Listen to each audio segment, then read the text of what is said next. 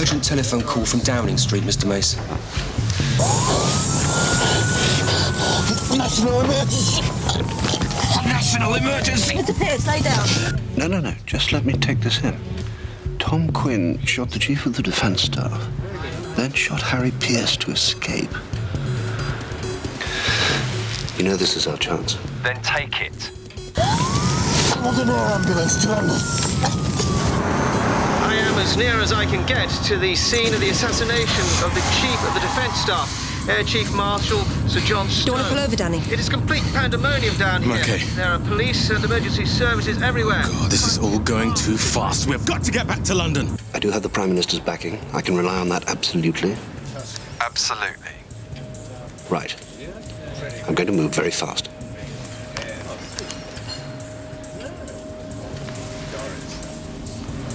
Connection with the shooting. He is described as white, tall, dark hair. They're describing Tom. Of age. He is armed and dangerous. Anyway, Tom's dead. No, we don't know that. Stop the car, Danny! There's speculation that the suspect drowned on the Suffolk coast while trying to escape. Police have cordoned off all nearby beaches. Who's given you authority? Would you get your hands off my file? Ruth. You and Danny had better get back here. Hey! Special branch plods are turning the place over. What? On whose authority? They say the Joint Intelligence Committee have launched an investigation, but can the JIC do that so fast? Ruth, tell Harry. You do realise you've just crashed my program? No, don't take that with faith. Ruth? Oh no. What? The chairman of the JIC just walked in. Listen, doghouse, now. No more phone calls, please. Danny! Doghouse, we've got to go! I'm launching an investigation sanctioned by Downing Street, so you're all suspended. This is going to be something of a bloodbath.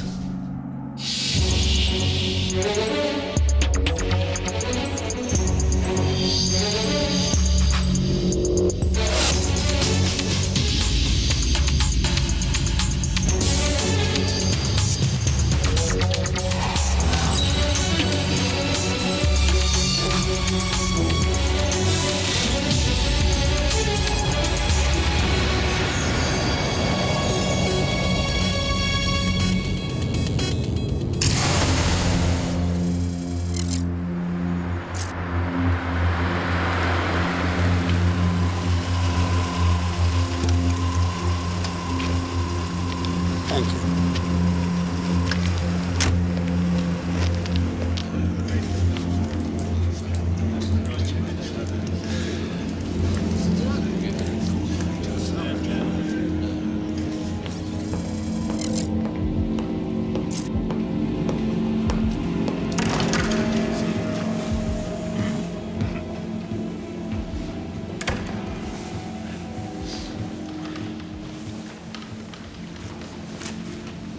Gentlemen,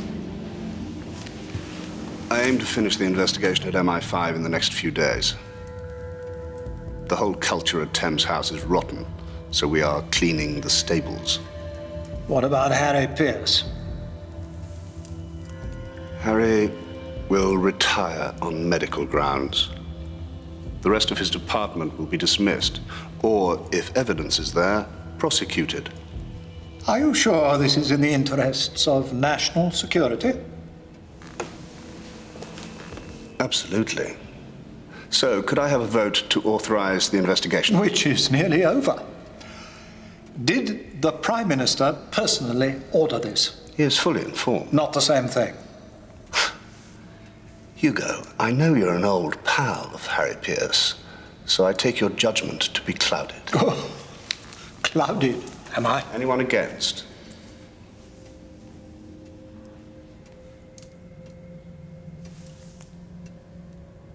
Then I proceed.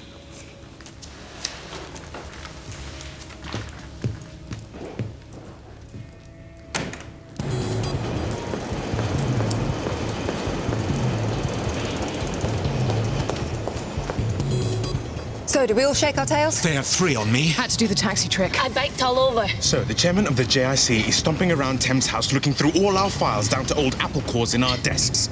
And we've got to sneak off here just to talk. I mean, what the hell is going on? What's Oliver Mace doing? Maybe he thinks you all helped Tom. That's really stupid, Sam. Maybe not stupid. Maybe that's what this is about.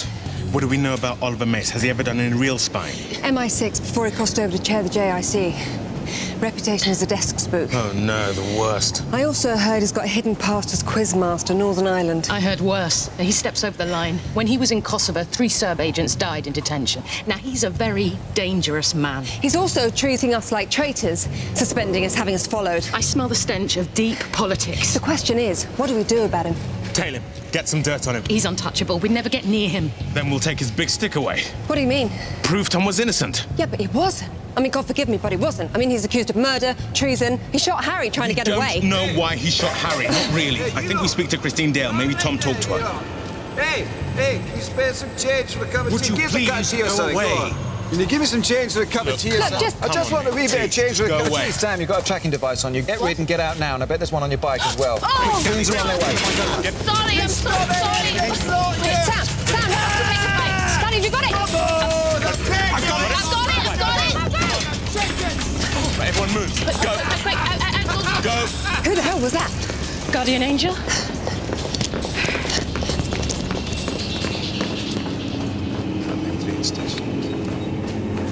Not here, repeat, not here, device now. Hey, boys! Hey! Just a wee bit of change for a cup of tea. Go on, go on.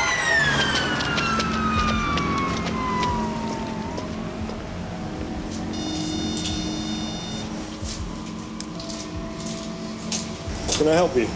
We want to see Christine Dale. She's not available at this time. And you are? Friend of the family. CIA. Top vintage. Why are they leaning on her? Well, she slept with our traitor. Don't call Tom that. God, I can't bear it. Oliver Mace wants to see me. Once more, have you seen Tom Quinn? Again and again, I'm loyal to the United States of America, so no, I did not help Tom Quinn. No. No. No, no, no. No, I didn't! I never helped Tom Quinn! So why does your computer reveal so many visits to sites selling illegal firearms? Monitoring those sites is part of my job. Shall I tell you what I think, Miss Reynolds? What? You procured this gun for Tom Quinn. How dare you accuse me? Little career advice. Let the waters close over your time in the service. Okay, that's it. What's behind this investigation? Just what is the chair of the JIC doing down here, getting his hands dirty with the likes of us? What are you doing? Well, this is jolly. Mr. Hunter, I'm minded to have you arrested. For what? The Official Secrets Act is a whole supermarket of offenses. You have got some kind of hidden agenda here. If there is to be an agenda, it will be mine. Oliver, we speak now. Or must I embarrass you before junior personnel? The JIC will be recalled so that I can defend this department. There's a serious threat to national security here. I can't keep to the niceties. I like the niceties. They protect us from tyranny. The moral high ground's a bit of a sandbank for you, Harry. The tide is coming in. This department is still independent. This department is rotten to the core. If you want to prove that, you'll have to do it by the book. The JIC will meet again first thing in the morning. I'll see you there, Oliver. Hope you're feeling up to it.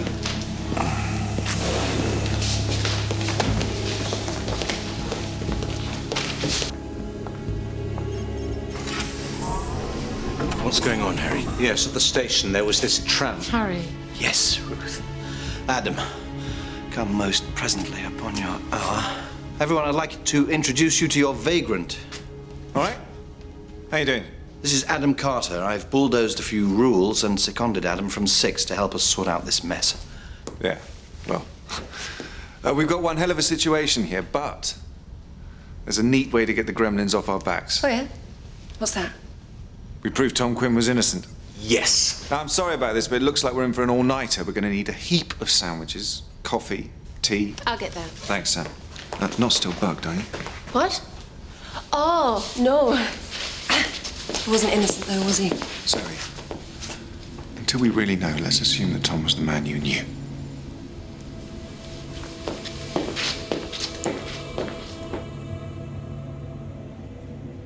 We're going round and round in circles. He shot Harry. Yeah, but he was facing arrest for treason with zero chance of proving his innocence. He had to escape. I mean, if it had been me, I'd have pulled the trigger. What about you, Harry? If you'd been in Tom's position, would you have shot you?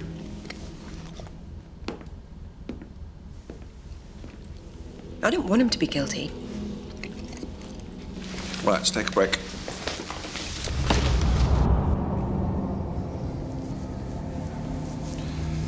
I shouldn't be talking to you. Are the spooks too spooked to talk to each other? Strange days, Harry. You sure you ought to be out of hospital? Do shut up, Hugo, and just tell me what's going on. There's a conspiracy in the darker corners of government. Oh, my prophetic soul. They want to establish a unified, single-track intelligence in a melded command structure. That's Whitehall speak for taking political control of the intelligence services. They want to run you, me, MI6 from Downing Street, with a political head sitting in cabinet. I've seen this coming. The nightmare of a Ministry of State Security.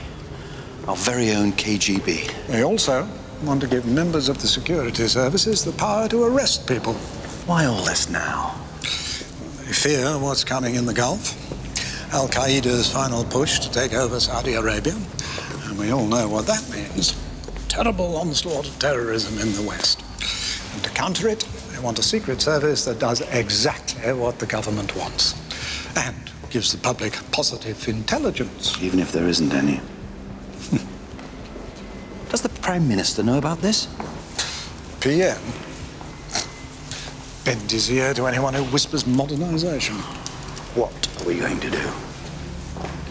We? I'm sorry, Harry. I'm going to let go. Take retirement. Let them have their new world order. I can't do that, Hugo. You'll not stop these people, Harry. They'll crucify you. Crucifixion it is, then.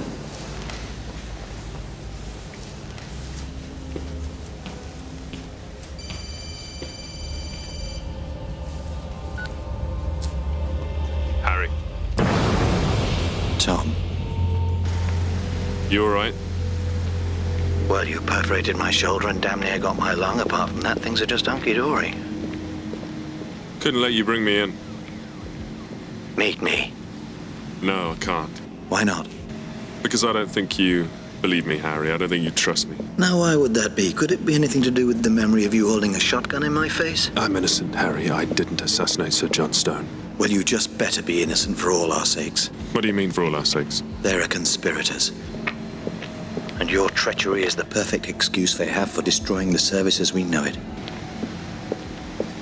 Tom? I'll get you proof. How? I've got away. You are a dead man in the North Sea, and you will remain so until you prove otherwise.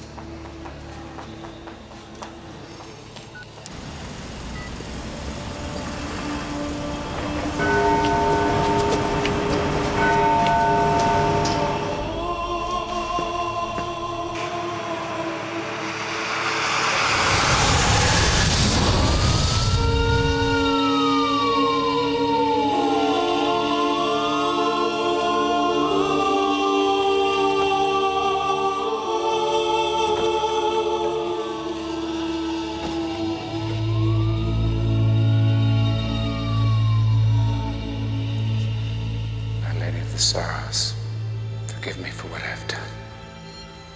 But my daughter loved you. A man destroyed her. Now I have destroyed him. Do you understand?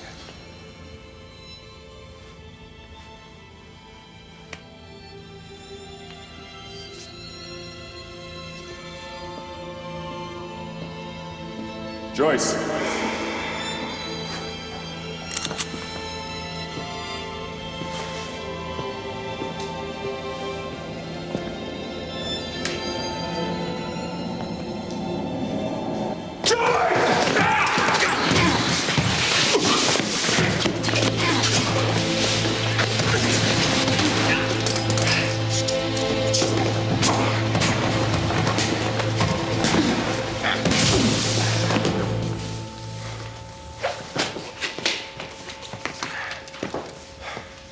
Tom.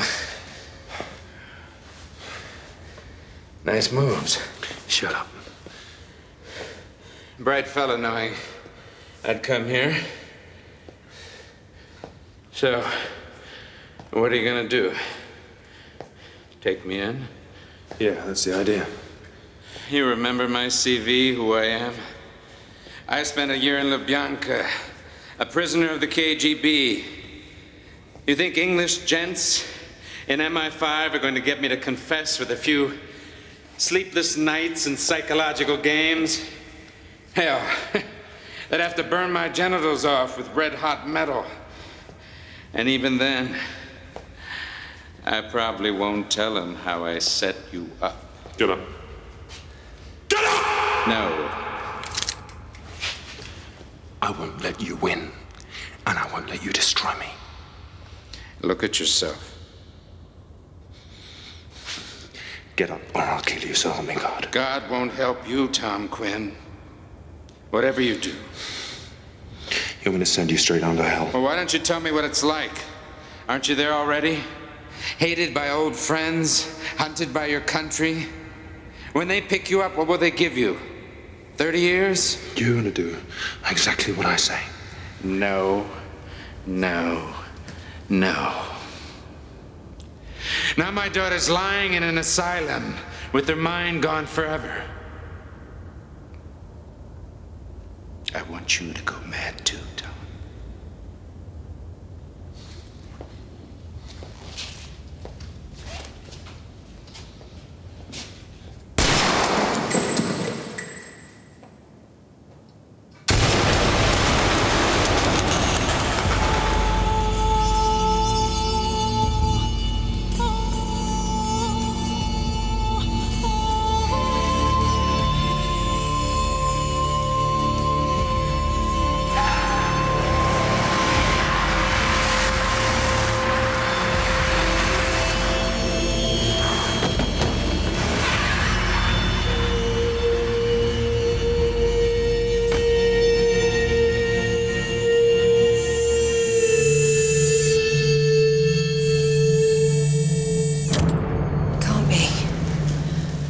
It can't be.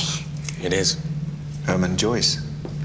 The man Tom said set him up. He was meant to have died 5 years ago. More like 5 minutes ago. This is the reason that nobody believed Tom. Bit of a turnaround. Is this the calling card from a drowned man? Take him down to the medical room. I'll ring the duty doctor. Yes, sir.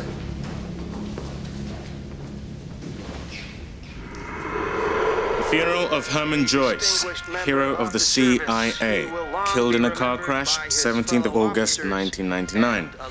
Official video from the Library of Congress. I wish Tom was still here. Well, he's not. Ah, well. There's the widow who survived the car crash.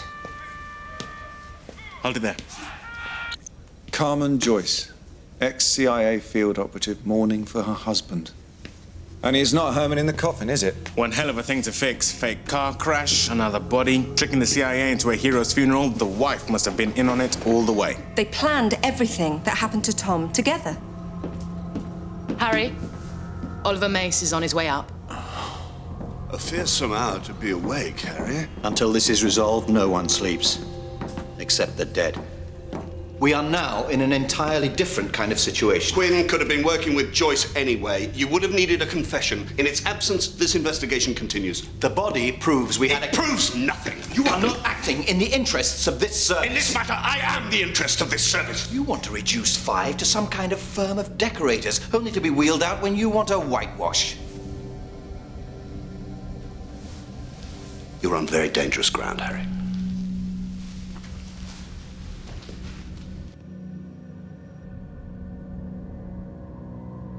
What's Adam Carter doing here? I've drafted him in. Carter's a loose cannon. You know his reputation. Brilliant. Carter won't help you stop the change that's coming to this building. I'm going to remove any cause for you to wreck this service. I'm going to prove Tom Quinn innocent. This is too big a game for you to win, Harry. We shall see.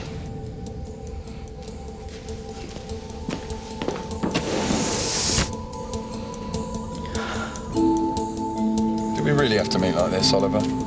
We are taking on spies. Old schoolboys putting bugs in people's trousers. Dinosaurs. All right, you wanted this. What's so urgent?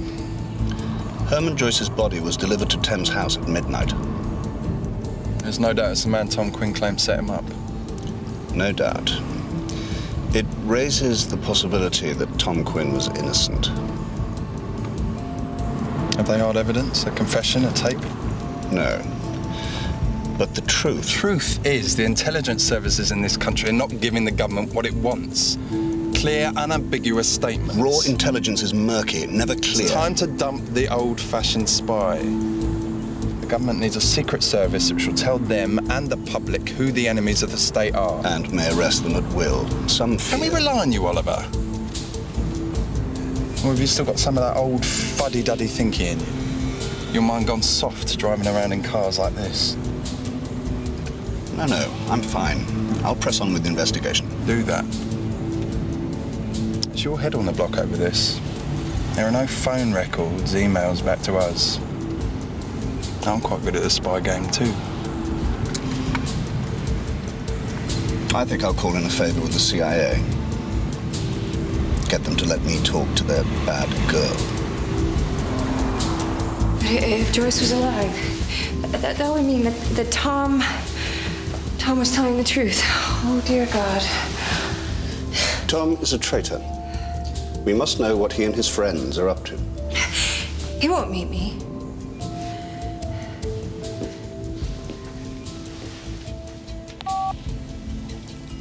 Christine, meet me lunchtime tomorrow, the old place. Please, for me.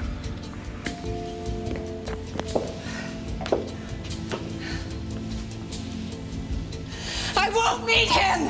I won't! You will, or I will give your masters a very hostile report. You'll be interrogated for months. Hmm? Oh.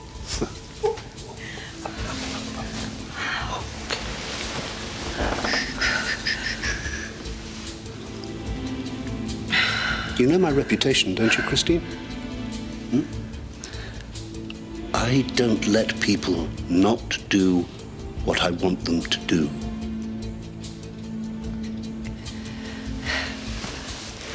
So choose. They say that in American prisons, traitors have a worse time than pedophiles.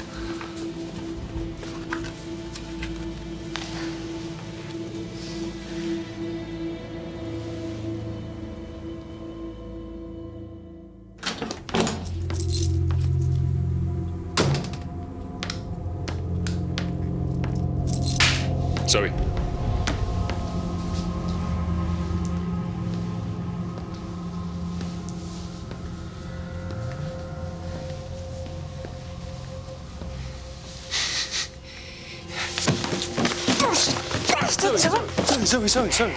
Zoe. You're really stinking. Oh, I know. It's the smell of the outsider.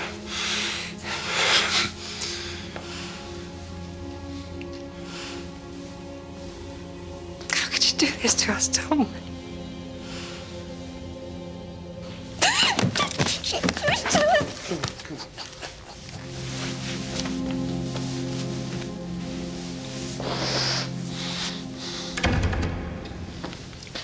Tom?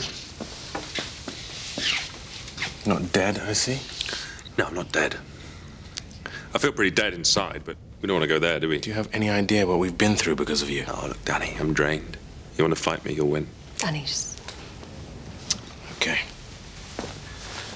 Okay.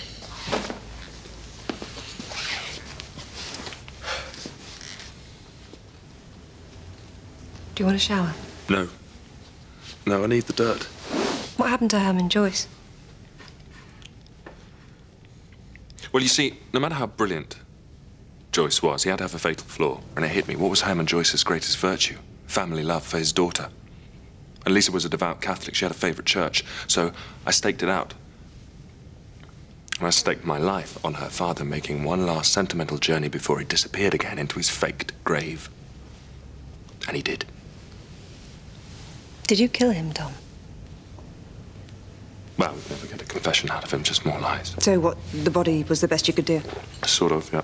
Grotesque. And it wasn't enough, either. Because while you've been out playing king of the beggars, Oliver Mace has been all over us. He wants to sack us, Tom, and wreck the service. And you are the ammunition. The body hasn't stopped this. We've got to have 100% proof that you're innocent.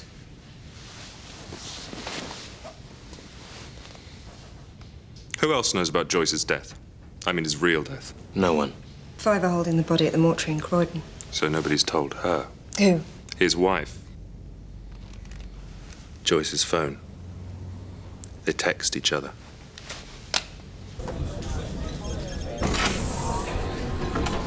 I've analysed the circuits in Joyce's phone. He had a coding device for sending texts. Very natty. We used the mobile to text the wife. A message that seems to have come from Joyce. Something to get her to come to London at once. And then what, we pick her up? Yep. We squeezed the whole story out of her, the whole plot against Tom. On the record, cut and dried. Wham, bam, thank you very much. So we lure a United States citizen to this country and force a confession out of her. That is a totally illegal, madcap scheme.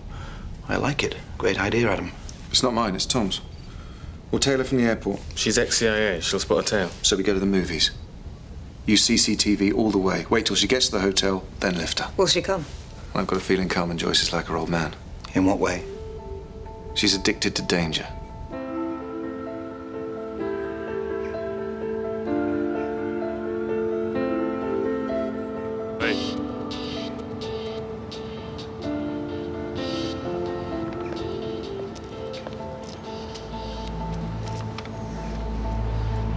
What do you want, Tom? I was set up. And I'm on my way to proving it. Great. So you think you can just reappear in my life? Oh, my life. Your life. Maybe there's a lottery committee somewhere underground throwing dice, deciding who we're going to be day by day. Spy, tramp, traitor, hero. How about this for 14 million to 1? Dead man died yesterday. 5 have the body. Herman Joyce. You know? Yeah, someone told me. Who, CIA? Yeah. Do you know if they've told his wife? That's what you want from me, is it? Yeah, that and... That and what, to make up?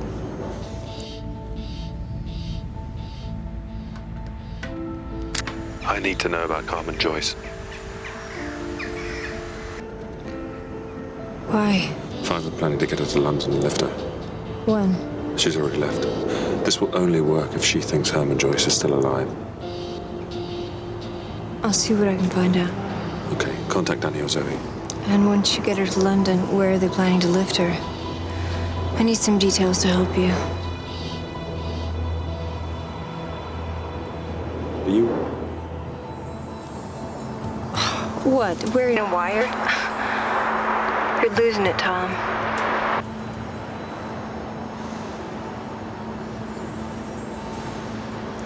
Portman Hotel, Westminster.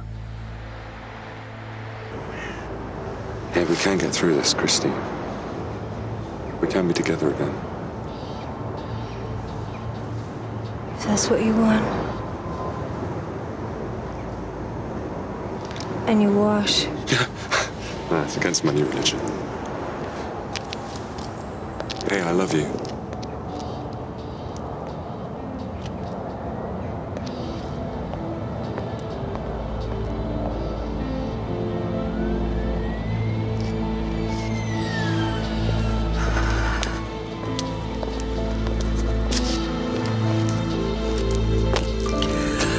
Oh, I love you too, Tom Quinn.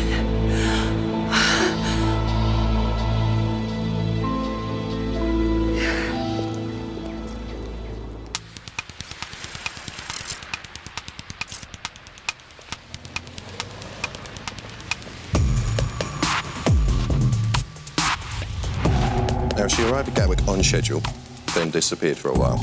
She did the monorail from the North Terminal. She did the classic Q-turn and went for the Gatwick Express, but we had it covered. The last one off. CCTV, wherever they go, wherever they are. Then she got a cab. She should be here in a couple of minutes. Okay, she's coming here. Let's go get her.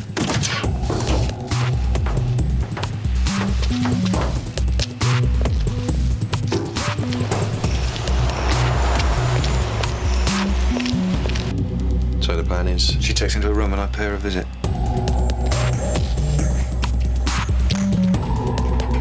She's getting out of the cab early in Parliament Square. She should be about 100 yards from the hotel.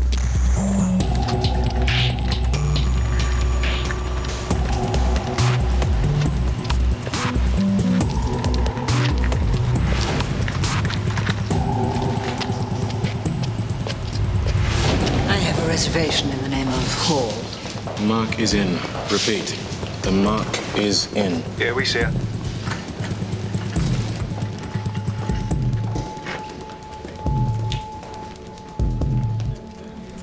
Alpha 1. Alpha 1, there are goons everywhere. I repeat, goons everywhere. Oh, shit. Looks like they're moving in on her.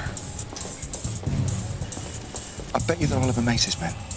The bastard's trying to snatch her so we can't question her. We mustn't let them lift her. We've got to distract them. Zoe, flirt, now. Hey, Dennis! Sorry? It's Louise.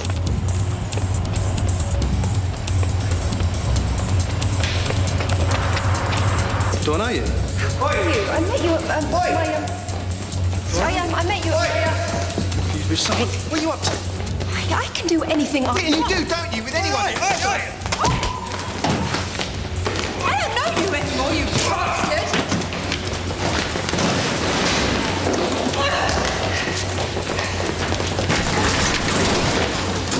She's out the front entrance. Track her! Someone track her! She's gone. Gone away? Wait.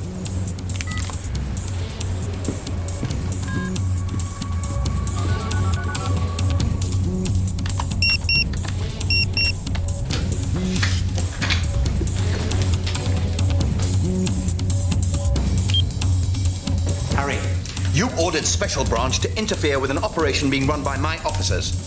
The woman is to be delivered to immigration at once. Oh dear, we've lost her. Whoops. She just texted Joyce's mobile. I've decoded it. What does it say? Meet at the safe house. They've got a safe house all of their own. Where? She's in one of our cabs. What cabs? We had a spook taxi outside the hotel. Come and hide it. Spook taxi? I've been recruiting taxi drivers. It's cheaper than having our own cars. Should I have cleared that with... No, initiative. The driver texted me. They're on their way to something called the New Concord in Peckham. This could be a hornet's nest. Fall back up now.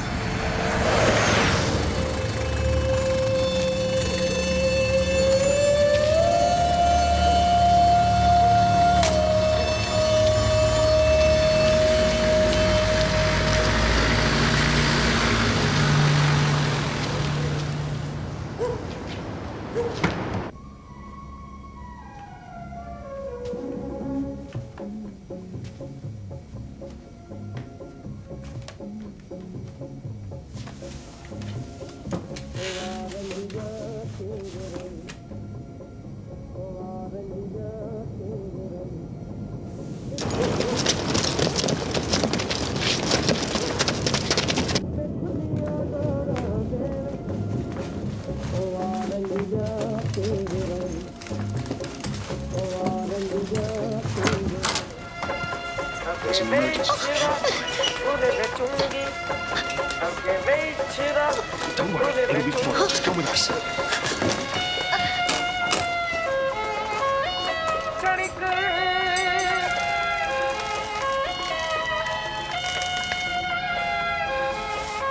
Walls are all crumbling.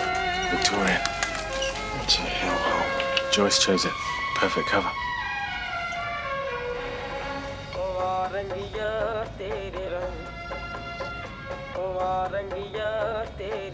Great.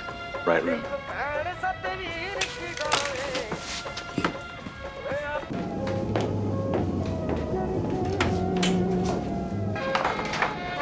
What's she doing? What? Ah, I'm sending in special forces. If we have a shootout, we could lose her. Let me go in, alone.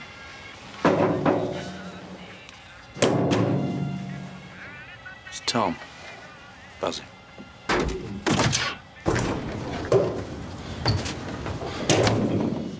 Harry? Face to face. Certain of the situation, are you? Yeah, I hope so. Adam Carter. I've been brought in as a kind of fire engine around here. Right. Carmen's gonna run. We're gonna snatch her. My guess is she won't be taken. She's looking at the rest of her life in an American jail. Let me go in. Let me talk to her. She's armed. We can't expose you. Harry, wheel's turning. Wheel? Lottery wheel. This is our chance. We need her story to clear me. I should do it. Who the hell do you think you are? Actually, mate, I'm an officer who didn't get suckered by an American con artist. Right, that's it.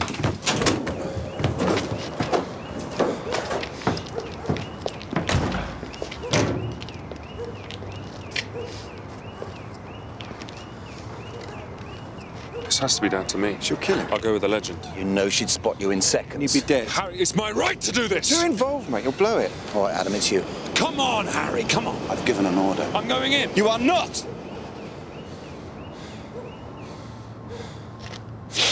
You've got my life.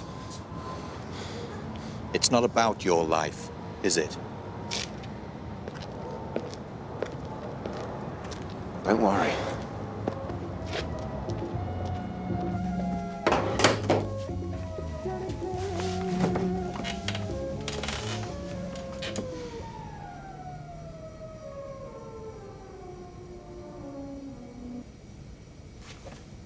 What's happened? Music stopped. Colin, get that music back on now. X-ray 2, there was music on. Reinstate at once.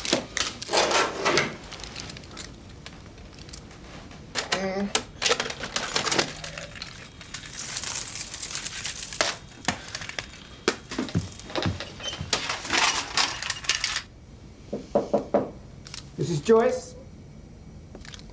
Your husband sent me. Who are you? My name's Ted Baxter. Landlord.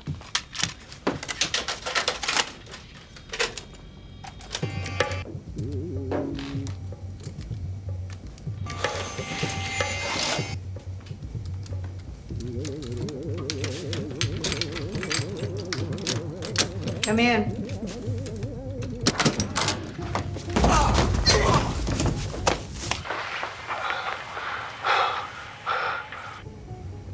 Hi, Shut up.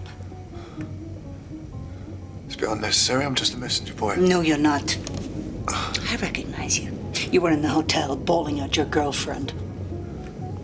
All right, but I do have a message. Then deliver it. Your husband's dead. What the hell does he think he's doing? This is Blue Reader. Stand by, Special Forces. No, wait, it's good. That's what I've said to her. You know what I am, don't you? I think you better review your options, don't you? Okay. Get up.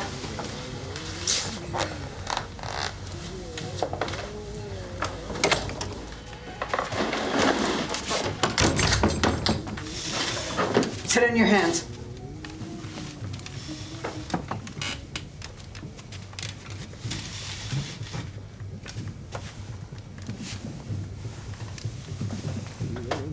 You're all over the place, I suppose.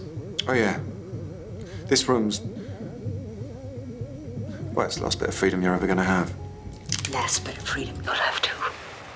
Maybe. How did Herman die? He was spotted coming out of a church in a city. It was a shootout.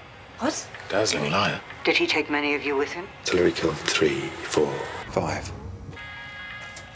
Good for Herman. Now there's nothing left to do.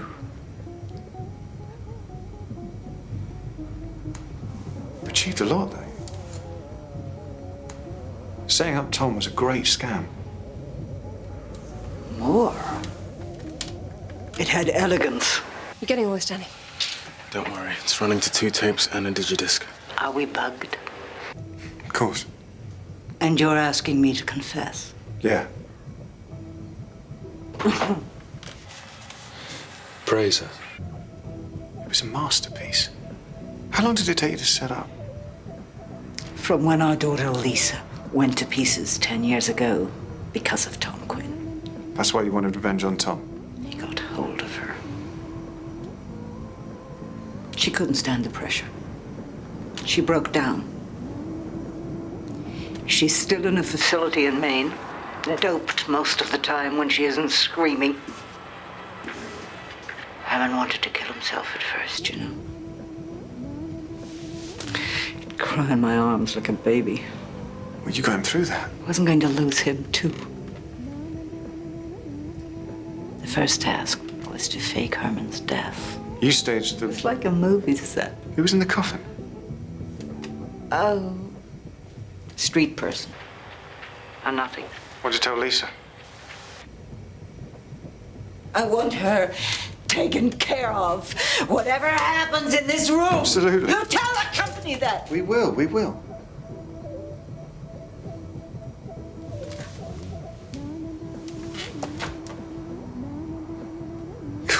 How did you set up an operation like that? It was financed out of Damascus. Fun town.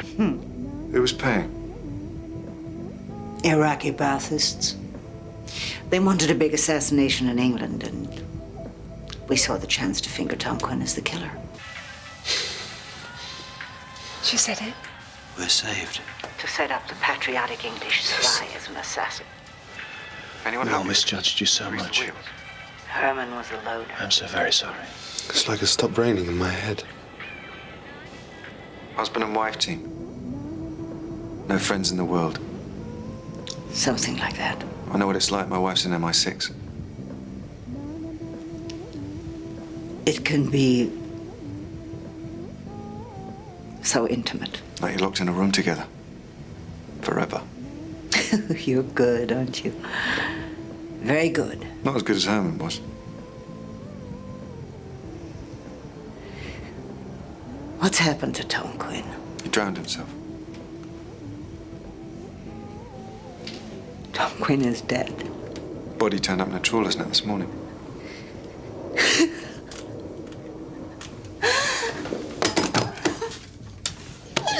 Oh, I really want to believe that. But I can't tell if you're lying or not.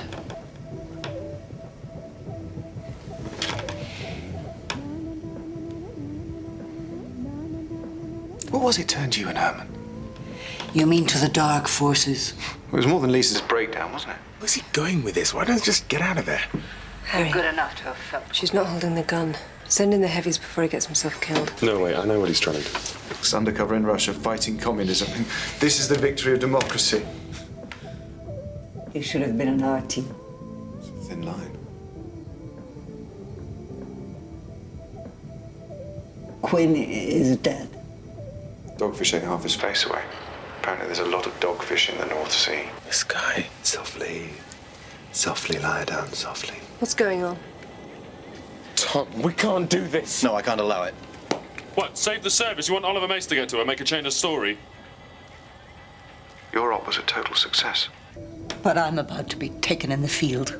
You know what they say about that? Never be taken. Move your hand.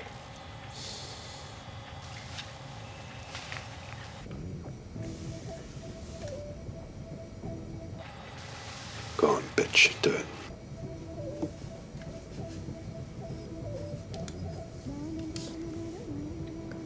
Cul-de-sac.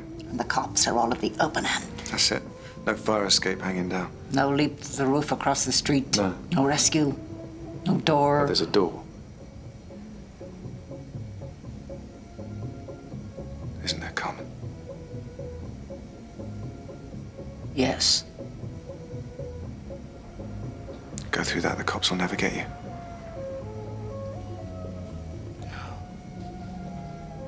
A kind of act of mercy. To yourself.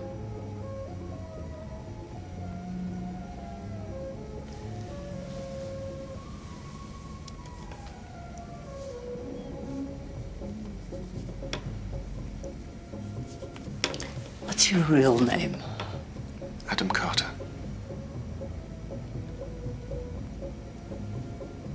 And how good are your reflexes? I could stop you doing it. But you won't.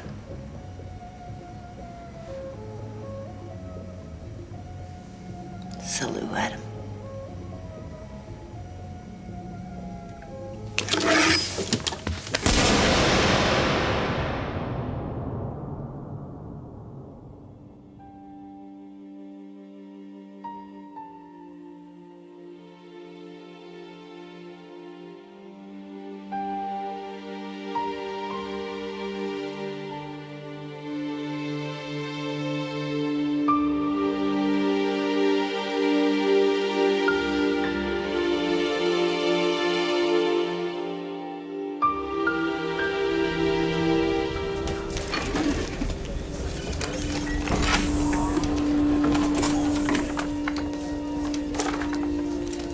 You know, I thought everything would look completely different.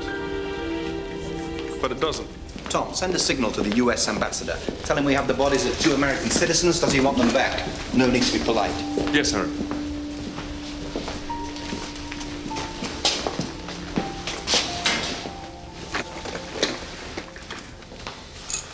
I couldn't have got it out of Carmen Joyce. Harry was right to let you do it. Maybe. Tom, how did Oliver Mace know we'd lured her to London?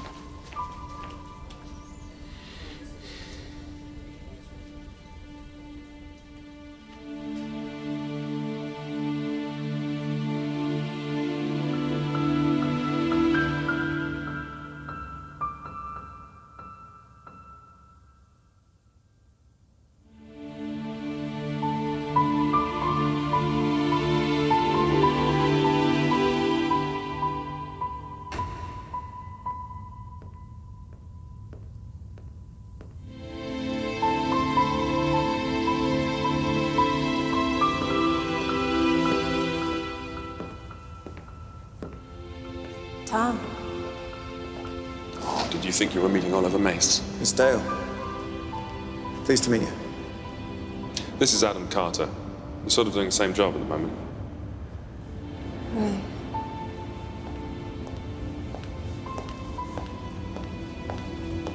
You wore a wire when we met. Why? I was frightened. Sorry. Sorry? That's enough, is it? I resigned. Nah. Come on, no one resigns from what we do. I do. No, this job is in us. It's second nature. Come on. I'm out of your world now. None of you can touch me ever again. It nearly destroyed me. It is destroying you. No, I'm fine. Dandy. Cock a hoop.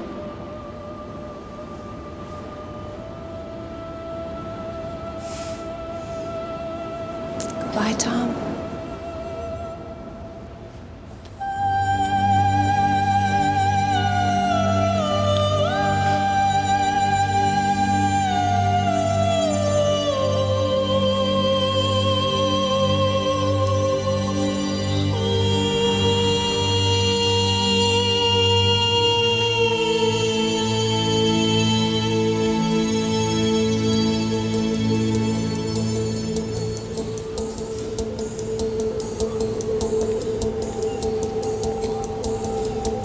Where's this restaurant then? South of the river. Very secret. Secret or not, I need a drink. It's good to have you back, Tom. Yeah, it is good. We lie about people a lot. What's really frightening is when someone lies about you. Yeah, well, the trick is not to care. No, I don't.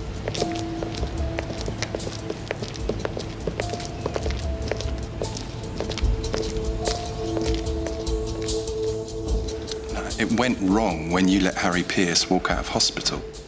Well, what could I have done? Broken his legs? You've done worse. Don't be impertinent. Impertinent? I've been cut out the loop because of this. The loop? Oh, dear. Now, don't worry. You're going down with me. Am I? Ah, Harry, good to see you. Do you know Jason Belling? Only from certain tape recordings.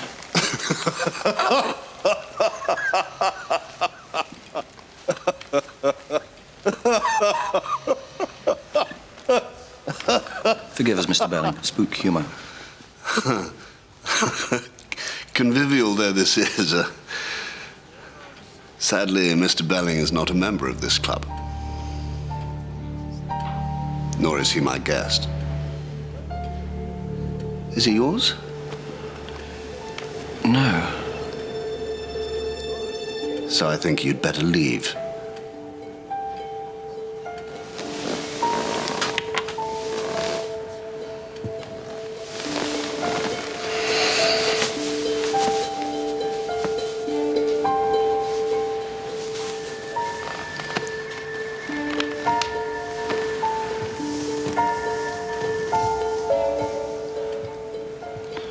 You went over to them.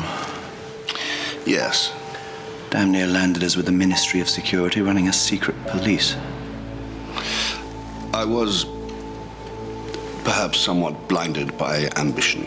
Somewhat blinded? You can't force my resignation, you know. This is only a one-all draw. James, same again for Mr. Mace. Now I'll have a large usual, not on my tab. Thank you, Mr. Pierce.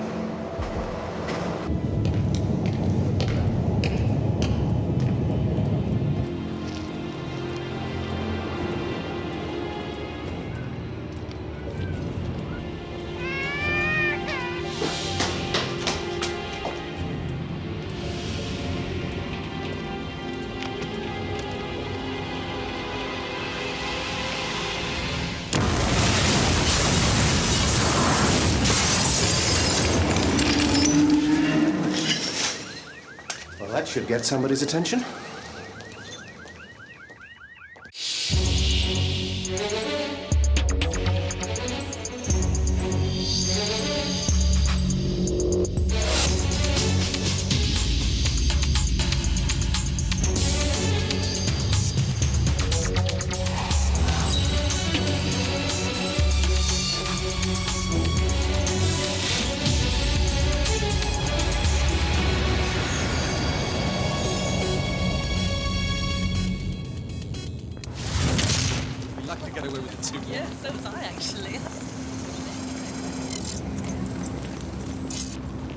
That's what a star's first degree looks like. You got one too the other day. No, actually, I'm a man who is passed by his daughter. Really? Let me. Would you just look, Sophie? This is a wonderful day.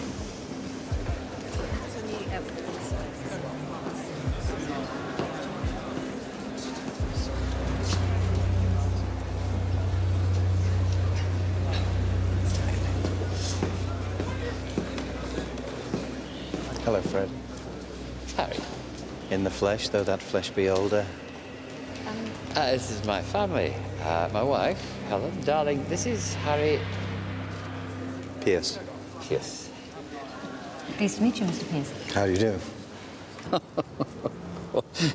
Activate me. You knew this would happen someday. Oh, but Harry, what? It was 20-odd years ago. 24 years. It was bravado saying yes to you. I didn't take it that seriously. I did. Young MI5 officer, you were the first sleeper I recruited. I never heard from you again. We never contact sleepers till we wake them. No. Whatever it is you want to do, no. My life's set. Nobel Prize winner, but did you really deserve it? What the hell are you suggesting? The work that won you the Nobel. Your discovery of the chemical imbalance between neurons in the brain. That basic research came from nerve gas experiments at Porton Down, which we made sure you were given. What? You say an MI5 manufactured my whole career? We opened doors for you, and to your credit, you barged right through them. That was the agreement. We'd help you become an expert in your field, and if we ever wanted to call on your expertise, we would. What am I, Faust? I sold my soul to the devil for my success. Sold your soul to your country. What's wrong with that? Are you coming to our party too? Yes, please. The explosion destroyed an entire floor of a residential block in the East End of London. Footage taken by an eyewitness and from security cameras on the estate shows the impact of the blast. Due to the extent of the damage, the building faces demolition. The remains of 2 people who were in the flat at the time of the explosion have not yet been identified. No one else was injured by the blast, but as a precaution, neighbouring blocks have been evacuated. Mum, where's Dad? He's upstairs, still talking to that vile man. Maybe you'll ask me to do something. First, I was prepared for it. As the years went by, I forgot. Pick his name, Harry. I retire next year. You're one of the most famous chemists in the country. People will believe you've done it. Done what? Made red mercury. Red mercury is a scientific impossibility. It doesn't exist. There are rumors it does. Yeah, I've heard all that stuff. It's poppycock. Science fiction, right? It's meant to be an explosive trigger that can fire a nuclear reaction in plutonium. Incredibly efficient and totally impossible. Is MI5 reading comics or what? You can't believe this. I don't, but there are others who do. What others? Schoolboys on the net? Serious people. What do you mean? Terrorists? Yes. And you're going to pretend to make it and sell it to them. Well, this is laughable. No. It's a deadly serious operation of vital importance to national security. You can't make me. Go away. What is going to happen is going to happen. What do you mean? Well, first you're going to get a visit from the police. Go back into the woodwork, you spook. With pleasure.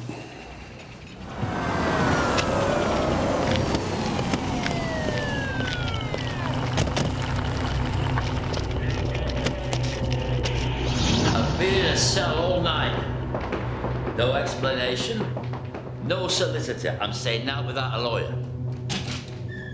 Oh, so you're saying now too? Right. Put that thing on. I want to make a protest. Am I in England?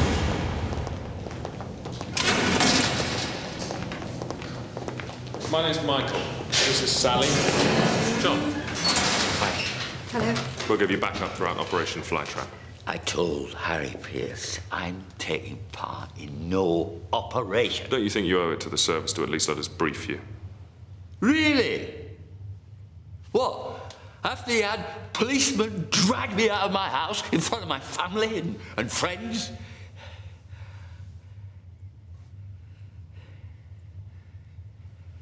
All right, brief away. An explosion took place yesterday in Mortimer Street, EC22. We caused it. That bomb on the news? 2 people died. That's just the top story for public consumption. So no one died. It was a big lie. No, the big lie is the bottom story, which we put out as a rumor. Left-wing magazines, the net. I had no idea lying had such a complex molecular structure. What's the bottom story? It's that the 2 dead bombers... Who never existed. Yeah. Had an accident handling red mercury. Red mercury is a myth. But plutonium isn't. 5 weeks ago, some kids playing at the back of a house in Fulham found this. One of them took it home, and 3 days later, this happened to him. Radiation burns. He's critical. The street was evacuated. The public told that it was a gas leak. But expert analysis later concluded that a quantity of plutonium had been discovered in the basement. There was some sort of accident, and whoever was responsible had fled. Plutonium. A terrorist organization in London are trying to make an atomic bomb. Puts cozy family parties into perspective, doesn't it? The technical people have gone over the bits and pieces we found. They conclude that whoever is behind this are having trouble making a trigger to set the device off. So who's doing this? We don't know. You don't know? Well, none of the groups that we're monitoring has access to nuclear material. These people are off our radar. We're blind. We staged the explosion in the East End to create a rumor on the terrorist underground. Red Mercury has been made. The perfect trigger for an atomic bomb is up for sale. By you. But even if it were possible to make this vile material, I'd never sell it to terrorists. Never. Why would anyone think I would? Your gambling habit. You owe Park Lane Casinos PLC £600,734 and 42 pence. I've never been in a casino. You do the GGs too, and the dogs. And your wife doesn't know it, but you've taken out a second mortgage on your house. We have the papers to prove it. Your latest bank statements. As you can see, your 2 savings accounts are cleaned out, and your current account is pretty rocky. £11,052. Your cover has got to be perfect. You're selling the Red Mercury to extricate yourself from a desperate position. That's why we've made it look like you've been questioned under the Anti-Terrorism Act. You can do this. We'll be with you every step of the way. Catch these bastards, you'll be a hero. If I don't, what'll happen? Well, we made you. We can destroy you. Your reputation will be mud.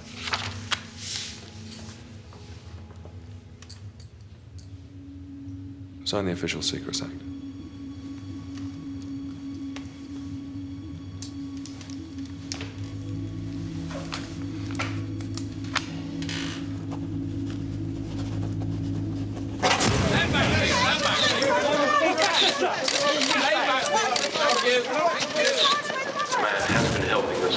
With our inquiries on a serious matter, but no charges have been brought, and he's not under arrest.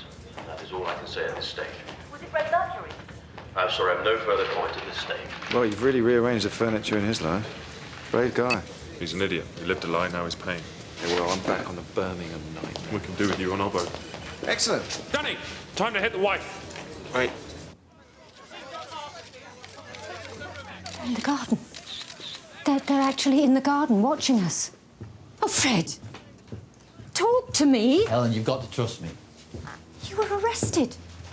In front of our children. You just wanted to interview me, that's all. Yeah, about an explosion in which 2 people died. You're all over the news.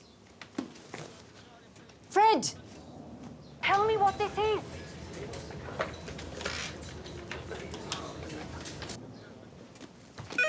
Don't answer that. I've got to read over tomorrow's lecture notes.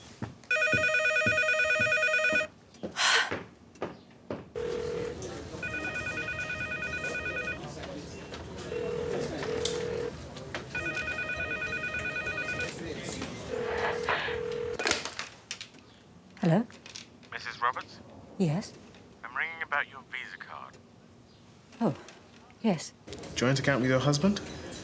I'm afraid there's a problem. Problem?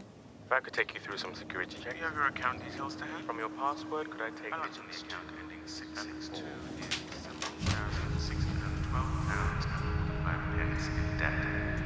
I'm afraid charges will be levied for exceeding your overdraft.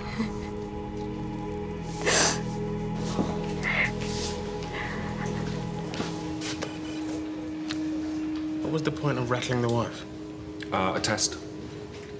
If he tells her about the gambling debts we're on, you approve? You're a gamekeeper on this, huh? Yes, I am, aren't I?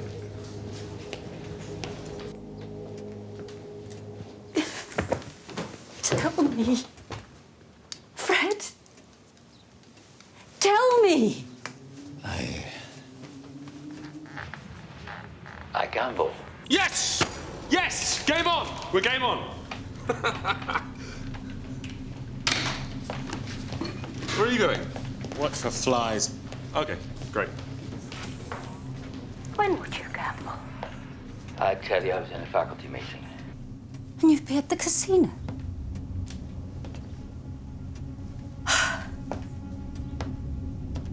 And the card being over its limit. Oh, no. You've not touched... Not the Nobel money and the girls' trust fund. It's going to be all right. Oh, Fred. If you love me at all, and Tell me what it is you got involved with. I gave up my career for you. There were the children, this house, and after all these years, you suddenly... Look, just get away. I beg you. I can't bear the sight of you.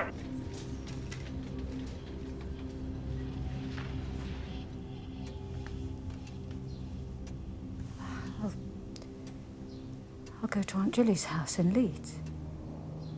Good.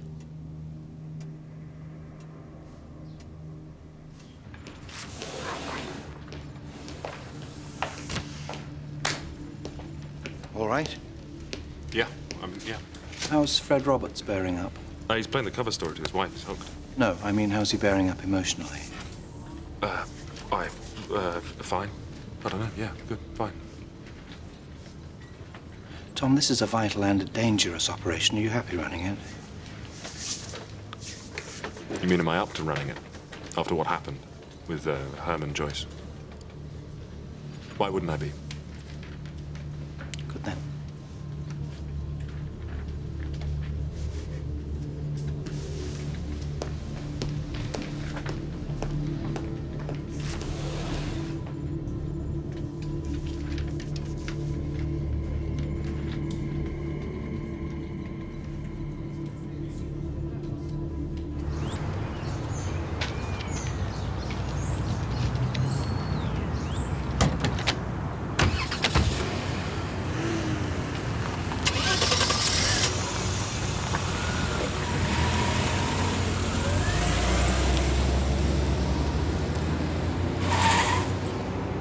Tom?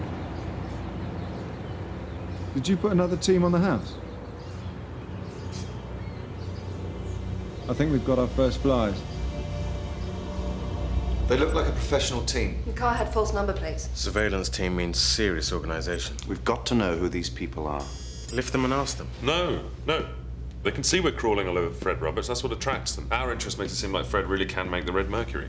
We keep babysitting. And what about the family in Leeds? Do we get them to a safe house? No, I don't think so. We have to leave the family hanging out to dry. Don't we, Tom? Yeah, that's the trap. Good. Now we wait, we watch.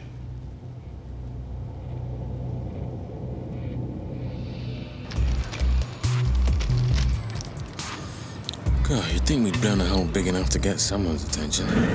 But nothing. Nothing at all. No. Photograph them? Yep. Don't look like the local branch of Al-Qaeda to me. No, that's the trouble, though, isn't it, these days? Anyone could be anyone. How do you think Tom is? Oh, let's not even go there. How do you think he is? Kind of sets my teeth on edge. Yeah.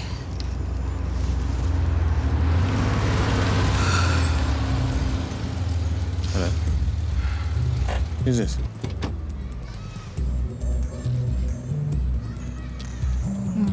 It's more press. What? Oh, I think he spotted us. No, can't have that. I'll go. No, I... No, I'll go.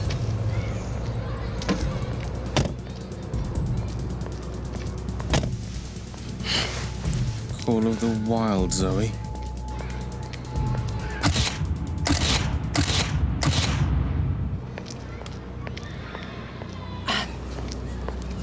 Oh, she's mad. I'm afraid I can't let you do that, sir. Why not, Miss Are you accredited? Agence Presse Française? Why France? Because I am French? Well, actually, I freelance there a lot. In fact, I'm going to Paris this weekend. You could come. Just give me the camera. What are you? 6? 5? 5? So what? Thames House getting picky about their glamour shots now, are they? The camera. How will I get it back? It'll be returned to Presse Française tomorrow. I tell you what, I could come into Thames House tomorrow to pick it up if you like. Just give me the camera. Or what?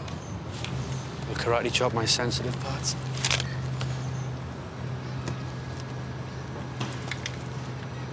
Be gentle with it. My camera is part of my body. We'll submit it to routine tests. For red mercury? Really? Oh, come on. This is what it's all about, isn't it?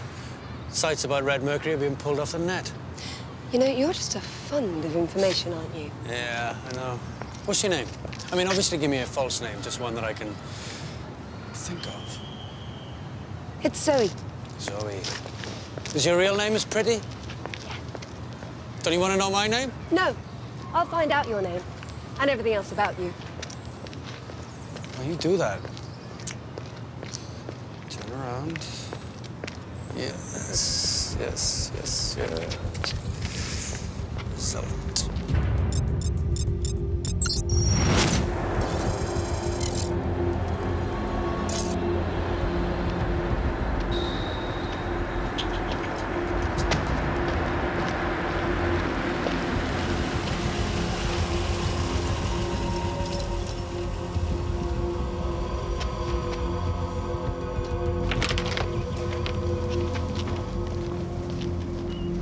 What's he done? What's all this about him gambling? I don't know. Tell me, Mum. I want to help. I don't think you can. Now go on, get inside. It's cold.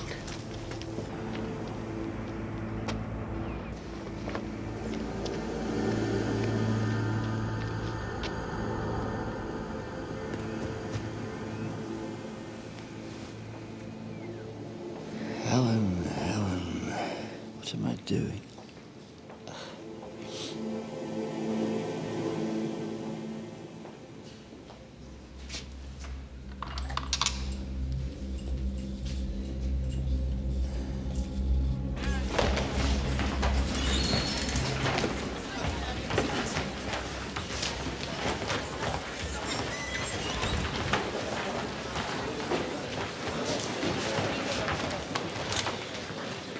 Well, I see the molecular transfer of energy is suddenly wildly popular.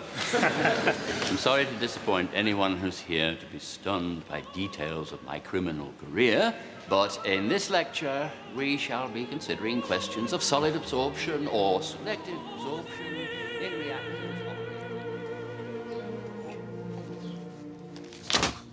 Where are they? Why don't they contact me? They're waiting like we are. I'm not good at this. No, doing very well. Oh, bugger. Resonance. It's all right, I've got it. How do you live like this? How do you deal with the fear? You get to like it. Destroy you, though, won't it? Perhaps. You know what Nietzsche said? If you look into the abyss will look into you. Pizza or lasagna? Please yourself. Will North, you really want to go out with this man? Yes. Takes a good snap. He's obviously troublesome. Then again, if he wasn't, you wouldn't like him, would you? Have you filled in your S24? Permission for socialization? Embarrassing form, but I'm glad you went through channels. Thank you, Harry. Any news on the op? No, not yet. Well, while we're waiting, you may as well live your life. I'll try. Thank you, Harry.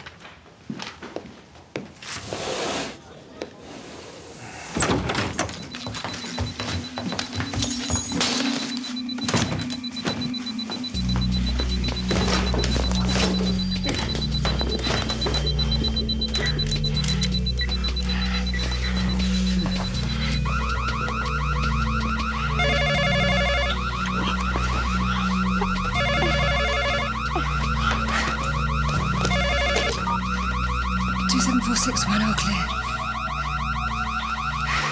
Change that now, will you? Yeah. Because of you.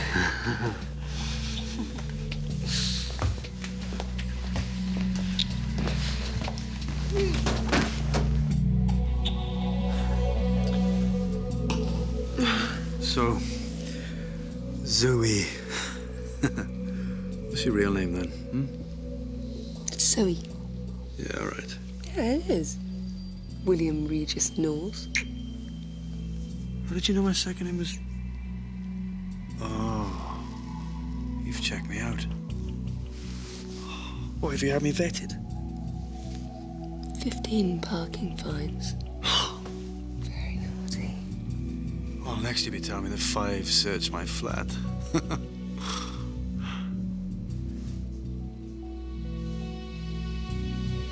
Oh, wow. We've demonstrated already that a layered distribution of active catalyst is coupled with a diffusion barrier. Therefore, one has to conclude we're looking at a novel biphasic process. Immiscible when cold, yet homogenizing when heated, allowing acylation to take place. Thank you all very much. Professor Roberts.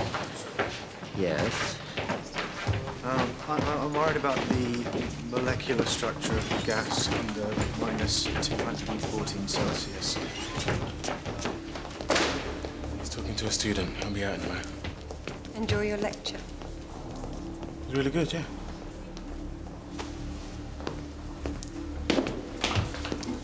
I've just got one more question. Well? Are MI5 running you? We know they're watching you. They're all over the campus. If this is some kind of adolescent game you're playing, I suggest you stop. I have the honor of being a messenger from the Aleph Command. We want to buy Red Mercury from you. That is a very serious request. We are serious people. What happened in the East End? I made a small quantity. They ignored simple handling instructions. But the Red Mercury was stable. As much as it ever can be. You really have made it? Oh, yes. The holy grail of terrorism. If there was a Nobel Prize for warmongering, I'd pick that up as well. How much do you have? None. What do you mean? I use the university lab. I'm not going to pop it into a test tube on a rack at the end of the day, am I? I want you to make us 5 grams. You'll have to give me a lot of money for that. $5 million. I want my family's safety guaranteed. Of course. And I'll want to disappear. The casinos of the world await you, Professor. But if you are an MI5 trap, be very afraid for your family. We know where they are. 10 Elmet Crescent Leeds. How'd you know that? The revolution also has its spies. 3 days. How will you take delivery? You'll get instructions. Thanks for the advice, Professor.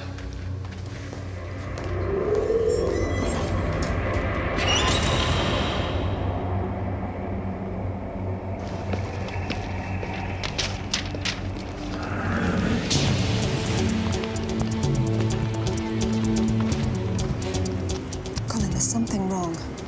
Danny, Zoe, what's going on? Tom, he's just standing there against the column. Tom.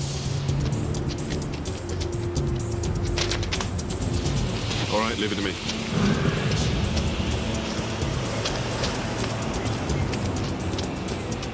They know where Helen and the girls are. The student, Danny, Zoe. What's his name? The student who talked to you, what's his name? I don't know him. I've got a visual. Do you want me to track him? Tom? Do I track him? No, back off. Back off. Repeat, back off. Are you sure? I've still got a visual. Yeah, we can't risk it. Let him think he got away with it.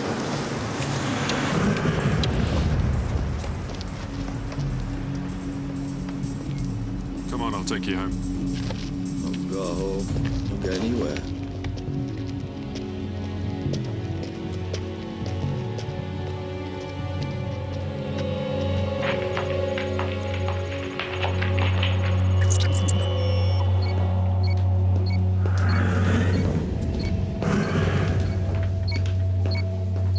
Must be a student somewhere. Probably a postgrad. I tried to ring Helen, the phone didn't work. Tried a mobile, that didn't work either. Is that you? Yeah.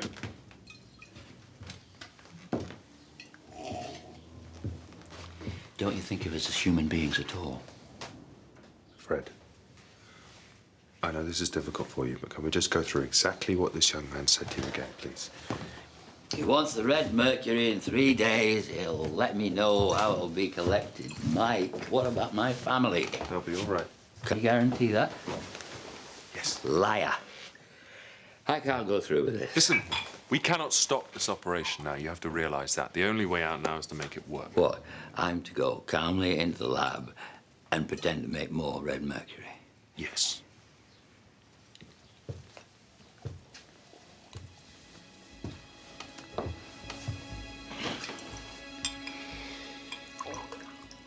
You know, a really horrible thing. I could almost enjoy this. When I was talking to that young man, I was this gambling criminal chemist. I was this other self. People in the field, in a foreign country, have to do that for years. And do they love it? What, like you think you do? No. Oh, I warn you, Fred, that way madness lies. No, you have to put your real self in a box. And only when you come home do you open up the box and say, hello, real me. What if the box got lost? You'd have to reinvent yourself. I think you lot are clinically insane. No, professional. Bollocks. Spy's got to have a fatal flaw. I think I'll make mine this.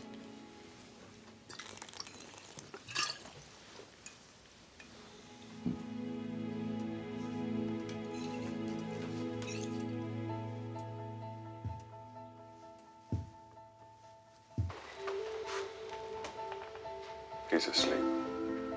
Look, I think we need to keep Fred Roberts happy. I think we've got to move his family. You know we can't do that, Tom. He'll go to pieces. Then lie to him.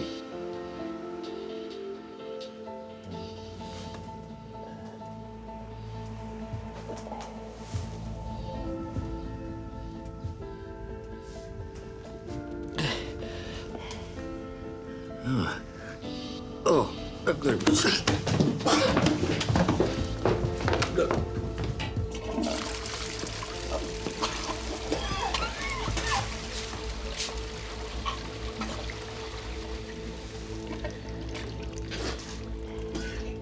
Fred, I've had your family moved. They're in an MI5 safe house. They're not in Leeds anymore. No. Well, why didn't you tell me?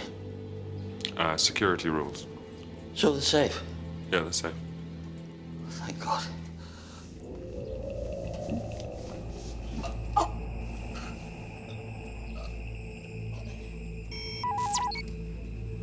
Oh, everyone, I've got him. Lawrence Sale, 24 years old, postgraduate chemistry student. His address is in Bristol. Well done, Sam. Disappeared? We don't want to alarm you, Mrs. Sale. Lawrence is a brilliant postgraduate, but sometimes students can be a little bit highly strung. Not Lawrence. Do you have any idea where he could have gone? Any friends or...? No. But he wasn't going anywhere. No. I mean, if he was going back to Asia, he would have told me. Asia? Yes. It sounds lovely. Where in Asia? It's called Kyrgyzstan. I think he's got a girlfriend there.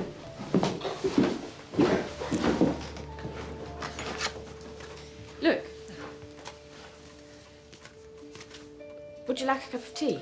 Very much. Thank you. Thank you.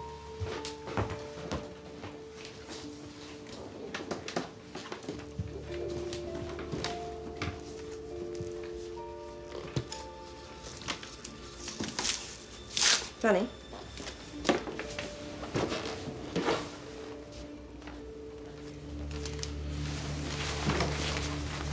Chocolate brickies. Mrs. Sale, we have some very bad news for you.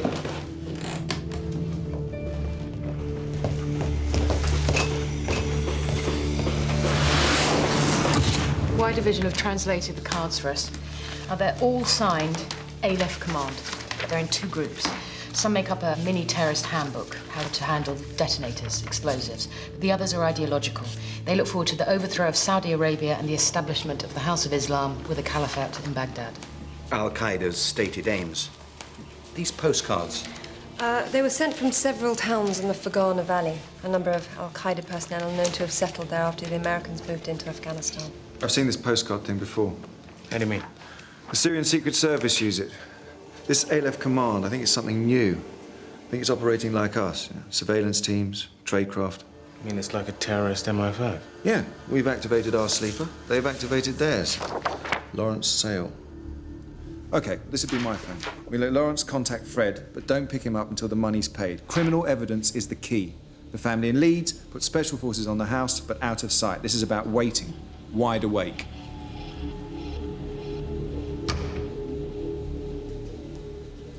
Hello, Professor.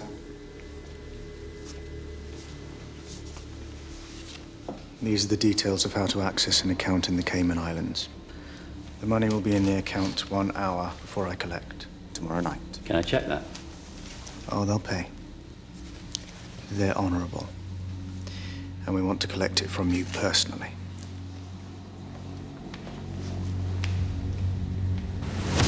We are tearing this man apart. We're putting his family at terrible risk. We've got a special unit 500 yards away, ready to go. It was his choice to be a sleeper.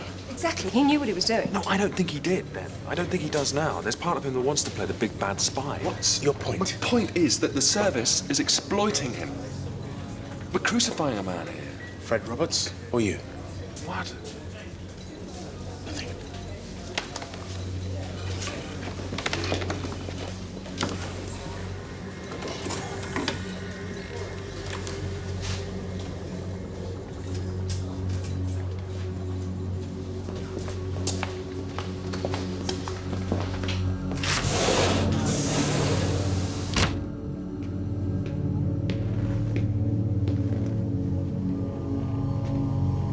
I think we should cancel the operation. Why? We're asking this man to walk off a cliff. What is the matter? I don't have faith in the operation. Then you don't have faith in yourself. What? Flytrap is working better than we dared hope. We've flushed out a vicious terrorist group. Have we? Our only lead is a set of postcards. Have we found their base? No. Do we know when they'll contact Fred again? No. It's like we're running a hen house waiting for a fox to call. The university lab is one huge flypaper. Exactly.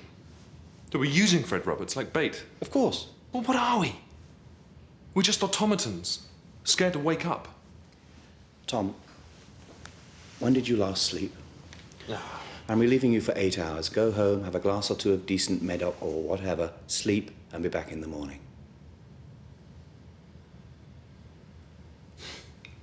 Right. You're doing a brilliant job. We're going to have a great success. Yeah. Yeah.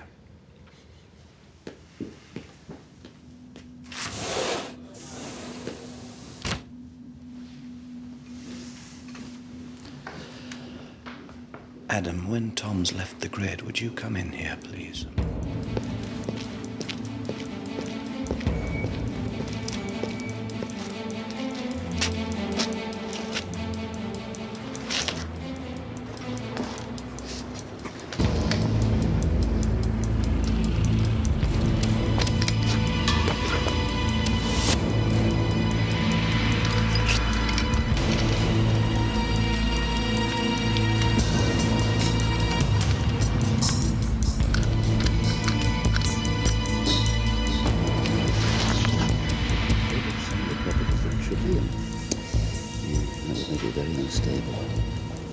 Oh, Mike. Hey, we've got to leave. What? Your family is still in Leeds. You told me you had them in a safe house. I always thought that if we moved them, the Aleph Command would know you were working for us. You bastard, I trusted you. I'll take you to them. What? And then you can all go somewhere really safe. I don't know.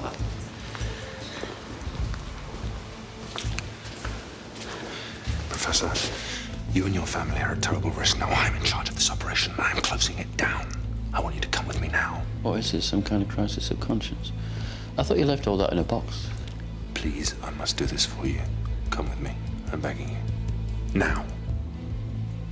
All right.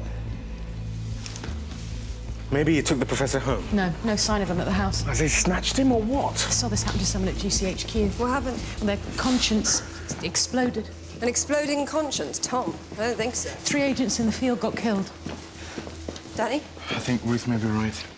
Right about what? Fred, I have to get you out of this. Maybe I don't want to get out of it. You don't realize what lengths a security service will go to. War on terror. It's changed the way they think. Look, Mike. My real name's Tom. Peeling the onion, are you? Layer after layer of lies. Yeah. He's in a pool car. He's trashed the tracker device. It's Tom. He went through 4 speed cameras. He's on the A roads. So what's he doing? He's taking the professor to his family, then he'll try and make them disappear. Is that a guess? Certain guess. He is wrecking this operation. What's the situation at the Leeds house? There are still 2 ILF command men watching. Tom's just going to go blundering in there. When he arrives with the professor, special forces go in, lift everyone out to safety. No, sorry, Harry, but let's try and save this up. How long till they get to the Leeds house?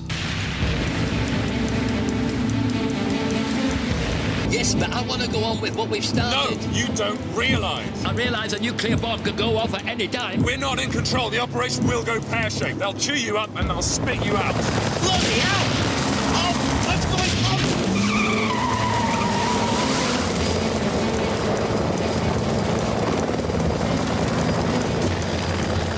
Don't do anything. I told you. Oh. Get out. Get out.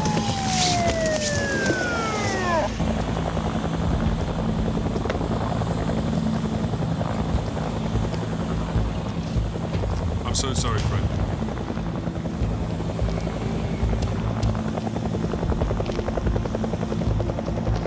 Professor Roberts, can you go with these officers? He's not going anywhere. Professor! I'm collecting his family and I'm taking them to safety. Tom, this is all wrong. Turn up to the house and the terrorists will know the professor is working for us. What's the matter with you, Tom? What's the matter with me? I've woken up to this job. That's what's the matter with me. I'll go back. I want to finish this. Thank you, Professor. They're right. They will leave you with nothing. I think the professor knows his own mind. No, he doesn't, because we've pressured him and we've threatened him. Oh, just stop it. This is your operation, Tom. Why are you wrecking it? Tom, after everything we've been through together, please. You owe this to us. Don't let me do something I can't go back on, Tom. You're a free man. You're a free man. You don't have to do this. I want to. I've made my choice. No, Fred, I am begging you, please don't.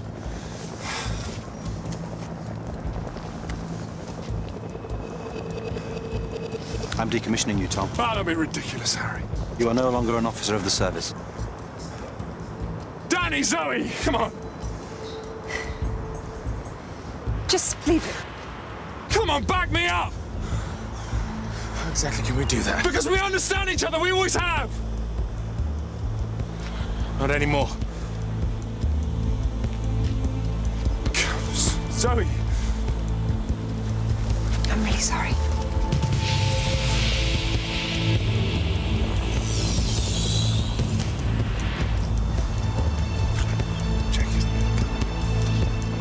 Are you armed?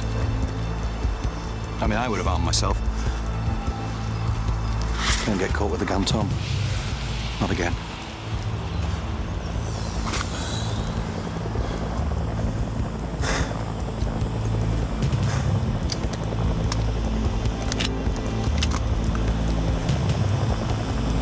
Take him back.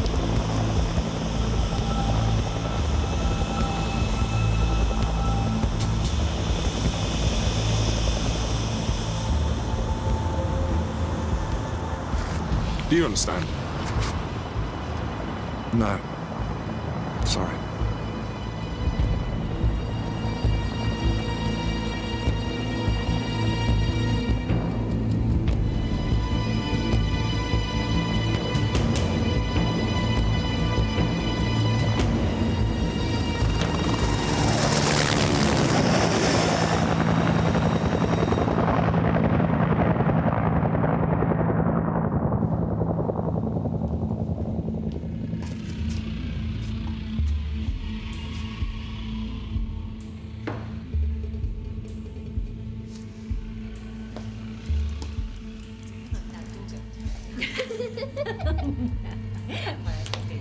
What did it?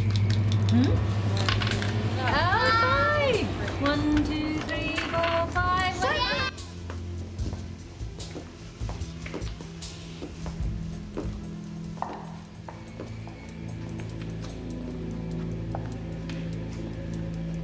That's it. Oh, yes. وَالَّذِينَ كَسَبُوا السَّيِّئَاتِ جَزَاءً سَيِّئَةً بِمِثْلِهَا. It is written, as for those that have done evil, evil shall be rewarded with like evil. That's right, isn't it, Lawrence?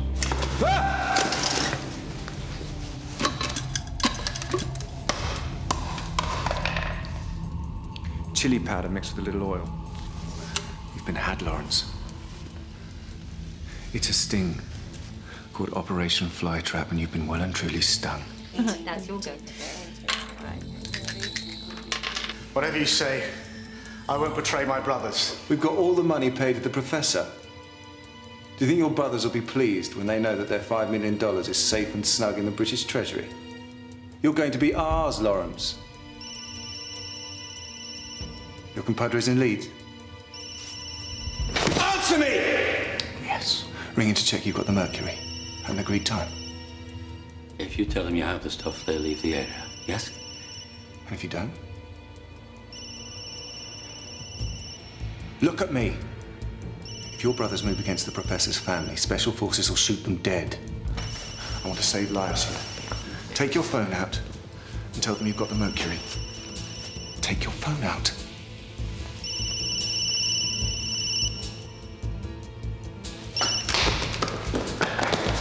Phase 2, now.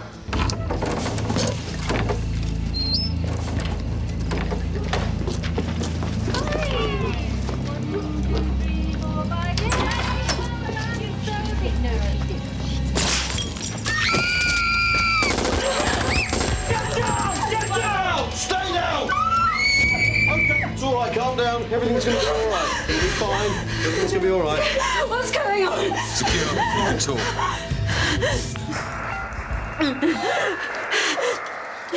Helen? Helen? You and the girls, are you all right? Are you hurt? No, we're here. So it's worked. I am so Sorry I ever got you into this. What? I did it for MI5. I made them a promise years ago. I was what they called a sleeper. I don't know who you are. I don't know why you did this to us. I did it for the country. You did it for yourself. Because it was exciting. Helen? Helen?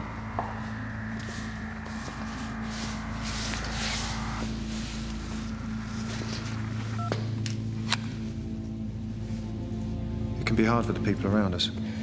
Yeah. She'll. Yes. People. Mike or Tom, what's going to happen to him? Sorry, Professor. Classified.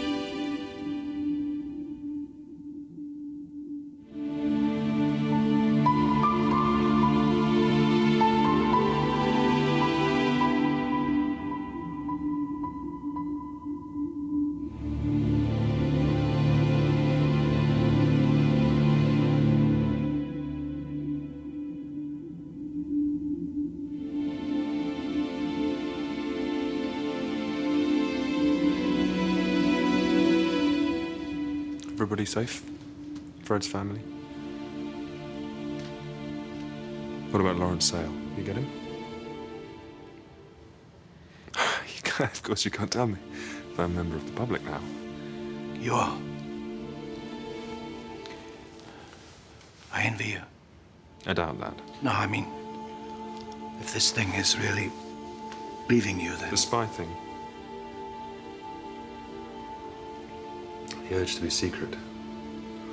To give a false name. Lead a false life. You'll get the really very generous special pension. Payoff. For rogue officers, yeah. You won't be disciplined, Tom. Thanks for that. And of course you realize we'll never meet again. Yeah. Good luck in the real world.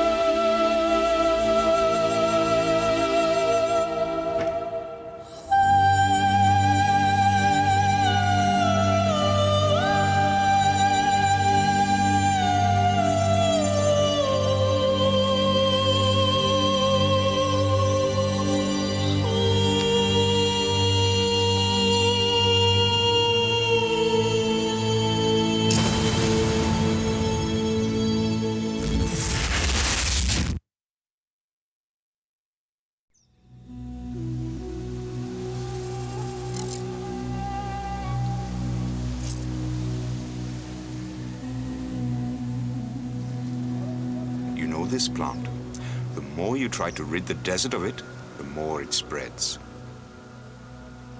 It has no known predator. Early in '97, I was told that there was a traitor in my organization. But by the time I uncovered him, it was already too late. He'd been spirited away. I assume you and the Americans are still looking after him? The witness protection scheme, or whatever misnomer you give it? This man is the price of our cooperation. That's not going to be possible. Why on earth do you think we would betray an old friend like that? Because I'm your new friend. And am now more important to you than the old one.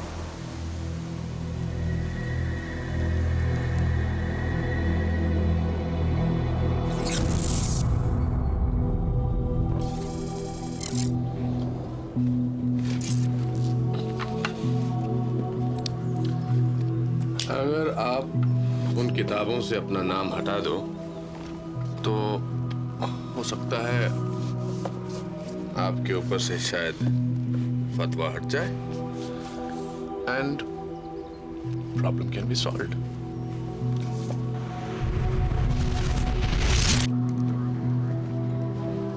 Cutting it a bit fine.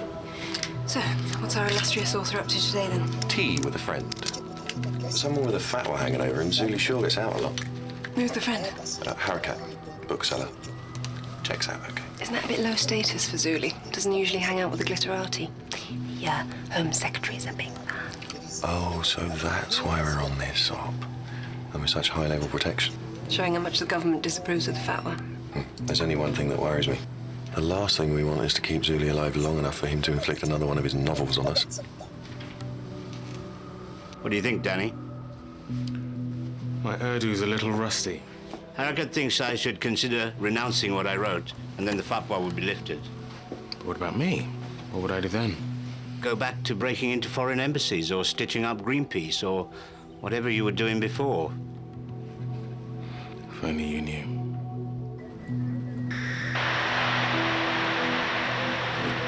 There must be a loose connection.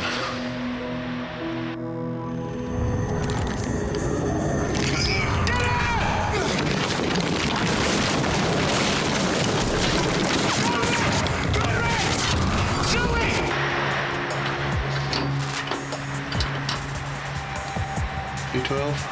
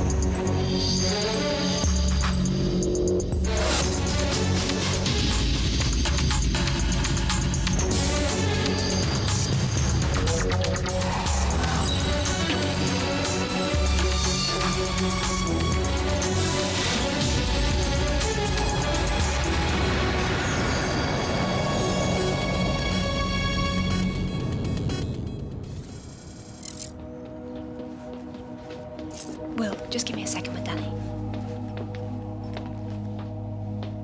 I'll see you outside.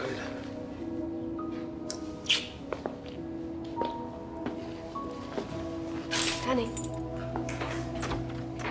Danny. You should get some sleep. Where are you going? Go to a wedding. Oh, you look great. Listen, I'll be back on Sunday. Will you be okay? Zoe, I've been thinking about Tom, what he did. He was right. You've got to seize the day. I guess he thought he had to act. Get out while the game was good. You're not thinking about... No, not at all. It's just, you know, how our job, what we go through, can only really be understood by someone who lives this life. They have a particular understanding of it, of course. No, it's more than that. And it's made me realize that we've been ignoring it, well, pretending there's nothing going on.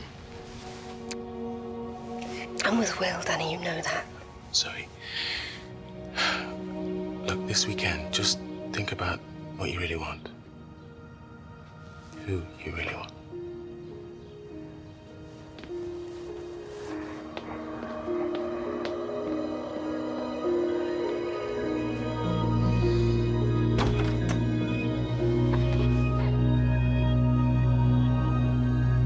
You and Danny ever had a thing?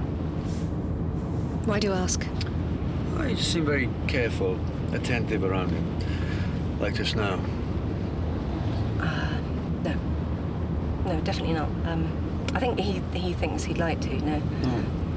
It's okay, it's something for me to deal with. He's had a really bad week. It's fine if you don't want to tell me.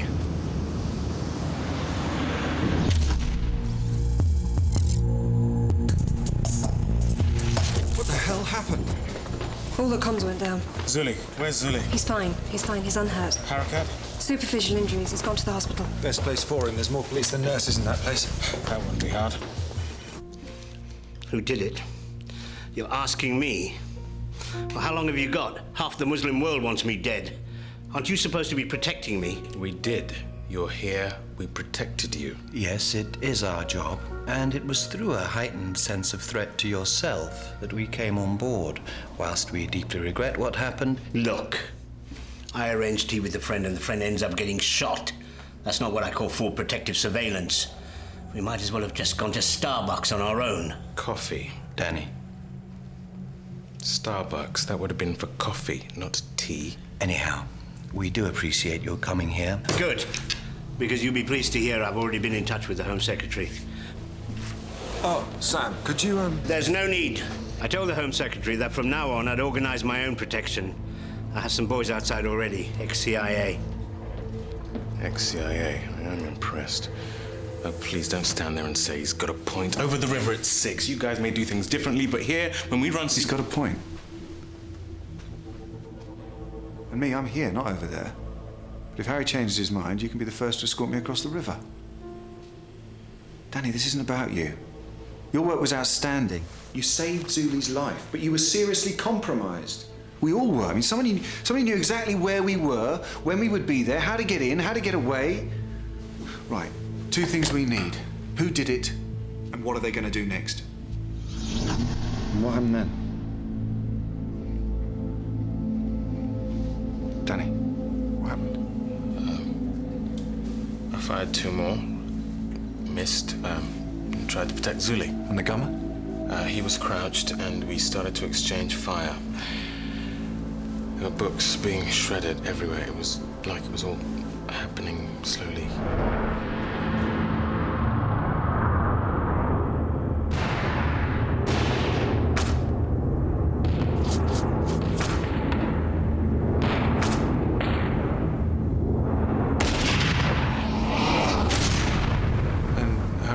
Straight across the gunman here. Yeah, and took the hit. Brave man. See, this is the crucial part. The gunman was in and he had a clear shot at Zuli here. And time. Why didn't he at least try and shoot him? Because I started firing at him. But when he had the chance. Ruth? I need some research done on one of the people involved. Zuli? No, he's been covered, and Zoe and Danny will be on the hitman. Now, I want you to check out our friend, the bookseller, Harakat. I sometimes think it's useful to look at an operation from a less obvious viewpoint. You know, cover all the bases.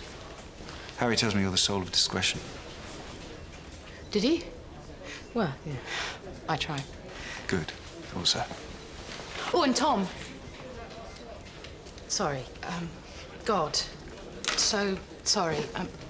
Adam, I assume that means that you don't want me to distribute my research to the rest of the office as normal. That's right, Ruth.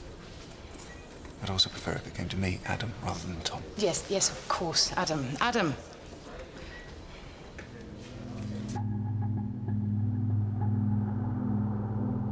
That's fine. Just do as he says. I brought Adam in to resolve the Tom problem. And now you intend to keep him on? I haven't decided. But whatever I decide, whoever joins the team, I still very much see you as one of the senior pros. To use an old cricket expression. And Adam's what? Our new captain? I don't know. I only know that I want someone from outside. Right.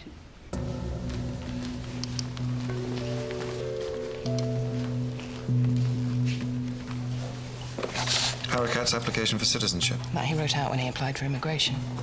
Well, what of it? Give me the highlights. Well, it reads to me like a not very good legend. Something an MI6 case officer would make up. Seems too real to be real life, if you know what I mean. Adam. Thank you, Ruth. I shall look into it.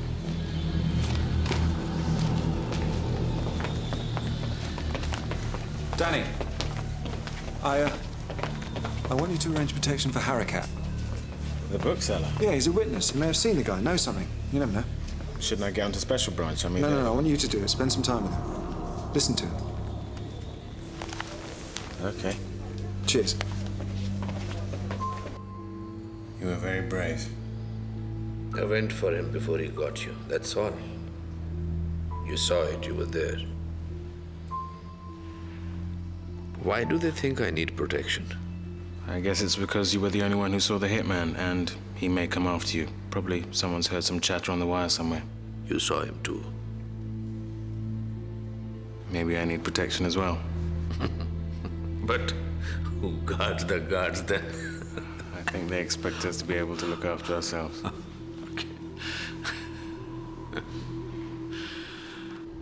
I'm happy to go and ask Mace, but we must be careful to remember that one swallow does not make a summer and all that.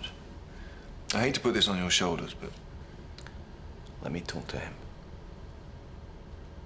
Why should I be interested in this man's immigration application? Does it now say visas and passports on my door? Actually, it says Department of Livestock and Freshwater Fish. There's no need to be facetious, Harry. Oliver, this is the man who was hit when someone took a pop at our esteemed novelist, Zuli. So what? Wrong time, wrong place. To me, this application looks like something written by an analyst. One of those spotty MI6 mutants they keep in the dungeons at Vauxhall Bridge Road, beside where C grows his magic mushrooms. Harry, we may not be able to see the massed red-coated ranks of England's finest piling across the field at Waterloo, but to all intents and purposes, we are at war. And you're asking me to check up on whether 20 years ago, some Mr. Harakat really was a trainee shelf stacker at the Karachi Pick and Mix. I'll keep it simple. You oversee both 5 and 6. Is there anything you're not sharing about Harakat? Of course not. Harry, we're on the same side. Don't you think that instead of pursuing this childish interagency rivalry, you should concentrate on trying to plug the gaps in your own security? Meaning what? As I hear it, the reason this poor chap got shot was that half of London knew Zuli's schedule.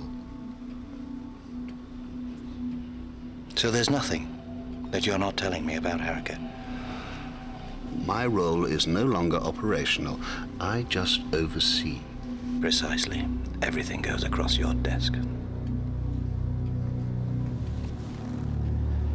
Anyone running operations within the UK without informing MI5 is playing a very dangerous and foolish game. Which is why I explicitly forbid it.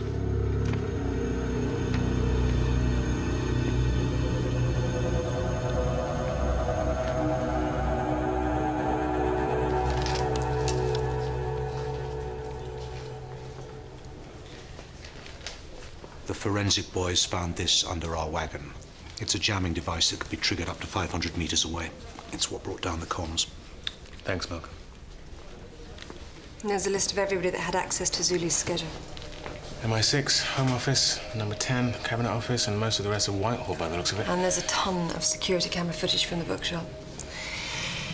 You know, my guess is that the hitman checked out the bookshop at some point before.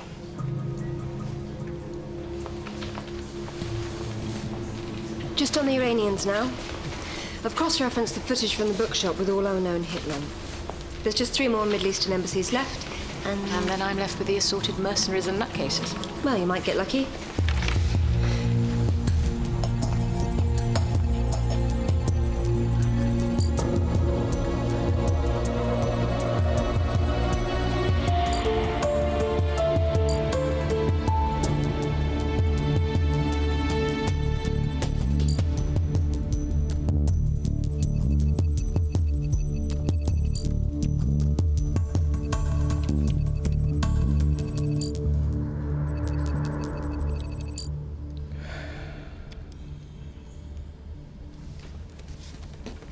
Go on then, Malcolm.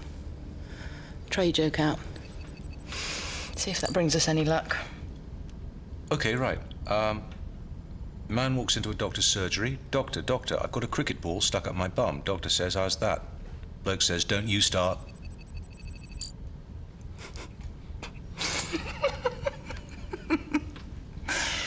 There's a good one about 2 ants and an elephant.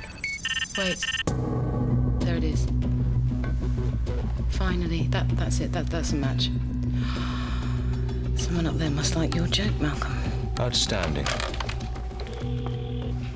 This is our main hitman suspect. His name is Sharaf Al-Youm. He came through Heathrow on a tourist visa a few weeks ago. These were taken a week before the shooting. Taken where? On the CCTV in the bookstore.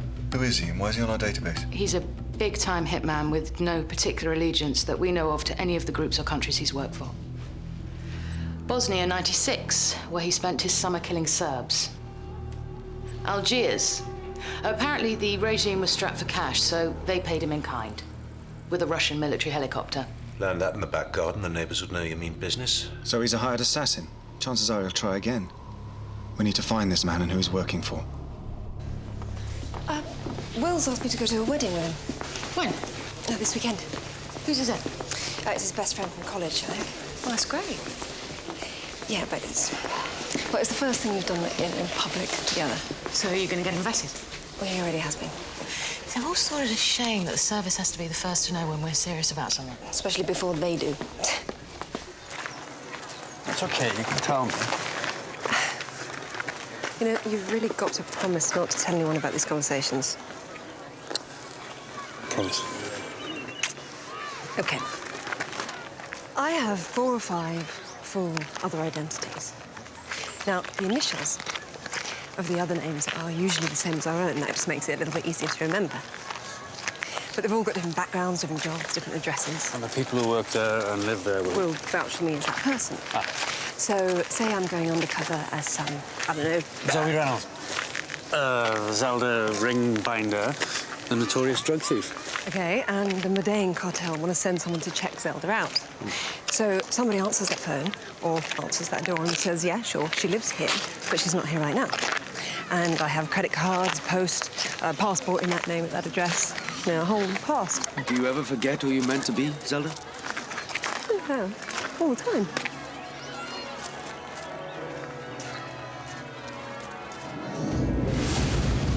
Ruth, where's Adam? Had to dash out. Anniversary present for his wife.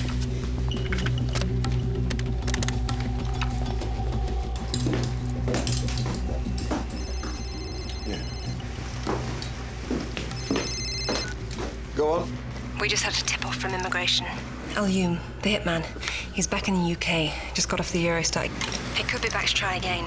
Okay, well, let's be ready for him then.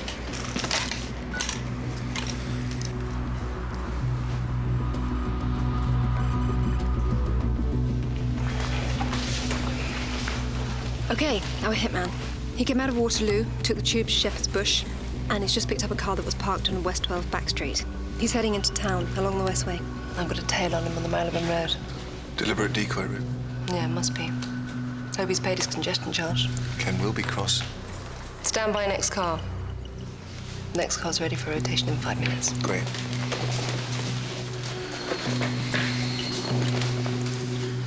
Okay, stay with him. Affirmative.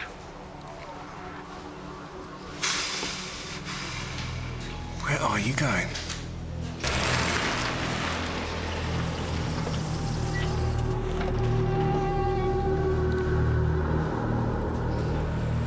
Looks like our hitman's arrived at his destination.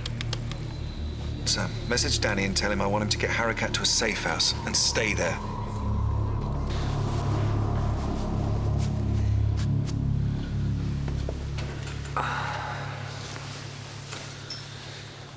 Thanks, Danny.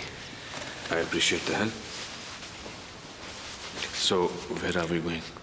A safe house where we can keep an eye on you. Will it be you? Some of the time. I'll be doing shifts, you know. What is it that is written at CIA headquarters? Isn't there a motto?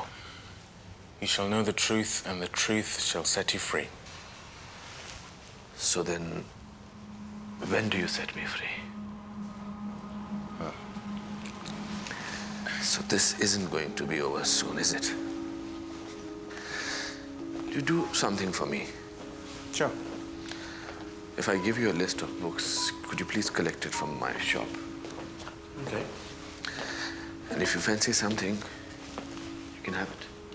Thanks. I think there are probably rules about no freebies. There are about most things.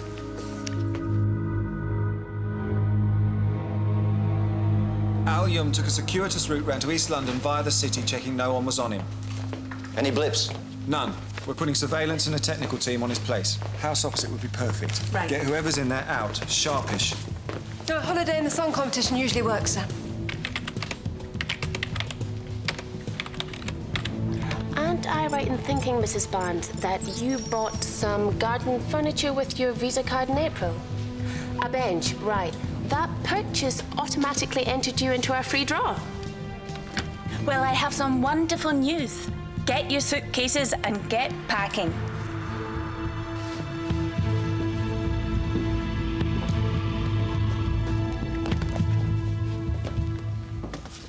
If you need me to get some more books, it can easily be arranged. No, I got what I need, thanks. But I'll tell you what I'm really itching to do. And that's to go outside. That, I'm afraid, isn't so easy to pull off. So they think I'm still under threat? Yeah, possibly. It's not my favorite feeling. Sound like you've experienced it before.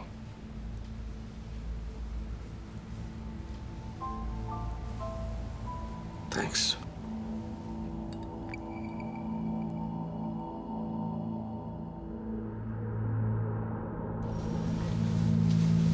Still nothing. Nothing. Harry got nowhere with Oliver Mace. Sometimes this happens. You get these lulls. Doesn't make it any easier, though. I mean, look at this. This is all the surveillance footage since he arrived.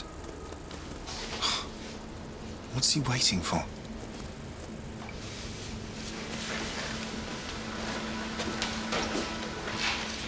If there's anything more you need me to do, you just have to, you know, ask.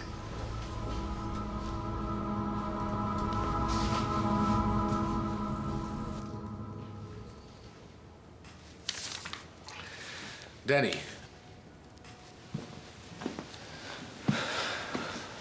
I've got this for you.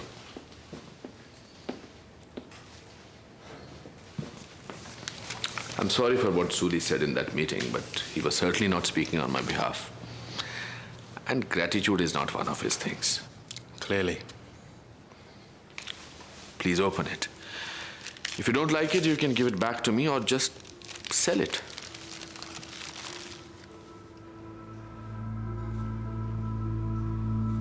"1913 Wisdom. I've never even seen a 1913. How did you know? I saw you notice them in my shop. And I knew that... You like cricket? I don't like it. I just love it. I used to play a lot in Islamabad, but I'm not in demand anymore. So I just watch it when I can, and I collect wisdoms. I have the whole set. The only one I don't have is... The 1884. Exactly. The one that contains the obituary of John Wisdom himself. Aristotle famously referred to as what of life and how of life.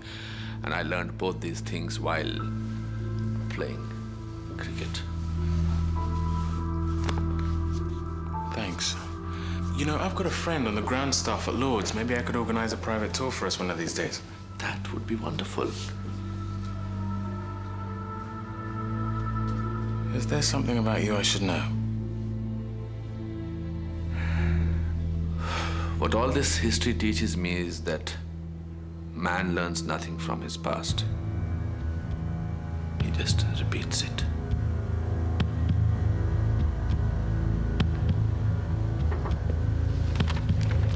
Thank you, sir.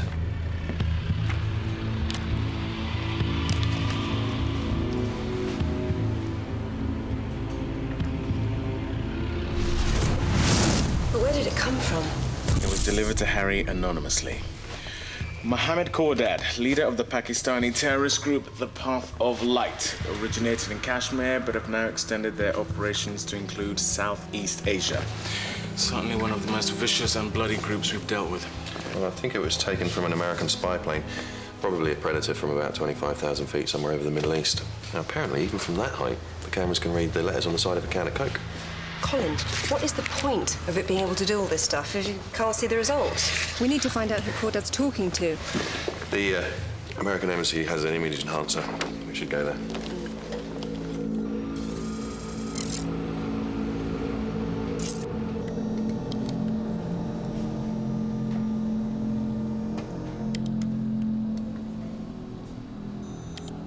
This software is state-of-the-art. It maps the contours of the skull and then creates an image of the face.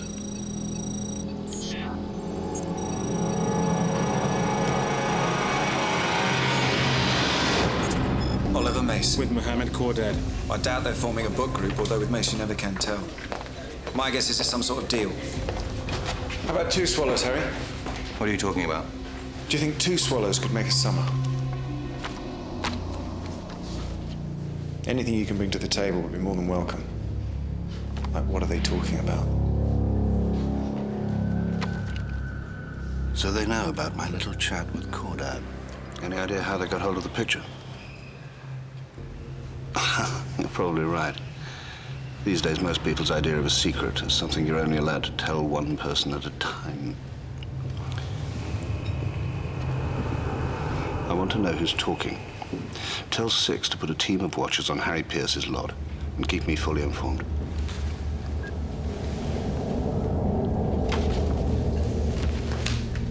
The source behind the photo, she's willing to talk. A deep throat? Well, that's not a term I care for much, but yes. You'll understand she's not someone I can be seen anywhere near, but here's when and where you can meet her. None of it's negotiable, I'm afraid. She's taking a tremendous risk in helping us. If she's identified or even suspected... Well, who is it?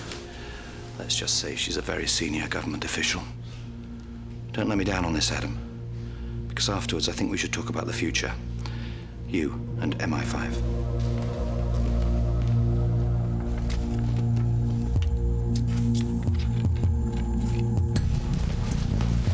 This is our chance to get a world exclusive on what went on between Mace and Cordad at the West Bank meeting. And maybe even find out if there's a connection to Al Yung. And the contact who donated the photo has agreed to a rendezvous. They're the only person who knows what's being discussed and whether there's a link to our hitman Al Yung and the events at the bookstore. No one can know this person has spoken to me. They're taking a massive risk here. So if I'm followed, it's imperative that we know who it is that's following me and that we lose them. This means Category A counter-surveillance. Zoe, I want you to run the route for me. If we get this right, we'll be able to nail this operation once and for all. Now, Danny, I know our hitman still hasn't moved so much as an inch, but... Understood. Harakat, CQP, the day shift. Okay, before the bridge, the sign is where? The, Festival Pier. This'll do.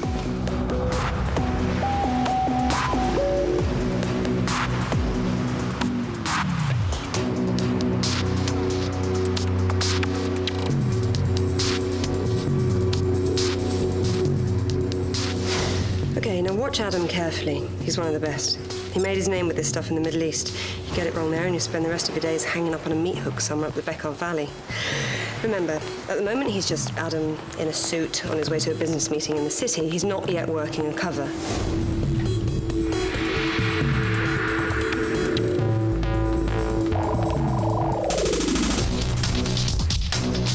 Are you all clear, Mike?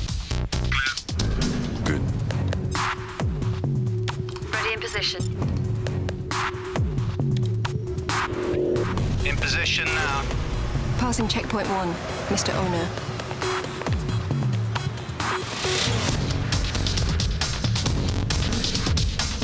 This footage is our control, logging all cars going through it 5 minutes before and 5 minutes after. Okay.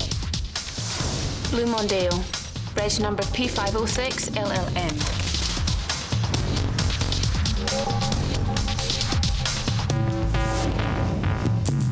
The crossword's been started, telling him so far he's not been followed.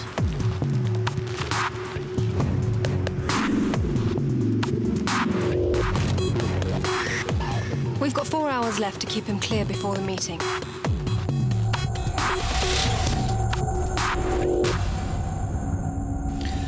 So they're using Adam, are they? Oh, well, he is good.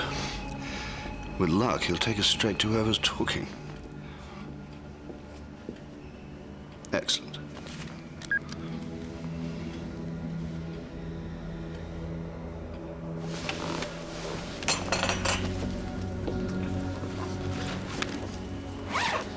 Where now?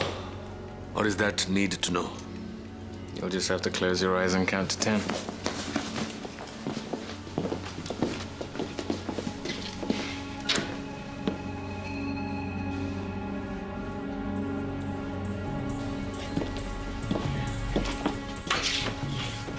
Right, ready to go to phase 2. His next cutout. Adam Carter. Where are you off to?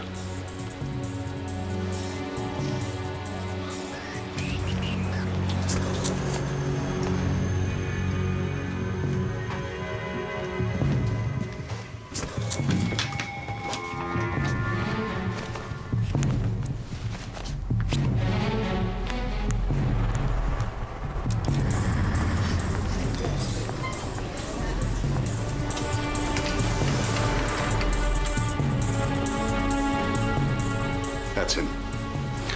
Oh, Adam, don't you have another hat? Now move in your watches. Move 5, move 6, move 7, 8, 9.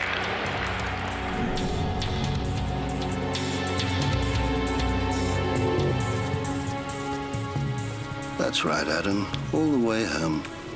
Nothing, no matches. Right, at this point, there's either no one following him or there's so many that they're not yet rotating. So, we force the issue and we go to a choke point. He can take the Millennium Footbridge. Tell him.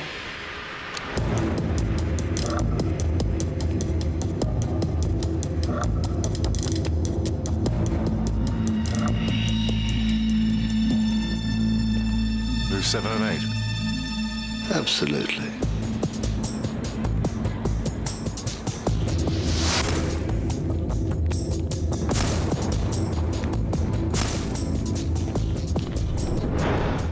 It looks like he's clear. The other bridges, Sam, surrounding roads? There's a number plate match. Where? There might be nothing. Where did we first see it? On the embankment by the obelisk.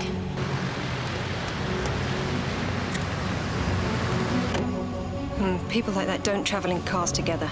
Get the teams on the ground to follow our two friends here. Okay, now they must have a very big team if this is the first repeat that we've seen in 2 hours. It's got to be MI6. They're the only ones with this much manpower. Ruth, we've got to get a message to him. Tell him we think it's his old friends over at 6 doing the following. He probably trained those guys. Okay, ready for phase 3. His next cutout.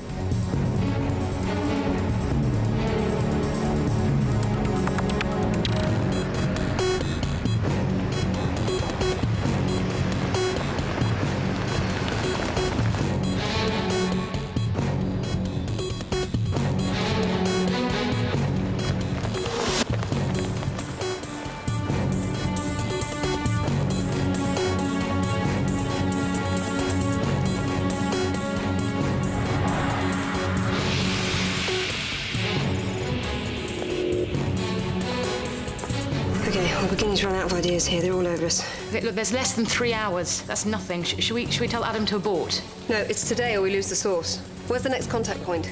Last stop, Eva.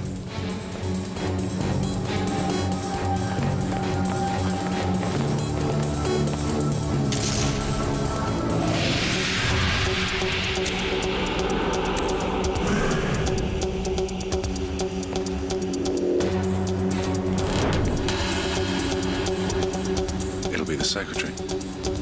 She'll have told him someone's on him.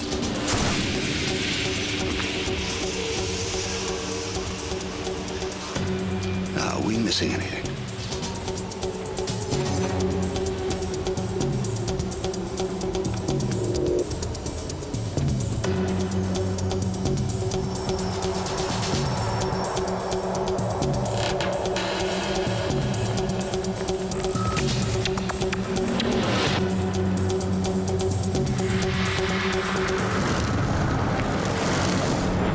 Go back. Here.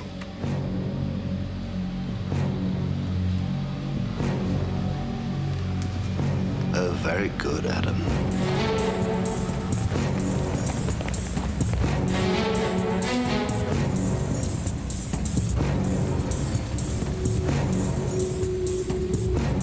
He's heading down to the Jubilee line. Good. Move 8 into position.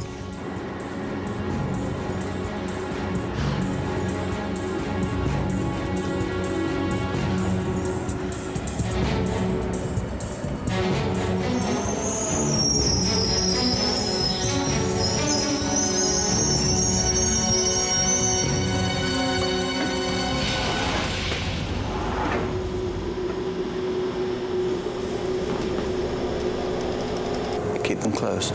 There'll be complaints, you know, sir.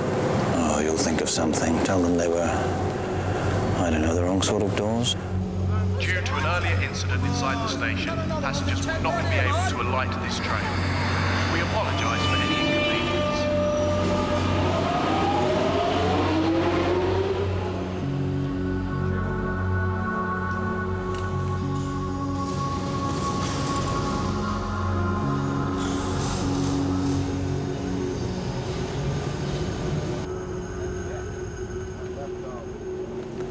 Thank you.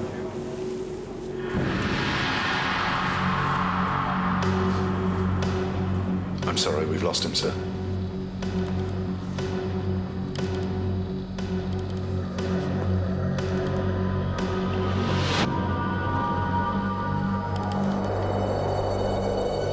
Damn you, Harry.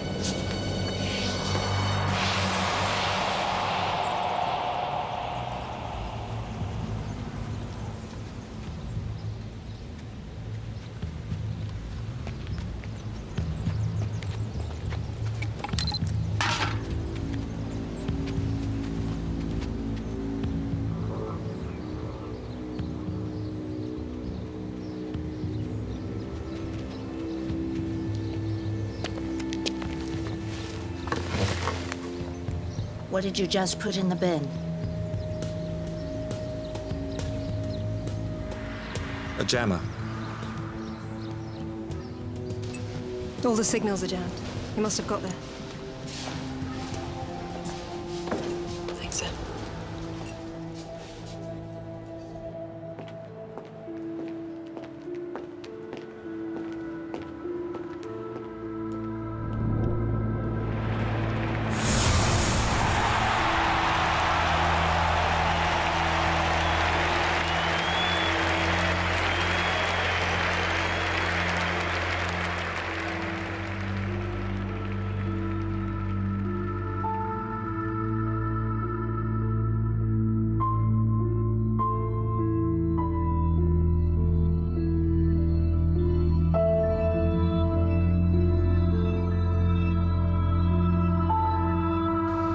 So, what's the deal in the picture?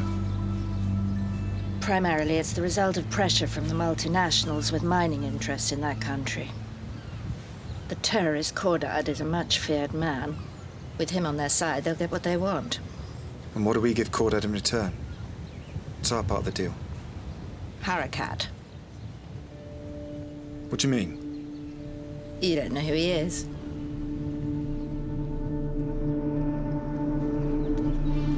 My friend left us these. Shall we? Ayman Harakat has not always been a bookseller. He came to the UK about 5 years ago from Pakistan, where he worked for Cordad and the Path of Light as their top engineer. Until? Something happened, he got caught out, they turned him. Took a while for his conscience to kick in, but eventually became a double agent for MI6. Anyhow, after a year of running him, it got too hot, so they exiled him and relocated him here. A few years later, and it's all change. Our government, in its infinite wisdom, decides that it now needs the previously unspeakable Cordad as their new best friend, from terrorist to ally. The fact that Harakat knows the novelist Zuli makes it even more perfect. A meeting could be arranged, the hit could happen, and it could all be made to look like a botched attempt to kill the novelist. And after the hit failed? They went back to Cordad to try and get a new deal, but they didn't manage it. He simply threatened to go over to the French. They're going to try and hit Harakat again? As they see it, they've got no choice. Same gunman, Al-Yum? No. No, he's now the decoy. It'll be someone else. I don't know who and I don't know where, but it will be soon.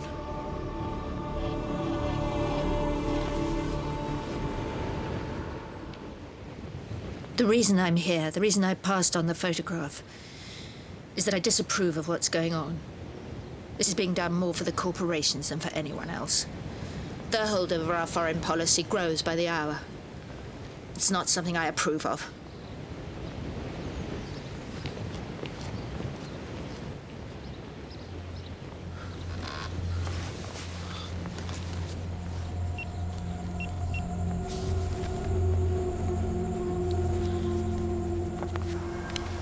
Tails?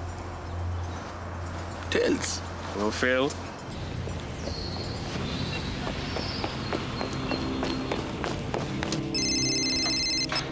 Zoe, I was right. Harakat is the target.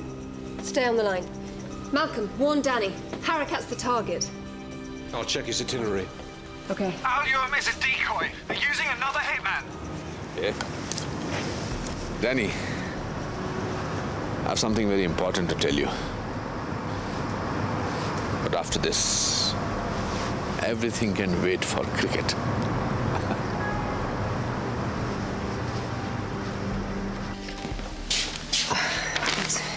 Listen, Adam, okay, there's a problem. Danny said he was going to the safe house, but via Lord's. It's logged in his itinerary. But they must still be there, or his phone's off, or something. Get somebody, a groundsman, anyone, I don't care.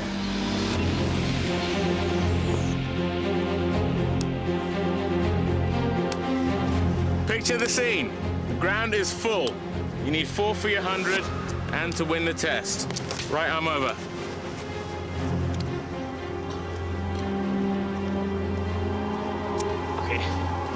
Can't get through to Danny or Lords.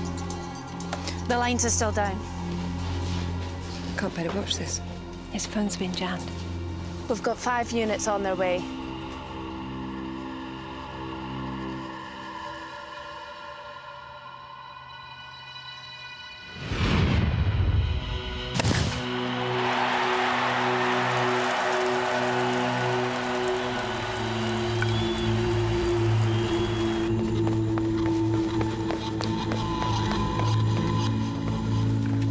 There's Adam. That's it.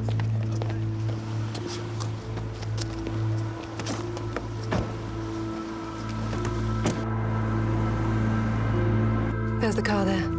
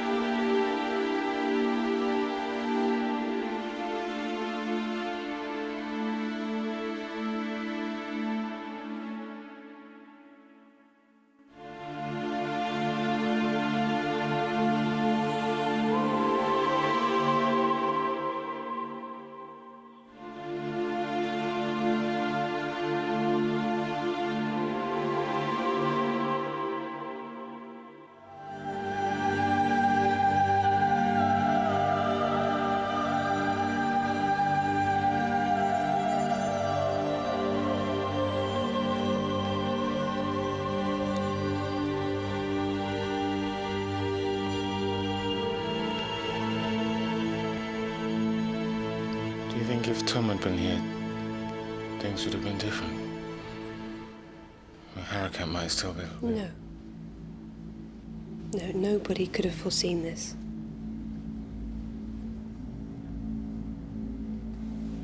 You're probably right. You know what, Danny? Everything's gonna be all right.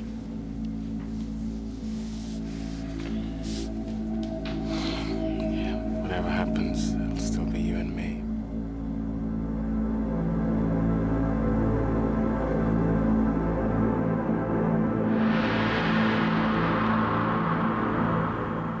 Do you know how Harakat behaved when he worked for them?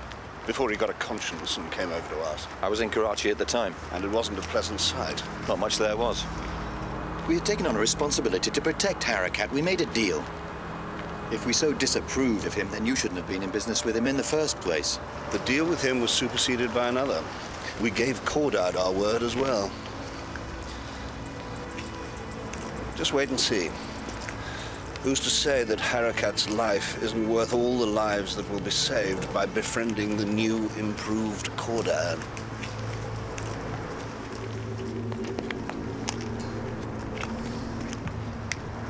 If you're asking me, is there at present anything we shouldn't do to achieve our ends?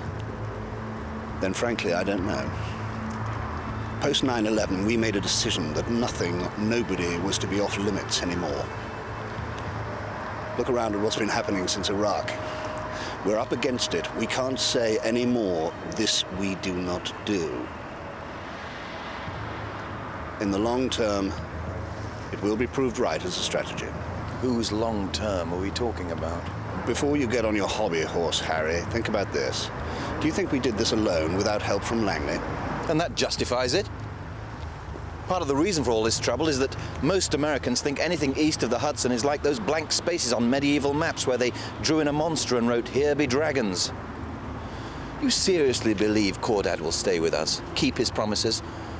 As I was leaving, we were getting reports of explosions in Peshawar. It looks like them, and this is with the ink barely dry on the deal. That could have been anybody. If you people continue like this, there isn't going to be any long term for any of us. Not that I can see. Oh, Harry.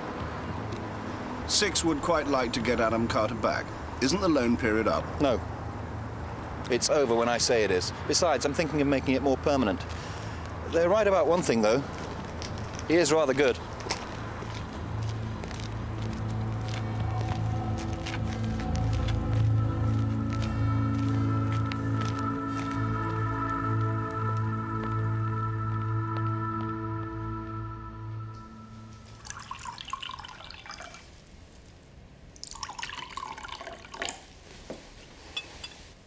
Thanks for stopping the tube for me. I want you to keep working with us, Adam. I'll try and make sure it's not too often against your old crowd. Yeah, well, you'd have thought there were enough enemies in the world without creating our own.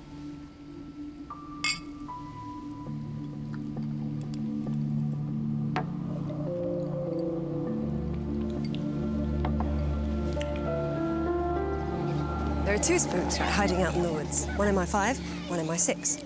After a while, they realise they're being chased by a bear. So they start to run. After a bit, the MI5 guy stops, takes off his boots, and puts on his running shoes. So the MI6 guy looks down and goes, "Well, what are you doing? What, you think you can outrun a bear?" To which our guy replies, "No, but I can outrun you. I told you I was no good at jokes." Now you're going to tell me that that story was true, and that was you. It's the government's policy not to comment on intelligence issues. Oh, well, I wouldn't know about that, but, you know, you're with me now, and what happens elsewhere at the times is just that. Bear or no bear. I know that now. After today, I know that. When my love swears that she is made of truth, I do believe her, though I know she lies. Therefore, I lie with her, and she with me. And in our faults by lies, we flattered be.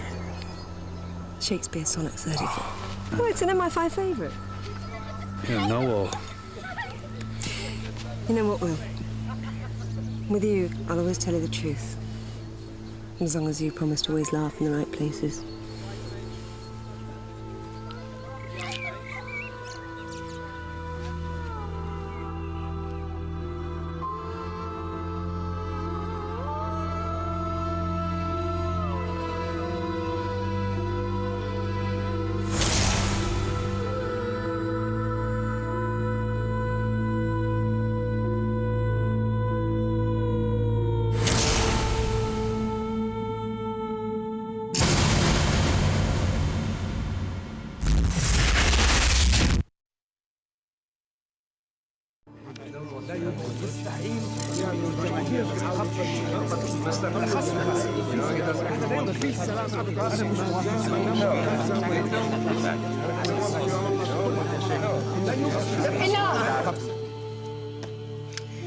We have to sort this out before the start of the talks tomorrow.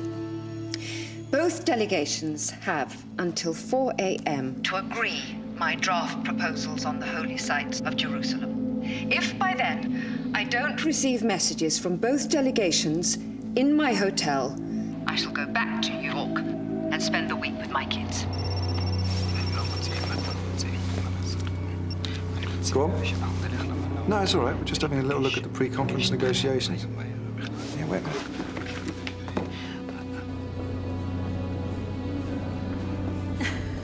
That's what she told me. Goodbye.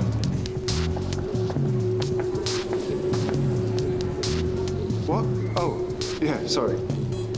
A name for a legend. Yeah, well, if she's young and sexy, it's got to be Isabel. Yeah, bye.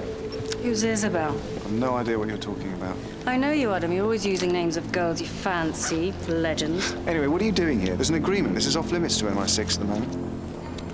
Access all areas. Well, you're early. The peace talks don't start till tomorrow. Technically, I could have you arrested.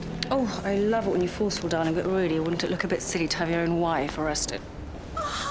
The it couple of the British security services. Patricia Norton, is there no stopping this woman?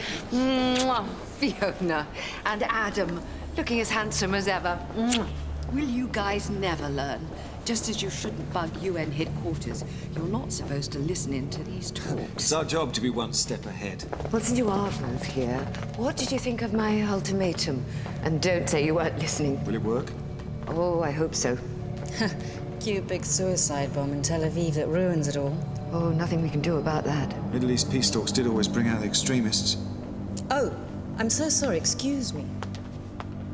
If you're interested in extremists, Adam, look into David Swift. What, the newspaper proprietor? And a fanatical Israeli group calling itself the November Committee. Why? We are trying to save the peace process. They're trying to derail it. I've got to get to my hotel and await those phone calls. Bye, darling Adam. Take care of that beautiful wife. I will.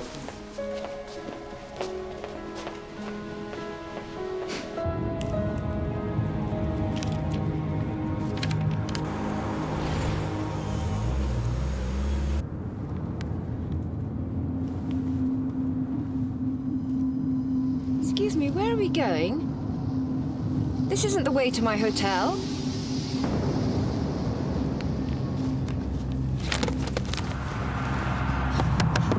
Where are we going? Excuse me, can you hear me?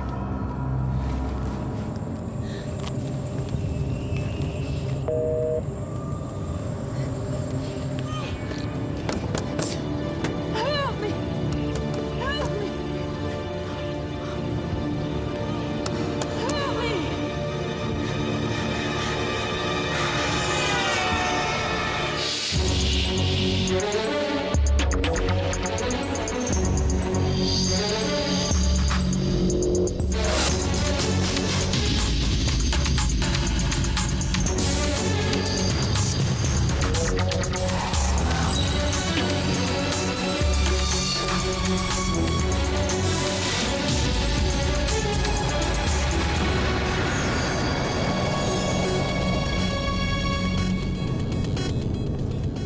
Okay, Chris. Your Hackney Central Library card.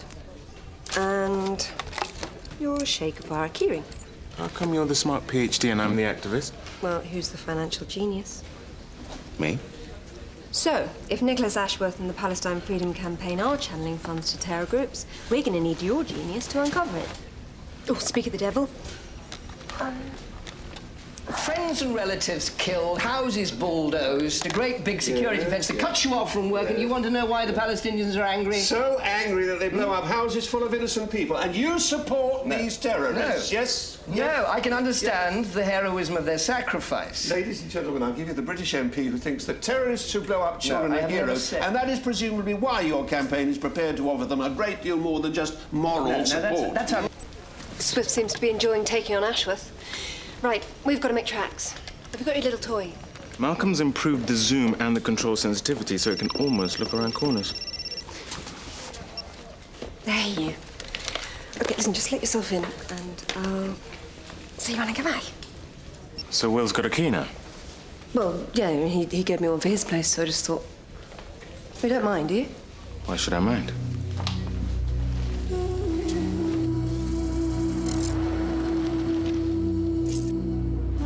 Until we are seen to value a Palestinian life as highly as any other, we in the West Bank will stand accused of the most rank hypocrisy. And unless we abandon our cynical indifference to their suffering, it will not just be the Palestinian farmers who reap a bitter harvest.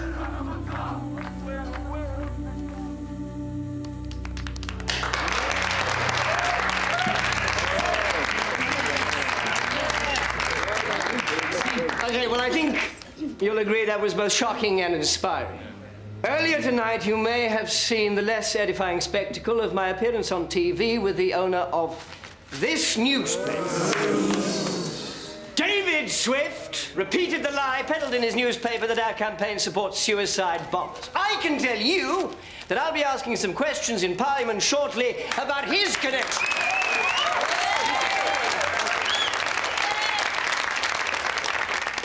In the meantime, we're lucky to have here tonight Catherine Townsend, who made the film we've just seen. Catherine.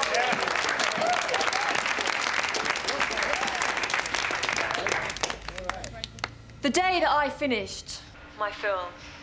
A volunteer from this campaign was escorting Palestinian farmers to their fields. He was shot by the Israeli Defense Forces. Okay, I've been accessing the computer of the Palestine Freedom Campaign and going through the account's database and... Is something wrong, Harry? Catherine. I thought she was in Tel Aviv. But do you know her? Catherine's my daughter. Her surname? Yeah, it's her mother's maiden name. She took it after the divorce. You didn't know your daughter was mixed up in the Palestine Freedom Campaign? No. Well, you could always rely on Catherine to find the bird with the broken wing. Emotion over intellect. Suppose you have to expect that. Brother was the one with the brains. Shall we crack on? Right. The man with Ashworth is Richard Hollins, a campaign volunteer. What's going on there?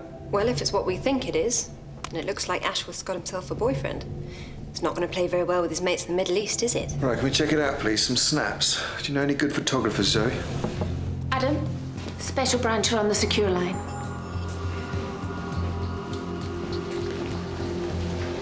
Ruth, where's that information on extremist Israeli groups I asked you for? Yeah, I was working on it. What about the November Committee? Adam, what's going on? Some bloody lunatics have just kidnapped the UN's chief negotiator. What, Patricia Norton? Didn't return to her hotel, mobile's been sabotaged. Peace talks have been suspended. Zoe, when's your next meeting with Nicholas Ashworth? Tomorrow. Make it today. I need to know what he meant about David Swift's connections. The newspaper guy? What's David Swift got to do with it? Just before she was abducted, Patricia warned me about both him and a far-right extremist group called the November Committee. See what Ashworth knows. All right, I'll say I've got a problem with my thesis or something. Yeah, we'll take along one of Swift's newspapers, see if that gets a reaction. Okay. Nicholas. Laura, hi. Hi, have you got a minute? Not really. I need to get back to Parliament. The peace talks have been suspended. Why? What's happened? That's what I'm going to find out. Can we walk and talk? Yeah. You see, it's just that my supervisor's been really aggressive about the research proposal that you helped me with. I was just wondering if you could take a look at it.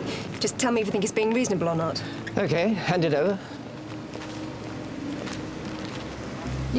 You read that rubbish? No. Always best to know how your enemy thinks. I should sue David Swift for some of the lies he's allowed them to print about their campaign. Our volunteers have been killed over there, Laura. I have information from good Middle East sources about some of his connections. Really? What sort of connections? Bad connections. We'll talk more tomorrow. I really have to go now. Bad connections. He didn't say what, but I could find out tomorrow. We can't wait until tomorrow. Time's running out for Patricia. Special branch have got a massive hunt underway. What do you want to do? I need to know if Swift and the November Committee are involved in her disappearance.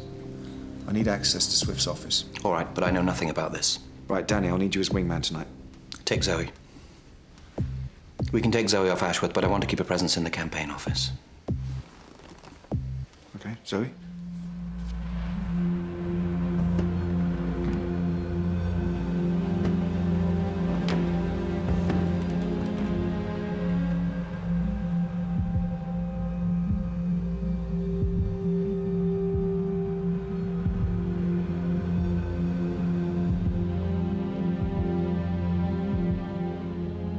Okay, the security guard's bought the unfaithful girlfriend story, but he's only given me a couple of minutes to look through her desk, so keep an eye on him. He's holding the £50 note you gave him up to the light.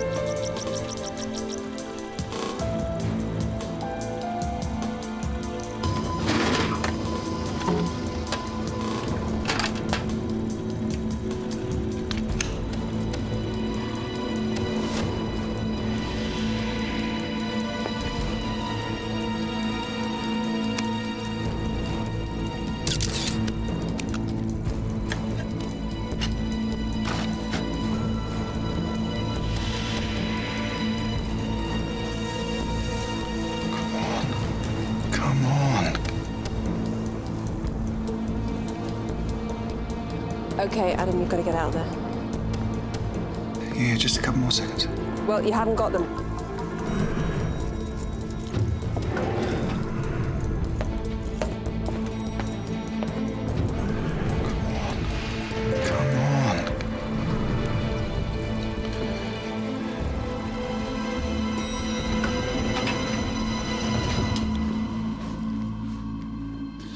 I found this in her desk. You won't believe the text messages.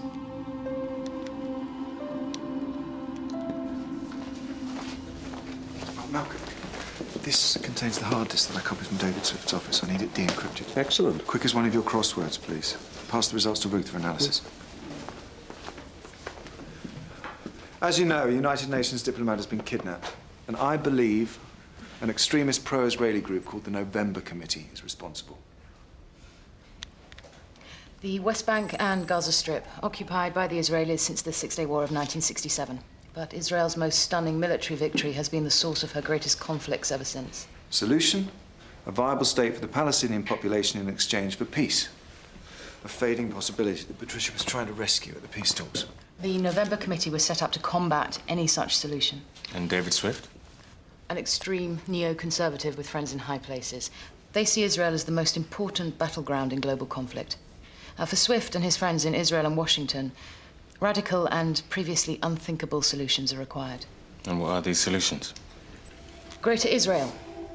Annex the West Bank and force the Palestinians out.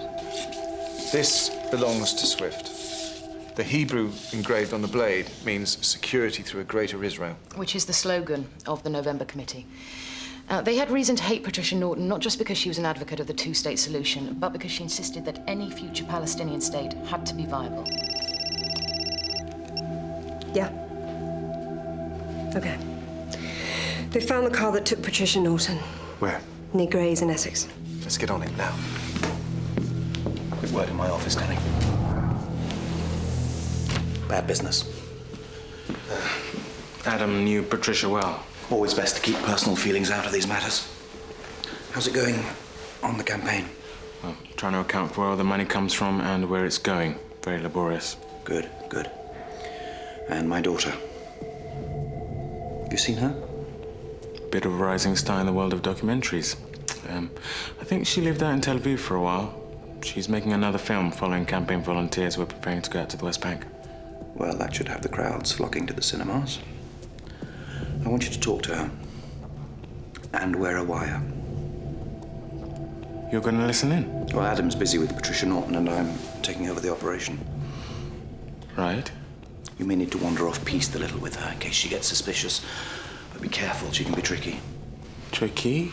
Argumentative, irrational, moody. Hates to be told she's wrong. I see. Well, I'll tread carefully.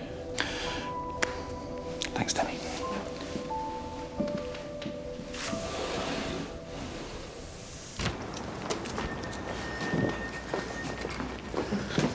Enjoy the film? You're... Chris, from the Palestine Freedom Campaign. right. I thought that was great. Scorsese is so overrated. You're wrong. He's a genius. I'm wrong. Going on anyway? Why? I was just going to offer to buy you a beer and put you straight about Scorsese. I would like to see you try. Great. Where do you want to go? That does not mean yes.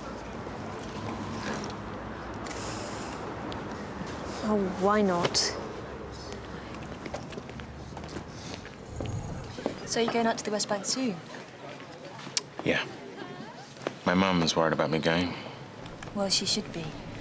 Israeli Defense Forces sometimes interpret the orange jackets of the peace activists as meaning interfering foreign busybody, please shoot me. Don't your parents worry about what you do? I mean, you must get in the line of fire from time to time. My mum does. And your dad? My dad's dead.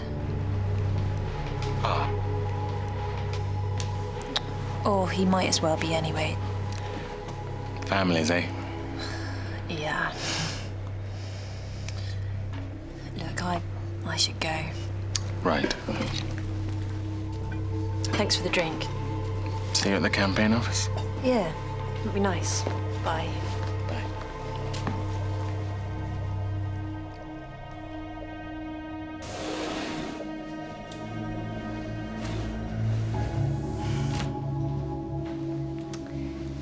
They're on the way in.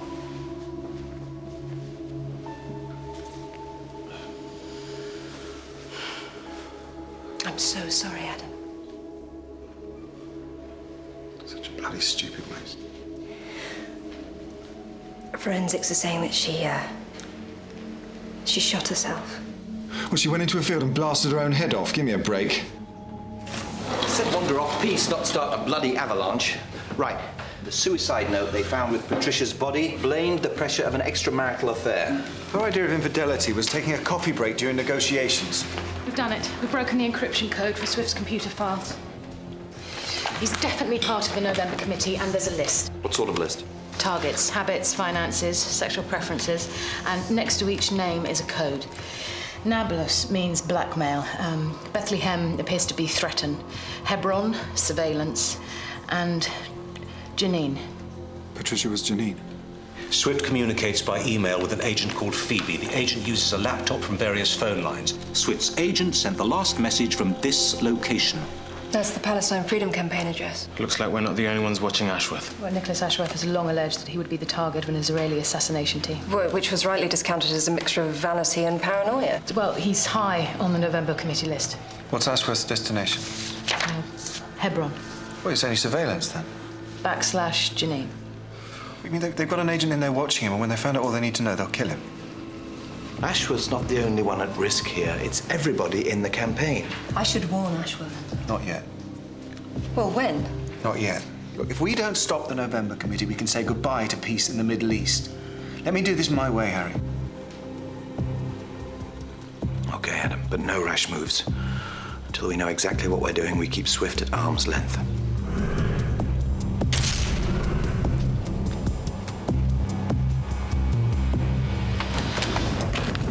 Your driver looked like he needed a tea break. Hop in. A spook. You might have chosen a more conventional appointment. I'm unconventional, Spook. You'll grow out of it. What do you want? I know. What do you mean? I know. What is this? Are you trying to scare me? Patricia Norton was murdered. Are you insane? To stop her from reaching a settlement. The security services are meant to be the subject of conspiracy theories, not the peddlers of them. Except in this case, there is a conspiracy. To sabotage any peace talks that contemplate the possibility of a Palestinian state. You're dreaming if you think a Palestinian state can achieve peace. Nobody wants peace more than I do. Hmm? Peace for a greater Israel and death to your opponents?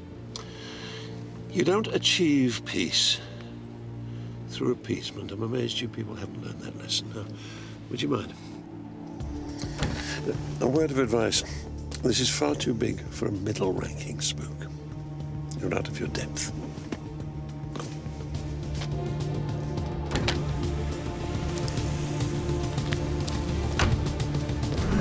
I said no rash moves. How much more clearly do I have to spell it out? It wasn't a rash move. You shake the tree and see what flies out. If their agent in the campaign even so much as twitches as a result of my conversation with Swift, we found an asset we can use to destroy both him and the November committee. Yes, I know what you're doing, Adam, but it's bloody dangerous. And if anybody gets hurt, there will be consequences. You're forgetting, Harry. Somebody already has been hurt.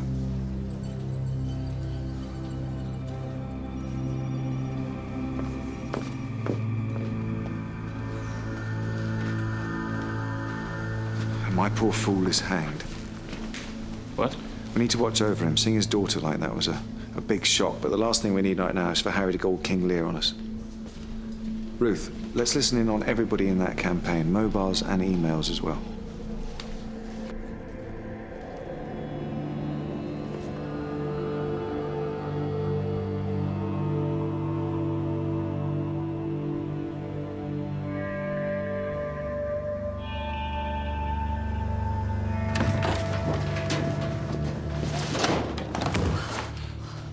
What are you doing here?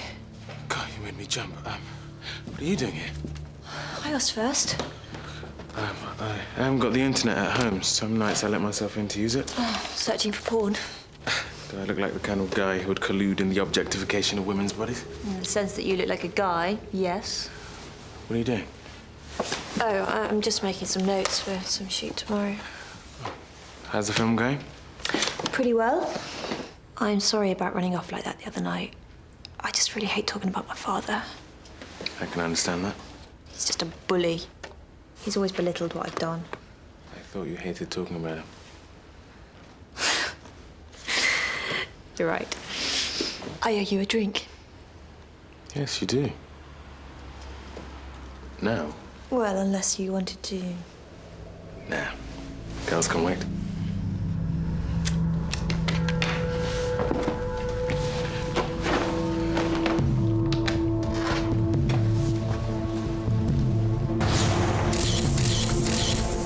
Those are the ones you wanted.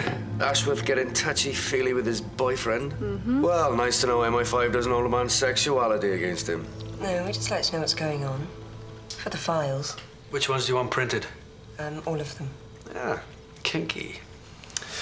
Well, we won't put these on the files, no? Oh, they're lovely.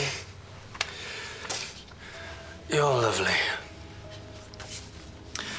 You know I don't want anybody else, don't you? Oh, good. Ever. Which is why I think we should get married. So you can do the wedding photos. Can I keep these? This is another interrogation. I told you, I'm unbreakable. There's not a technique in the world. Come on. This is so simple, Zoe.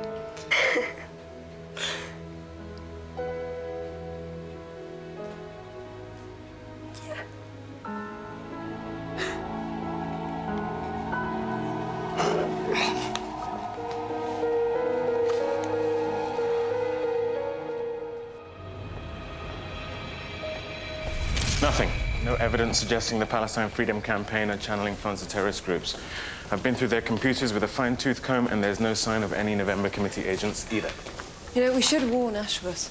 We might not like his politics, but it doesn't mean that they're a threat to national security. And I can't be in there indefinitely. Don't be too sure about that. Adam, you have to listen to this phone intercept. What's so important that you have to meet me? Information about Nicholas Ashworth. It's Catherine. Harry's daughter? What the hell's she doing talking to Swift? What kind of information? I really can't discuss it on the phone. This has to be done face to face. I'll get back to you. Wait until you hear from me. She's the agent for the November Committee. Who authorized the intercept on Catherine's mobile? I did. Why didn't you consult me? It was an operational decision. Which applied to everyone in the campaign. Everyone in the campaign is not my daughter. Look, I went to the offices very late the other night to go through some computer records, and Catherine was there too. Oh, well, that's conclusive. Prepare the electrodes, Ruth. We'll soon get it out of her. She was using a laptop. Which is usually how Swift communicates with his agent. I know you're upset, Harry, but there's something else. Something else? That's your bloody middle name. Shouting at Ruth won't help. It's okay. After we got the intercept, we ran a more detailed background check on Catherine. Background? I'm her background. Yes, you are, but we've subsequently found out that while she was in Tel Aviv, she was seeing this man. His name is Gilad Lasker, and he's a member of Israeli military intelligence. With links like this, Catherine could be a double agent working undercover for Swift. We're checking him out, but we have to suspect that he may be the person who recruited her for the November Committee. And I have to protect her. Harry, you need to take a step back. Yes, Adam, that'll help. Been doing that for 20 years with her, and look where it's got me. Okay, look, he's right. Our evidence, while strong, is not conclusive. Danny, stay close to her. I want you to try and find out more about her time in Israel and this Gilad Lasker character. I have a visual on the target.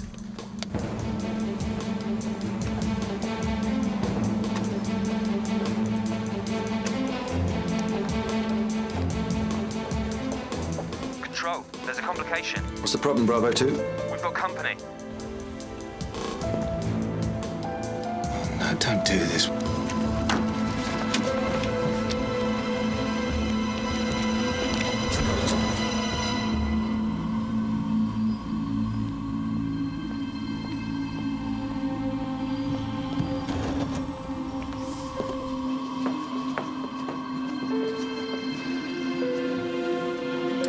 So, what is it that made you need to meet me so urgently?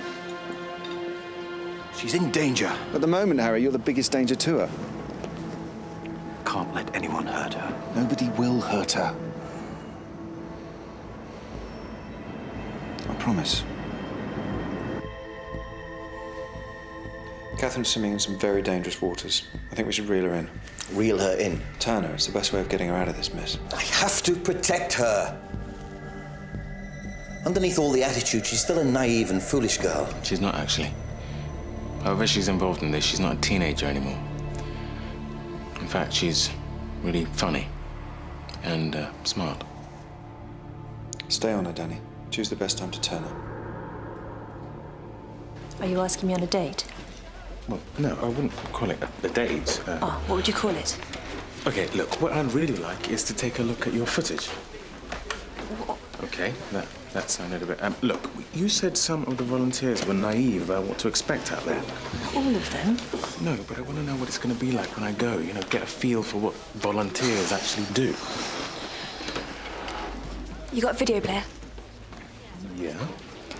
I could bring around the Palestinian film that I made. That would be great, except my video chews up tapes. Ah. Okay, we'll come round to my flat. I'll give you the address later. You sure? As long as you bring a bottle of wine.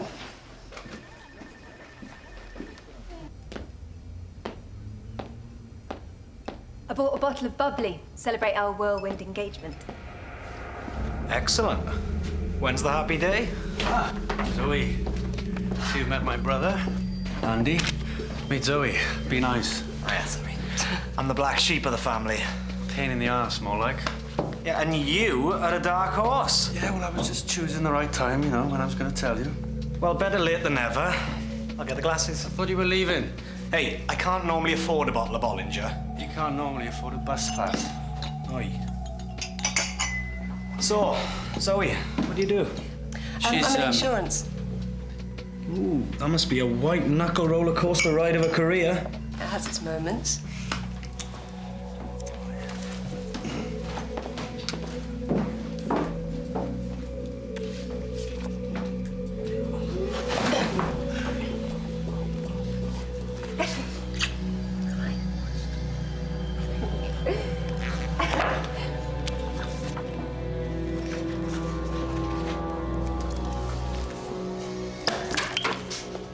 To the happy couple. Yeah. Where's the one about the siege at the Church of the Nativity?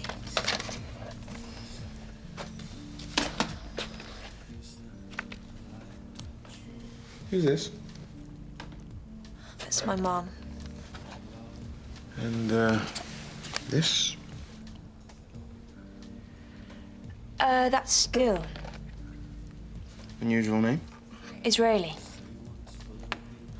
They're not all bad. They usually are when they're in uniform. All Israelis do military service. Except those who refuse. Besides, he is no conscript. It's no big deal. No big deal. He might have given the order to shoot campaign volunteers or bulldoze houses. Shin Bet deal with the occupied territories. Gil was in military intelligence. You were seeing someone from Israeli military intelligence. He's the reason that I left Tel Aviv. Well, forgive me for being a little suspicious of someone who had a relationship with a man from Israeli military intelligence and is now filming campaign volunteers. Oh, God. Look. I'm not an Israeli spy.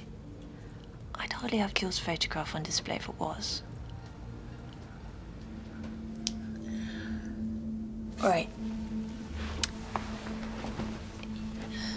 You've got to swear not to tell anybody what I'm about to tell you. Okay. Before I left Tel Aviv, Gil told me about this group of far-right Israeli extremists called the November Committee. They've got friends in very high places and, well, that's what I'm really trying to make my film about. Never heard of them. Well, that doesn't mean they don't exist. Gil hated them. He told me that one of the most important leaders lives over here. Who? It doesn't matter, but I called this guy and I arranged to meet him for lunch with a hidden camera. I told him that was a convert, that I could get him lots of information on Nicholas Ashworth. I could even get him footage of the volunteers. He could have you killed. Well, it's a risk worth taking for a documentary like that, isn't it? No. What did this guy say? He said that he was interested. He was a bit too interested, actually. I had to remove his hand from my leg a few times. Somebody as powerful as him would have no way of finding out everything about you.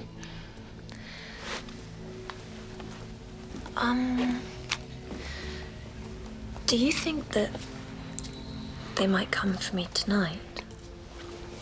Maybe not tonight, but... Because I was thinking that perhaps that I should have somebody to stay with me.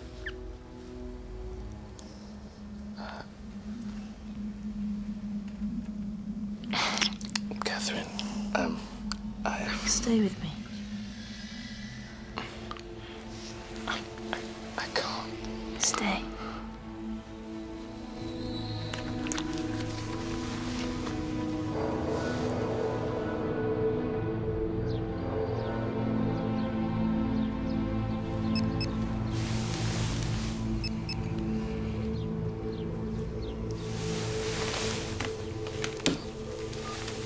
Yeah. Danny, it's Ruth. Hey. Our newspaper string has been offered some photos. And?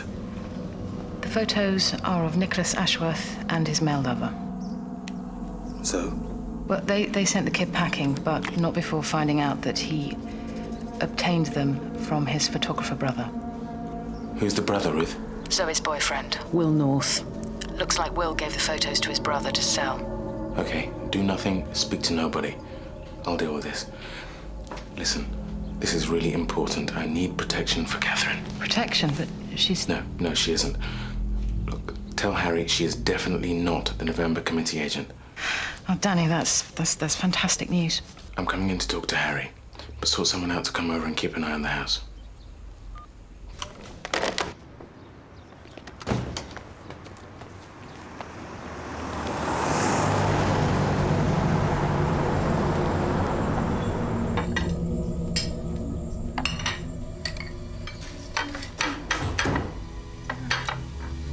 Chris?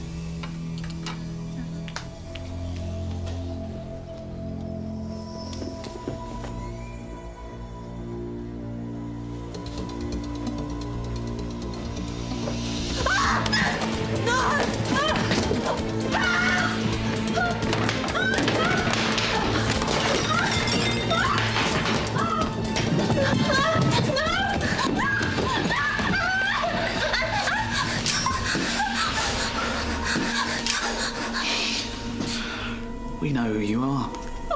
Shh, shh. You listening? Stop with your stupid undercover games, because we know everything about you, Catherine. It's all right. I'm not going to kill you now, because you're going to give a message to your daddy. Back off. You got that?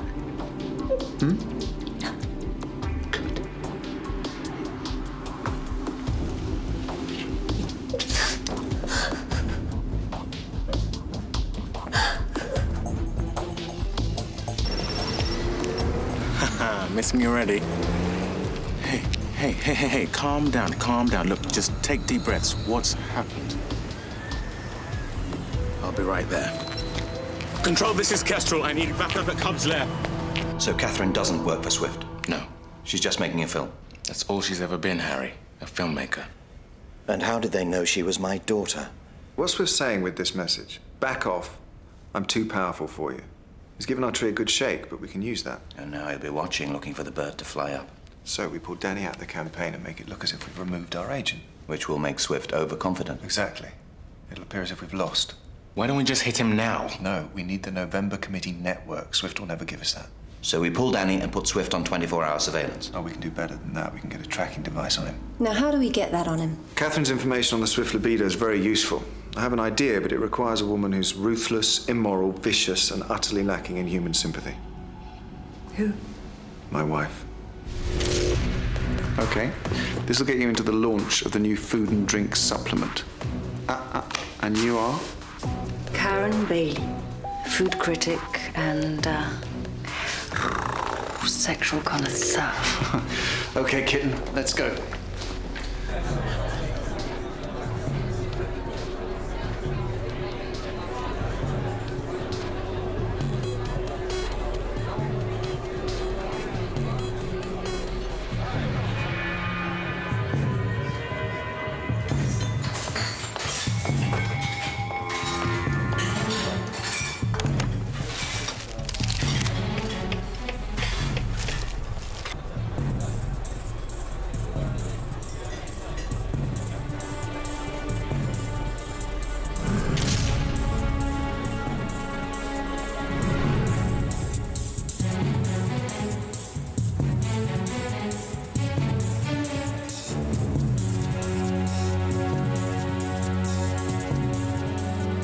He's interested. How'd you know? She just touched her right ear. If it had been her left, it would have meant no chance. He's going to buy her a drink.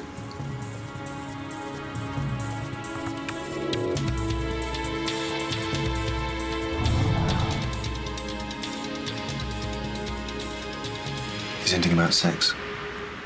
Seem very relaxed about that. Yeah, well, I'm hoping that on one of these operations I can finally get rid of her. Yeah, of course you are. She's taking him upstairs.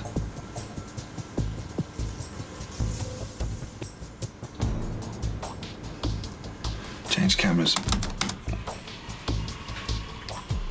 Hello, David. How does it feel to have just kissed goodbye to your beloved newspaper? Okay, let's get her out of there.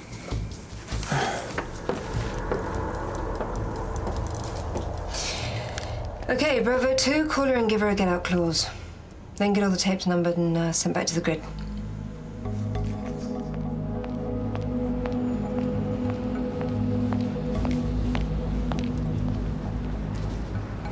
How did he react to your sudden departure? Naturally very disappointed. Still, no arguing with a child with meningitis, is there? You're not jealous, are you? Excuse me, I've just had to watch my wife kissing a man who had the audacity to describe me as a middle-ranking spook. You were loving it. Was I really? Yeah, you can't even hide it. Why? Because I'm such a predictable, typical male, right? No. If you were so predictable and typical, I wouldn't always come back to you.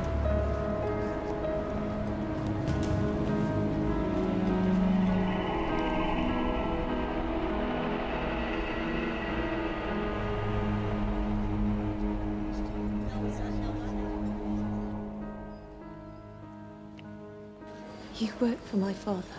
Look, you can understand why we were suspicious of you. I mean, first there was your relationship with somebody from Israeli military intelligence, then your phone call and meetings with Swift. You work for my father.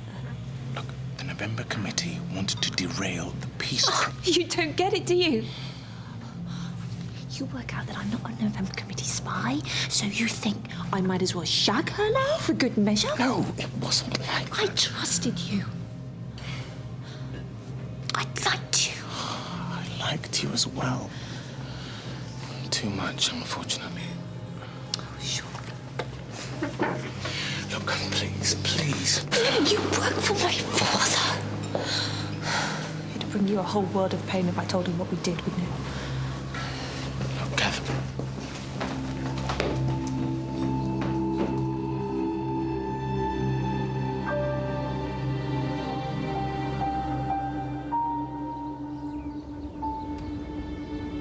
Seen Graham recently. Remember your son, one with the brains, you always said. Just wanted him to do well. He isn't doing very well, is he? No.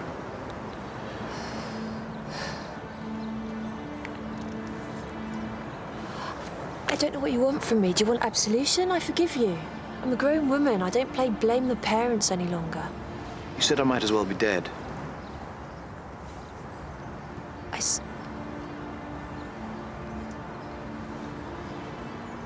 He was spying on me even then? Don't blame him. Oh, my God. I made him wear a wire. Oh. I wanted to hear your voice, and it was the only way. I wanted to show you this. A file on me? Well, that makes sense. I was proud of you. Yeah, funny way of showing it. What's this? When you were a baby, your mother was teaching that to her A-level students. Once more the storm is howling, and half hid under this cradle hood and coverlid, my child sleeps on.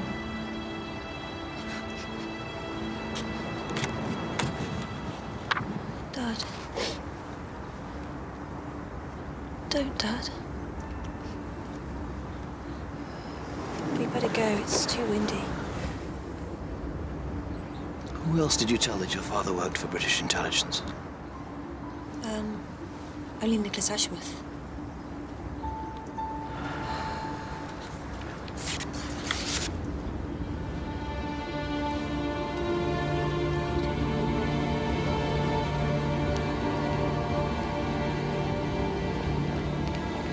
Thanks, Danny.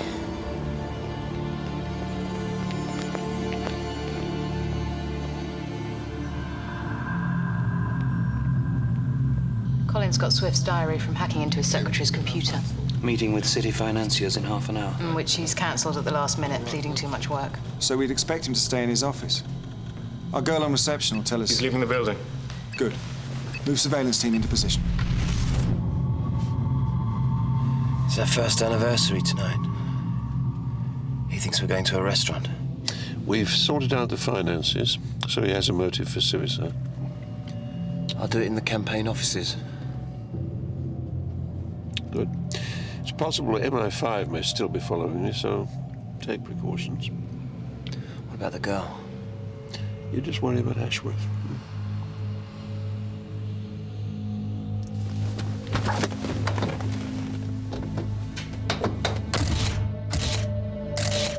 The boyfriend? It's a terrible betrayal. Well, they're not messing about. This is a war of civilizations for them. That's how Swift has known everything. That's how he knew about Catherine. Pillow talk from Ashworth to the November committee agent. Well, we've got a surveillance team on Richard Hollins. We'll tell Ashworth and get him out of danger. They're going to a restaurant tonight. It's their anniversary. We could pull him in outside. Okay, good. Location of target one? Okay, it seems Ashworth and his boyfriend have gone to the campaign office. But they're supposed to be meeting at the restaurant. Yeah, I know. Well, anybody else in the campaign? No. Listen, I'm gonna need backup. Get Danny there right away.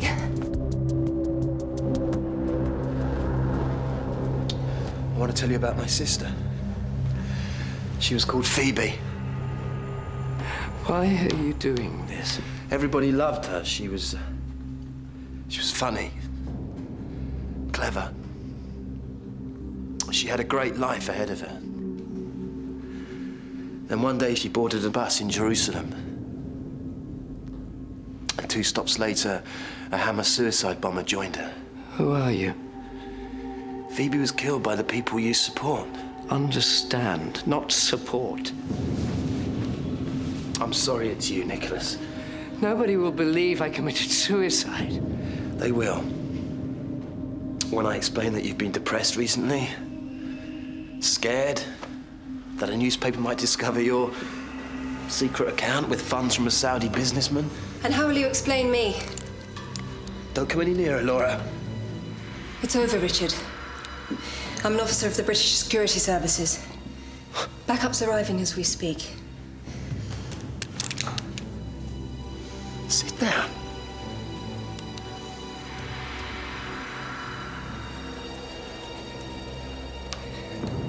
I'm truly sorry about your sister. She was wearing a red skirt that day. You know what? It can't just go on and on. An eye for an eye. Oh, spare me the cliche. Huh? Making the whole world blind. There are too many people with stories of unbearable pain and suffering. There has to be a peaceful solution. There will be a peaceful solution, yeah.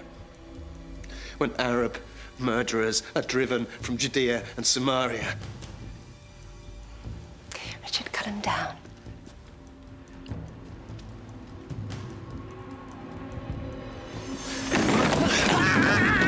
No. I'm sorry, Laura. Throw it down! Stay down. Stay down. Stay down.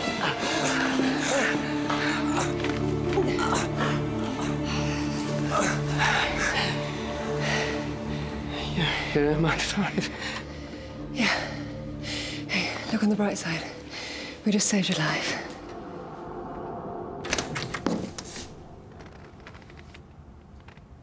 How did you get in here?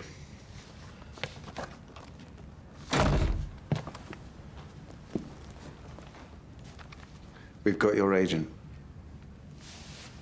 I've no idea what you're talking about. Your men are being rounded up as we speak.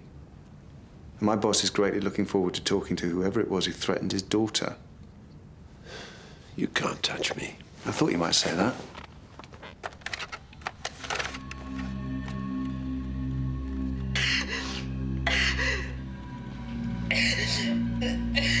And then he took me up to the hotel room. And when I said I only wanted a drink, he did this. He tried to rape me. We recreated the teeth marks from the food you ate at the party. We also have DNA and CCTV footage. Grievous bodily harm with intent, contrary to Section 18 of the Offences Against the Person Act, and attempted rape.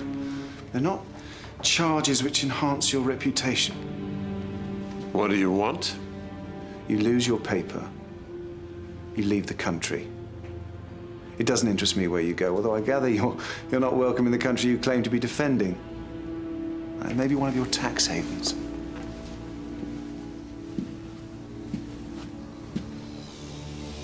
It's a small price to pay for the murder of a brilliant and principled woman.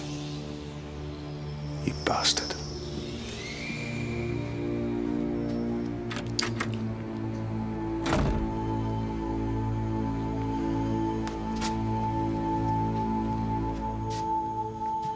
In a surprise announcement today, the media proprietor David Swift has announced that he is selling his flagship newspaper to concentrate on his US and European publications. Citing falling sales and a depressed market, Mr. Swift said... Gotcha. Harry's just seen Catherine off. Yeah. You two got on pretty well, didn't you? Yeah, until she found out who I really was. Why did that make her so angry? You didn't. Oh, Danny. Zoe, I managed to save these from being mauled by security. They're from Will. You know what? I've got something to tell you anyway. Will asked me to marry him, and I said yeah. When? Last night. Oh, thanks, Malcolm. Oh, they're gorgeous.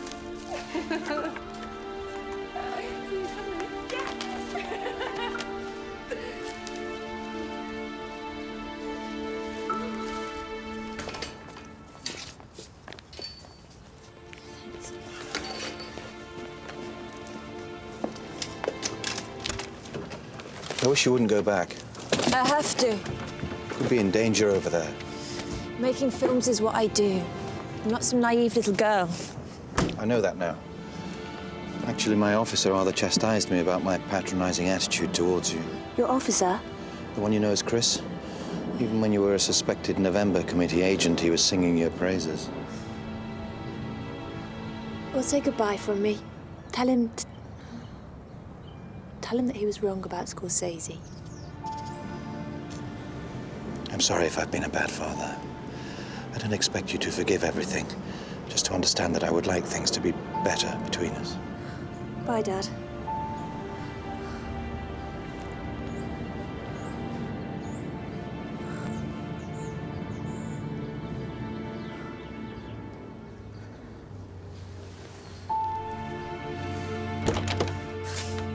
Thanks.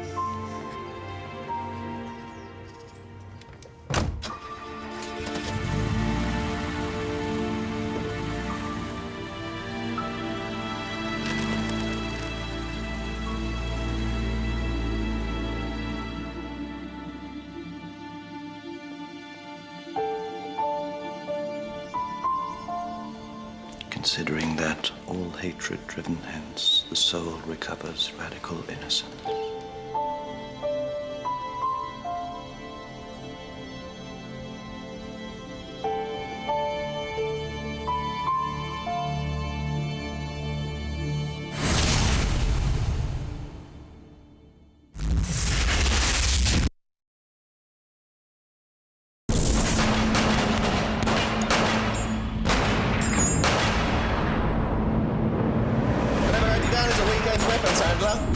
Sorry, Colin, what?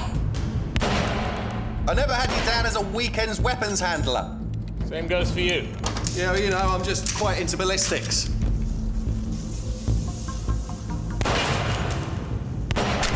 You're drifting. Am I? Looks like it. I guess you probably know why you're drifting. Yes, I probably do. May I?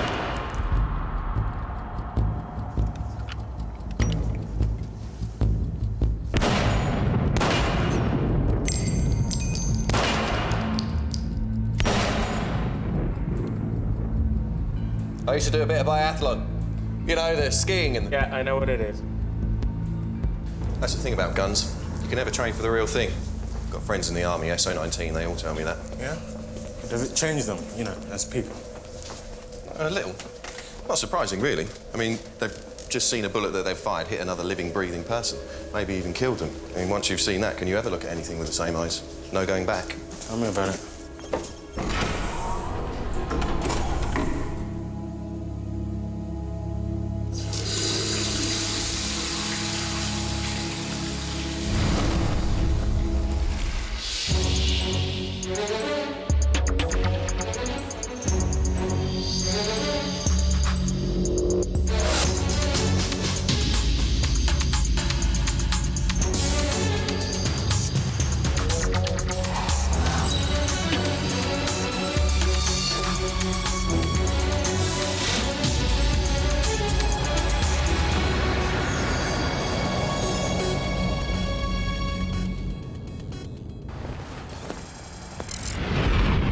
Thanks for giving up your Saturday mornings to be here.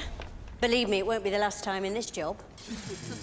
Working with secrecy means that you're going to be living with secrecy to the end of your careers, maybe even the end of your lives. And the effect on relationships outside of this building is not to be underestimated.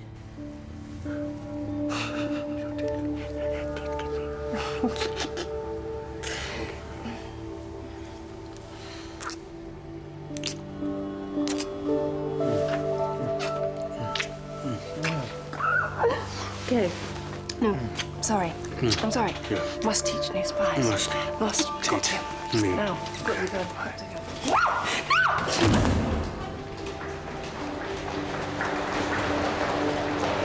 We thought we'd put together a workshop to talk to you about this because it's something that people feel very affected by when they're working, and no one's ever spoken to recruits about it before. Well, I had asked one of our senior colleagues from Section B to talk to you on this very subject, but, Zoe. Sorry. Hello. Zoe, would you mind just giving a few words of advice to our new recruits? Get an overdraft. On the subject of relationships. Yeah, of course. Right, well, having a relationship outside of these walls is, well, it's almost impossible. The only people that can fully understand or appreciate or support you in your life are the people that you share this job with. Or at least that's what the people here will try and tell you. And I used to think that too. But you know what? It's just not true. It is possible to find happiness outside the knowledge circle or whatever it is they like to call it now. And I know that it sounds stupid, but it's just about meeting the right person. And to do that, you're going to need to set the bar very, very high. Because they are going to need to be fabulous. They're going to need to be somebody completely and utterly fabulous.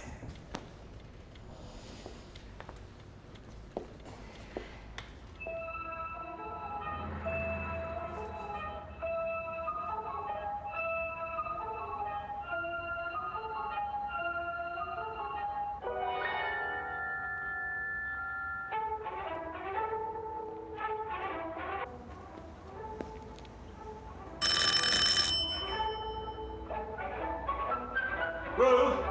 It's open!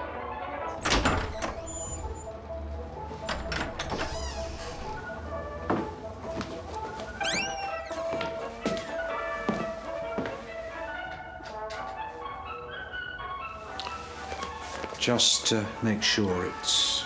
Back in registry first thing Monday.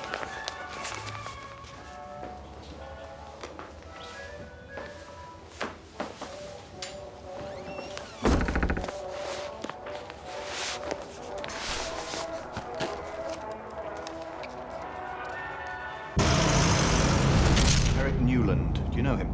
Yeah. He was blackballed effectively by the UK scientific community.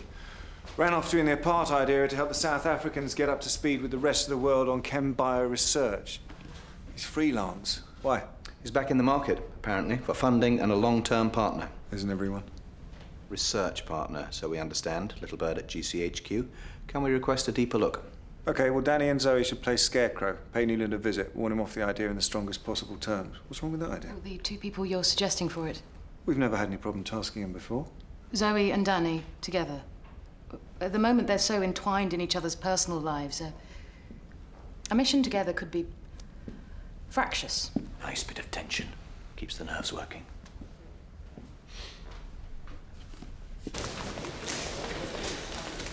Hello, yeah, can I talk to somebody about ordering some flowers, please? It's for a wedding. That was quick. Oh, listen, I'm going to call back. Thank you. He's from Will again? Yes. Very nice. Mind you, he's digging himself a hole, he'll start expecting it. Dr. Newland will be travelling to Harwich tomorrow. He will board an overnight ferry. Departing 1500 hours, arriving Kristiansand, Norway, 11:30 the next day. Now, it's an import-routed ferry, so will be empty on its way out, but full coming back. Why? GCHQ intercepted a mobile phone conversation. He's meeting a contact who's keen to fund his research on plague bacteria. We need you to travel with him and explain to him the error of his ways in the strongest possible fashion. That words will allow. Operation Scare the Scientist. A night on a North Sea ferry, surely that's punishment enough. Pneumonic plague has a rapid onset. And most untreated patients die within 48 hours. Now, it's zoomorphic, so it's passed from human to animal and animal to human. I mean, it's been around for a while, Black Death and what have you. It's not exactly breaking news. But Newland is perfecting a process that could mass produce and deliver it to a large population. From what we know, Newland is going to Norway to meet a fixer for North Korean technology transfer. From what we understand, the North Koreans want to fund his research. Getting himself a sugar daddy. Exactly. What a prick. He's a free agent. As far as we can tell, he's become so entwined in his work, he's not paying attention to the consequences. Now, I'm normally cautious about bandying around the phrase renegade scientist, but in this case, I'll make an exception.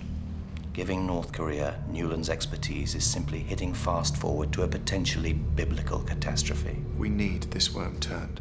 You two will be working together. Any objections? John, come on.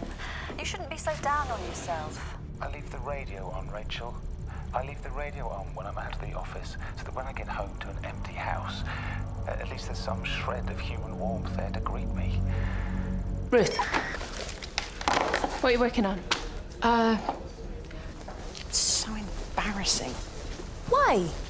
We're digging around in everybody's lives. Stands to reason we're going to come across someone we actually like. So, what's he done? Anything appalling? No. Shame. No, he's not someone we're looking at because he's done something. He's someone we're looking at in case someone does something to him. It's housekeeping. He sits on various committees and boards in the city. All kinds of people cross his path. He sounds important. Oh, he is. Is he just really nice? He has a PhD in economics. He was an athlete at university, but he hurt his knee playing tennis in Spain in '92. A ligament, very painful. And he's a singer. I don't know why that should make a difference to me. I just really like singers. You have been busy. It's not as if I'm doing anything wrong, really. Just looking at them. Of course not. Not like you're taking them home at the weekends. Please don't tell anyone. Photos, background, pictures of his parents, his brother. Reminders to him of what he's putting on the line by attempting to work with these people. Yeah, we don't normally take paperwork. Consider it ammunition. Enjoy the trip. What's not to enjoy?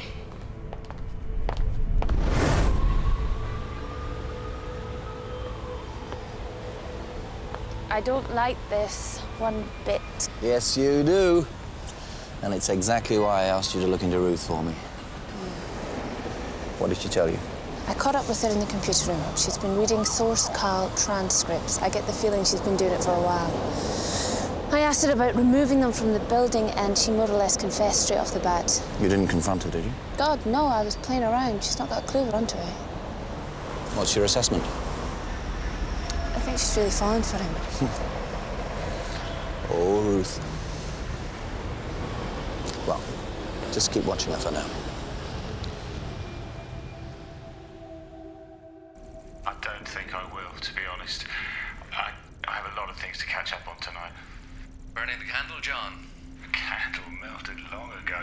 We'll see you for lunch tomorrow? Julie's, 1 o'clock? I'll be there and awake. Bye, Bill.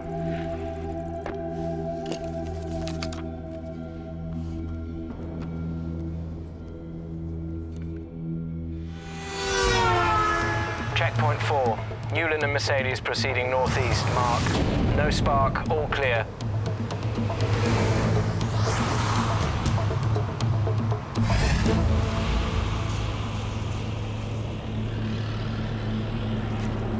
Raindrop.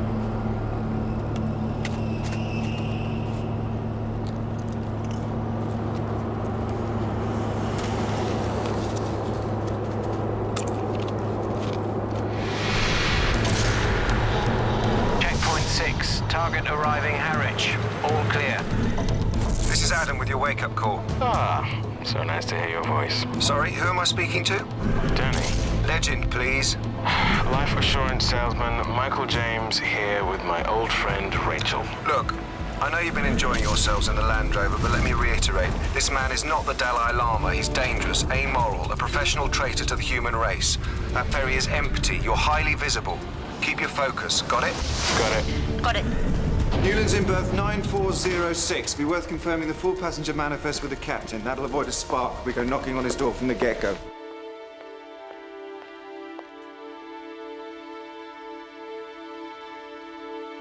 Do you have a reservation? Yes, for Smith.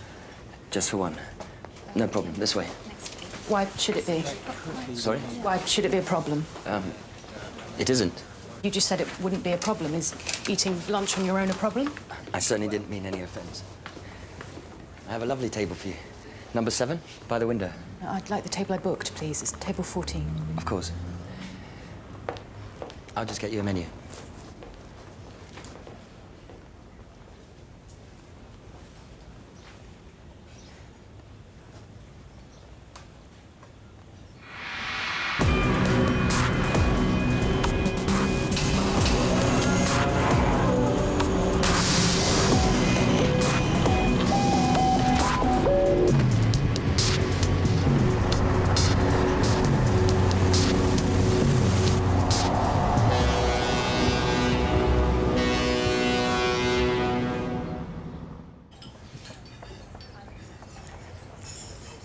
Afternoon.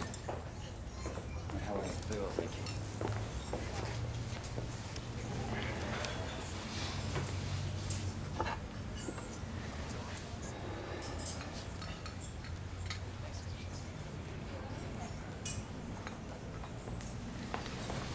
Something to drink? Water. Sparkling, please, with lemon. Something to drink, sir? Sparkling water with lemon, please. All right.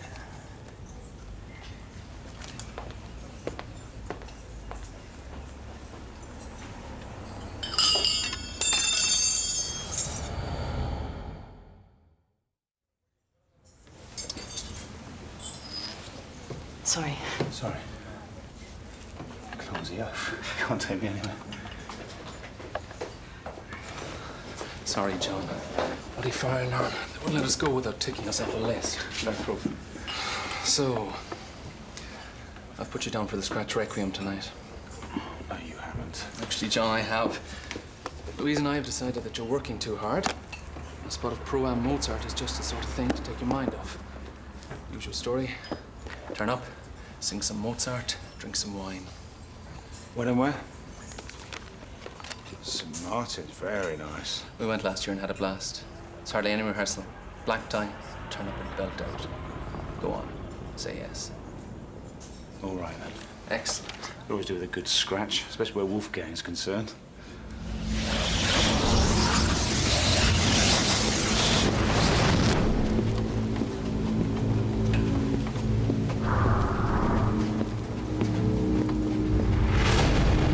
See, standard berth this way.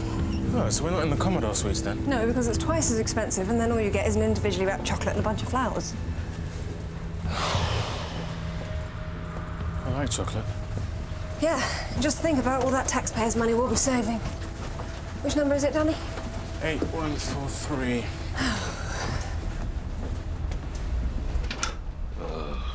It's like the Hindenburg, but without the frills. You should come here on your honeymoon. Newland's berth's on the other side of the ship, on the port starboard on the other side of the ship, anyway. Might look a bit obvious we move in next door. What's wrong? I think it might be those crisps. Yeah, and the chocolate, all that breakfast, all those pasties too, if I'm not mistaken. Oh, look, you're in luck. The Rhombus Cafeteria serves prawn cocktail. Zoe? Why didn't we know this before? Well, GCHQ had some problems looking into the accounts. There were quite a few. So money transfers already occurring? Yes. We know this? I mean, perhaps is what I meant to say, not yes. Big difference. All we know at the moment is the extent of the financial content of his secure emails. And luckily, the North Korean fixer side aren't that great at encryption. If he's already been paid, he's not going to negotiate anymore, is he? He's going to do the bloody work. No, we're jumping ahead. Let's just confirm it. You're working on the bank accounts? Is that a yes? Or a perhaps? It's a yes. Hi. Have you got anything to settle my friend's stomach? She's suffering from really bad seasickness. These should do the trick. Thanks. How was your lunch? My lunch? What lunch? The lunch you eat. You missed a good lasagna. Sam, can you keep something to yourself? Mm. I had lunch with him. And? Unfeasibly handsome. So what's the next step? Why is there a next step? Why isn't there? Newland's bank accounts. What about them? Newland's UK accounts have zeroed. Everything's headed for Switzerland. Are these the actions of a man who intends on returning to this country? Perhaps a visit to his flat. I could get a team in there in half an hour. It's open card. He's going to do it. We thought this meeting was just to be about paying for more research, but from the looks of these amounts of money, one would have to assume the plague research is completed. We need an upstairs opinion.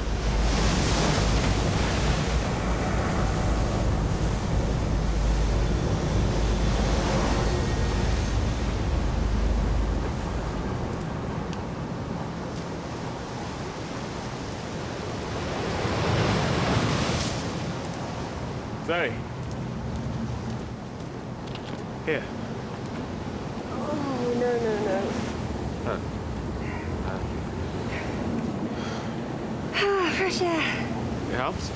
Not really. In the light of new developments, we would prefer it if this individual was no longer a problem. The DG's recommendation memos are starting to sound like papal bulls. I'd like clarification on this one.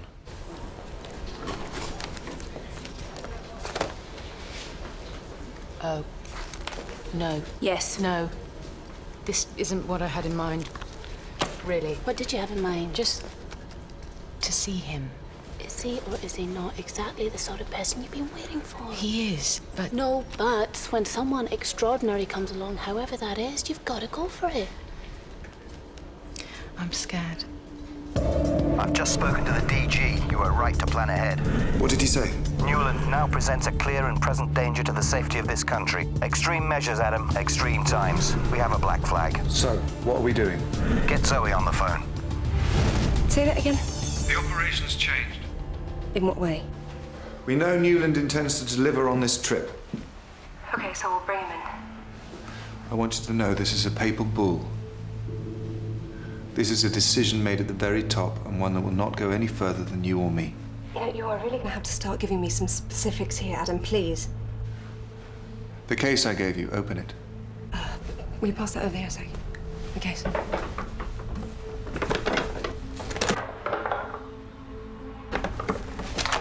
Yeah, now what?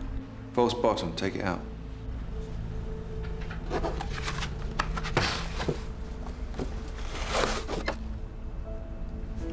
There's just foam underneath. Lift the foam. Not until you tell me what the hell this is. Lift the foam, please. Harry, are you on the line? Do as he says, Zoe.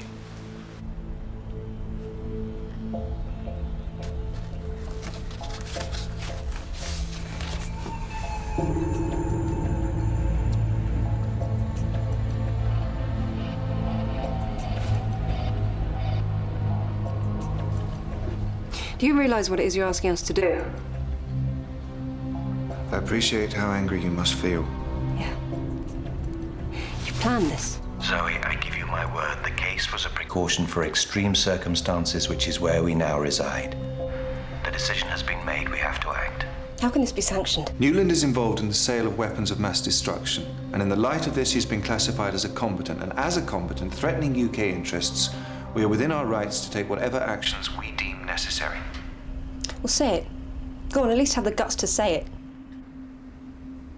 We are within our rights to kill him. We are nowhere near our rights. We have come to realize that we are living in a far more dangerous world. You may have noticed this yourself, Zoe. It's still not within our policy to do that. Deadly force is authorized in extreme circumstances. This is one. Yeah, so what, 1 minute we're going to have a chat with him, the next minute we're going to kill him. We did not anticipate the depth and progress of his actions. I feel sick. I know this must come as a shock. No, I mean, I really feel sick. I've got to get some air. Adam, I've got her. Zoe! Zoe. Adam.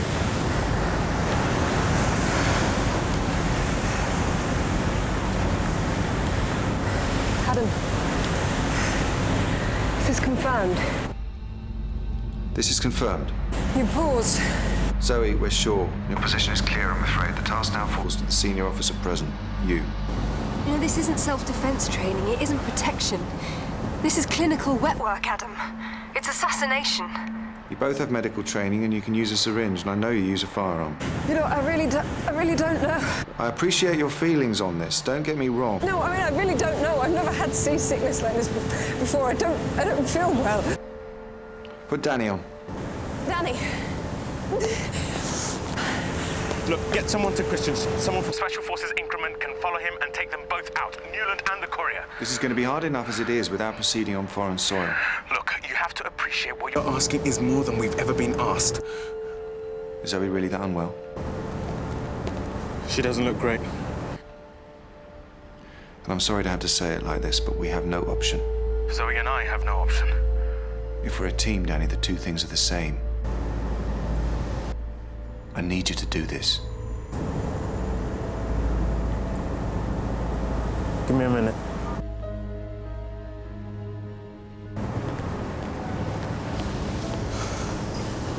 You're not doing this. I am. I'm all right, Danny. I'm all right. If I can see the horizon. No, it's got to be me. You're going to have a lie down, all right?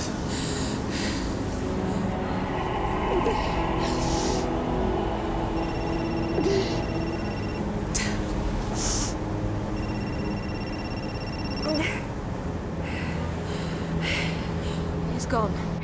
Ring him on his mobile. No, give him 5 minutes, then get him back. I want you there when I'm talking to him. I can do this, Adam. I can do it.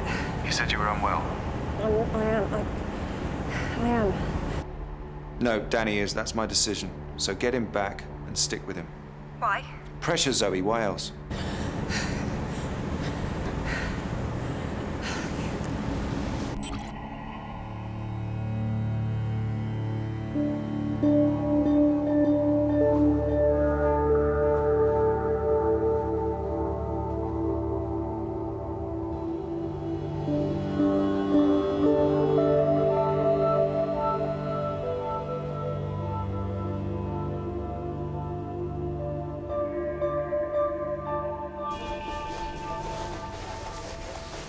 Can't do it. Of course you can. Malcolm, tell her. I could be your brother, Giles. I knew about the concert. I invited you along. You can hold on to my coattails. You won't have to raise a finger. When is it? 9 o'clock? Plenty of time to make up your mind. Do you remember Mary Kane? Pro-life terrorist. Yeah, I do. I listened to the interrogation tapes. Tom made them. He said something that's always stayed with me. He said, murder in the name of life is just about the stupidest thing I've ever come across. That has nothing to do with our needs here. Isn't it? The taking of human life, thou shalt not kill, seems pretty immediate to me. Look, I've never had a problem before. I really haven't. Not if I've been around it or involved in targeting it, but it's different if you pull the trigger. We both know that's true, of course. He's made it clear where his position is. We have no choice but to act. Look, if it's not Newland, it'll be someone else. Maybe, but we're concerned with him. Our focus is him. Your focus needs to be on him now.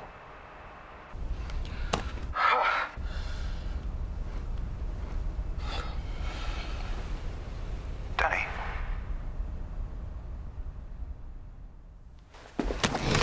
What do I have to do? We know he's a diabetic. Yeah. So, I'll walk you through it. The important thing is to make sure he gets to bed. Spike his drink. The drugs are long-lasting and mild, so he'll have plenty of time to get himself to bed. As soon as he's under, asleep, unconscious, get on with it. Don't give yourself any time to get anxious.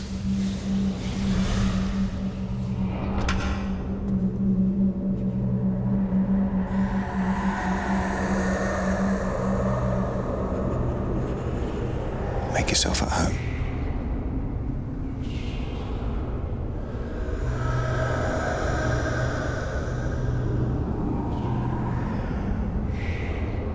You want the ankle. Prime the syringe before you go in. Swab. Needle in the vein. Softly press the plunger.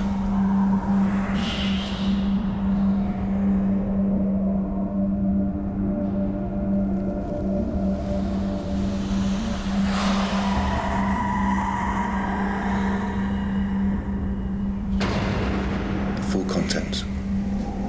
And gone. Job done.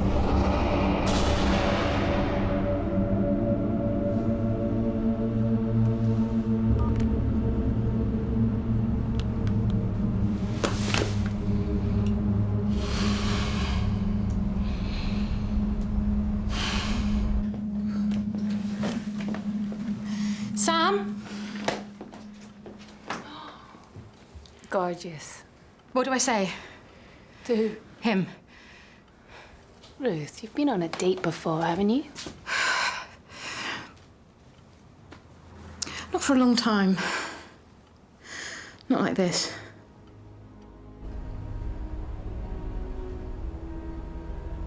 I've never done it before. I've never killed anyone before. Of course you have. No. No, Zoe, I haven't. Yes, Danny, you have. We both have. You've killed more than you know. You're in this job, you do this work. You may not have had your finger on the trigger. You might not have even been in the chain of decisions that led to it. But Jesus, Danny, you and I have killed people, and there's no escaping it. We're never this close to pulling the trigger. No, but we should be prepared for it, if the end justifies the means. But the means, Zoe, I mean, God help me.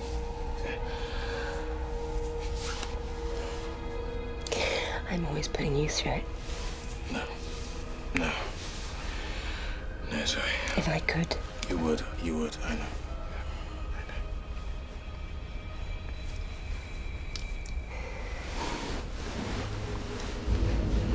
Get some rest.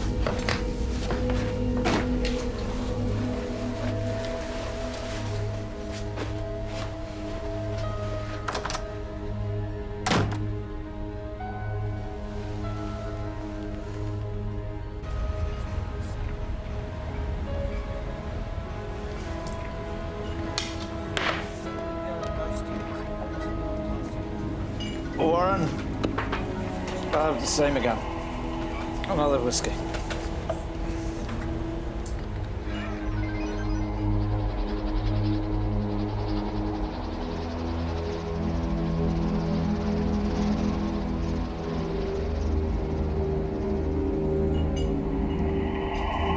Another whiskey? 2 whiskeys.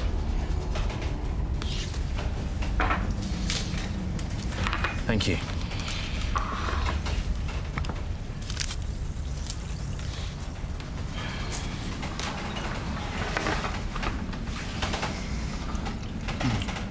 Slow into war. Cheers. Good health.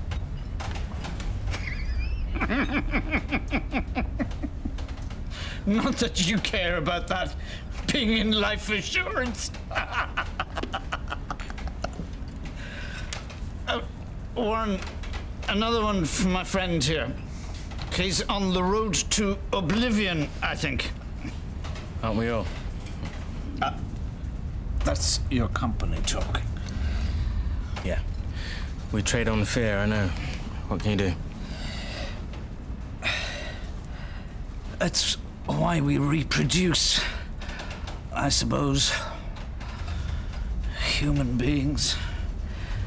We simply can't cope with the idea that one day we're not going to be here any longer.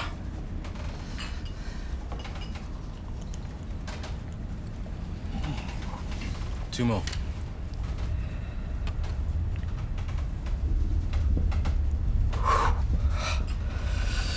Don't worry, sis. You look lovely. This is stupid. Stupid. Stupid. Right, now, Susan, all we're going to do is do some singing. Singing. Yes. Thank you, Giles.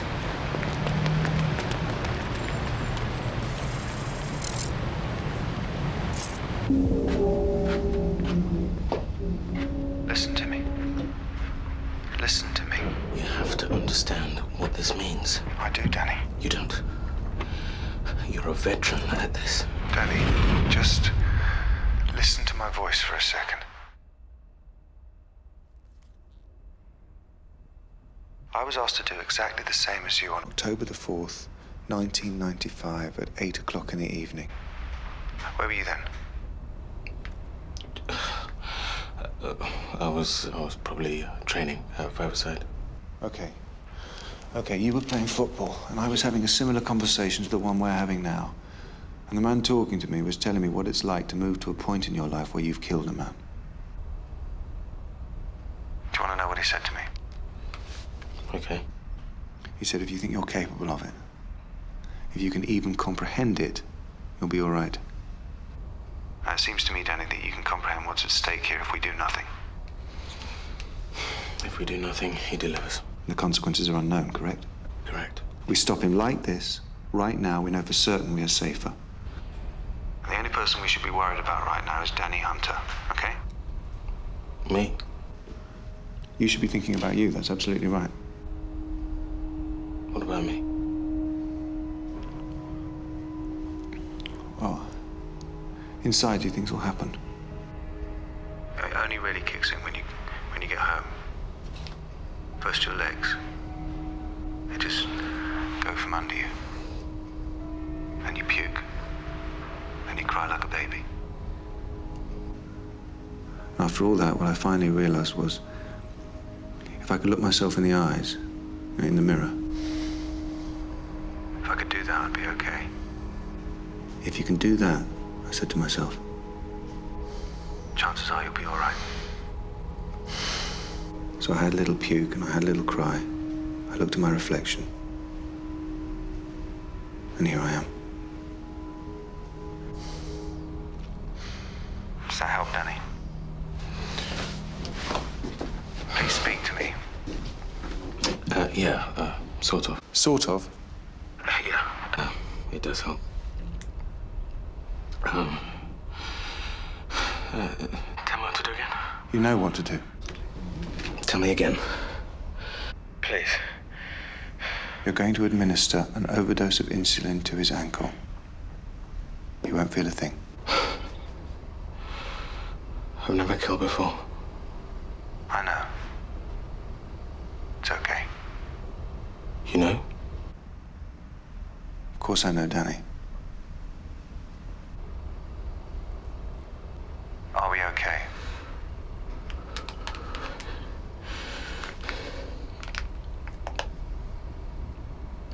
I have to go now.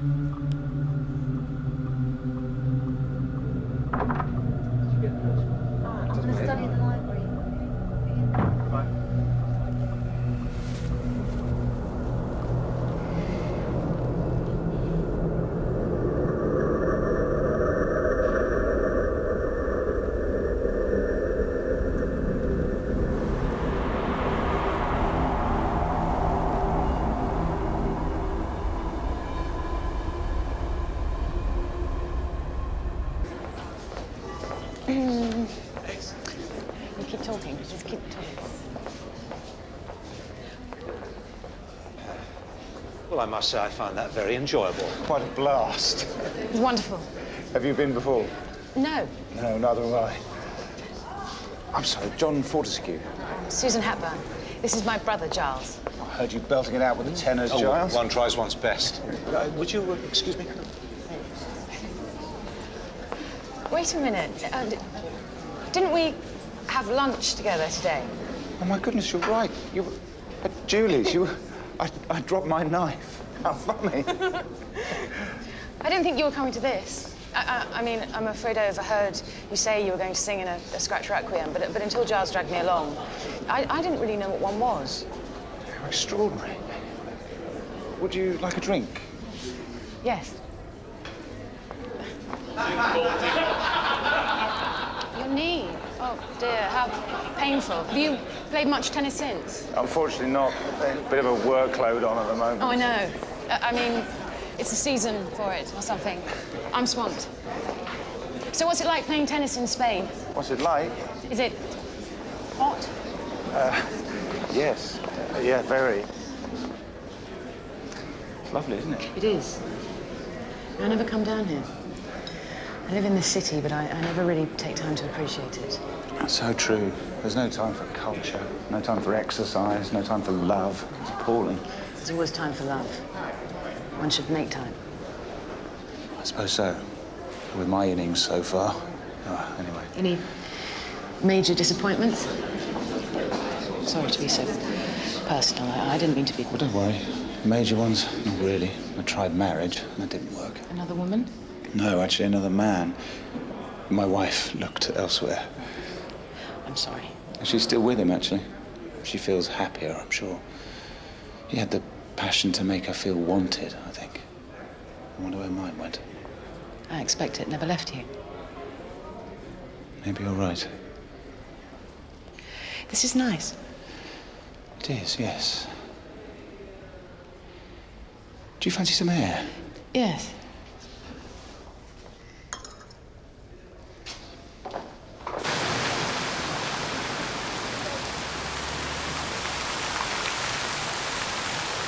It's a nice dress you have on. Oh, it's quite old, actually. But your suit is nice. It's my father's, actually. A bit tight round the middle these days. I think you have Do I? on your shoulder. Where? It's a feather or something. Well, it's been lovely. Yes, it has.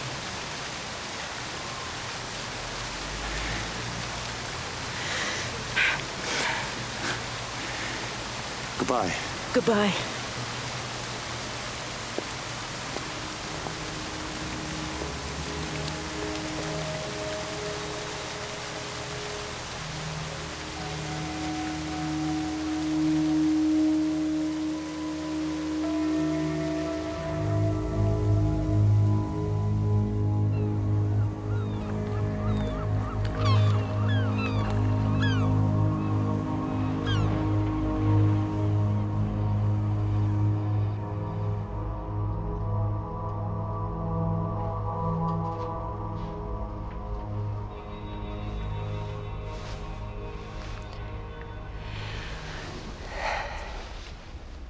We're disembarking soon. Hurry up. We need to make sure we're down there. I didn't hear you come in. You were passed out. It was very quiet. Is everything okay? It's not too far to the airport. Adam's sending a car for us at the other end. I asked you a question, Danny. I guess you did. So are you all right?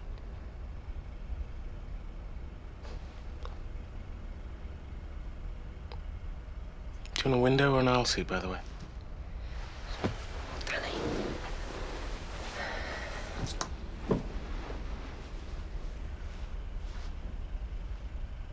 Will's brother knows you're a spy. He sent photos of the Ashworth op to a newspaper.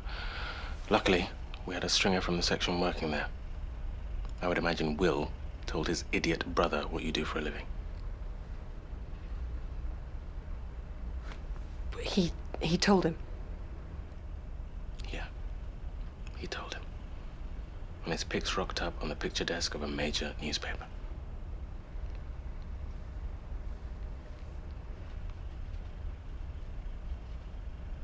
Sorry. See you down there.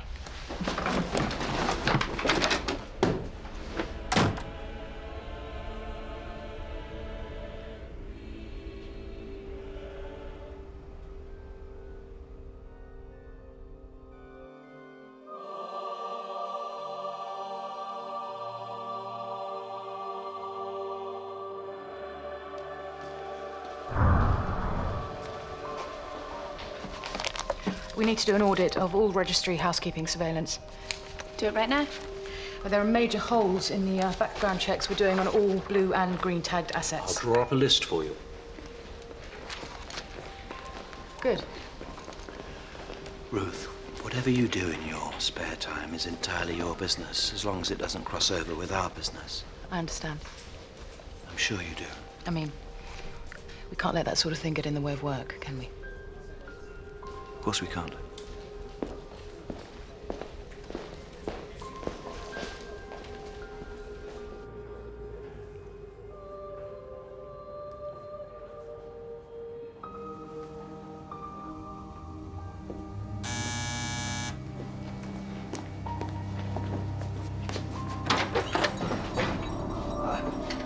What the hell happened to you? I need to know something. Yeah, name it. Did you tell your brother? Did you tell your brother what I do for a living? Zoe, I would never do that. You promised me. Listen to me. You vowed to me. And I meant it. You knew what you were getting into, Will. You knew how hard this could be. Yeah, very hard, very, very hard, okay? And I've done it. I didn't tell him. Of course you did. Look, I know what he's like. I mean, come on, why would I do something like that? Because you had to tell someone, Will. Oh, we all do. Will, it's only natural, isn't it? It's only human to want to tell someone. Jesus, Will, we did talk about it, though, didn't we? We did go over it. Yes, and I did not tell him, okay? Do you have any idea what would have happened if those pictures hadn't been found? Do you have any conception of that? Will, this is my job. Do you understand? Do you understand? I could have been sacked. God's sake, why won't you just believe me, eh? Because it's what just happened, Will. It just happened. Well, I don't know what's just happened, and I don't know how it did, but... You know what, Will? My life, okay? My life, my whole life, everything I've dreamt of, everything I've worked towards, depends on people I trust, not telling things. You, I can't ever trust you again. Come on, we can work through this. No. Yes. No. Yes. Will. Zoe, don't even think it. Will, everything we had was built on that foundation. My promise to you and your promise to me. Yes. You just destroyed everything our future was built on. Oh. Don't you ever contact me again. Zoe.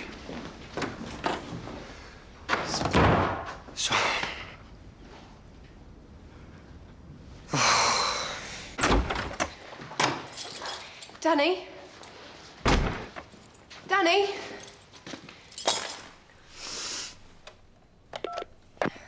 Hi, this is Marcus from Marchman Florists. I just need to talk to you about some ideas I had for your wedding bouquet.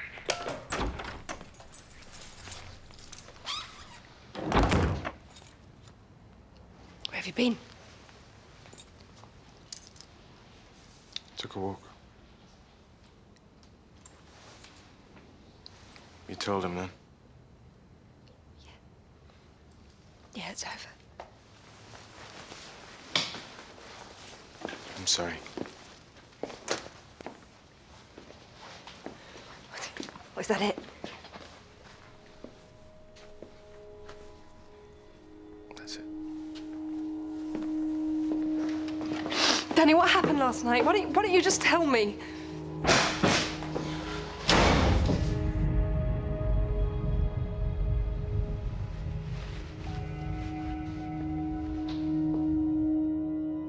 Inside you, things will change. Only really kicks in when you get home. First your legs. They just go from under you.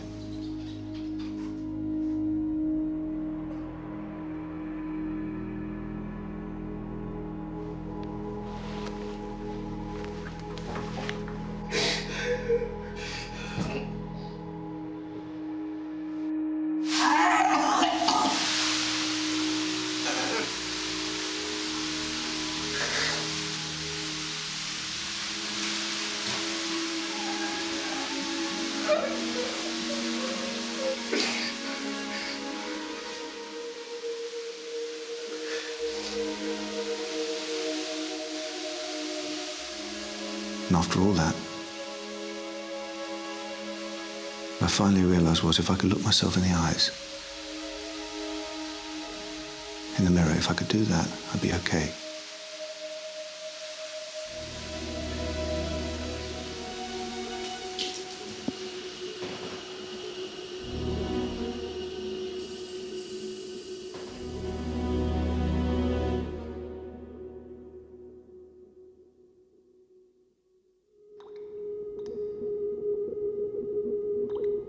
If you can do that, I said to myself, chances are you'll be all right.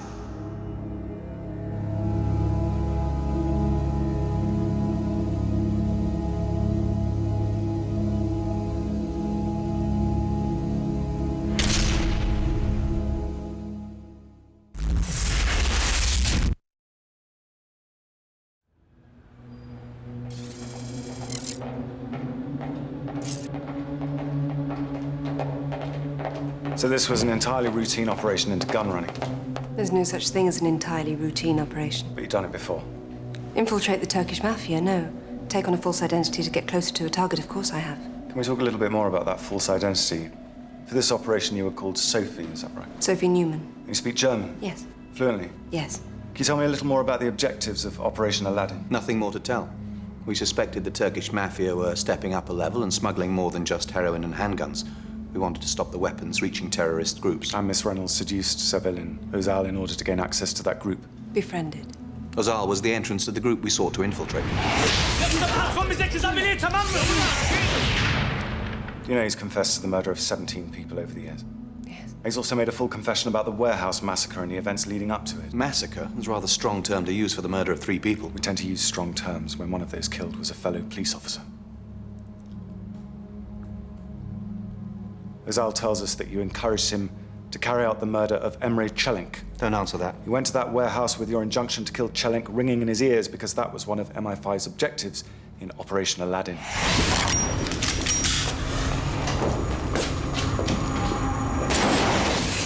You don't understand anything. No more. That's it. Thank you, Superintendent. Let's go, Zoe. This was an operation, okay, like thousands of others. It's Except something... in this operation, a policeman died. Do you consider that to be collateral damage? Can you sit down, please? Both of you. May I remind you, Miss Reynolds, that you are under arrest. That you, Mr. Pierce, are attending this interview against all rules and as a result of the intervention of the Attorney General. This whole investigation is a farce, whipped up by a police force motivated by revenge and a media obsessed with attacking the security services. It is an investigation into a multiple murder whose victims included a brave police officer and a father of 2 young children. Something that we profoundly regret, but for which we are not responsible. I disagree. Miss Reynolds, I'm very sorry to have to say this, but I'm satisfied that we have the evidence to charge you. Charge me with what? In the case of Mehmet Salem and Hassan Doyan with involuntary manslaughter by an unlawful act. And that unlawful act forms the basis of the principal charge, which is conspiracy to murder Emre Çelik.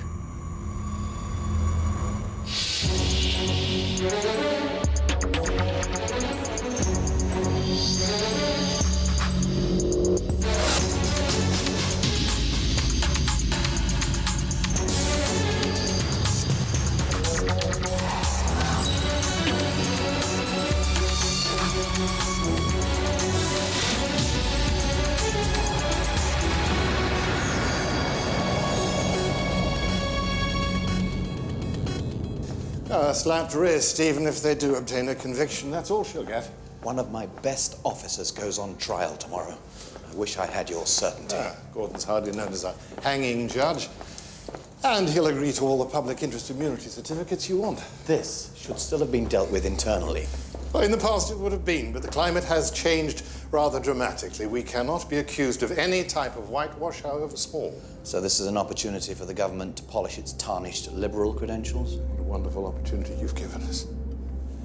Botched operation, a dead police officer, his camera-friendly widow, and a media that scented blood from the start. And brave Bobbies versus shady Spooks. Whose corner do you think we want to be seen in with an election on the horizon? Things have changed. Someone has to pay. Someone always has to pay, Harry. At least we've ensured that it's one officer and not the whole of MI5 who are picking up the bill. She's a fine officer, Patrick. Oh, that's why we're only talking slap on the wrist. She may get off. Come round to the club later, I'll buy you a scotch, make amends. You think that's all she's worth to me? Bloody scotch.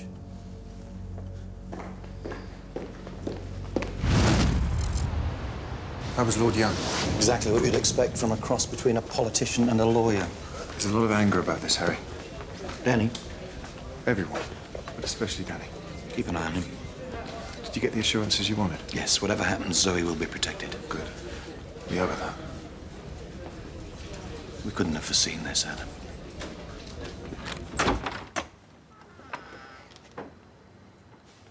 You called me. Will you come in? Yeah. So? I don't know where to start, really. Well, let's start at the point where my idiot brother stole some photos from me and you decided it was all my fault. I told you how important trust is. Well, that works both ways, Zoe.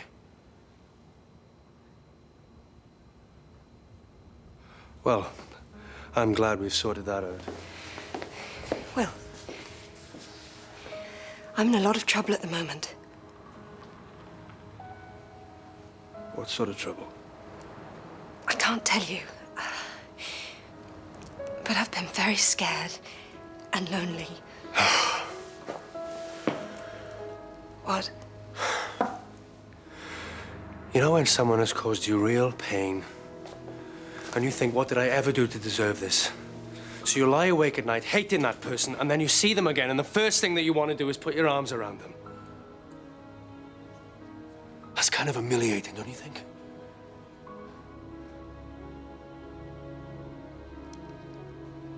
So put your arms around me.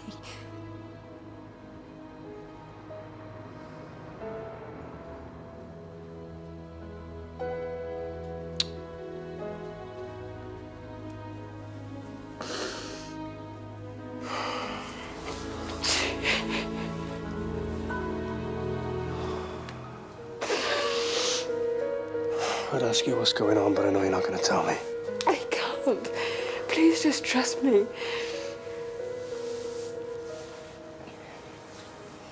Please. I'll contact you when it's all over, I will. Zoe, you don't ever have to be lonely, you know that, don't you? I'm so sorry for hurting you. You're right about not deserving it. I didn't mean it.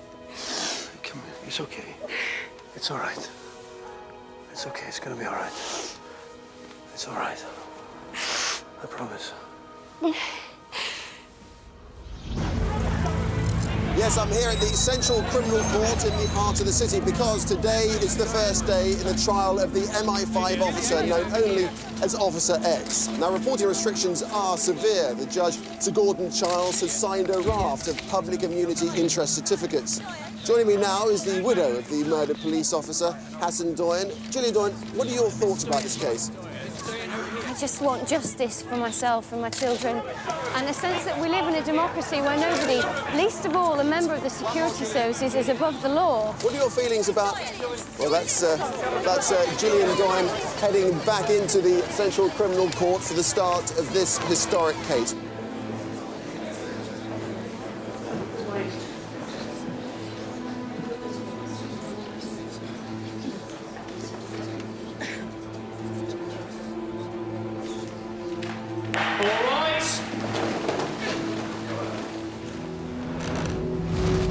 Crown calls Mr. Sevelin Ozal. Thank you.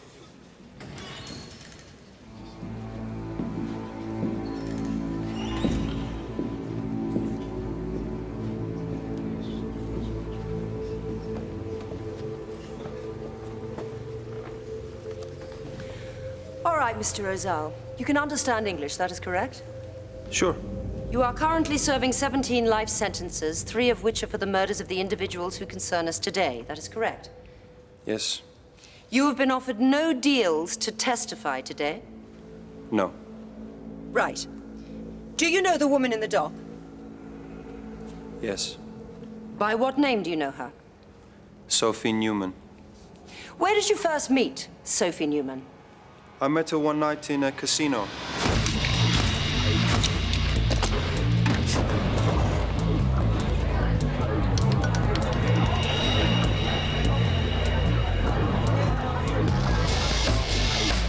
David, 3 and 5 split, $1,000 on each.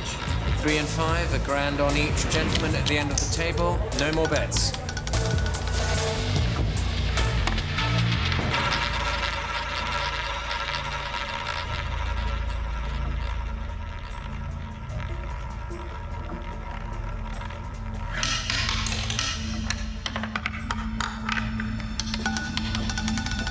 Number 5 wins.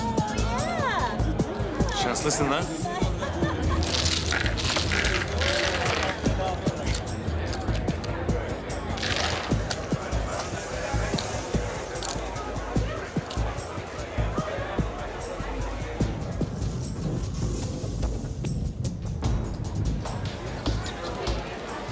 You appear to be in luck tonight. It must be the presence of such a beautiful woman. I'm with Mahmood. With me. Can I buy you a drink? I don't accept drinks from strangers. Unless they just happen to have won a large sum of money at the roulette table. Mahmoud is your boyfriend? If he was, do you think he'd let you buy me a drink? He wouldn't be in a position to object. You know what? I don't like guns. I do. Well, why don't you buy your gun a drink? If you think that impresses me, you are very much mistaken. Look, I left a coat and a scarf. They're very expensive. Özel, bu kızı götürelim buradan. Ne dersin? Yeah, you certainly will be if we don't find it. What's your name? Eva. So? Eva. Well, Eva, unless you find my scarf, the next cloakroom you find yourself working in will be back home in Kosovo.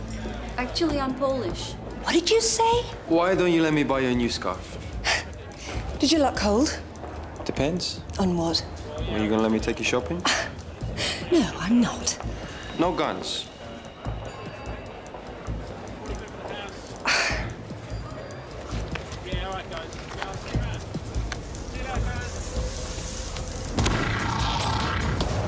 Why had you and your men visited the casino that night? I was celebrating because that afternoon I had sorted out some important business.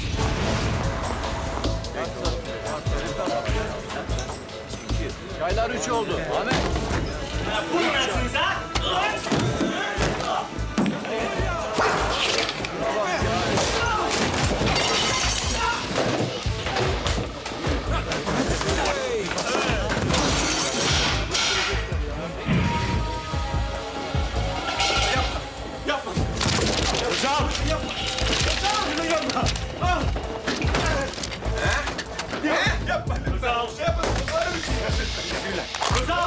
Biz sadece uyanmaya geldik ha.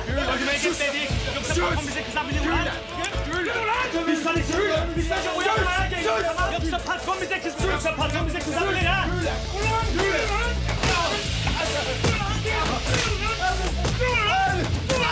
Ha? Orospu çocuğuna bakacaksın ha? Hadi be. Hadi. Özal. Ha? Orospu çocuğu. Ha?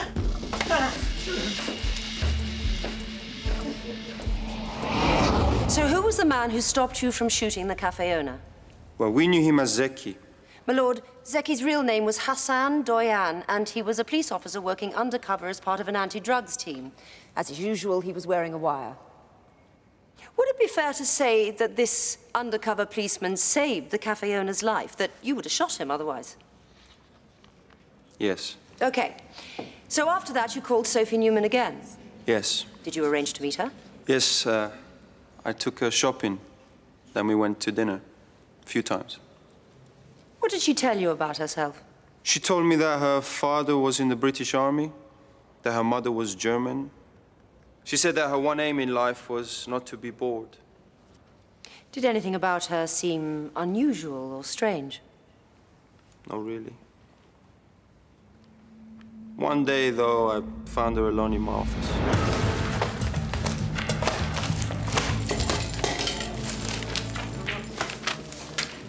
What do you think you're doing? So, where do you hide them? Hide what? Well, the wedding rings, photographs. Is that what this is all about? Are you jealous? Not jealous, no. But if some hysterical wife's going to start running after me, I'd like to know about it. Why would she start running after you? She'd never be able to catch you. She's too fat.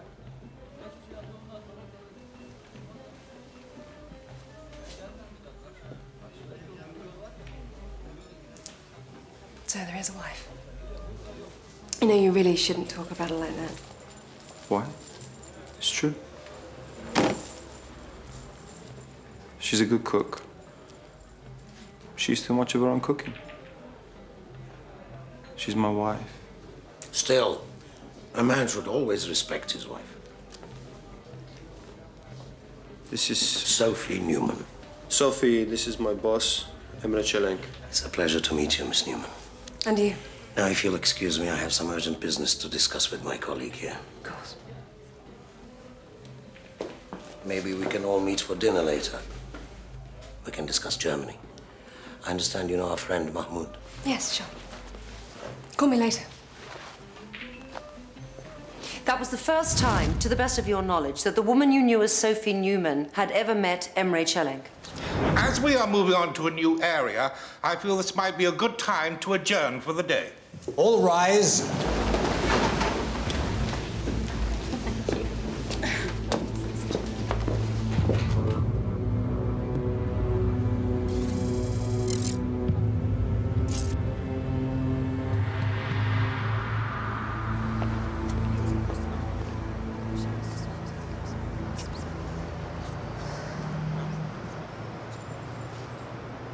You're one of them, aren't you? What? A spy, a spook, whatever they call you. Can't talk to you. You think you're all powerful? You don't have to obey the same rules? If that were true, we wouldn't be here, would we? Well, that's thanks to some dedicated policemen who don't creep around in the dark like you do. No wonder they call you Spooks. If we creep around in the dark, it's because we have to. Because there are people out there who also move in the dark. You can question our methods, we do that all the time. But don't question our motives.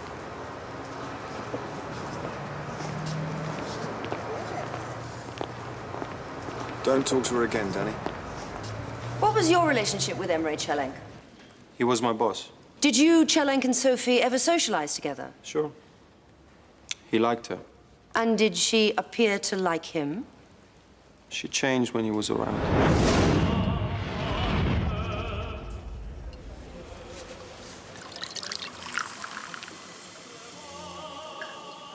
No, thank you. And these are the forces that will dictate the shape of our century. Al-Qaeda, American oil companies, and the East European mafia. Remind me never to have children, then. You shouldn't have children anyway. Really? Why not? You were made for better things. So you know our friend Mahmoud from Germany? I work for an import-export company. I know. Ah, well, you'll also know then that our interests coincided briefly. When I came to London, he offered to accompany me to a casino. I love gambling. You're in good company then.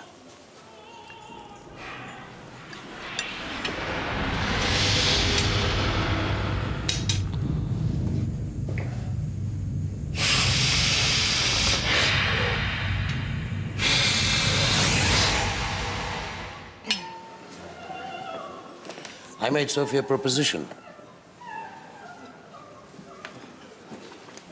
I'm going to Frankfurt on a business trip soon.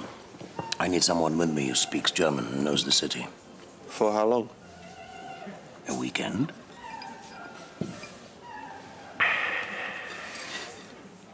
How strange. One trip to the toilet and you suddenly lose your appetite.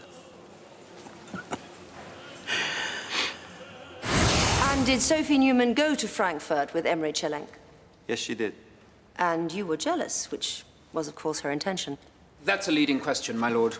The witness is not in a position to comment on my client's intentions. Rephrase the question, please. Yes, my lord. How did you feel about that? Bad. And when she returned from the weekend, did she call you straight away? No. So when did you next see Sophie Newman? You slept with him. And what did you expect? You let me go away with him and you knew how much you wanted me. He's my boss! I couldn't say no to him! Nor could I. You know, he's a very persuasive, powerful man. He's much more powerful than you.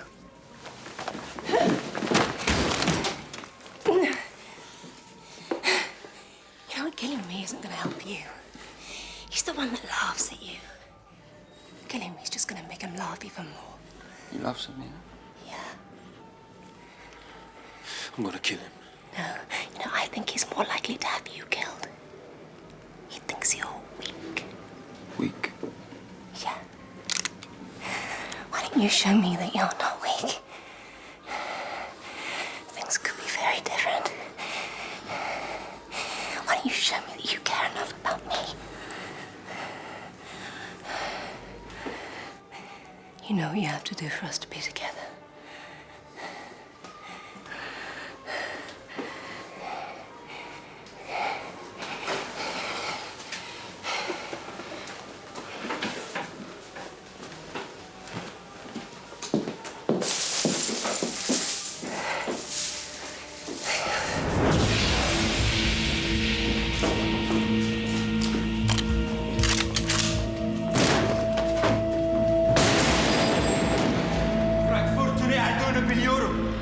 Ne yaptığını biliyorum orospu çocuğu. Özal. Sophie söyledi bana. Sen kazandığını sandın ama o artık benimle olacak. Özal. Bana her şeyi anlattı. Seni öldürmemi söyledi. I just want to draw your attention to the phrase in the transcripts. Sophie told me what happened. She told me to kill you. And Çelenk's reply is... O söylediyse öldüreceksin o zaman. Tell Sophie that life is only a dream. Sir, I'm an undercover police officer, okay? Don't. I'm married with 2 kids. You're gonna kill me, Özal. Özal, please. I'm married with 2 children. Özal, no. Özal, don't do it. Don't do it. Please, Özal, please. Özal, please.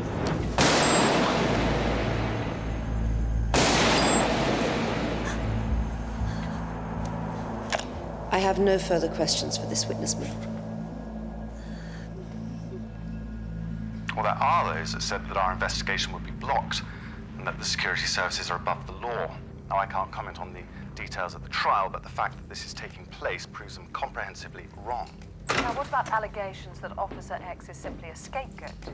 Well, What are you doing here, Harry? came to see if you were okay. Grueling day. Yeah. Yeah, the tapes were bad. They support Azal's testimony. Go and tidy your room, Danny. Right.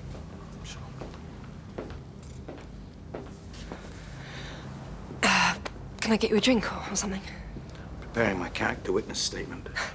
Hope you're going to say nice things. Well, I won't tell them about the stapler you stole.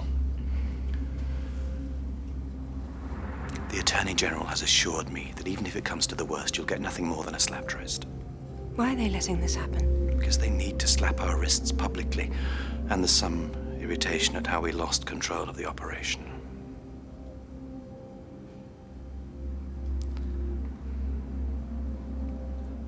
What is it? I need to be sure, Zoe, that you will not deviate from the story that's been agreed. Not tell the truth under oath, you mean? Heaven forbid. This is very complex. Much more is at stake here. I'll stick to what we agreed. To tell the truth, but not... The whole truth and nothing but the truth. Try and get a good night's sleep. Harry. Everything's gonna be okay, isn't it? Of course it will.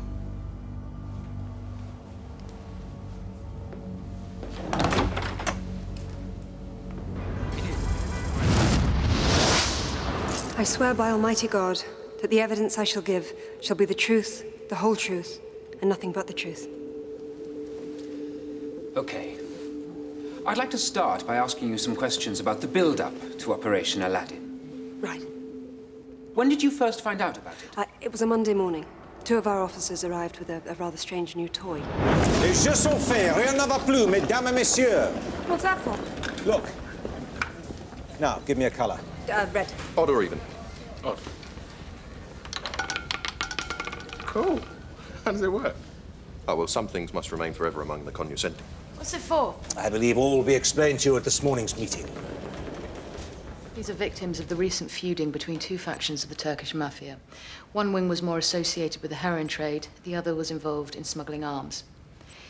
It would appear that a decisive winner has now emerged from that battle. This is Emre Çelenk. Ruthless, brilliant, and highly educated, he's part of the victorious gun-running wing. Why are we interested in him? His victory means we can expect a dramatic increase in the number of guns getting into the country. And not just guns. He has close links to the Balkan arms route, and the weaponry is getting more and more sophisticated. This is Sevelin Özal, one of Çelenk's lieutenants. And the weakest link? Correct. We think he's our best bet for someone we can both manipulate and eventually turn. Who are we going to get to do that, then? We're going to turn you into just the woman Özal will love. And through him, we get to Çelenk. Right, that's it. Zoe, let's go through a few more details about your legend, shall we? During the briefing of that Monday morning, was it ever suggested that one of the objectives of this operation was the assassination of Emre Çelenk? Definitely not. What about euphemisms? Remove him, cancel his contract. No euphemisms were used in the case of Emre Çelenk. And no such suggestion was ever made during the briefing. Right. Now, in his evidence, Mr. Özal made reference to an individual named Mahmoud. You arrived at the casino with him the first night you met Mr. Özal. Can you tell us more about that? Here's Zoe, this is Mahmoud, an undercover officer with the BND in Germany. He's infiltrated the Turkish mafia over there, but he's also known to Çelenk's crowd. He'll provide you with credentials. Nice to meet you. And you. I believe Malcolm's already shown you the magic roulette wheel. Yes? Okay, Özal goes to a casino, which is part of Çelenk's business empire. And let me guess, we let him win handsomely. Yes, and that's when you'll make your move. But we want to make him work hard for you. Quite right, too. Okay, Sophie Newman. Let's have a look at you. That should do the trick. Now let's do the voice again. Think posh and cigarette husky. Come on, Zoe, it's an important part of your legend. You're Sophie Newman. You're clever, but easily bored. You're amoral, and you want money and excitement. And what will you say when he wins?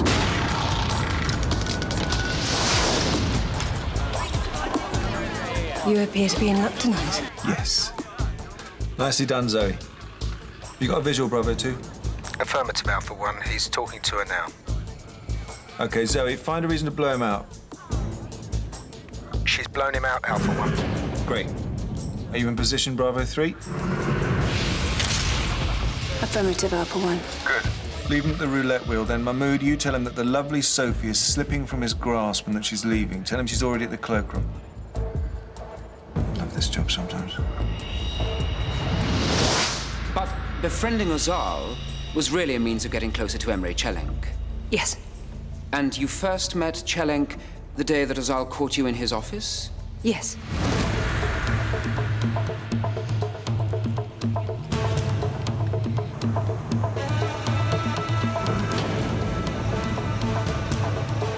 You've got a problem, Alpha 1. Target is returning. I got time to get out. Negative. Shall I request backup? No, we'll lose the whole lot.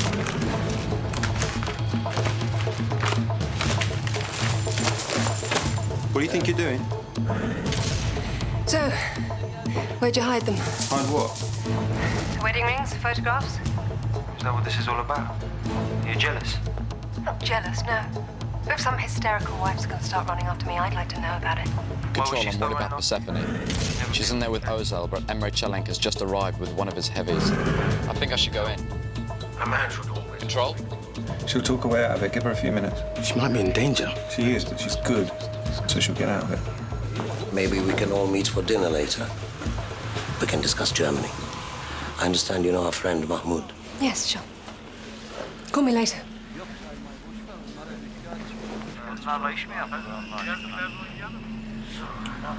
She's done it. How did you judge the relationship between Ozal and Çelenk? It became clear very quickly that Çelenk utterly despised him, especially his drug use. What are you doing with him, Sophie? I like him. He amuses me. He amuses you. Then you're easily amused. Apart from gambling, you don't seem to share his other vices. I mean, you're not much of a drinker or drugs. Drugs are the most boring things in the world. And very dangerous to our work, and they make you loose-tongued. I may liberate you from Ozal for a weekend soon. See if we can have a less boring time together. I don't do that. I'm not talking about one of your English dirty weekends. It's strictly business. I made Sophie a proposition. So relations between Ozal and Çelenk were strained? In my opinion, yes. Yes, they were. Was Ozal aware of this? Sometimes he became paranoid because he thought that Çelenk might be trying to kill him. I just put that down to excessive cocaine use. What did MI5 hope to gain by you accompanying Çelenk to Frankfurt? Intelligence on the Balkan gun-running trade and also a closer proximity to Çelenk himself. Not to make Ozal jealous? If that had been my aim, I wouldn't have had to go to Frankfurt to do that. Quite. And tell us about the meeting with Seville and Ozal when you returned. That wasn't at all as he described it. We met, and I tried to give him a present. But he began ranting again about how Çelenk was trying to have him killed, and then he stormed out. And the first you knew of the deaths in the warehouse? A colleague picked me up and told me that the operation was over. Obviously, we were distraught at the news of the death of the police officer on the undercover drugs operation. We had no idea of his existence. Thank you. No further questions, my lord. I think we'll adjourn for lunch. All rise! You have denied that you and Mr. Ozal were lovers. Did that never become an issue between you? No. So you were using the promise of sex to manipulate him. Is it common for you to use sex to manipulate people during an operation? No. But you're a very attractive woman. Perhaps you were recruited for that purpose? Well, that was never mentioned at the interview. The expensive dress, the diamonds, what were they for? We wanted him to be attracted to me, of course, and no one denied that. Mm-hmm. So he was buying you gifts and taking you out, and yet he received nothing in return? Or was it your sparkling conversation that so entranced Mr. Ozal? You're totally missing the point. By denying Ozal sex, he was easier to... Wind up? Manipulate? To control. It has been suggested by your defense that Mr. Ozal was very frightened of Emre Çelenk. Yes. But that's not supported by any of the taped conversations between Hassan Doyan, the undercover policeman, and Mr. Ozal. Do you find that strange? It's macho culture. You don't confess fear to another man. And while we're on the subject of tapes, can we go back to the incident where Mr. Ozal caught you in his office? What were you doing? I was replacing a defective bug that had been providing us with a lot of useful secondary intelligence. Good. So when you returned from Frankfurt, the new bug was up and running? Yes. So where are the tapes for the period after you returned from Frankfurt? We've requested them, but been told they don't exist. There could be any number of reasons for that. Things do sometimes go missing. Or perhaps you laid down another defective bug. Is MI5's equipment that unreliable? My lord, I'll allow this. So, the new bug just magically stopped working after you got back from Frankfurt, is that it? Obviously not. So where are MI5's records for what happened that day in Ozal's office? We're a very large organization. Records do sometimes go missing. Lucky for us, then, that the police aren't so careless with their evidence. Ozal, she told me to kill you. Chelenk, well, if she told you to kill me, then you must. How do you explain that? He was lying. I can't speculate as to why. You used Ozal's sexual jealousy to turn him into your weapon, didn't you? No. And in doing so, you showed a cowardly disregard for human life. Ozal was in such a rage that anybody with Chelenk would have met the same fate. But you didn't care about that, did you? That's not true. I think your regard for the truth is on a par with your regard for human life. The goal of this shoddy, sordid operation was the death of Emre Chelenk. That's the truth, isn't it? No.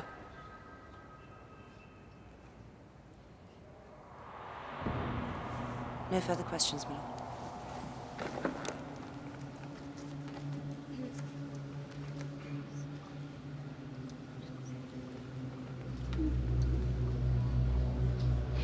Nobody is seeking to deny Sevelin Ozal's past, but he has been offered nothing to testify in this trial, and he has confessed to crimes for which he was not The choice before you is clear.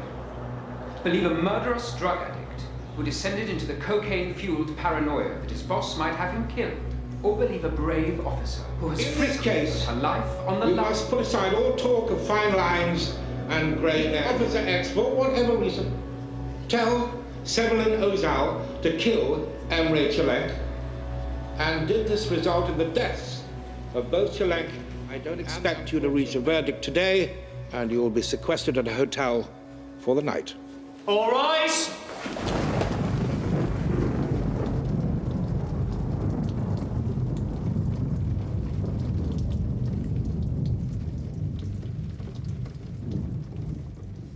Zoe, you should get some sleep.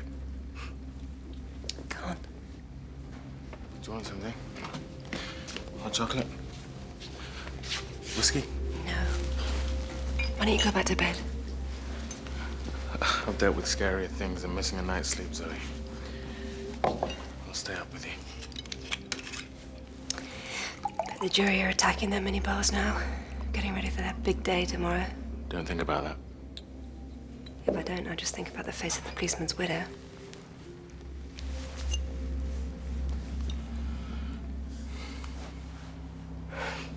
Tell me, Zoe. Tell you what? Tell me what really happened. I know what you're talking about. You do. I'll never repeat it to a living soul. But tell me what really happened. I'm the only person who can truly understand.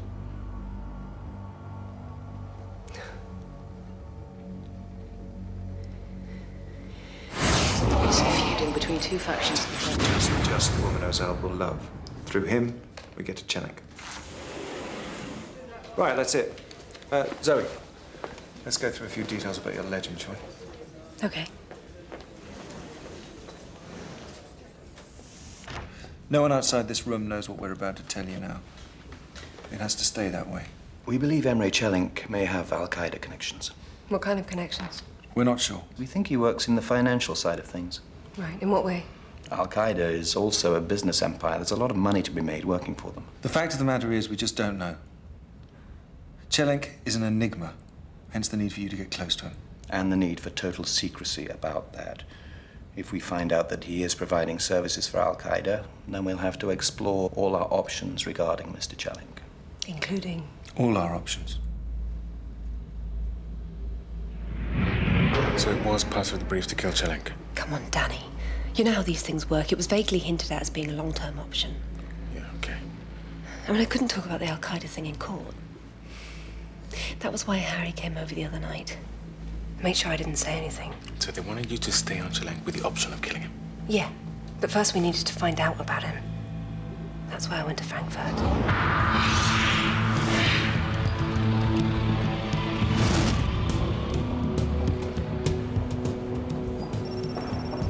Status report from Persephone to Control.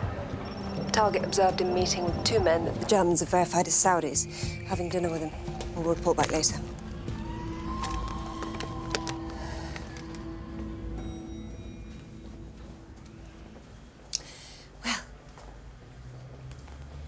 Let's have a drink. Really? You're quite safe with me, I promised. You know I don't want to sleep with you. There are things I wish to discuss with you. I might like you to do some more work for me. Are you tired? No. I'd love another brandy. Good. Risky. Yeah. A great opportunity, though. If he didn't want to sleep with you, what did he really want? Well, at the time, I thought it was what he said. To discuss work. American rubbish. You don't like Americans? I think no better or worse of them than of anybody else. I did enjoy watching the planes flying into the Twin Towers. It certainly made the pulse beat a little faster. Mm. The people jumping was awful, though. Can't you imagine the excitement of those young men who have taken over the planes? To do something so devastating, so spectacular. It almost sounds as though you support Al-Qaeda. No, I'm not interested in their ideology. They're a business, as well as a terrorist organization. But they could do something here or back in London that will kill everyone. Why be so frightened of death, Sophie? Couple kissing down in the lobby. Boy who brought us the drinks. Who would really care if they all vanished tomorrow? Well, their families, the people that love them. Compare their trivial lives to those men who rushed to their deaths on that beautiful morning in New York. Is that what you enjoy, then? Death and destroying people? Enjoy? No, not really. But if you don't like death and destruction, I suggest you look away for the next 30 years. Because it's inevitable, and millions will perish. You know, you make money from people who deal in death and destruction. I'm not sure that I entirely approve of you. But there is a part of you that agrees with me, I'm sure. And what makes you think that? You're clever. One thing puzzles me, though. That lost child at the station. What about it? This is a security announcement. We would like to remind all passengers to keep your luggage with you at all times. Any unattended luggage will be removed. Thank you for your cooperation. All right. Okay. Bye. I saw your face. It wasn't the Sophie Newman who screams at cloakroom attendants. How do you know about that? I've always had a soft spot for children. That other bitch happened to lose a particularly beautiful scarf of mine. Shall I have her killed? What? The girl in the cloakroom. Huh? Come on, Sophie. I thought it was your mission in life not to be bored. Let's see if she's working tonight. Let's just sit down. One call to the casino, and one of my men can follow her to her house, kill her, and everybody in it. Osman, bu vestiyerdeki kız çalışıyor mu bu akşam? Good. She's working. Stop it.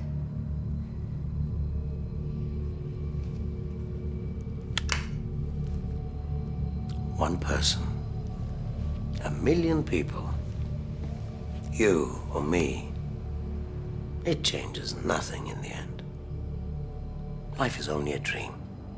And one day we all wake up from it. I'd like to believe that when people wake up, they'll see a kinder face than yours. Good night, Sophie.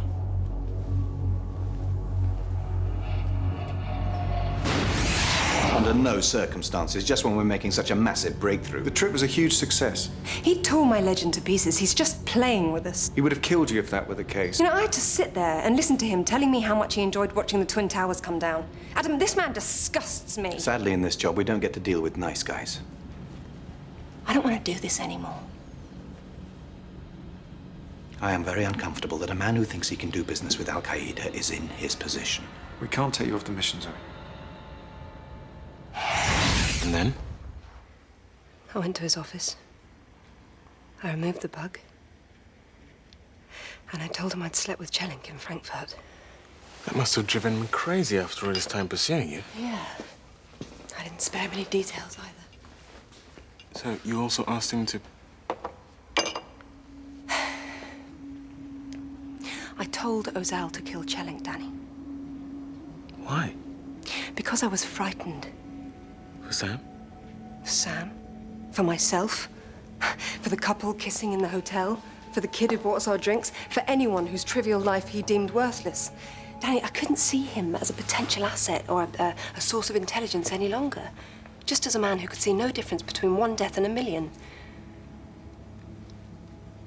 We make difficult decisions, Zoe, and we deny the luxury of moral absolutes. Yeah. Yeah, but this time, Danny, I messed up a mission. I've exposed the service to this court farce, and I caused the death of 2 other men. You know, you have to live with the consequences of your choices, Danny.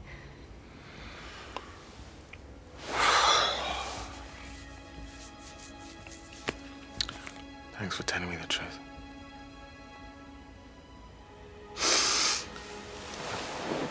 Whatever happens tomorrow, whatever the jury decides, I want you to know something.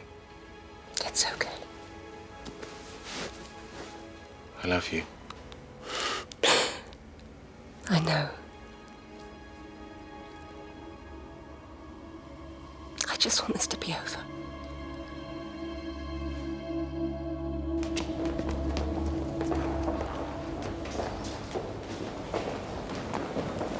This waiting is dreadful. No need for alarm. I've had assurances. Harry, the jury are coming back in.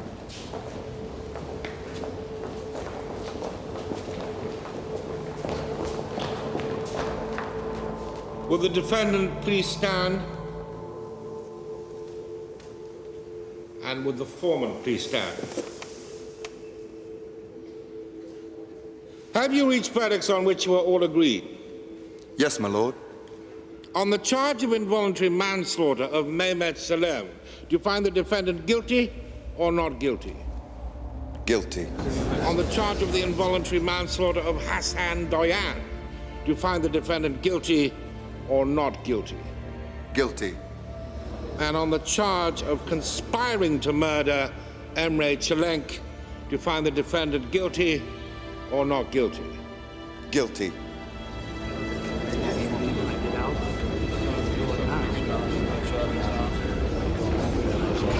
The trial of Officer X reached a dramatic conclusion today as the judge handed down a 10-year prison sentence.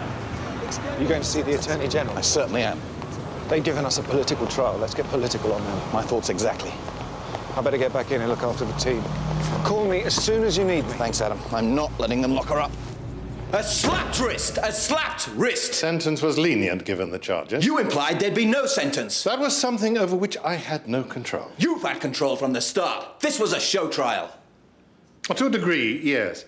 We were showing that this is not a state where the rule of law counts for nothing, and where a member of the security services can appoint themselves as an executioner. Well, I hope you remember that pious bullshit the next time there's a terrorist outrage on these shores. I hope you remember that a democracy is not only protected with guns. So we reward the loyalty and bravery of one of my best officers with a prison cell? There's no option, Harry. Oh, there's always an option. Because let me tell you, a few reputations will go down with Zoe. We know where the bodies are buried. Remember? You're playing a very dangerous game here. So we appear to have reached an impasse. Sit down.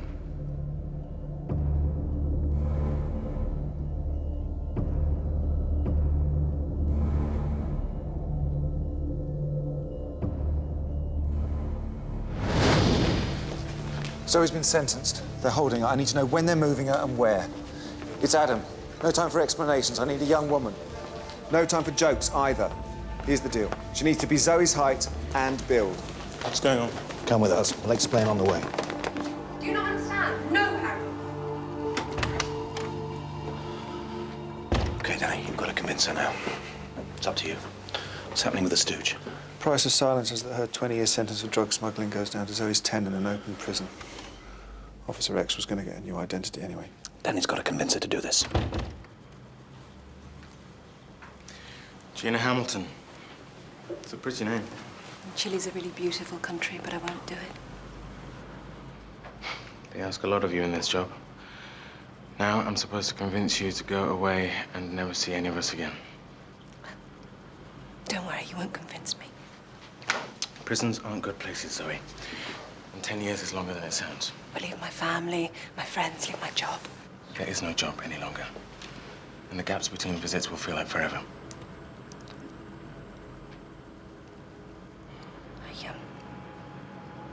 I can't do this. Take it. Take the passport. It's your freedom. And Harry had to threaten a coup to get it. Wait! 1 minute, please. Zoe.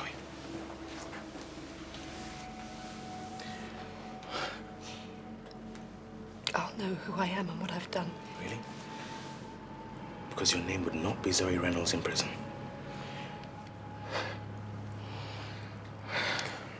God, it never stops.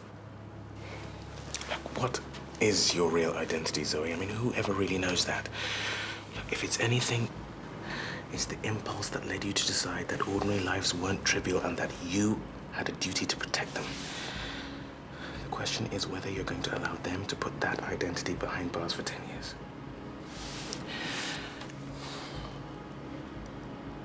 Some lucky person in Chile who doesn't know it yet is going to meet Gina Hamilton. Maybe you'll have kids. I'd like to have a baby one day. A little girl. Then get away from here.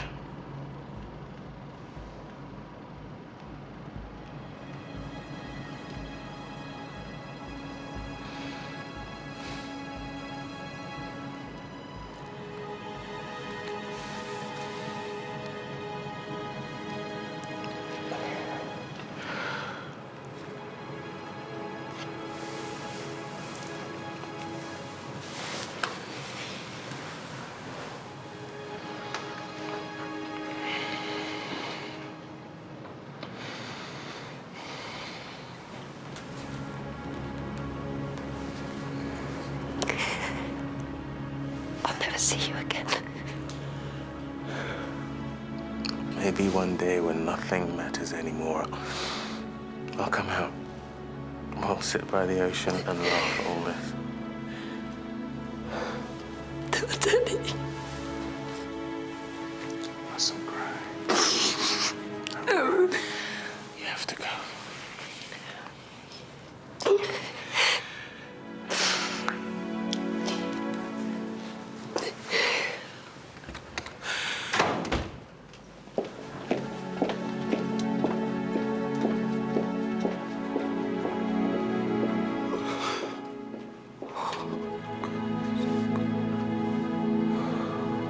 Annie.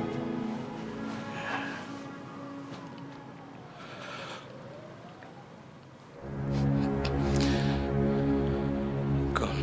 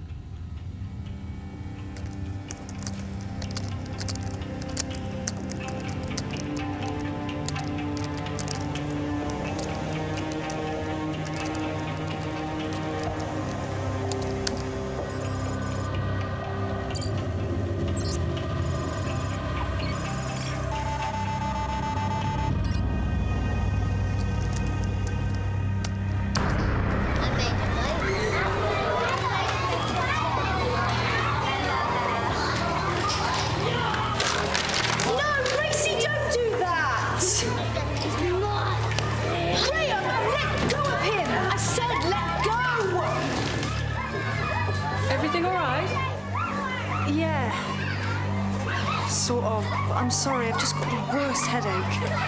They know just when to strike. Sometimes I think it's not lice we should be looking for, but 3 little 6s. Look, I'll deal with them. Why don't you go take a paracetamol, get some fresh air? There's some in the first aid room. Yeah, thanks.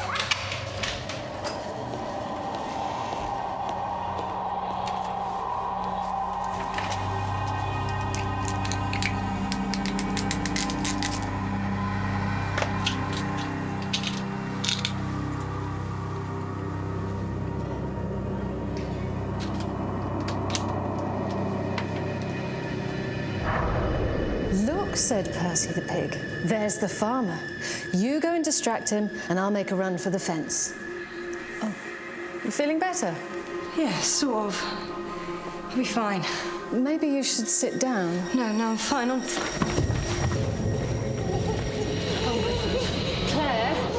Can you hear me? Claire? Or did you see her take the pills? No. What's her medical history? Is she diabetic, epileptic? No, not that I'm aware of. I mean, we'd know. She just said she had a headache. Oh, the bottle's almost full. Can't be an OD. All right, I want you to call anybody who you think might have some information. Stop. She's arrested. Charge 200. Stand clear.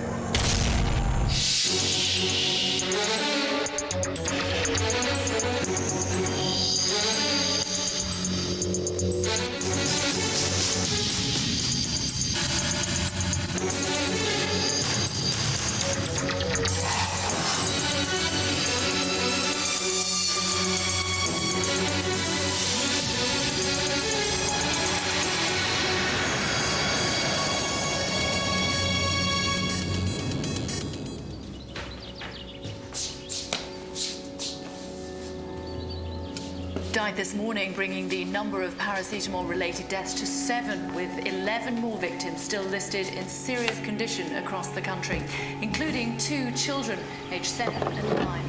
The Health Secretary made an urgent plea this morning for everyone to avoid taking any form of paracetamol while this matter is being investigated.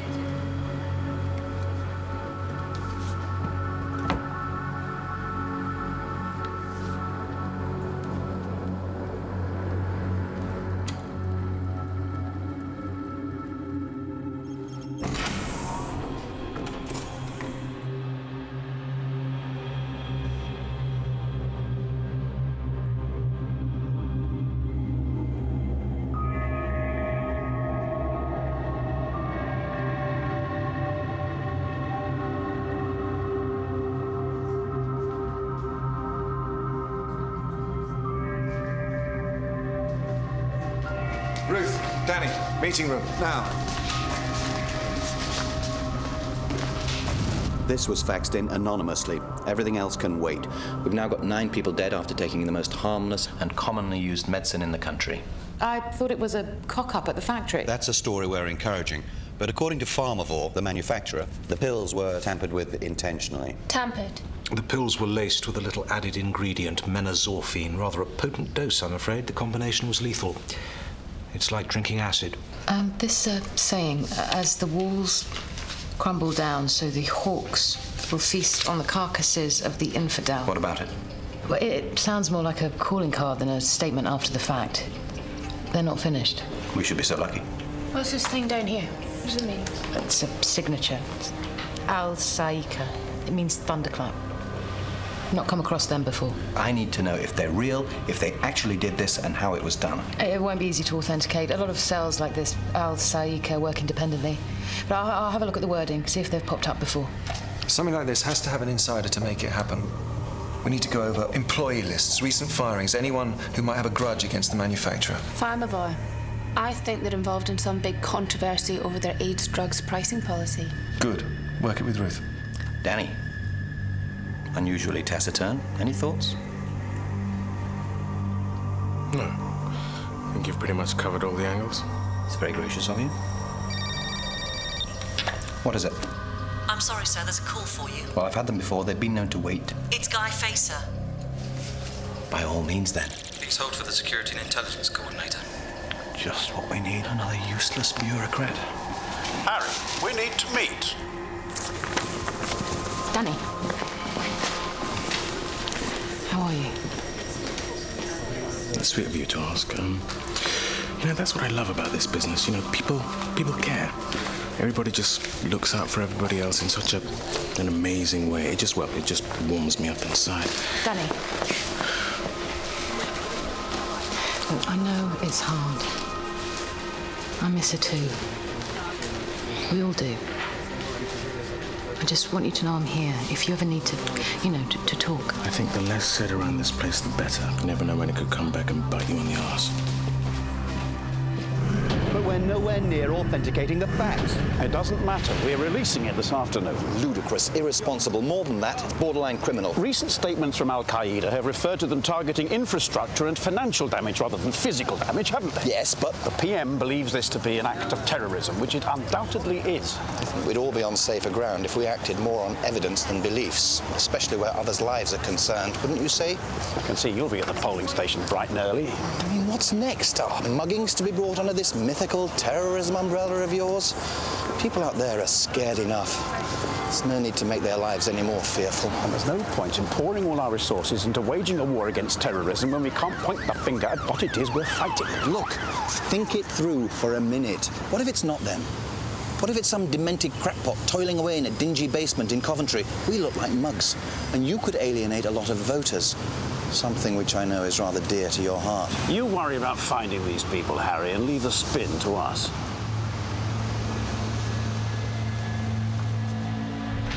I've got 3 groups that have been very vocal in their criticism of Pharmavar and the whole AIDS, drugs, pricing policy thing, but none of them seem to have any history of violent protests of any kind. What about their employees? I went over the Met's reports. No hits so far.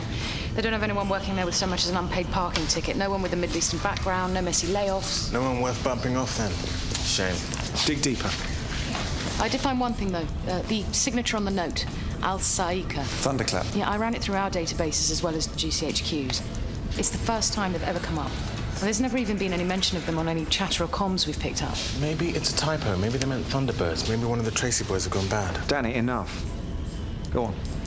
I did an online meta search, which also came up blank, but then I found something in an old book about the Crusades. Back in the 12th century, they were a small group of ruthless fighters, very devious, sort of like the Sultan's SAS. The brains behind Al-Saika was a brilliant war strategist called Ali Hassan al-Mazboudi. He made his name by taking the more advanced inventions of their enemies, like the catapult, for instance, and improving on them before turning back and using them to defeat them. Bring your enemy down using his own technology. Medicine. Exactly. This is going to get messy. We're going to have to talk to the pharmaceuticals, get them to put everything on hold. Nothing can be allowed to leave the factories without being checked and double-checked. We may have to import drugs from abroad until we know what we're dealing with. Danny, pill factory. You've got to understand something. We produce over 7 million of those pills every year and have done for over 20 years. This couldn't have happened here at the factory. What if someone tampered with them after they were shipped out? Killer tablets came from different distributors in widespread locations. It happened here. That's impossible. This factory is as good as it gets. The production is completely automated and computerized. It's monitored 24/7. No one can tamper with the process without being spotted. You need authorization codes and clearance levels. The whole process is controlled by computers? Yes, of course. It's the control room.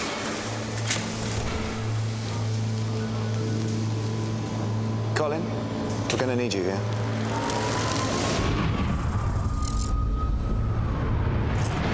Pharmavor's production line. The machines that actually combine and compact the ingredients into tablet form, they're not online. And no phone line means no way of hacking into them. However, Adam's theory isn't entirely without merit. Go on. In most painkillers, the main ingredient is generic. Something companies like Pharmavor buy in from an outside supplier. In this case, one that also happens to be a major supplier of menazorphine. And the supplier's machine is online and can be tampered with? Yes. Whoever did this simply messed around with the composition of 1 or 2 drugs. How stupid is that? Don't they have any firewalls on their system? They do. Sadly, their servers are a rather popular model of router, which is still set to its default password. You mean password? I meant to protect these people. Okay, so what you're saying is this wasn't hugely difficult to do? No, intermediate to expert level hacker, but not rocket science. This should be good news, except that it widens our net. Let's narrow it down some more. All right, we need to look at all the hackers we know of. Any programmers who are capable of doing this. Cross-reference for anything, even remotely linking any of them to Islamist causes. Check bank accounts, recent travel movements, chat rooms, the works. And put out an urgent alert to any other morons out there to change their bloody password, will you, Sam? Sure.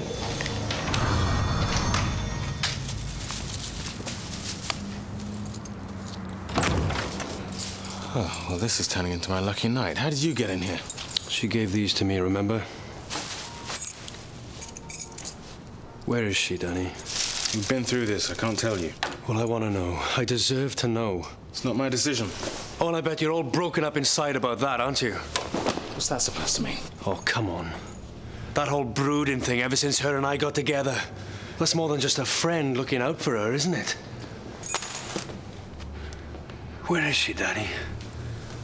I'll say this slowly so you can understand, okay?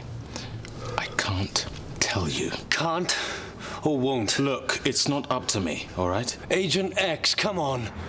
Zoe disappears the same time as an unnamed female MI5 agent is tried and sent away for 10 years. It was her, wasn't it? I can't tell. 10 bloody years, Danny!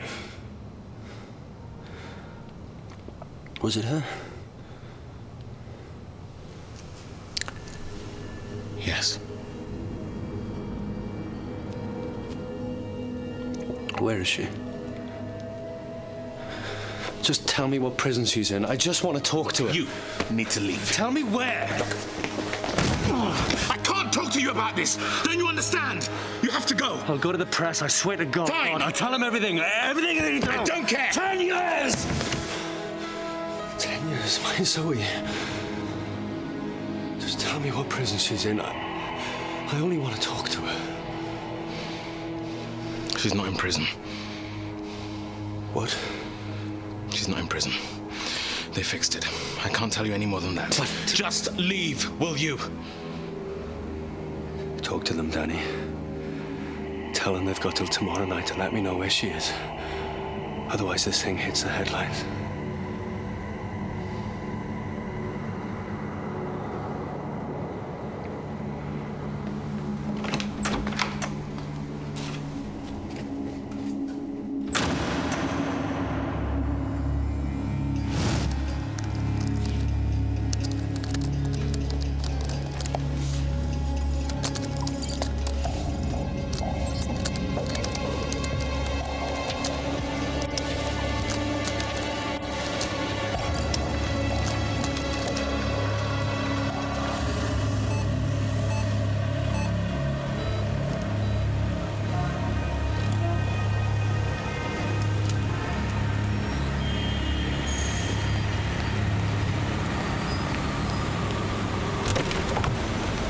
Yes, I know. I just... The Health Secretary made an... I'm sure every parent is calling you about their child, but I just wanted to check. Any form of paracetamol while this matter is being investigated. Okay, very good, thank you. So where's all right? He's fine. The headmistress has already told all the teachers and cleared any pills from the school's infirmary. See? What? So I just want to make sure our son was safe. What's wrong with that? I see you're bringing out the big guns. Shock and awe. Works every time. What is it this time? Spain? Morocco? Not even close. Yeah, but you're going to have time when you get back. Maybe. Then again, even 3 stars in the Alps have indoor swimming pools. Damn. At least I'll be able to call you. Late. How late? How many time zones are we talking about? Less than 20. You're going to be back on Saturday? I promised Wes we'd take him to the Science Museum. You know, it's the last weekend of that space fair thing. He's dying to see it. I know. You might have to take him by yourself. We haven't done anything with him together for ages. I'll try, I really will, but you know what it's like. What? Adam, he'll be fine. It's not as though he's not used to it. I know. You know, he's going to be 8 in 2 months. He's going to start asking questions about stuff. About why we're never here. You mean why I'm never here? Well... I miss him. I really do. We chose this life. What we do matters. Even to Wares in the long run. I know. I'm getting worried about this new placement of yours. It's as though you like staying put. No, I just like the idea of being there for him in the flesh, you know? Well, at least he's got one of us looking out for him. It's more than I ever had. Well, yeah, look how you turned out. Well, come on. What do you think? I'm even curious to know what it'd be like to actually live together like a real family. Real family, please. My own son doesn't even know my real name. Hardly anyone outside Damascus does it, for your own protection and his. Fine, that's not what we were made for, is it? We need more than that. Don't we? Ruth, I tried to get money out this morning and the cash point wouldn't give me any. It's saying my bank balance is zero, which it definitely isn't for a change. I'm not the only one.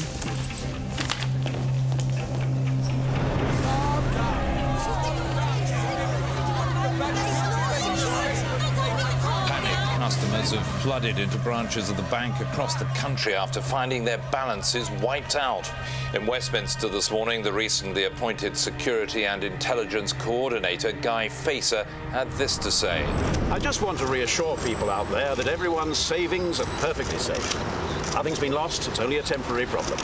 By law, every bank in this country has many safeguards and backups to ensure that no data is ever permanently lost. Another bank's just been hit. The word is spreading like wildfire. The FTSE's already down over 400 points. This just came through. Someone tell me their password wasn't set to password. Take away that which the infidels hold dearest and watch as they turn on each other like rabid dogs. They've got such a lovely turn of phrase, don't you think? But what do they want? They haven't made any demands. Isn't it obvious they want to bankrupt us? They're doing a good job of it. It's about time we did ours. Colin, tell me something uplifting. Well, it's shaping up to be the driest autumn on record. Do you want to be taken out and shot? Well, I've got 6 teams here working on tracing the source of the hacking, and the National High-Tech Crime Unit's got all of their programmers working on it. They're sending over a couple of their people to work from here. Good. Whatever it takes. I want these techno-freaks stopped. Harry. I need a minute.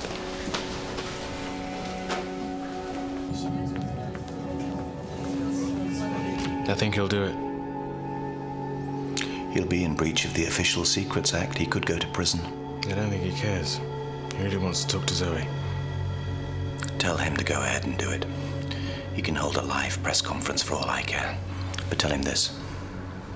If he does that, if he breaks this story, then all he'll have done is made damn sure that Zoe goes to jail, because that's what would happen. Is that what he wants? Why can't we just tell him where she is? It's for her own safety, Danny. You can't rely on everyone's discretion. You saw what his brother did. They were gonna get married, Harry. She trusts him. It's a human failing she'll have to overcome.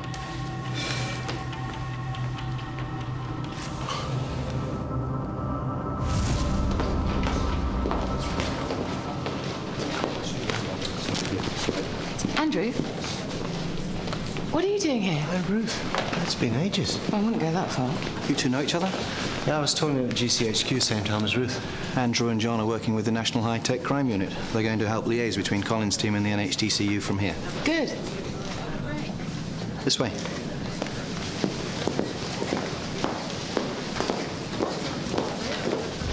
Wait. Go back to this one. Any luck tracing our hackers? This node here. Look at the time delay. That's too close to be just... Yes. See that? That's also a West Star downlink, which could be... Stop the presses. It's routing through the same CMT host as the one from the second bank. I'll come back later. Of course. But it's not enough. We can't triangulate without INTX signature packets from a secondary root server. But we have one. The first attack, the one on the pill factory, that's also on INTX. Of course. We can triangulate back from there. Should tell us where they're coming from. Got them.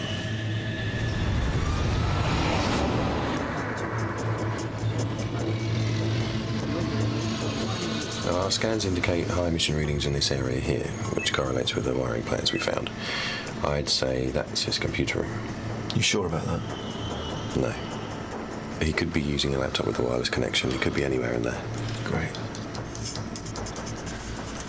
Well, we've got no choice. Danny, you and Alpha Unit use this access here. Make sure this section's covered. I'll take Charlie Unit and cover the main staircase. All these years of massaging the hearts and minds of these people, and we're about to flush it all down the toilet. I can live with that. Adam, I think you should see this. A TV crew? What are they doing here? Danny, call Harry. Find out what the hell's going on. What are you doing?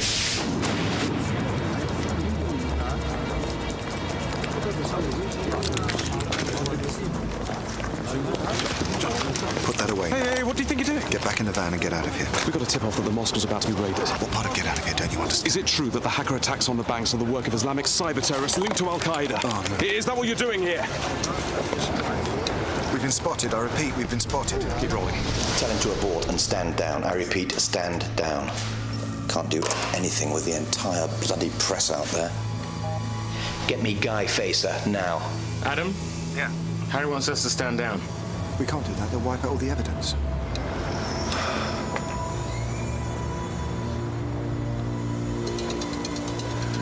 Screw it. Alpha 1 to all units, we are go. I repeat, we are go. Seal all the entrances and somebody get those reporters out of here. John, go.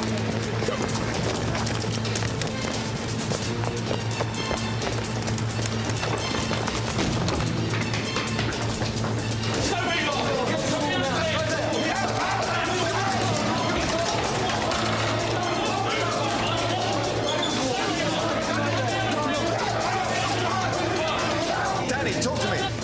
Clear at my end.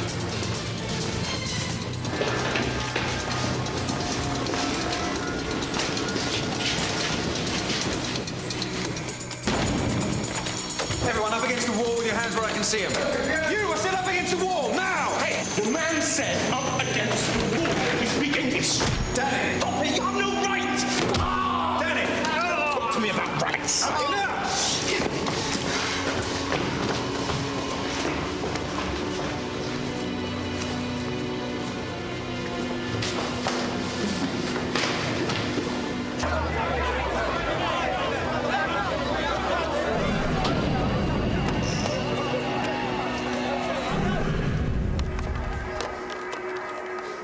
What's yours look like? I've checked all the caches. So far, nothing.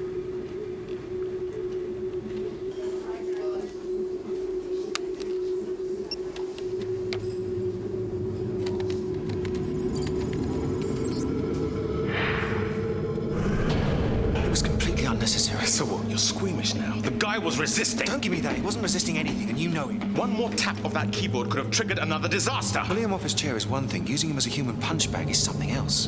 It's your problem. We got them, didn't we? Maybe. I tell you what, Danny, just go home. Go home and think about whether or not you really want to come in tomorrow. I'll tell you what, Adam. I'll come in tomorrow and the next day. But as soon as this thing is over, I am out. Fine by me.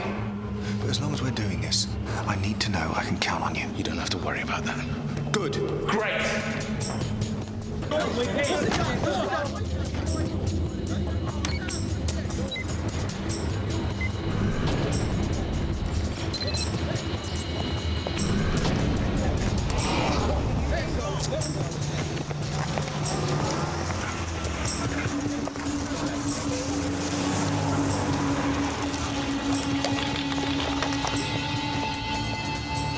Excuse me.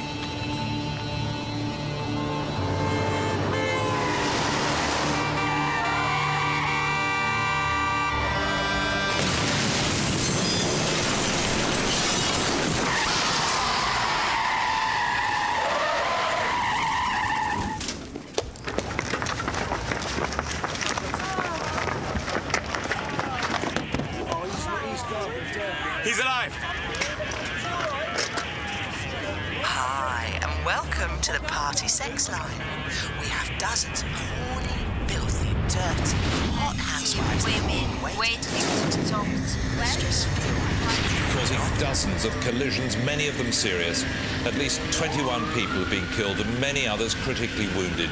Hospital officials have confirmed that the death toll would have been lower had the emergency services been able to reach the victims sooner. But all calls to 999 were routed to sex chat lines while traffic across the city came to a standstill. Staggering. Nowhere's safe. You know what it takes is one person. Someone with a computer and a phone line, doesn't it? That's a reflection of our times. Everything's pushed to extremes even now. We're expecting a high influx of casualties over the next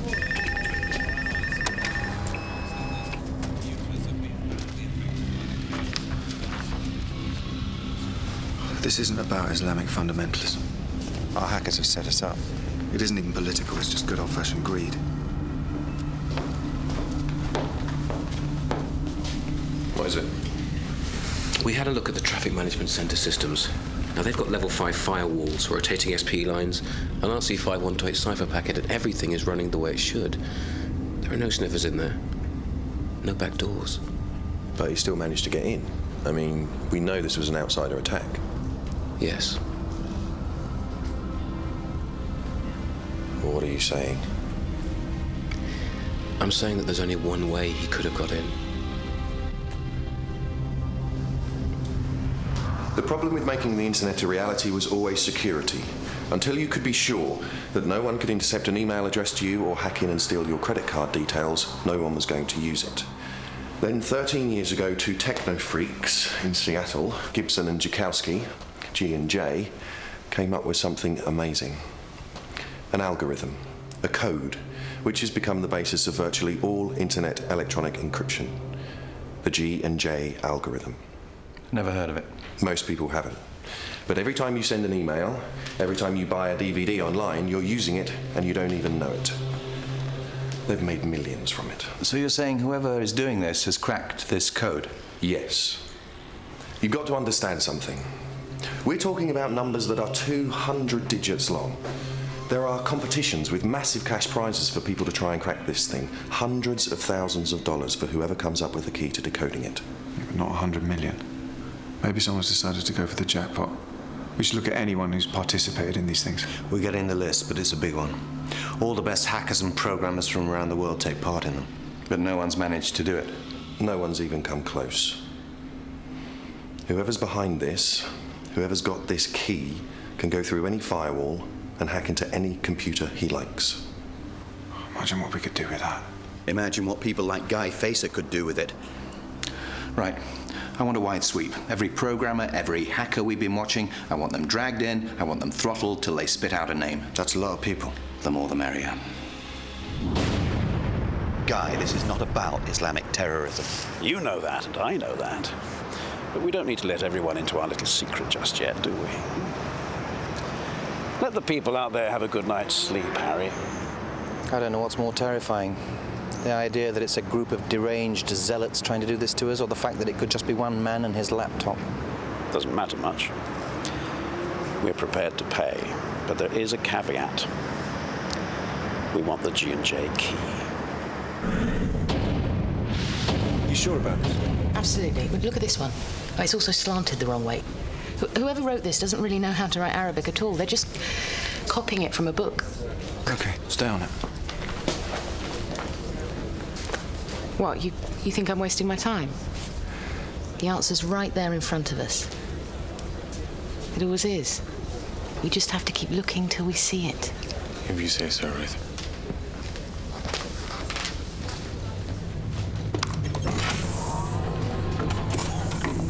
They want the G&J key. Why am I not surprised? I'm sure they'll make a judicious use of it. And I want to cross-reference the search patterns for the historical background with book searches on Arabic writing. See if we can find out where our pseudo-fundamentalist is getting all his nifty lines from. Not a problem. I'm impressed. Well, I spent a few years sitting at a computer with no one around to distract you with the trivial things in life. You'd be surprised at what you can do. Trivial things? Our friendship, family, open spaces, sunny skies. You know, all the things we never have time for. And what about you? How's life been treating you since GCHQ? Ah, I suppose I have my health. Oh, that good, huh? Oh, come on, look around you. Can you possibly conceive of a better, fuller way to live one's life? Oh, yes. So what's stopping you? Probably the same thing that's stopping you. Fear of change, habit, my cat. Yeah, I shouldn't complain, really. I suppose I also have my health. I can't remember the last time I had a full medical. Dread to think of what they might find. What's that? No sign of life.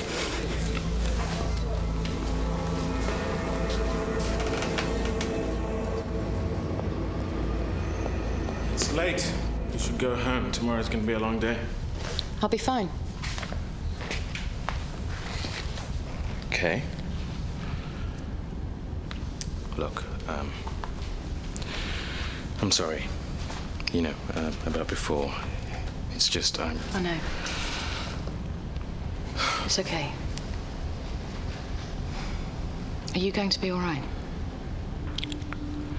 The flat's so quiet.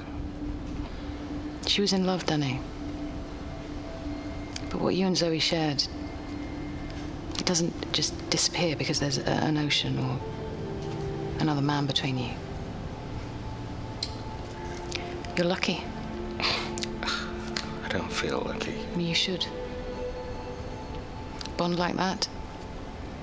Now you can absolutely count on someone, anytime, anywhere, to be there for you.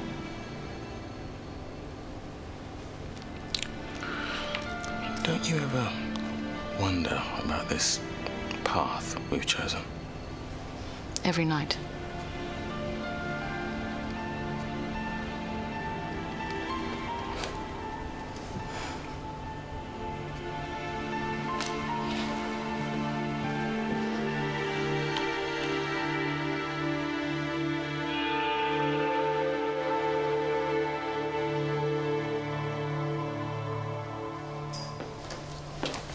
I think you need to brush up on a little concept called sleep. So I vaguely recall the notion. Is it all it's cracked up to be? Yeah, it's actually mandatory. Check your user's manual. Any hits yet? No, but there's always tomorrow. Another day, another manhunt. There's something else we can throw into the mix. The more I think about this guy, about the choices he's made, the way his mind works, he really likes his history. It's not just something he's casually picked up. And I'm pretty sure it's not the first time he's used such references in his work. He'll have used them before. References from the same period, maybe even from Muslim history or literature, like the poetry he quoted in the faxes. He loves this stuff. We need to cross-reference our search with usernames, domain names, software titles. The personal touch. It's always hard to hide. What do you think? I think we should definitely look into that. Tomorrow. You're right.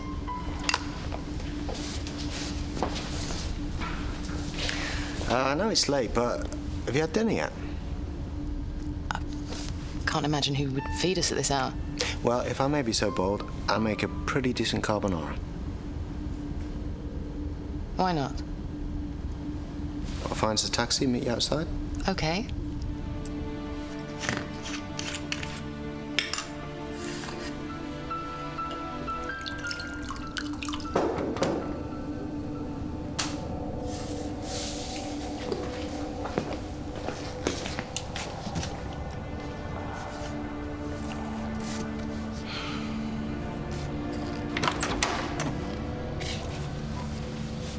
Come in.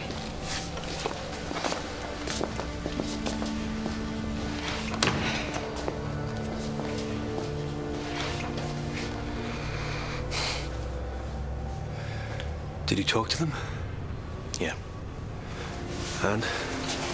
No deal. What? No, they wouldn't risk it. You really have no idea who you're dealing with. Fine. You had to sign a piece of paper after you started seeing Zoe. Official Secrets Act?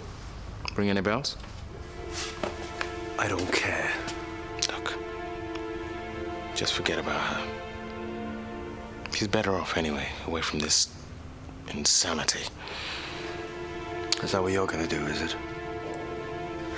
Just forget about her. Look, you're just gonna ruin your life. And hers. Talk to the press, and all you'll do is make sure Zoe spends the rest of her life in some grotty prison cell. Is that what you want? I wonder what gives you more pleasure. Telling Zoe about those stolen photographs. Or watching me here like this. You know, if you really loved her, Danny, if you had any feelings for her at all, you'd want her to be happy. But that kind of selflessness is way beyond you people, isn't it?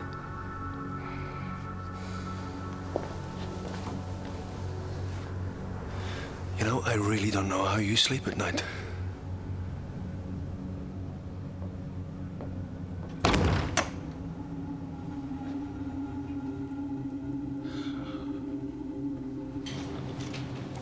That was just heavenly, Andrew. Thank you. It's a pleasure. I have to say, this house, perfect carbonara. How is it you're still unattached?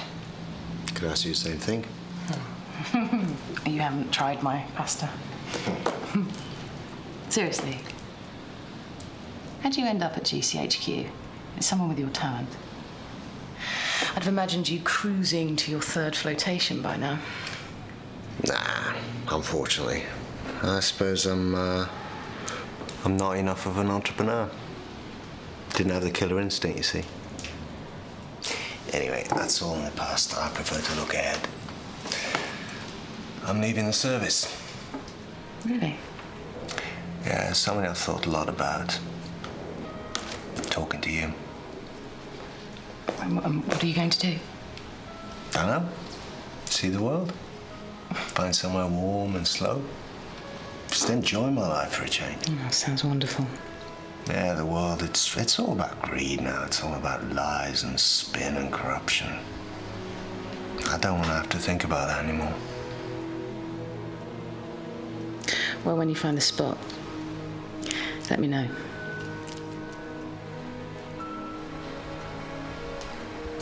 Ready am I to go. The sails of my eagerness await the wind. And then I shall come to you, a boundless drop to a boundless ocean. Don't you just love Abu Nuwas?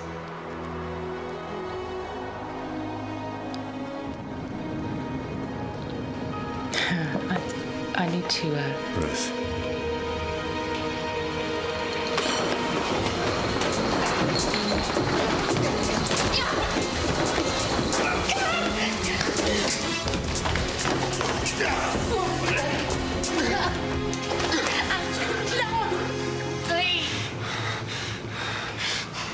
Why'd you have to be so good at what you do? Huh?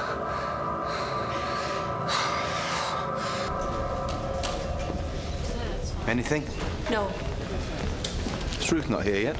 No, I don't think she's coming in today. She texted me to say she was feeling horrible. Well, drag her in, even if she's got pneumonia. I want everyone here.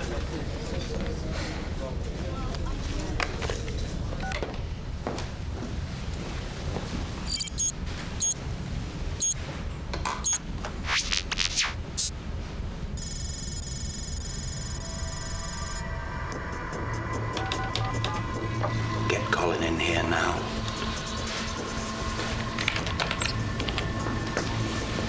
He's here, online, messaging me. Can you trace him?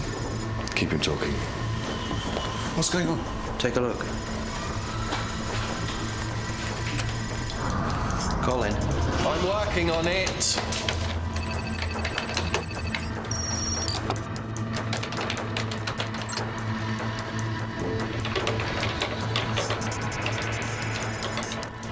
Bastard has a sense of humor.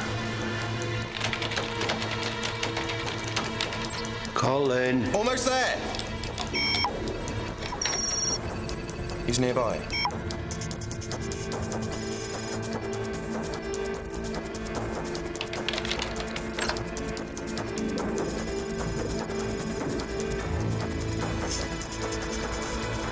He's gonna sign off. Colin!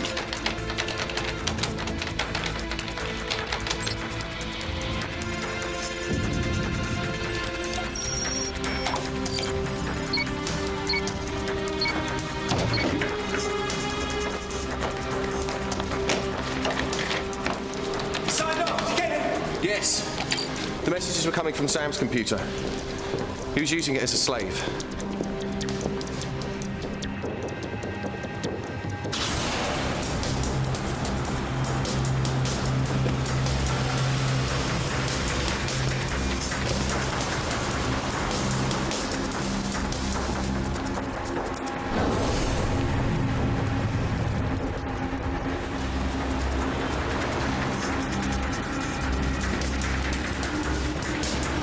I feel very Gollum-esque. Harry, I don't know what to do about Ruth. I sent a car round to her house, but she's not there. Are those diamonds? Don't touch them! Really, Malcolm, I'm just looking. It's not that. They've been tinkered with, coated with poison. Genetically modified cobra venom goes in through the skin, kills in under 1 minute, heart failure. We've got to stop him in his tracks. And here's Mr. Frodo and Sam. Anything? No. Everything in place? Car's tracking devices online. All Met squads within a 100-mile radius are on standby, as well as 2 choppers ready for liftoff. We'll get him. Have you seen Ruth? It's just telling Harry. I don't know where she is. She said she was sick, but... Go up to the roof, alone, now. You have 1 minute. He's given me a minute to get on the roof, alone. I want all exits from the building sealed now.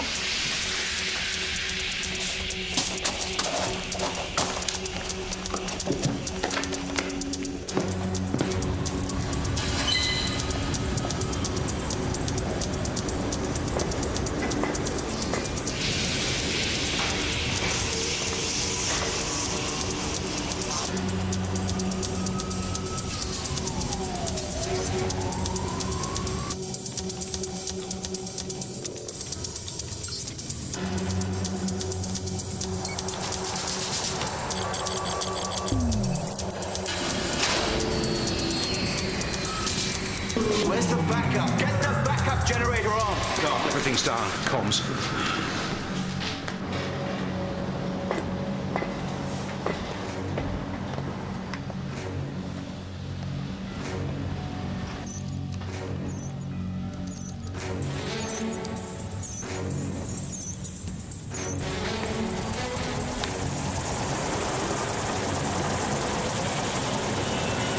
It's a chopper! They're using a helicopter! Can't be. Radar hasn't picked up anything. No, it's too small for a radar. It's a model, a remote control model.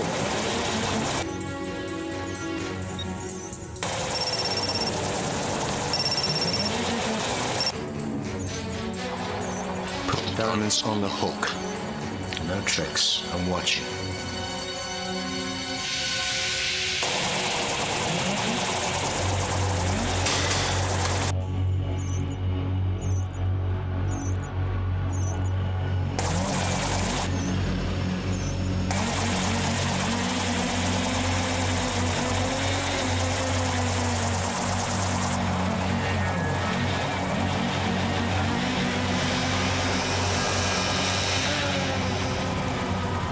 The helicopter's gone. It's taken the diamonds with it.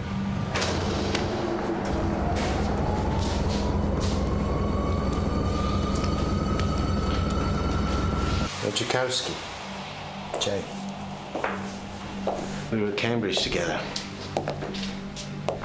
Him and Gibson. That fabulous key. It's all based on my work. I practically invented it. Only they were smarter, they took a patent out on it. Me, I didn't think that far ahead. I was just in it for the challenge. Didn't they ever offer you anything in return? Not so much as a mention in one of the 100 cover stories about them. Nothing. So what happens now? Our munificent government wants to buy it from me. For these. And are you going to give it to them? Oh, please, something like this in their hands. No, I think it's something everyone should enjoy. You're going to release it? Why not? You can't do that, Andrew. You can't release it. It'll wreak havoc. The internet, bank systems, the stock market, all compromised. You'll devastate the markets, the economy. And the world will be a better place for it. Bring things back to a saner level. Andrew, listen to yourself. You can't really want this. You'll ruin millions of lives. So be it. It'll be the great G&J legacy. What better way for the world to remember them?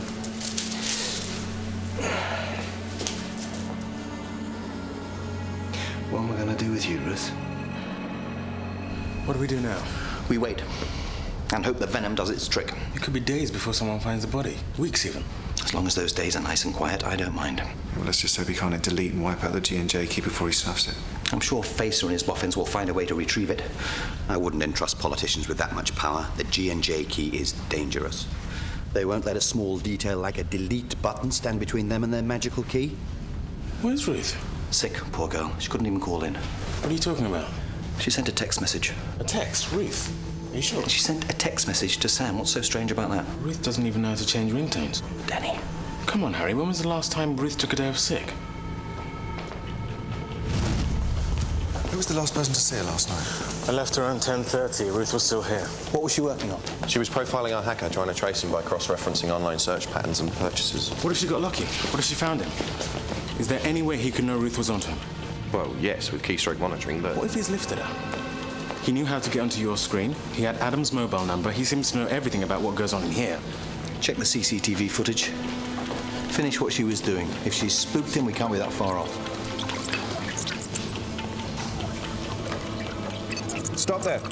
Looks like Andrew was working late too. Get on to him, see if he knows anything. I'm on it. What are we missing? Details. Danny, we've been through this. Look, we're missing something, all right? Otherwise, she'd be here. What's happening here? The G&J key. Gibson and Jakowski are based in Seattle, but this isn't happening in America. Why? Why only here? Let's pull up everything we know about these guys. Have they ever lived here, worked here? Jakowski spent a year as an Amherst scholar at Cambridge. Cambridge. Lots of techno freaks there. Well, maybe our guy and Jakowski cross paths. Let's get into the university's database. We need to know what courses he did, who his classmates were. That's easy. Forrestal. A. Forrestal. Forrestal. I've just spoken with the NHTCU. They haven't seen Andrew all day. It's Andrew. He's got Ruth.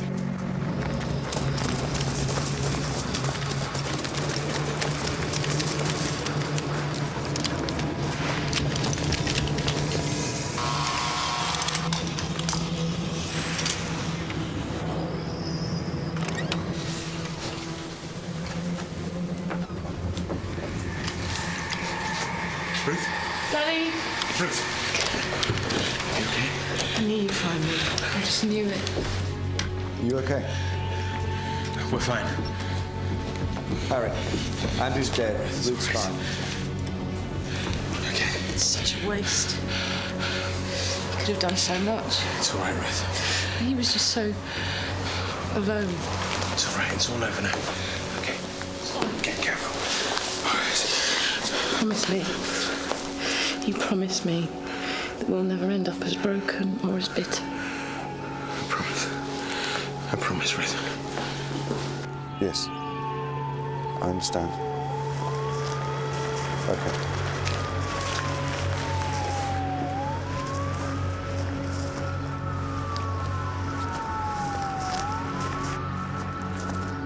Yeah, I'm listening. Okay. Yeah. I'll be right back.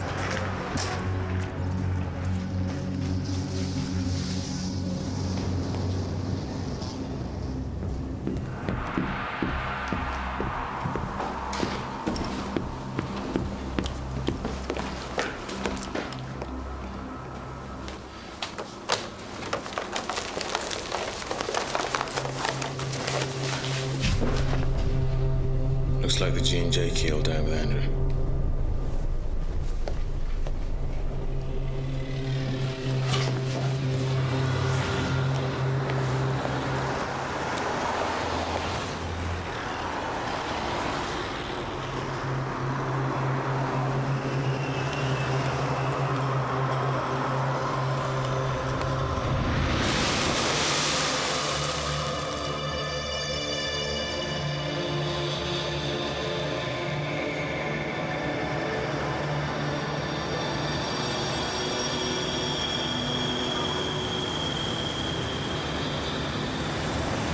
Will. It's Danny. We need to talk about Zoe.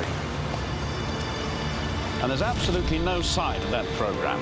None whatsoever. Pity. In the painkiller paracetamol, it's been confirmed that the drug is safe for use and is finally being allowed back.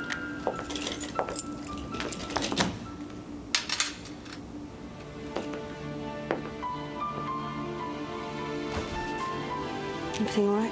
Absolutely.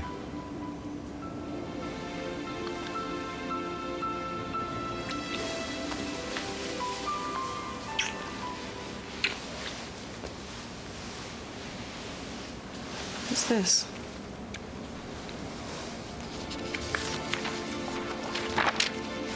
What do you think?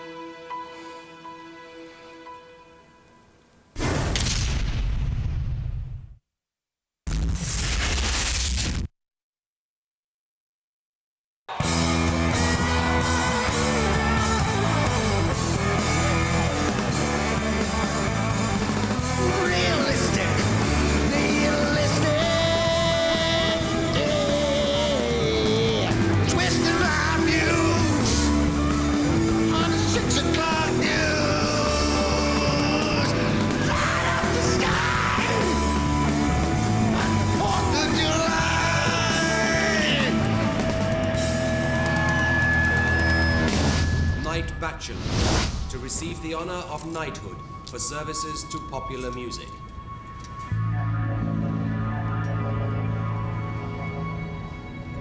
This way, Sir Riff! Riff, Sir Riff. Come a long way since your grunge days. Youngest man to be knighted. Oh, he's still a rocker, really, anyway. What did the Queen say to you, Sir Riff? She said that her corgis were musically more intelligent than I would ever be asked to be upset. He's such a lie. She said my grandchildren really love your music. I know I said. Here he is, my son and heir. Hey, what's it all about? Alfie, look. So, Sir Riff, what's next? Well, I suppose we'll have a bit of a party. Oh, yes.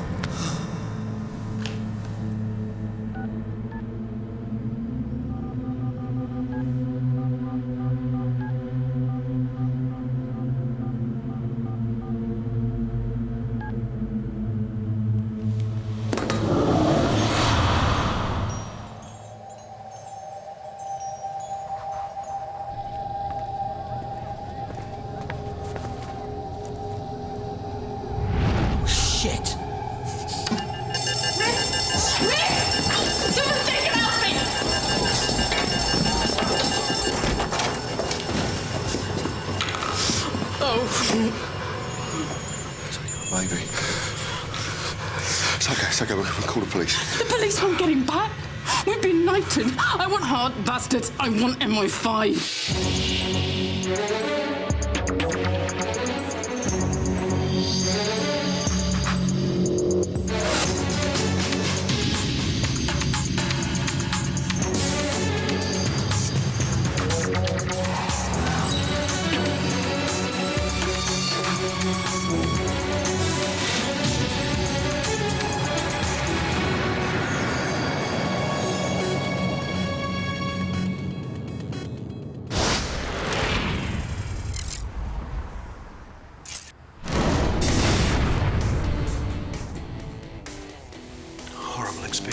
Realistic nihilistic is a jewel in the crown of British grunge. Is it? 15 million copies worldwide. Beggars believe. Look, it's distressing about the child being taken, but why does the service have to be involved? Downing Street insists, Harry. And it won't do Five any harm to be seen to be doing something cuddly. Cuddly? Find the kidnappers, get the child back in time for the Sunday papers. Then the country might love us too. There we go, get it. Signing news of the baby. Breaking news on the baby.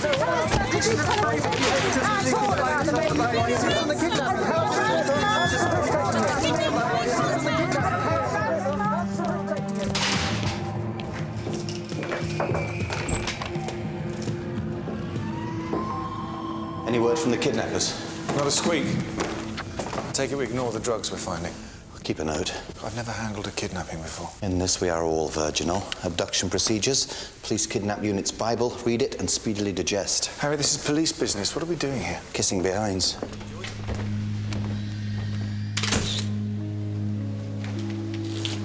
Dreadful business.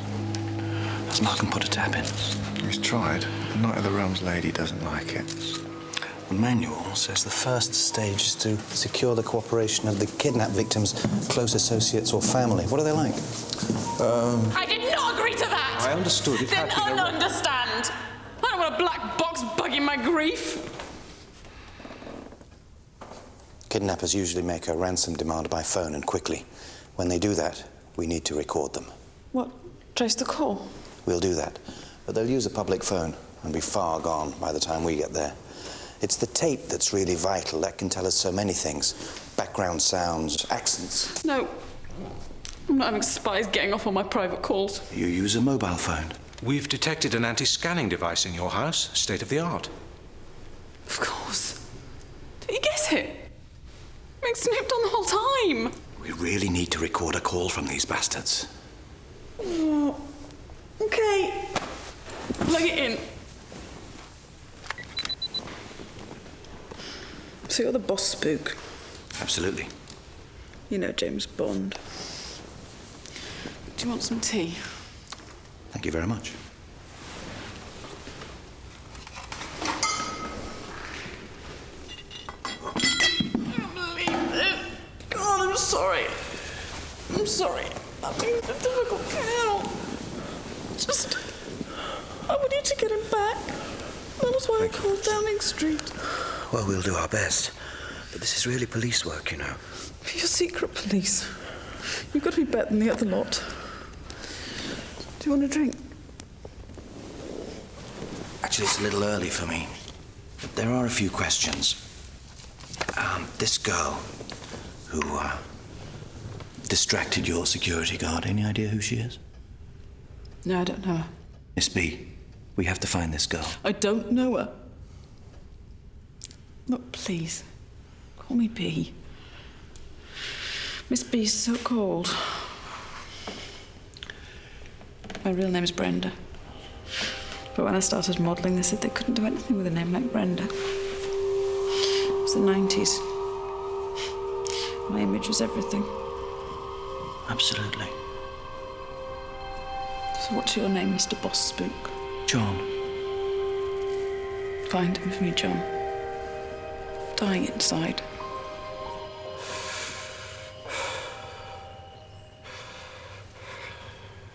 Why haven't they rung yet? They will.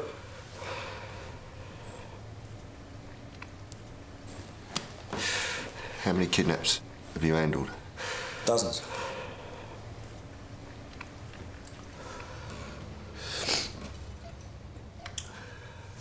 Got some of this? No, I'm working on. So am I. Write my new album. How's that going? Sick thing is, I ain't had a lyric coming to me head for weeks, and then as soon as they told me that Alfie had been snatched, one came straight into my head. What? A song about him? Yeah. And I thought I'd better write it about a girl, you know. Thought it might be a bit tacky if people knew it was about Alfie.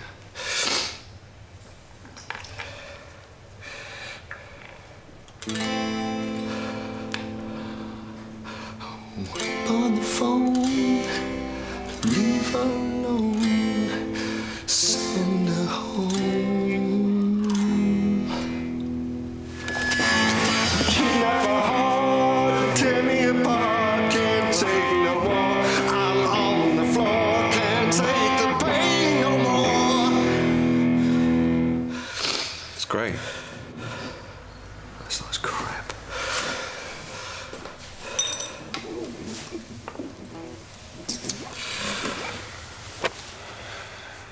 It's gonna be all right.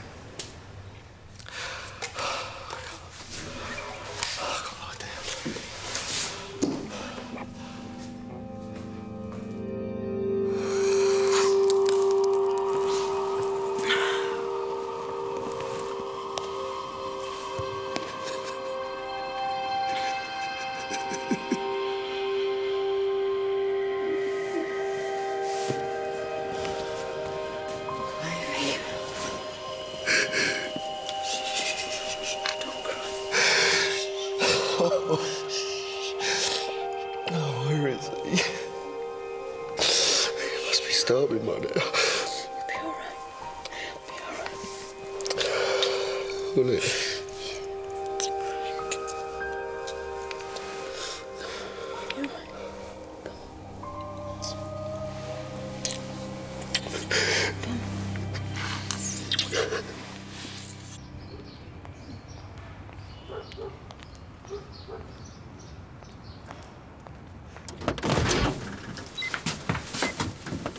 Everything working? It's all operational. Yes. What? I got through the scanning device. We can listen to her mobile. 13 hours and 24 minutes since the kid was taken. The book says contact's usually made in the first 6 hours, so we need to stay sharp. I have an informant to see.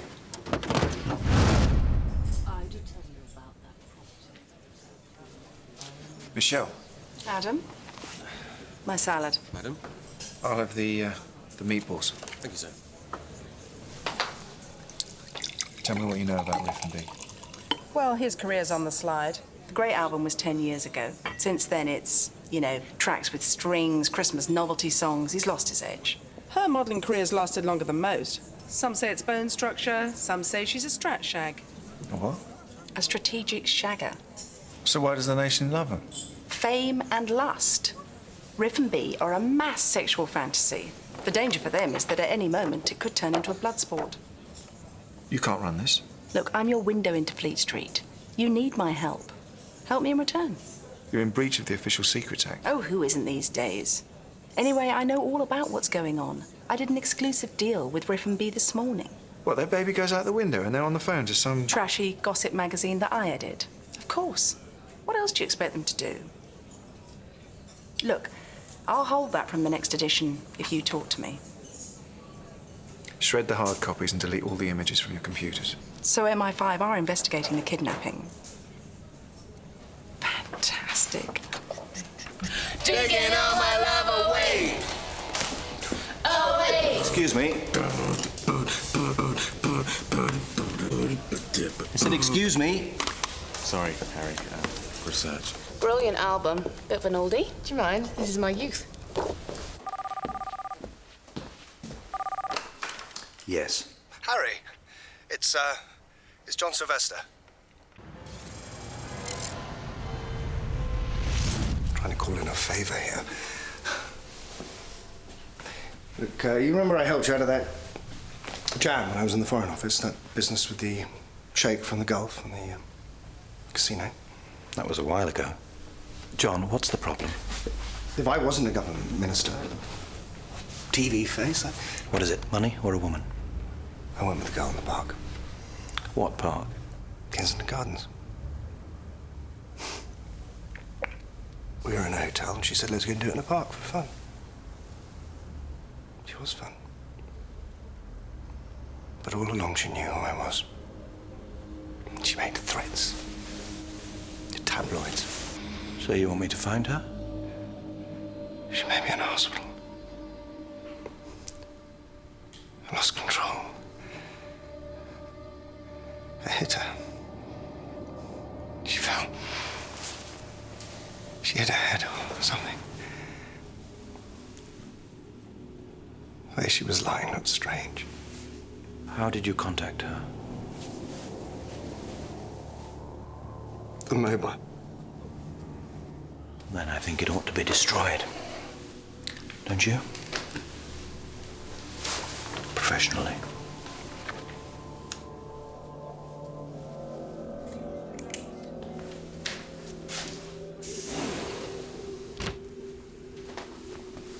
You were at Portcullis House. Are we spying on each other now? Come on, Harry. We both have that place under surveillance. Tracking MPs, mistresses, and drink deliveries. Sylvester, is it money or a woman? Neither. Really? No memory on a chip is ever deleted, not even in a politician's phone. Tags are left to hidden files. Digital ghosts. We retrieve these photos from a SIM card on the phone. Hard copies. But who is she? Why is there no progress on the kidnapping of baby Alfie? I've told you to run this personally. Adam Carter is running it, full stop. All right.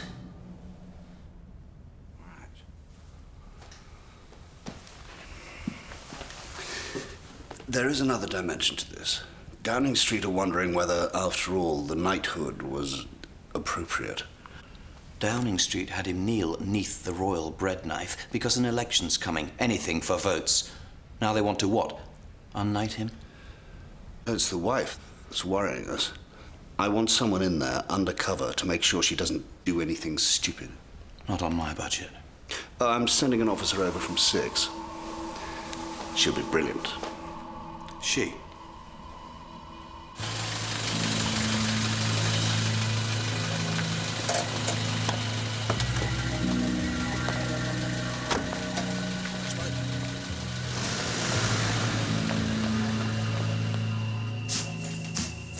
Fiona!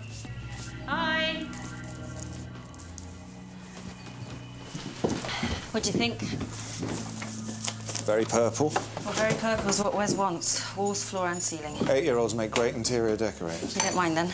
Yeah, great. What did you really text me for? Oliver Mace has ordered me over to Thames House. I'm to go undercover in your if and be up. No way. It's orders. I'm going straight to Harry. Adam, I want it. If I come over to 5, I can have a life with you and Wes in this house. I don't want you working in the field, here or anywhere. Come on, let's just see how this goes, all right?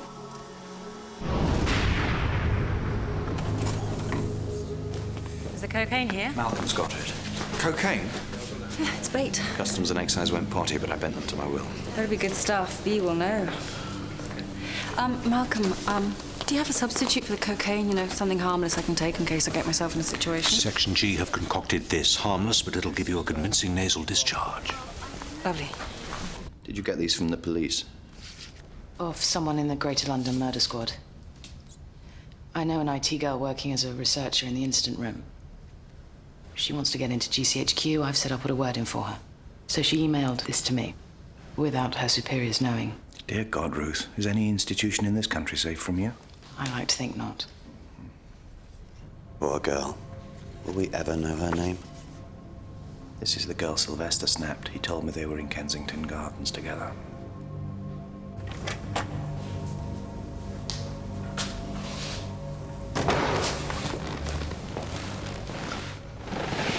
Break-in entry, Harry. Her body's in the Kensington mortuary. Police have been unable to identify her. They think she may be an illegal. I didn't kill her, I swear!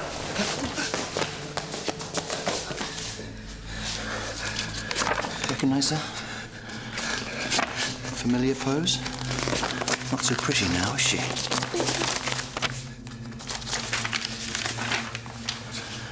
Dear Prime Minister, I resign. You describe what happened, you sign it. Right.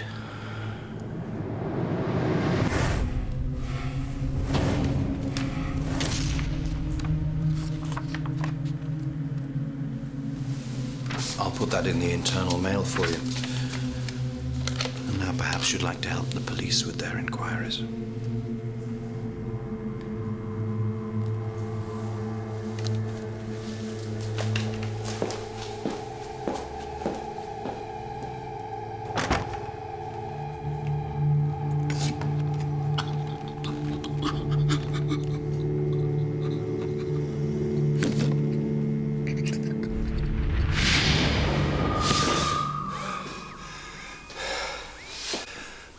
Spooks walk through walls or what?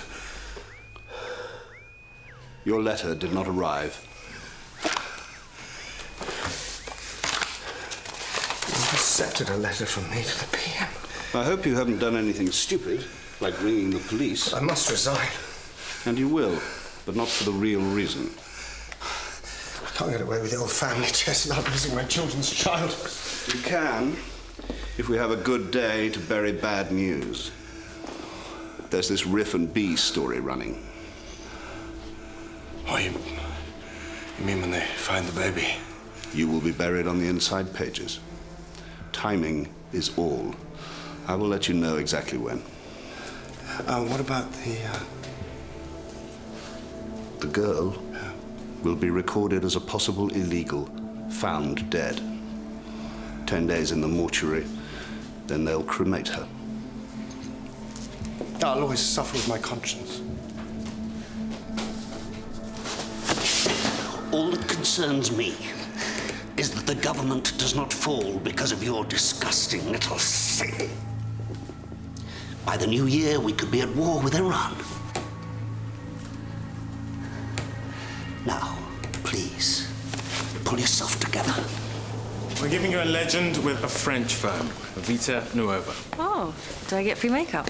Well, we'll see what we can do when this is over. So how come such a big firm lets us use it? The French Security Services uses them as cover. Free makeup for the wives of foreign ambassadors, girlfriends of UN delegates. It gets the French into lots of places. Harry's called in a favor to let us run you as one of their reps. Research on Brenda Rawlings, known to us as B. Anything I can use, or she's sickeningly perfect? She's had liposuction on her bum. Really? Thanks. And the next customer, please. Just been sent over from Vita Nuova's Bond Street shop. You'll have to sign for it. And they would very much like you to give it to B. She gets all this free. For a woman like that, everything is free. Think so. Here are your drugs. Here's the fake.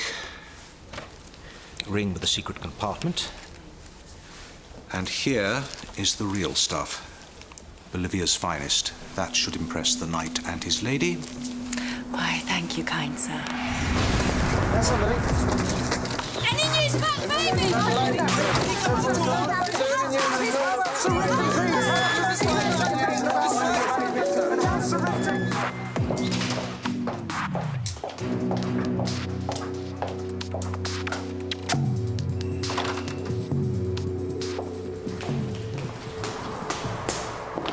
HCB, Andrea LaRouche from Vita Nuova Cosmetics. Sorry, miss. I will have to search you. Oh, right, okay. What are you? From Vita Nuova. Have you got any idea what is going down in this house? Vita Nuova. I'm Andrea LaRouche. Babe, it's okay. Get out! Just wait, It's okay. What are you doing? I'm responsible for your security. Yes, I will have to search your bag. Ignore him, he's a tosser.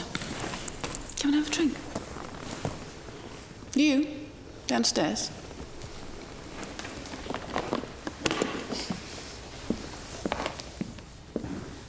She's in.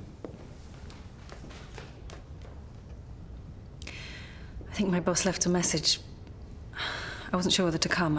I'm so sorry about what's happening to your family. It's got nothing to do with you, has it? Look, I can come back later if you like. No. Doing business will take my mind off Alfie. How's Henri? Our managing director's in love with you. He's a fag. Saying I'm some kind of gay icon. No? Are you? If it sells.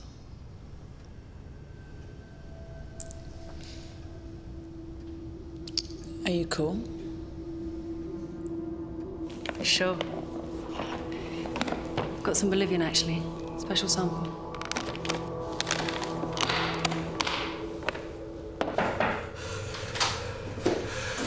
How am I going to get through today? You should get some sleep. I can't, not with a stranger in there. Well, why not a bed? I just can't do it. Why is that? I'm just not used to it. It's all the touring in the early days. Doing all the small festivals, sleeping on floors. I mean, that's how my world began, you know? I wonder if I can't sleep. B's chopping out some lines of Charlie now, do you want some? Riff, I know I'm just a security man and everything, but can I say something like a friend? Yeah. Stay straight today. You've got to get Alfie back.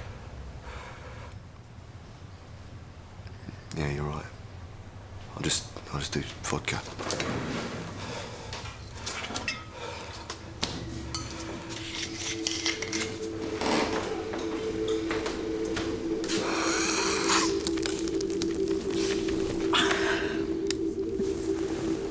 Andrea LaRouche.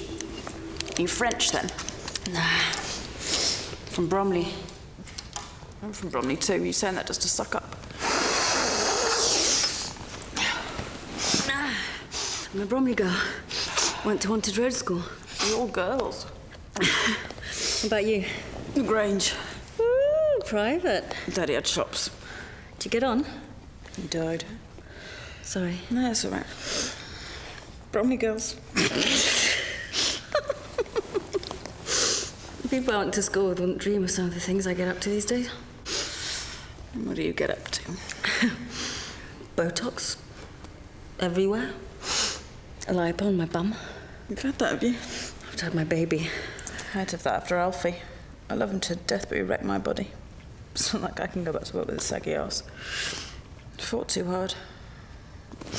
10 years ago, I was too short for the shows. It was all supermodels, we were the waifs. Now, one baby in, and I'm moving my bum cheeks. It's tragic.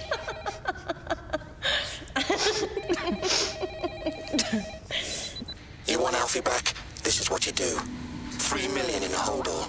Non-sequential notes. Do this, or you get little Alfie sent to you in the post. Contact. Bit by bit. Put the money in a tan leather bag. Take it to the hole. Put the bag in the cloakroom. Stick the cloakroom ticket behind the pipe of the last toilet in the gents. Do it tonight, and you get little Alfie.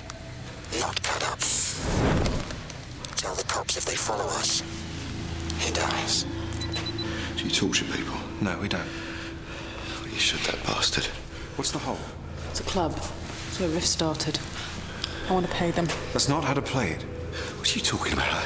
It's my money, it's my kid. I have to seriously advise you that that's... How much did he say? 3 million.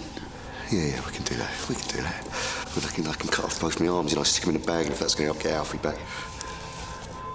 You can't do nothing to stop us. All right, but I run this all the way. Excellent man.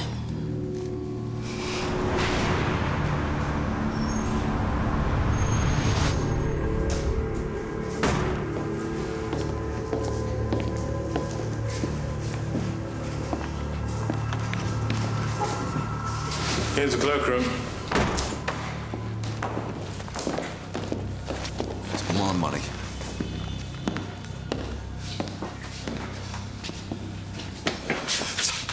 Give back my kid.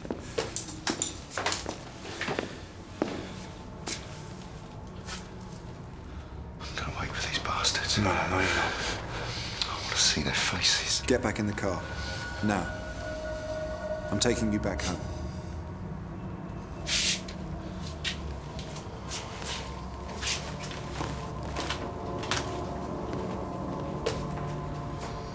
His sinus is losing it.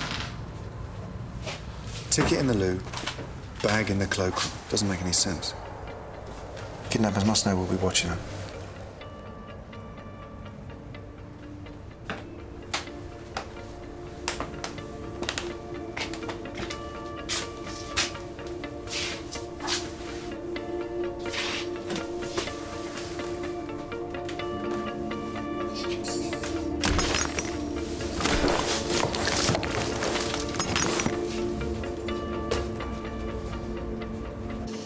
Malcolm, you getting this? All operational systems at optimum. Over.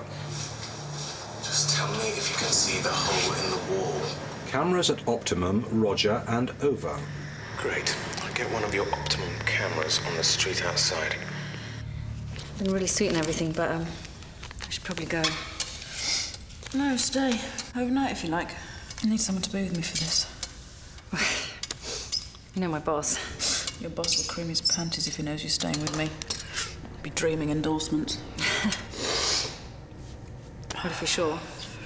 It's nothing. I've decided I like you. I'm good at people. All right? Yeah. Great.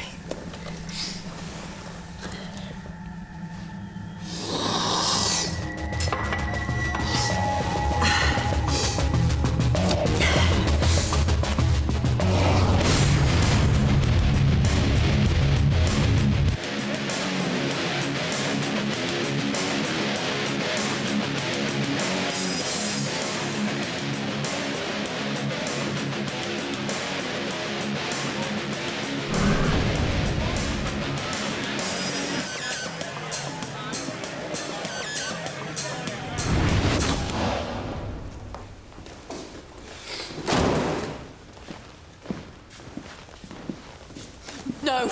No, you were supposed to stay there. Sorry, we've got things under control. Shut up. You're just the hired help. In fact, go away. I'm talking to my husband. Pete, he's trying to get our kid back. Are you still here, right? Maybe I should go. No, Andrea, stay. You, I need him. I don't. I'll let you know. You promised. You promised me you'd stay with the money. You promised. They've got it covered, all right?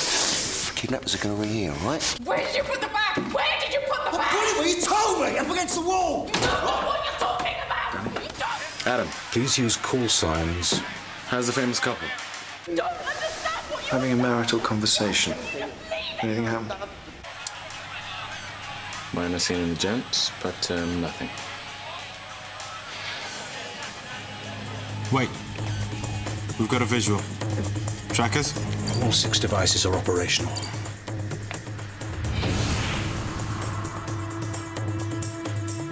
He's masked. Inez is on camera. Okay, he's not stupid. All units stay well back and let the trackers do their job. He's got the bag. I repeat, he's got the bag. Here we go.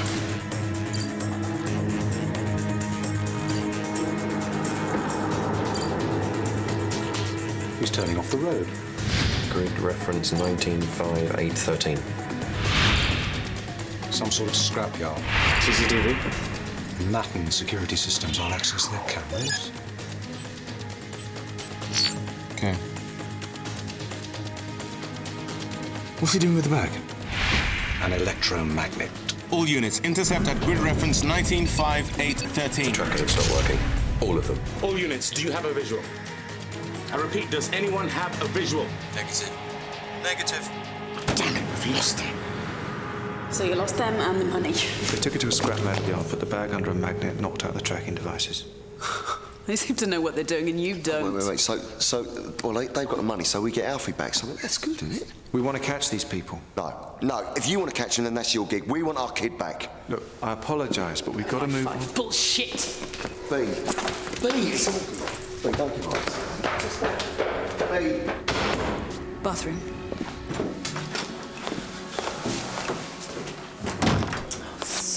Put your head back. Put it back. What do you think? I think you're playing a dangerous game. No, I mean what they're up to. Oh, the kidnaps are fake. She did it, not him. He's afraid for the kid. She's not at all. The way she's reacting, everything, it's false. She told him to put the bag against the wall. She knew that's how it was going to be lifted. What's she doing? She'll have got someone she trusts to snatch Alfie, someone who knows what they're doing. The whole thing, hooks and ropes that have lowered him down in a bag, and then when they get the kid back, the whole nation will rejoice. All for publicity. All for fame. The coke, it's dangerous. It's the only way I can stay with her, don't worry. What about the substitute stuff? She's too sharp. That's right, I'm taking an antidote. What antidote? Valium. Valium? Look, you've got to stop this. I can handle it. Back in the field, best team ever, eh? Flash it. What? The loo. Oh, yeah. Only someone really heavyweight would think of this. And you really think Bea set this up? Had her own child kidnapped, stole her own money? Fee thinks so too. So what, we're all just part of her publicity machine? Not anymore. I'm pulling Fiona out. Don't do that. Everything's changed. A very shallow grave, dug in a hurry.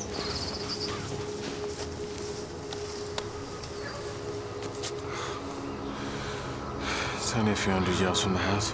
The baby's got a head injury, and the pathologist thinks his neck's broken too. They dropped him? Probably coming out the window. Dear God.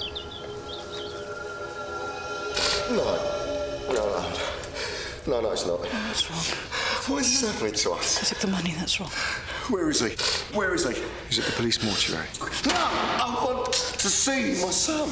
I want to see... No, I want to see him! I want to see my son! We'll arrange Somebody's got to that. help me. You can't go. I want to see him. I want to see my Somebody's son. got to help me.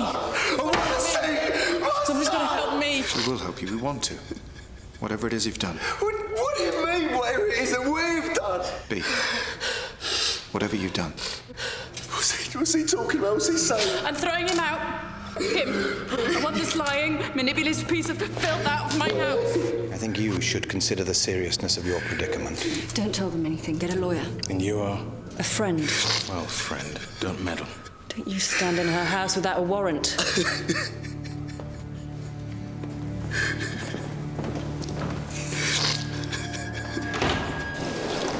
My officer's tangled up in a sordid, cocaine-fueled fantasy of the sick and rich. Harry, calm down.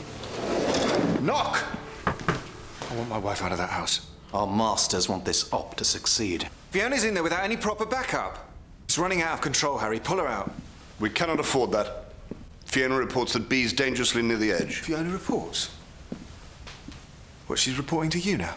She's on Six's payroll. I'm running her! In heaven's name, stop this! The nation's awash with emotion over Riff and B's little baby. It must end well, or look to end well. In the Sunday papers. Ruth, turn this up. Keep me informed. I talked to an old contact. We worked on Italian drug routes. He recognized the girl who diverted the security guard's attention on the night of the kidnapping. Her name is Maria Abado, and she's an associate Of this man, Rudolfino Ponti. He runs a heroin trail. Afghanistan to the Dalmatian coast into Italy. Any convictions? It's rumoured he's got protection in the Italian government. You think Riff and B know this Ponti? He used to be Riff's road manager. He toured with the band. The dark pit opens. So B arranged for the kidnapping to be staged by her husband's old musical associate for the sake of publicity. Yes. Is Ponti wanted? With lust by 5 European police forces. Then we have a whole new operation. You're not going to pull her out? Finally, we have something meaningful to pursue. We must catch this man. Fiona is a major field asset. Look. Knock! Look. Knock! What do I have to do, beg? But look, it's just out and I just got it and we're in it. Harry, the switchboard says they're getting lots of calls, all about Mega Mag. Meatballs. Yes, sir. Somebody else said it was fine to publish it. What, someone? Oh, come on, Adam. Downing Street. The press office said they thought it showed MI5 in a good light. Makes you look very now. You rang the Downing Street press office about a security service operation? They rang me. She said the Downing Street press office. Thank you, Adam. Downing Street. Strings everywhere today. Nothing on the news about Sylvester's resignation? No. Why are they meddling?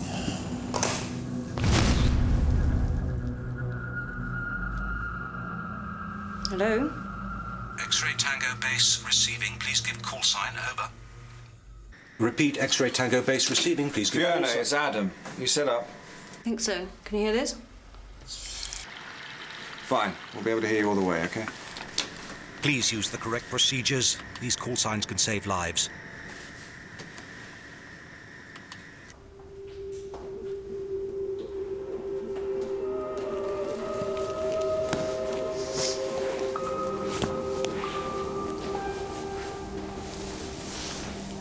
You okay?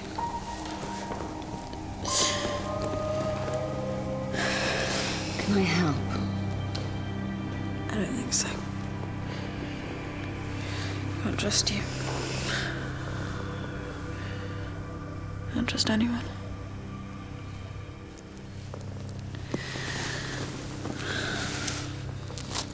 Do you want some Coke? Where did you come from?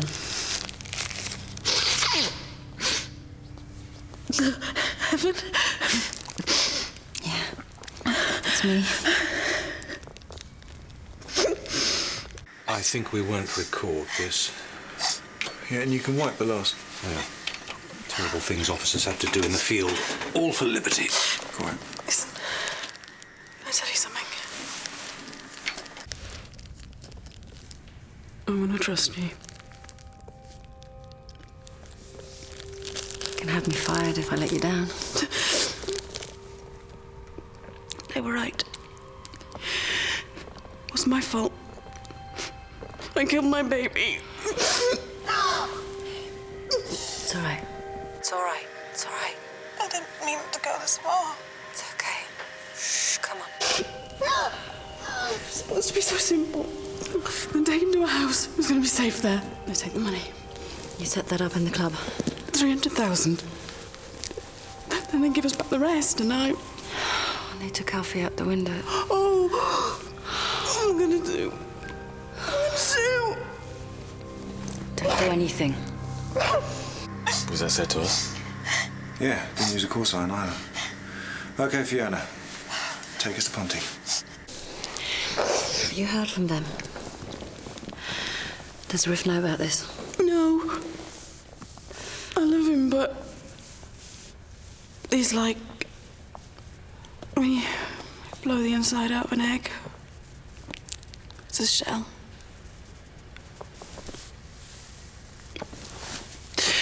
But the story's alright, isn't it? Story? Riff and Me's baby boy dies during a kidnap and they never find out who did it. That has to be the story. It has to be left like that. Because then the papers print that.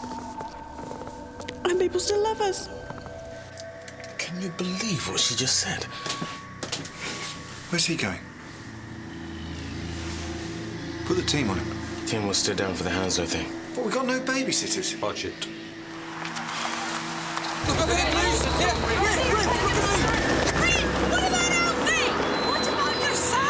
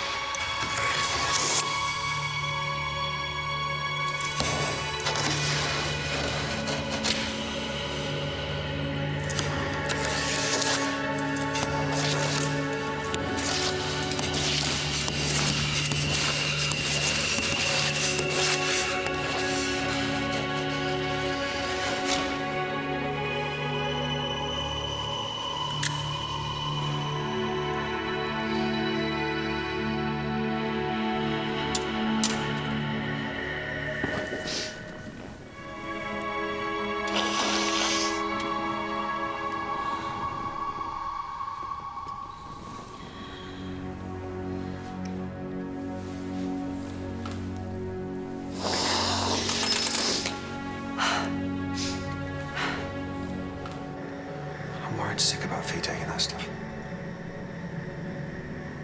Other people's pleasures are so boring.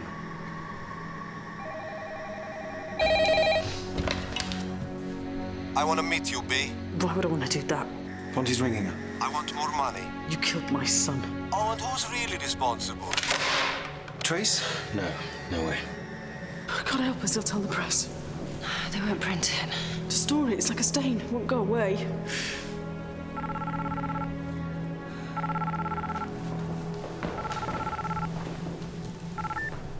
No. Babe. Riff. Listen, Ponty just phoned. Monty? Yeah, he says he wants to meet you. Don't do that. Oh, I've got to. He says he knows something about Alfie. All right. Where are you? Listen, I don't want to do this with them. And they're listening, aren't they? Babe, you've got to give me a clue. That's the beginning of the world.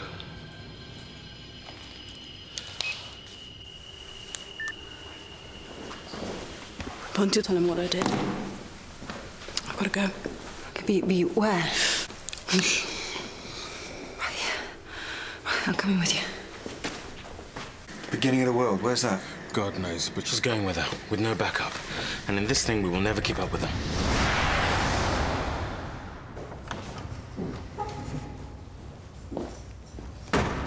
Ponty. Hello, mate. He's not here. B, no, she's gone away. So, you know something about Alfie? You don't know? Come on, what?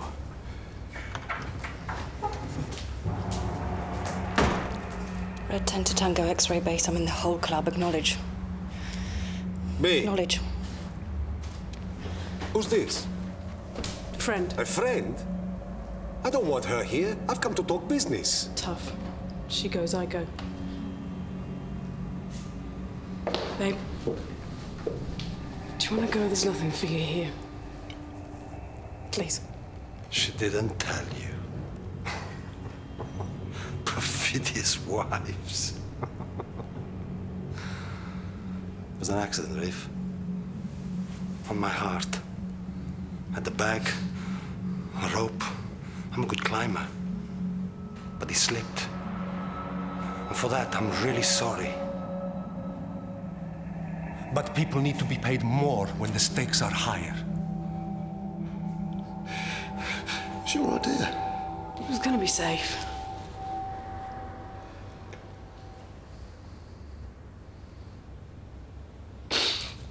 Well, I'm cool with that. So you want some money now, is that it? Yeah. I can sort that out right now. Ponty, eh? We're such good mates in the old days, eh? Back in the day. I mean, it's not your fault if you see.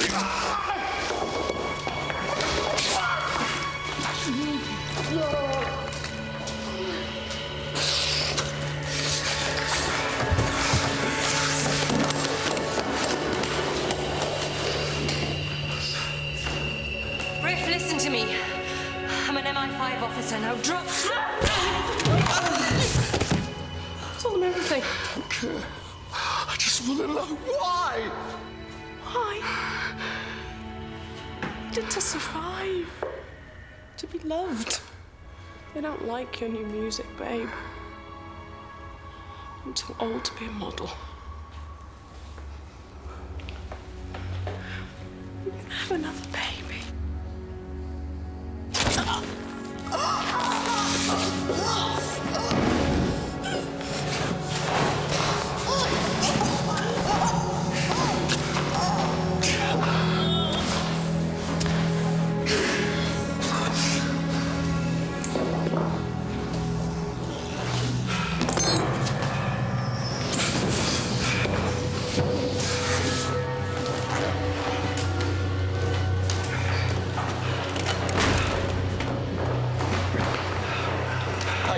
Stars in Suicide Pact shock horror. Get the man in now! We weren't in range. Police picked up your message. They knew it was from the 5 office. Medics! Ponty's still breathing. There's been a huge outpouring of grief at what is believed to have been the suicide pact of two of the nation's most loved figures, Riff and B. The speculation is that they were overcome by grief at the death of their baby son. The national soap opera continues. Are we going to get a crack at the Italian? When he's recovered from his wounds, the drug squad intelligence unit want to recycle him as an informant. Personally, I'm glad we don't have to deal with him. Next item. The sloppy disregard of call signs during radio communications will stop. Thank you, Harry. I would like to propose a complete overhaul of call signs procedure. How is Fiona? It's okay. Still in hospital. I don't think she is. Oh, no. Fee. You, come. I've put in a claim to special contingencies. I don't think I can say. It's all right. Adam and I are going home now.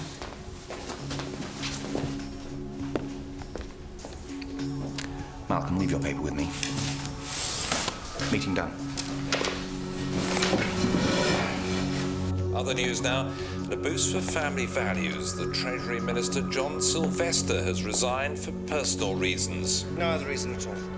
No, I have a young, growing family. I don't want to miss their childhood. So I'm saying goodbye to public life.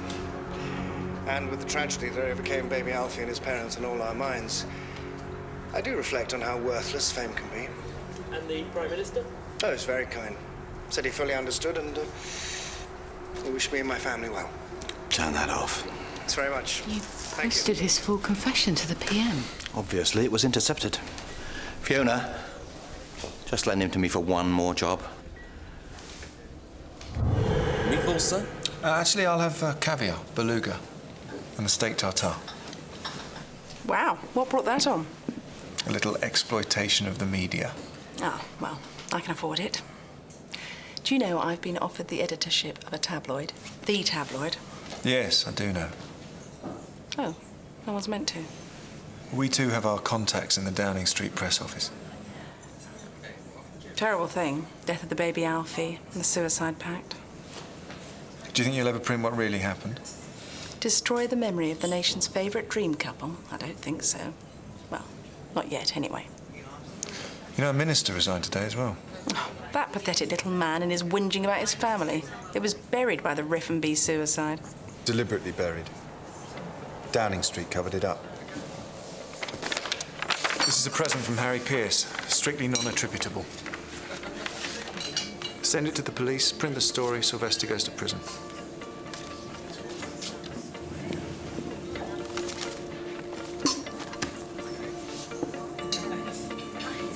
Think he'll use it? Maybe. Around election time.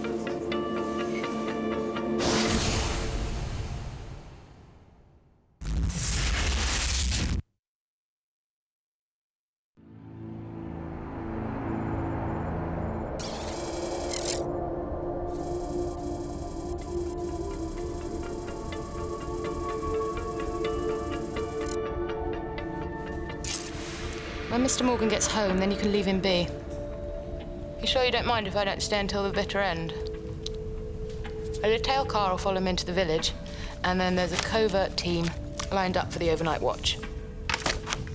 You go on. Oh, Harry's got a car booked for 8.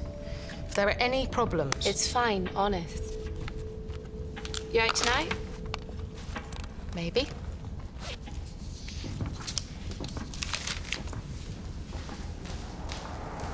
See you tomorrow. Ruth? Our man here lives off Junction 5. So why is he coming off at 4?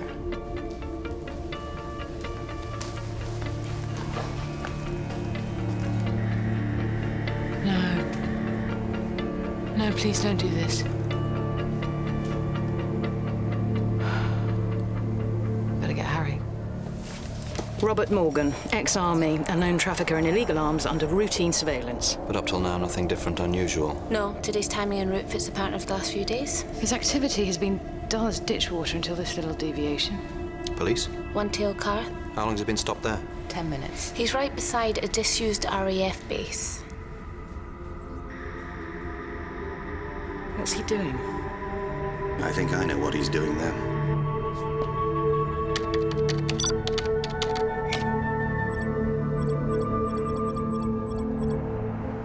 Harry, what is this? This is a map of all the old Soviet KGB weapons hides scattered across the country in the good old days of the Cold War.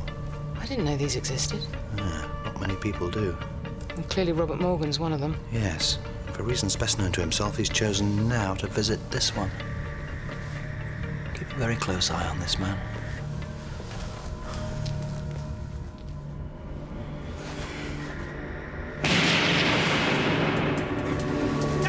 Harry!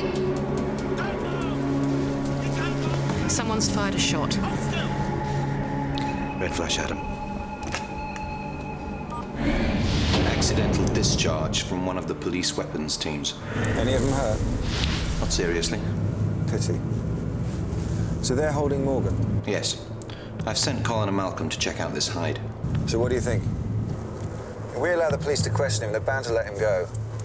And now he knows we're onto him. He's lost his value as an asset. He's hardly going to put a foot out of place.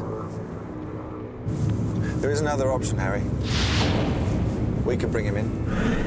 Some man closely connected to the illegal arms trade, hanging around old weapons hides. I just want to ask him a few questions, find out what's going on. Okay, we just have to conceal the fact that we've got him. What about the police? I'll do a deal with them. One thing, when you have your little chat, only tell me what I need to know. Don't worry, Harry. I understand the principle of deniability. Just don't give me too much to deny.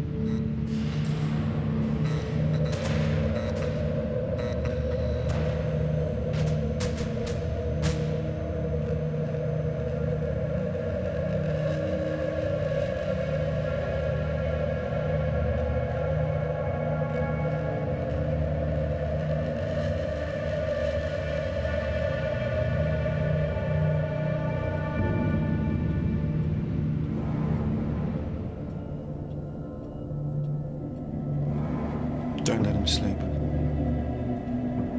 And watch him, he knows what he's doing.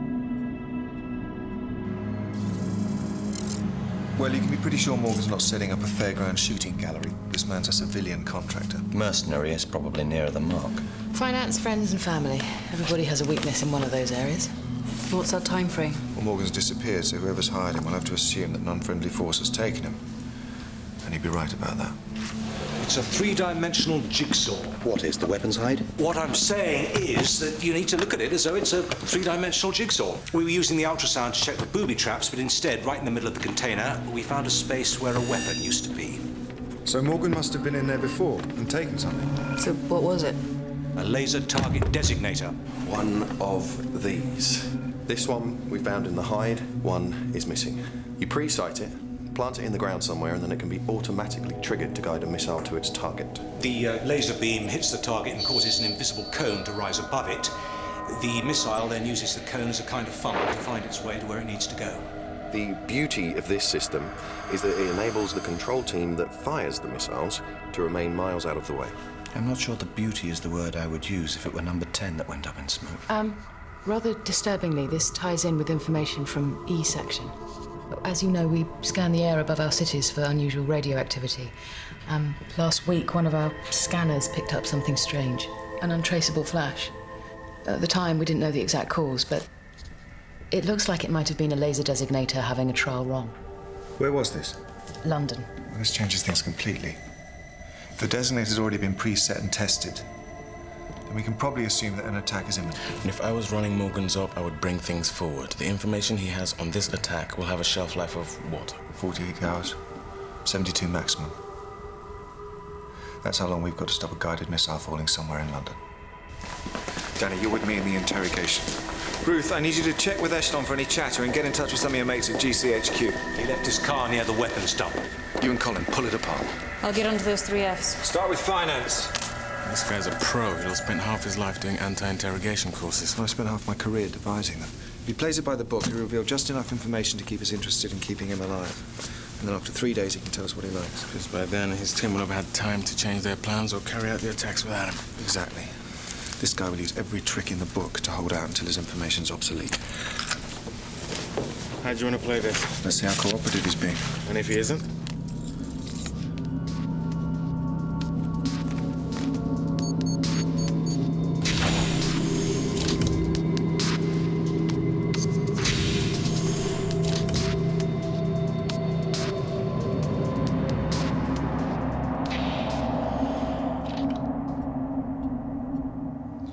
Your current address? That's not such an easy question to answer. Give it a whirl. Okay. There's 2. 43 Kenilworth Road, Derby, and 32 St. David's Road, Hereford. And would you prefer it if we called you Ken Johnson, Robert Morgan, or Rick Garbutt? Take your pick. In my line of work, I need more than one name. You know the score. How would you describe your line of work? Do I get a phone call? Who to? The duty solicitor? We're not holding you on a speeding charge. We're holding you under the 2000 Terrorism Act, under which we can detain you for 7 days without charge, and longer if the friendly in-house magistrate agrees. Which, after careful consideration of each case on its individual merits, he usually does. But tell us what we want to know, and then you can be home in time for tea and crumpets. At either 32 St. David's Road, Hereford, with the wife Nancy, or at 43 Kenilworth Road, Derby, with the girlfriend, the lovely Lucy. As far as I know, it's not a criminal offense to be having an affair. Perhaps not. But storing high-tech weaponry in an old Soviet arms dump is. Who's running you? Why should I say? I don't even know who you are. If you're planning on not cooperating, this isn't going to be nice. Take your time. But think very carefully about the choices you're making. Terrible timing, Ruth, I know, but I'm afraid I'm going to have to put an additional burden your way. Of course, Harry. As you know, the Lord High Executioner, our Director General, is retiring at the end of the summer. Personal reasons. Exactly, personal reasons. And they've asked me to apply for the position. Congratulations. Of course, it's not just me. There's a shortlist, but they want me to go for an interview. And when they invite you, they make it very hard to say no. Well, I can help you prepare for the interview. Likely questions, stuff like that. Obvious things about the future of the service, plans, past operations, failings, threats. Thank you, Ruth, but... Not at the expense of our current operation. And I'd appreciate it if you kept this to yourself. You know, kept it secret. Of course. Isn't that what we're meant to be good at? How many arms dumps have you visited recently? Fascinating history those places have. Soviets built them near the British Air Force bases during the Cold War. I've been involved in a number of operations whose, what did my old colonel like to call it, whose provenance was unclear. You jump out of a plane at night with 120 pounds strapped to your feet, knowing that when you land there's going to be people trying to kill you. You don't have the time to worry about who dreamt the whole thing up. Stop. What? I've already warned you about this. You're just talking. Just talking this into the ground. Well, we're not going to get bored and go away. I'm telling you that I'm just a private contractor. Who countersigned your contract? What contract? Well, you're not doing this for charity. Somebody with your considerable expertise is being paid a lot, and I don't believe that you would be in a state of blissful ignorance about whoever's footing the bill. That depends on the nature of the operation. The more deniable it is, the more everybody involved has to be overqualified, even for the most mundane job. I was just doing the heavy lifting. Morgan's bank statements make interesting reading. He earns a lot and clearly likes to spend it. Clearly our first option is to offer him money. And if he's stupid enough to turn that down, then we'll start with a little asset stripping. No, he's a mercenary. Let's try and do a deal with him first. He definitely knows what's going on, so why isn't he telling us? Right, let's go for finance first. Danny, offer him the deal, and if he doesn't take it, get his signature anyway, and we'll drain his accounts.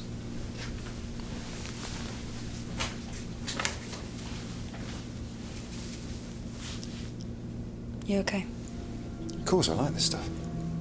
Just remember what it's like on the other side. Not likely to forget.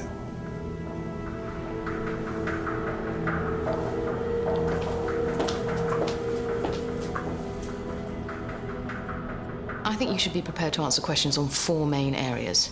The state of readiness of the service, your character and operational experience, and most importantly, the nature of the present threat. How far do we go to combat it? How far do we go in all senses?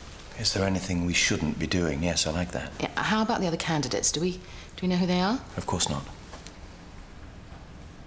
Nor, Ruth, could I openly approve of anyone trying to find them out. But if a list of them happened... To find its way onto my desk, then I'd have to send it back to its rightful owner, unopened.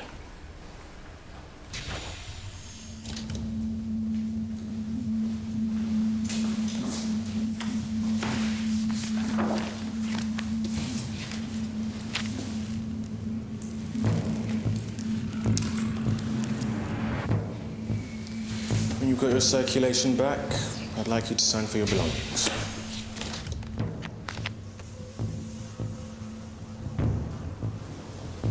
Where's my car? Having it valeted. Help yourself. Thanks, but I'm not hungry. Something wrong? No. Okay, look at this from my perspective. We find you next to an old Soviet arms dump full of new kit. In fact, so new that my technical guys think Christmas has come early. And still, you claim that you're just the water carrier. I've told you all that I know. Look, we know how much you guys get paid if a job like this works out. Just tell us what this is about, and we'll match that figure.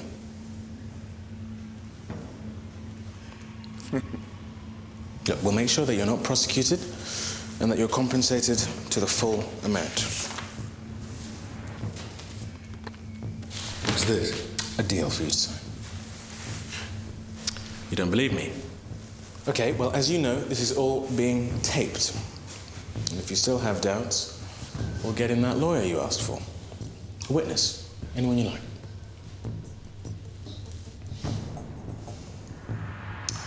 Okay, look, I know you've done all that anti-interrogation stuff. We all know how this works.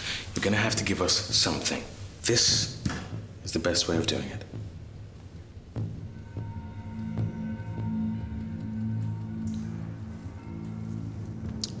Still not hungry? No.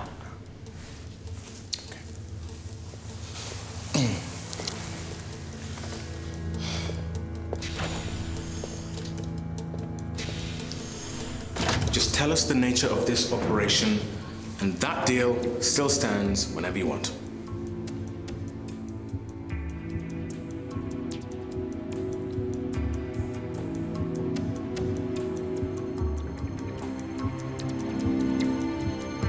Okay, I know you guys have a rather sniffy attitude to the security services because you're the glory boys, aren't you? I mean, we can't necessarily run up a hill carrying a tree trunk or score 20 out of 20 on the pop gun range. But then, we always find people to do that for us. What we are capable of is a very different type of operation. In your case, making sure that no area of your life goes uncontaminated. Everything that you have worked to achieve, we can unravel. And if you don't believe me, just watch.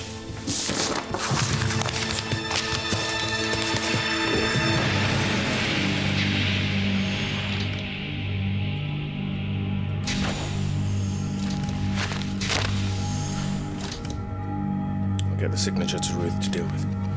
Good. We need to up the ante. Let's put a siren loop in there. Are you sure about that? The more we turn up the heat, the more effective your role becomes, Danny. Let's put him in the stress position and have a guard on him 24 hours, then I'll go in and give him the bad news about his money. I know what he's thinking. I know exactly what's going through his head. Okay. It's just one of the things I know.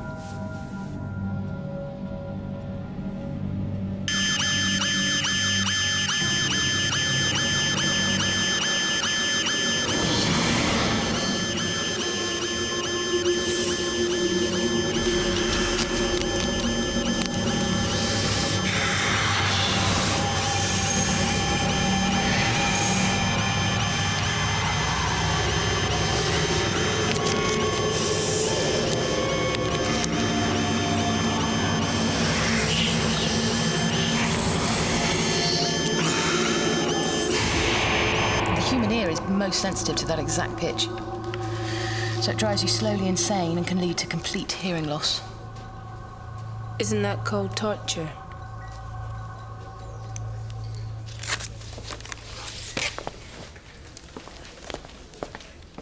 I have accessed a list of all Morgan's deposits and withdrawals. If he's clever, he'll have deposited all the cash in small amounts. Exactly. Thanks, Ruth. Small amounts of money found in Morgan's numerous bank accounts can be traced back to one large deposit. £100,000 was credited to an account belonging to Ken Johnson, one of Morgan's pseudonyms, in Saffron Walden on the 31st of last month. Any tie-up? Oh, yes. Instructions were received that day to go to Saffron Walden from... a private bank in the city. Good. Find out whose account that money came from. We've traced the account to a subsidiary of none other than Anglo-West African Oil. An oil company? A laser designator. It doesn't add up. Well, the payment trail was extremely well hidden. It's clearly not part of the kind of business strategy that's likely to be announced in the annual report. Anglo-West African is bidding for a pipeline contract right across the Ivory Coast. There's enough oil there to provide 30% of the world's supplies, which would bypass any reliance on the Middle East. So much so that Her Majesty's government has offered to actually pay for most of the pipeline with taxpayers' money. We need to get somebody high up at Anglo to tell us what's going on here. I've already got a list of possible executives we might recruit. Subject to the usual array of human failings, I trust? I prefer to work with more positive aspects. Each to their own. Okay, I think Morgan will be softened up enough by now. I'm going to get back in there. Just like to say how glad we are to have you staying with us at 5. We're lucky to have you. I'll need Malcolm to organise me a pool car. Of course. Nothing too special.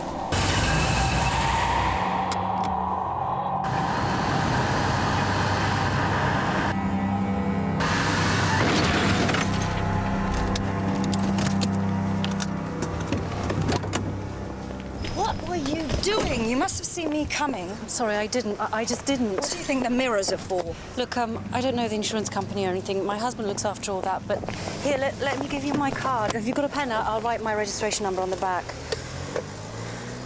Thanks. Sorry.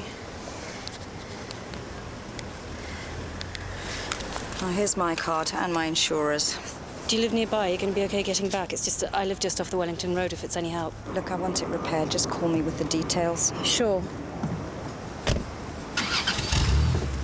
Sorry. Juliet Taylor, 38, lefty at university, classic sellout. Had 3 crashes in the last year, which is why I thought a little car accident was the best form of introduction, given our time restraints. Good. She's going to want to settle informally rather than through the insurers. Is she the right person? Number 2 to the Director of Finance. Best person to ask about dodgy money trails and who's receiving them. Weak spots? Her daughter, Mattie. She's rather desperate to get into the local posh school. Use that. Although it could take some time, which we don't have. We need to find a more immediate way. Also, I need somewhere to meet her. Our place is still a bit of a tip. Use Danny's flat. Won't he mind? No, why should he?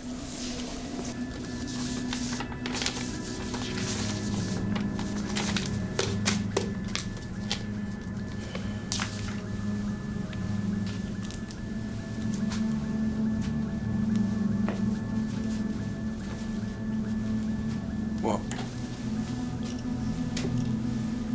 Nothing.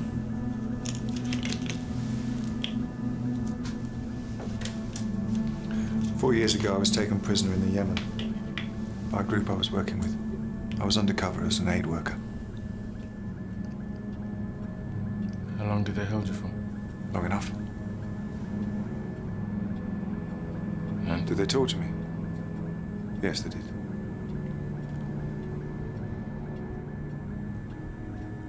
And nothing, Danny, that's what they did.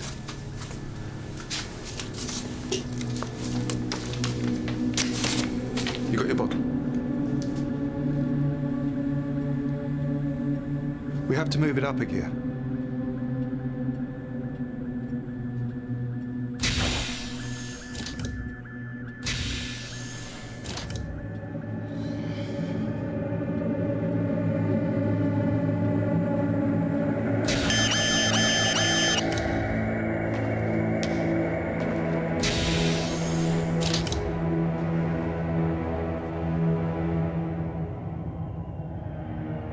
What's the target? This will go on until you tell me.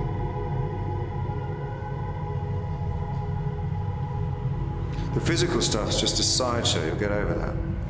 But this other stuff, this will be with you forever. We've got into your accounts. Paid a visit to your bank. Thank you, by the way. Your signature. You've been well paid recently, but this morning, with our help, you donated all your savings to charity. And that includes the $200,000 you didn't tell the revenue about that's been sitting in your private bank account in Geneva. And maybe if you're lucky, they'll name a ward after you in some godforsaken hospital in the Sudan. What? You think I'm bluffing? You think you can always make it back again working for one of your old friends? Or your old mates?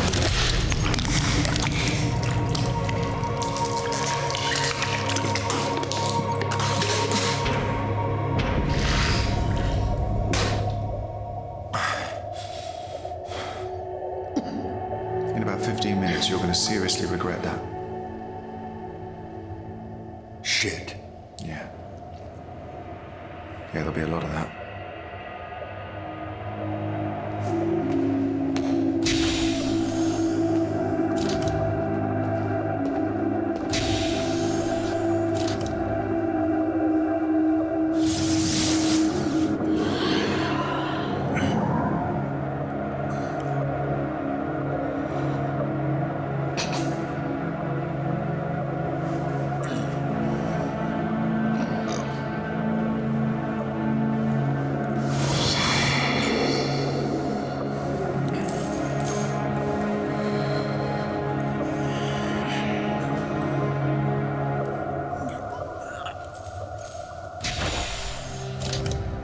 Take this now. Drink it before it gets worse. There's an antidote in here. It'll be effective in 10 minutes. And if you're bullshitting me... Fine. Don't tell me anything until you're better. Look, I'll throw in the money as well. What more can I say? is it with you? Why are you making your life so impossible? You have about 5 minutes before it gets really nasty. Just remember, you brought this on yourself.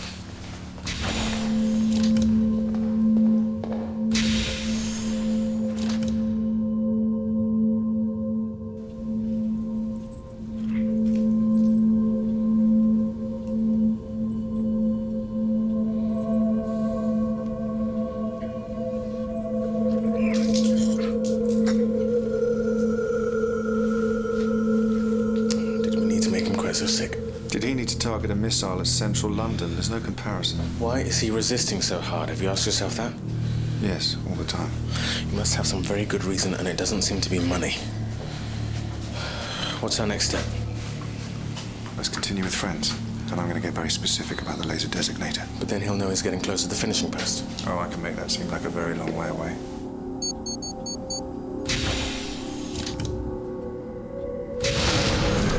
I haven't got long. Sure, sorry, I've spoken to my husband about the insurance, and I have all the details and everything. It's just that he's a bit worried about our no-claims bonus. Well, I'm not thrilled at the prospect of having to talk to mine either. Well, would you be happy to settle in cash? That would suit me fine. You've got my address. You'll drop it round? Of course, that's no problem. My daughter's school's just round the corner. Trinity House. Really? I want to send my little girl there, but everybody keeps saying how impossible it is to get in. Oh, you know, there are ways, as with everything. I mean, I'm on the PTA. If there's anything I can do to help.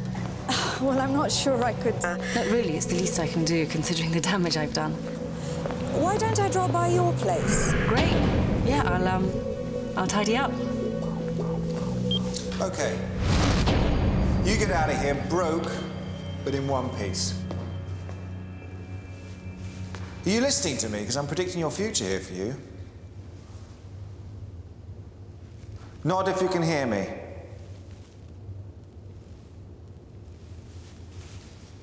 Now, the one glimmer of light that you can see at the moment is that all the people you work with, all the old boys from the army, all your friends, you think they'll stick with you, help you back on your feet. But what if we tamper with your military records as well? My guess is that'll make you virtually unemployable. Let's say that you exaggerated your success in the army. Let's say that your main claim to fame actually turned out to be a series of botched operations where you were both negligent of your men and cowardly in the face of enemy fire. The men I served with will know that's a load of old bollocks. Okay, then, well, let's have a look at the people you serve with and who you now work with in the private security business. All their companies have another very important relationship, apart from the one that they have with you, and that's the one that they enjoy with Her Majesty's government. Us. Or at the moment, me. Now, if we present your friends with a choice, by all means, use Morgan, none better, but if you do, you'll never work on another government contract again. What do you think they'll do? Is their loyalty going to be to the good old days, or will it be the future of their companies? Themselves? Their families? I know who my friends are. No, they'll still be your friends. They just won't be offering you any more work, not if they want to stay solvent. You know why? Because they won't be getting any more business from us.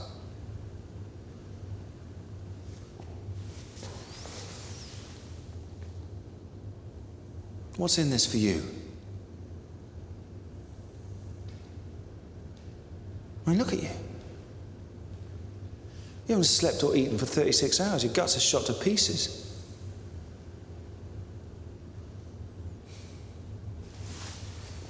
The longer you don't tell me anything, the more I know you're hiding something really big.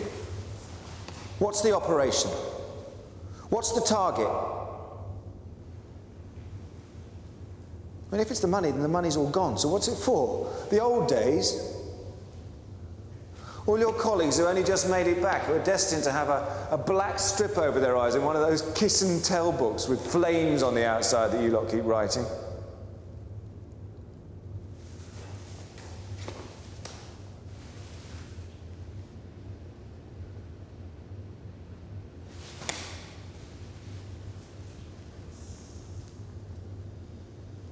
What are you so frightened of? What they'll do to you? Is that it?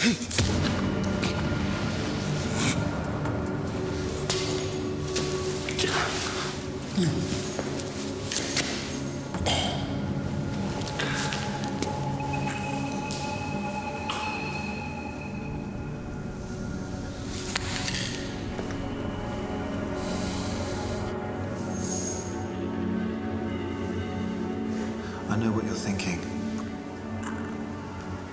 If I can hold out another 24 hours, another 36, if I can hold out that long, I know what you've trained yourself to think about because I devised the course.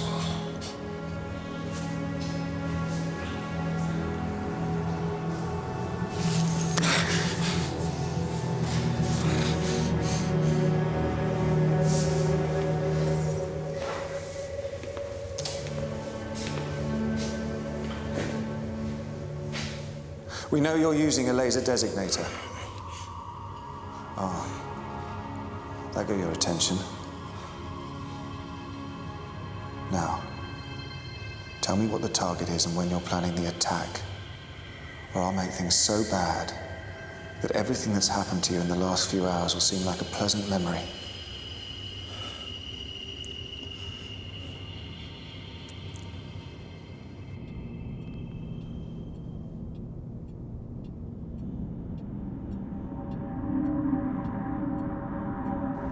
More frightened of what his friends will do to him than he is of us. I'm not so sure about that. Look, I think it's time we moved to the third F. Family. Perhaps we should have just started with family. I always hope we won't have to go there. But sometimes we have no choice. Sometimes we have to behave worse than them. You mean we have to create the impression that we're capable of behaving worse? We'll just behave worse. Otherwise, we're not going to be able to find out what we need to find out.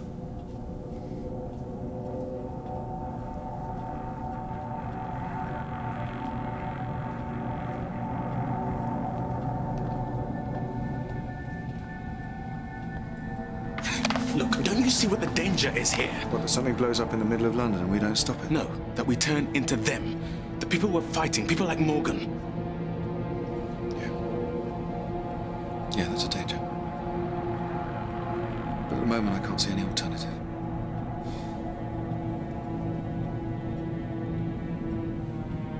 I'm going home to wash.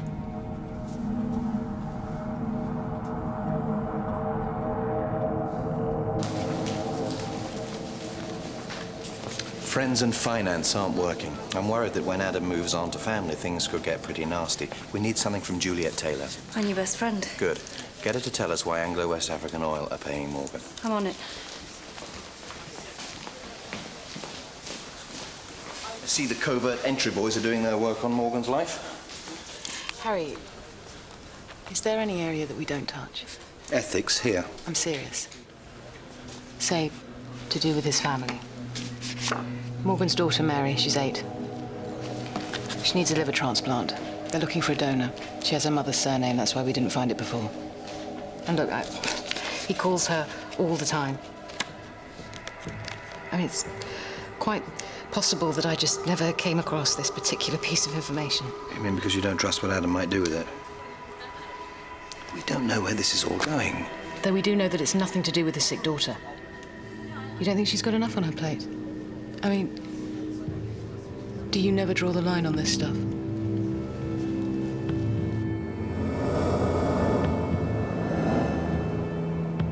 Where's your little girl?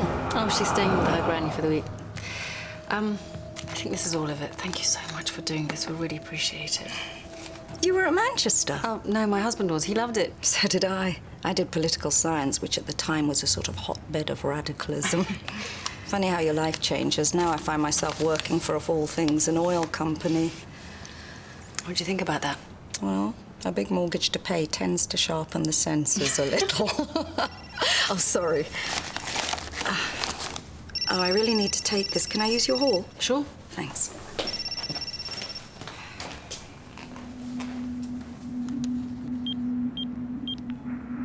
Tom's at the rugby and Mattie's playing with a friend. We'll have a couple of hours. Where are you? Trying to sort out this nightmare with the car, but I'm only 5 minutes away. I'll be waiting for you. Dying to see you. Sorry about that. My mum, she's not been well recently. Oh dear. Well, do what you can. You know how it is.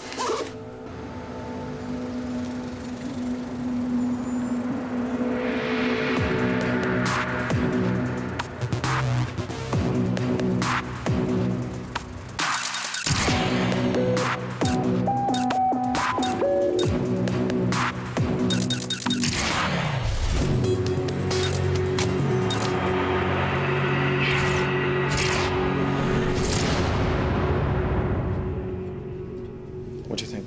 Potentially, it's dynamite. My thoughts exactly. But we should save it until the end. Until we really need it. It's the worst thing we can do with this information. Remove the daughter from the list waiting for donors, or something more immediate? Put her in danger, wherever that may be. You know what I like about you, Harry, is you never say that imagine if it was your daughter stuff. Imaginative compassion may be a very good thing, but it's not always useful in this job. The father-daughter relationship's strong.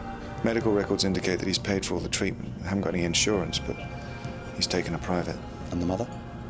Remarried. Other children. Who found this stuff? Ruth. She can't have been happy about the uses we might put it to. I think she very nearly didn't bring it to me at all.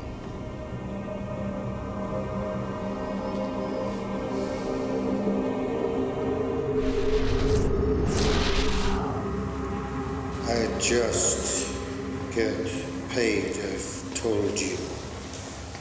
I don't know where the money comes from. Let me give you a clue.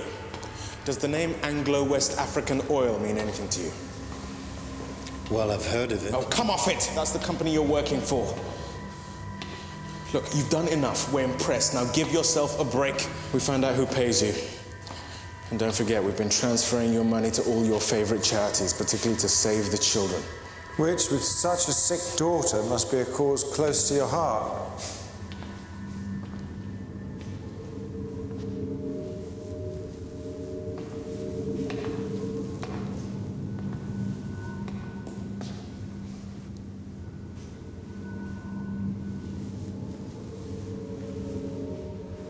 You know how this works.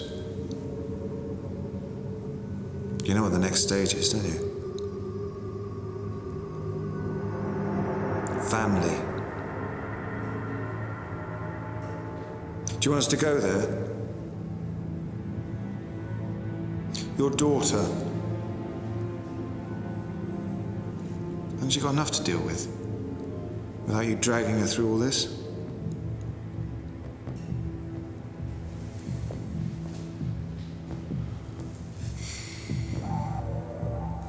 Look at him. You probably think this has been a classic good cop, bad cop routine, don't you?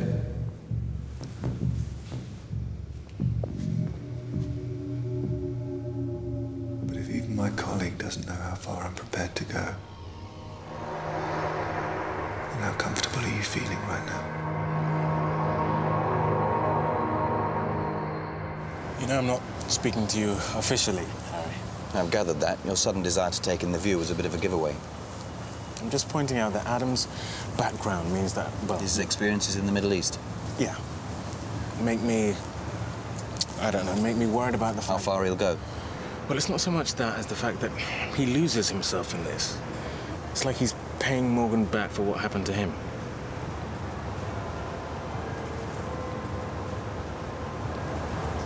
I feel awful going behind his back like this. Oh, what with all the urgency?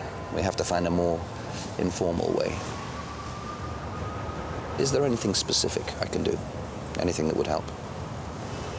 I suppose it's the daughter I feel most uneasy about. If it was possible, I'd like you to call that one before we directly involve her. Okay.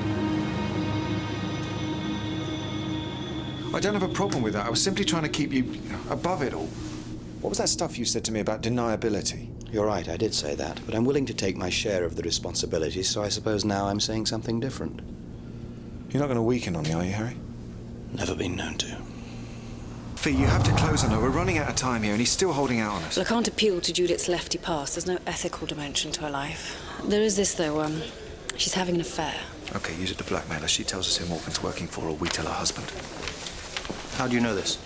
I listened to a conversation she had with her lover, and then, of course, I followed her to an address where she was met by a rather handsome stranger. Blackmail may not be healthy for a long-term relationship with a source, but it can be highly effective in the short term. We all do things we'd rather not. You bitch. Anglo-West African Oil is employing someone called Robert Morgan. I want you to find out what he's doing for you. I can't possibly get access to information like that. I think you probably can. What do you mean? Why would they talk to me? Juliet, I wanted this to be amicable and friendly. I really did. It's just not turned out that way. I strongly suggest that you help us, and then everything will be forgotten. Forgotten? What are you talking about? Some of us have some principles that don't include spying on our own companies. How do you sleep at night? Not as well as you. Especially after your long afternoons with your friend Simon. Or do your principles include screwing around behind your husband's back? I want that information. And I want it this afternoon. Tell me. I never betray my team. You will. We'll make sure there's no fallout from the people you work with. Now, how are you going to do that? By making it look like we discovered all this another way.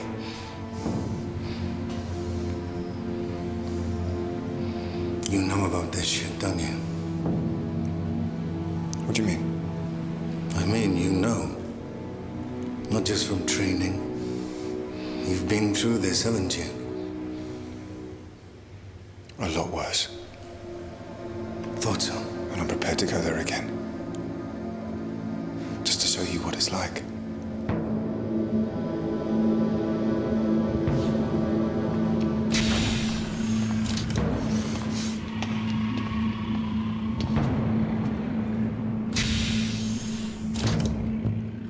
Robert Morgan is employed by Anglo-West African Oil. Yes, that much we know. It's why you're in this awkward position. He's paid by a department called External Development, who are just being used to look into any opposition to our plans for strategic growth. And things like the pipeline contract? Opposition from within African countries? Eventually. But also... Rivals for the contract? That's it, isn't it? I don't know any more than that. Who are you calling? You're home. I've got tapes as well. If your husband sees how much more you're enjoying yourself with your afternoon lover... Okay. External Development is mostly concerned with our rivals over the African pipeline contract, the Oil and Petroleum Corporation. All I know is that something major is planned. Something that will remove them as a player. Please, I've told you everything. I'm not calling your husband. I'm calling mine. Anglo-West African are going to use Morgan and his team to guide a missile onto the headquarters of their biggest rival? But make it look like a terrorist attack, yes. Where's the missile coming from? That's what we don't know. Well, clear the building. At least we can minimize civilian casualties. We can't have bombs raining down on our capital. We need to find that designator. What are you going to do? Take Morgan on a trip down the river. Danny, I need your help.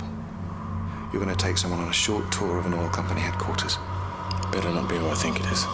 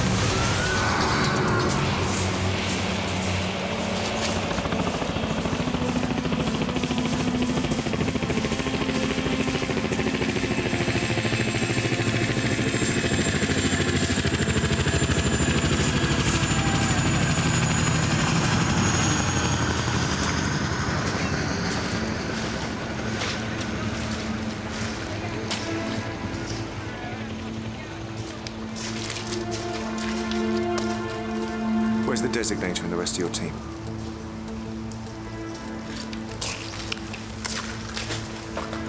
The laser beam is targeting a bomb to that building there, just as you planned. Why don't you take a look and see where your bomb's going to land when your mission is successful?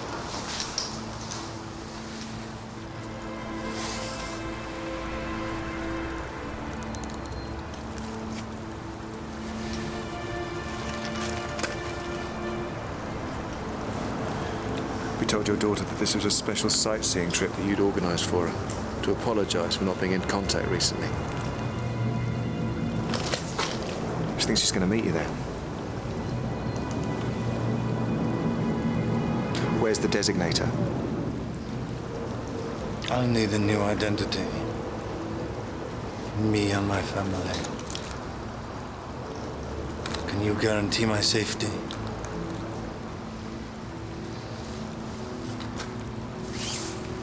Danny, leave her. Leave the girl and get out of there.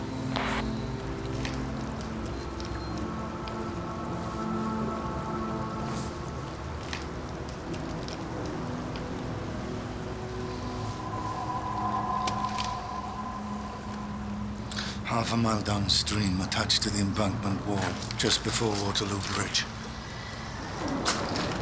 And the team with the launcher? She's still up there. Crystal Palace. A park. Rox Hill's entrance. I'll get her out of there. Danny, you can bring her down now.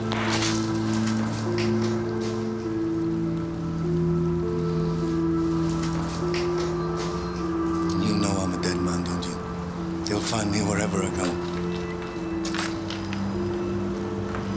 That's what it does to you, doesn't it? What? The realization that there are no depths to which you wouldn't sink because of what happened to you before. And you'll always carry it with you. Just you wait. When they kick you out, you'll be just like me. Out in the open market. Unless people will pay a lot of money to employ a private contractor like you. You gonna put in a good word for me?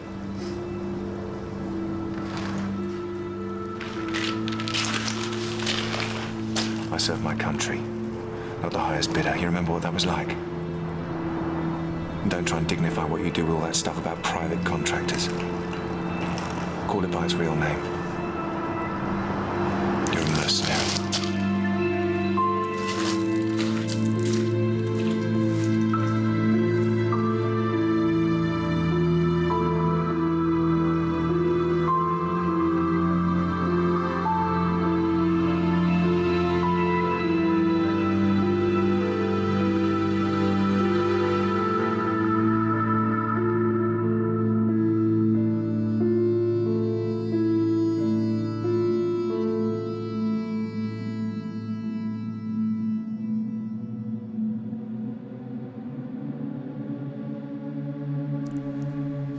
Is there anything you don't do? I mean, does the present climate put anything off limits? Or does the end always justify the means? I certainly believe that as chief of an organization, you can't be involved in every decision, but you can set the tone for what is and what isn't acceptable. And on what isn't, is there a line that you don't cross? Definitely. What was it Patton said about being permitted to walk with the devil to enable you to cross the bridge? But the end can never justify the means entirely. You have to be smarter than that. Otherwise, what are we defending? What are we fighting for? You spoke about your job as one of defending democracy from all sides, apart from the obvious ones. What other threats were you thinking of? It's too easy to always look abroad, to think that's where the main danger is coming from. We need to look closer to home. Give me a for instance. I believe that corporate access to the higher reaches of government is far too easy, and that a great deal of foreign policy can be traced back directly to the boardrooms of our large multinationals. But hasn't it always been this way? And surely these are just theoretical threats. No, they are not just theoretical threats. These people will stop at nothing to get their way. It's difficult to set your own limits when dealing with those people. To resist behaving like they do, it's not always easy.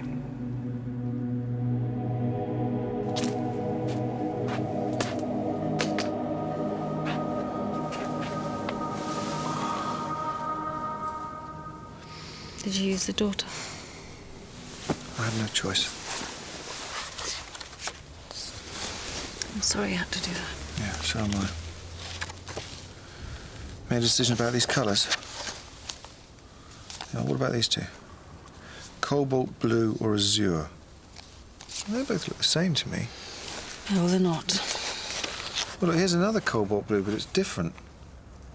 I mean, how do I know? There must be a book or something that tells you what colour cobalt blue really is. You know, it gives you a definitive colour. I think you're taking this truth thing a bit too far. Stop being so literal-minded. This is home, it's real life.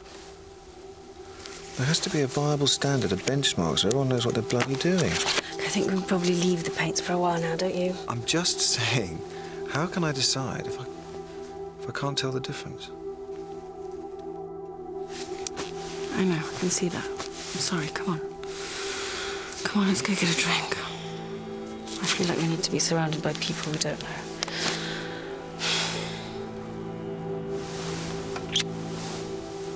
And in business news today, Anglo-West African oil has taken a huge hit as its share price tumbled by 40%. The London stock market is predicting further falls in the next few days, following news that the company has been unsuccessful in its bid for a significant pipeline contract across the Ivory Coast.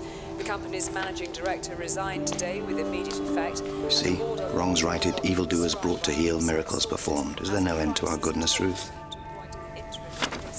I got down to the final two, and they parachuted a late contender into the job. But that's good, isn't it? It's what you wanted. Yes, but it's still annoying when the best man for the job is passed over for a politician. Seems you were right. Yes. But I'm pleased. Yeah, well, I'm not. There's a scratch on the floor of my flat.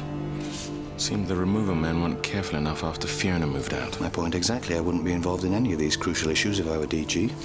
We'll get the removal men in and set Adam on them. He'll get to the bottom of it, if anyone will.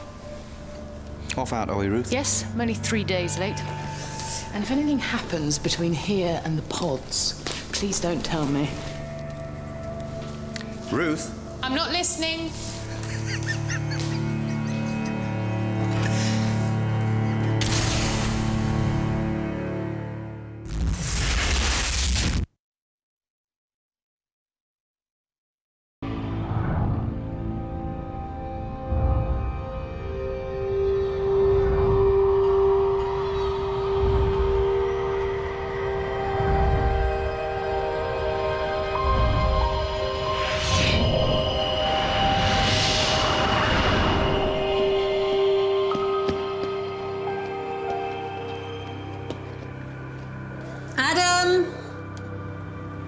دخلت المطبخ.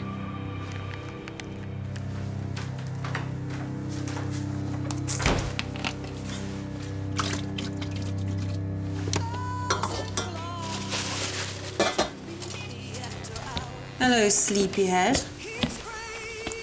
You've got odd socks on. Have you chased the FCO about the check for us school fees? Yes. Have you chased the FCO about Oh, no, I haven't, no. Well, what happens when he gets chucked out? Well, he'll just have to go to the شو اسم المدرسة؟ like any other kid. مدرسة سنت جوزيفز خارج لندن. How are you getting on with Danny? Good. I love working with him. Ruth, come up with any more internet chatter? What are you going to get me for my birthday? Don't worry. I've kept the receipt. I bet you wish you'd kept the receipt for me sometime. Never. I wouldn't swap me for another girl. I wouldn't swap you for the whole world. Is the right answer. Hey!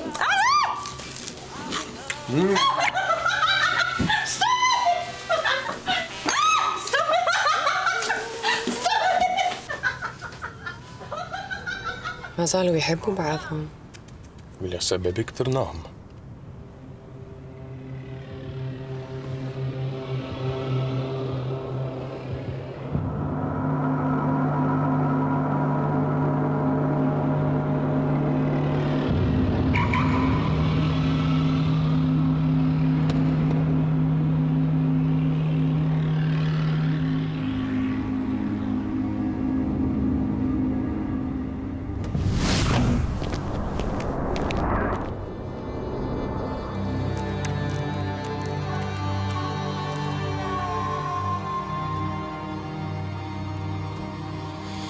دمروا حياتنا.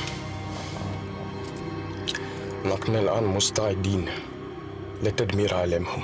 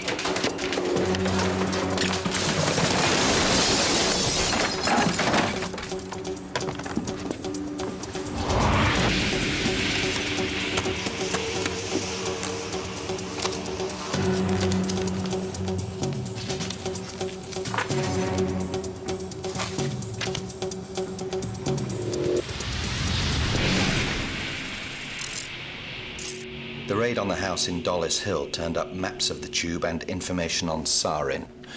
We think a North African group might be involved. The Moroccan agent you're running, Butterfly? I'll talk to him again. Get me a result. Adam, a word. Our special branch coping with the Iraqis and Americans coming to town this week. They seem to have everything nailed down. It's more than possible that any terrorist attack will be timed to coincide with the visit. Which would certainly be unfortunate timing. Another bomb in Basra today, 70 dead, including a bus full of school children. They work well together. Good. Let's hope Butterfly gives us something useful.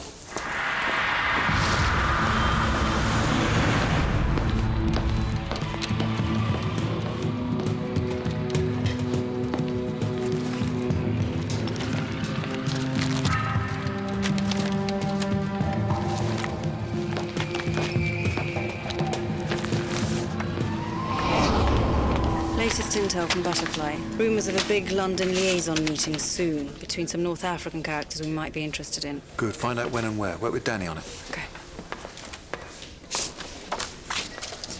So, what are you getting Fiona for her birthday? Sorry, Ruth. What? You might be her mole. And even if you weren't, telling you would only put you in danger. Fiona takes her birthdays very seriously. Chocolates. Might be the answer. Nice ones, of course. Get Sam to nip across to that Belgian shop. Yeah, that's not a bad idea, Harry. Just don't say anything, he's still in earshot.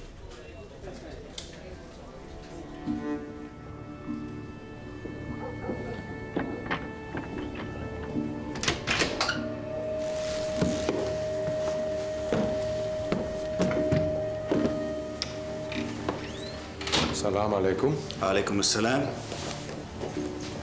Count it. It's what you deserve for helping us.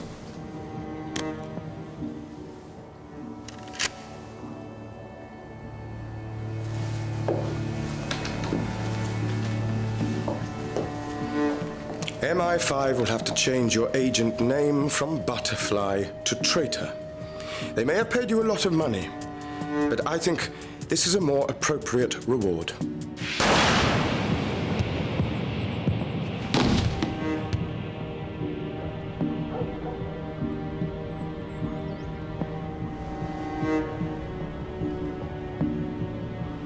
Get rid of him. Happy birthday. Oh, yeah, it's my birthday, isn't it?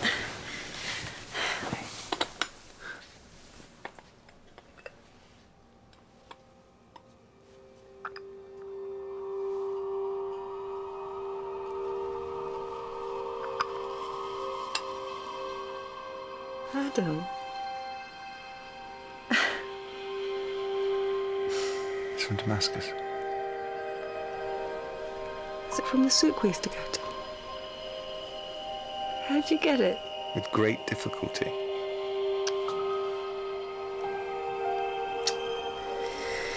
It's beautiful.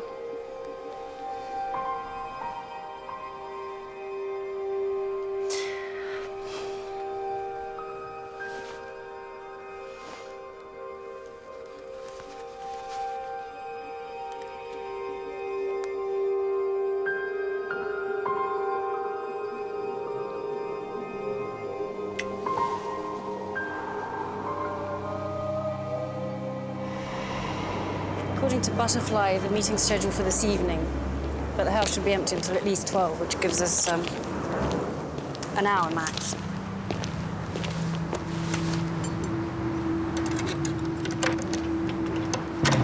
Bloody hell, that was quick. One of my many talents.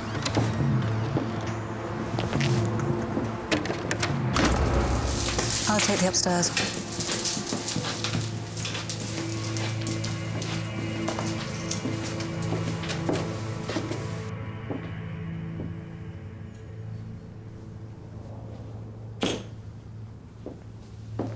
I'm entering the kitchen. Nothing out of the ordinary.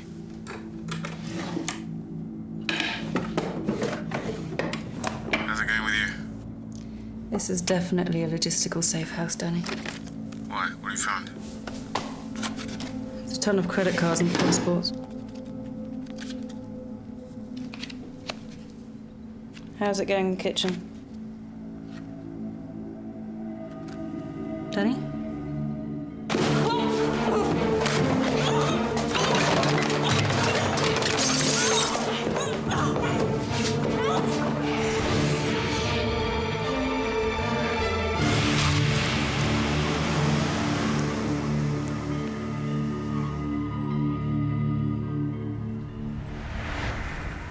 What do you want?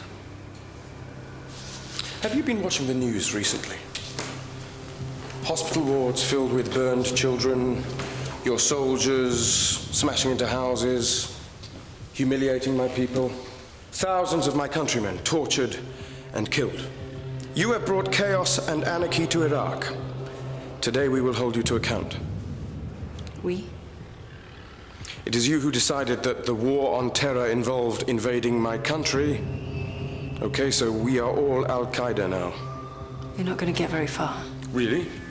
Look, we can sort something out. To be honest, we've already cracked your attack cell. We know exactly what you're planning to do. So it's over. How do you know? We found the house with the maps of the tube and Dollis Hill. You found out about that? How? You must have an informer in your ranks. Don't make matters worse by interfering with 2 officers of the British Security Services. We can negotiate safe passage for you to somewhere like Sudan in return for our release. That sounds promising.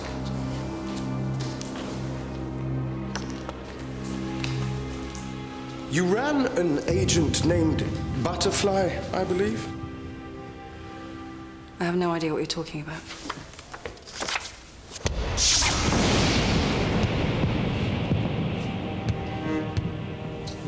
You want to offer me a new deal?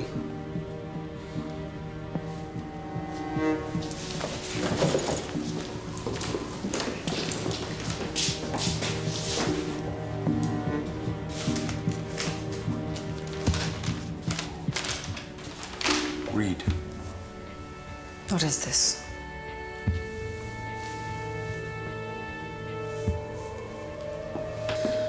This is no time for games. Read it or I will cut his throat.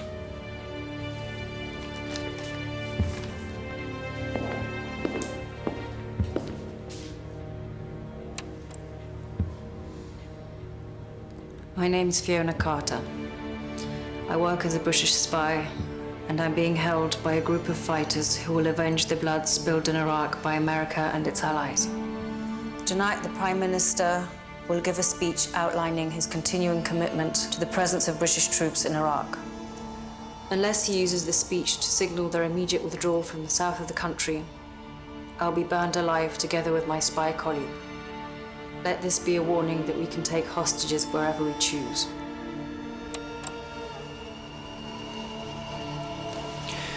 You read those words with no emotion. They're not my words.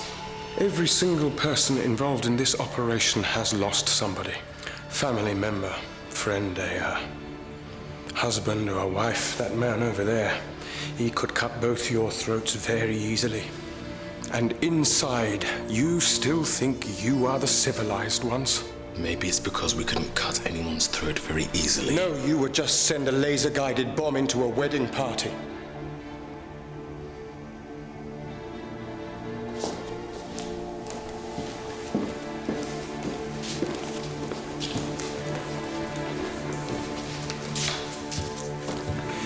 We will bring you food and water. If you do as I say, then we will not humiliate you as you do your own captives.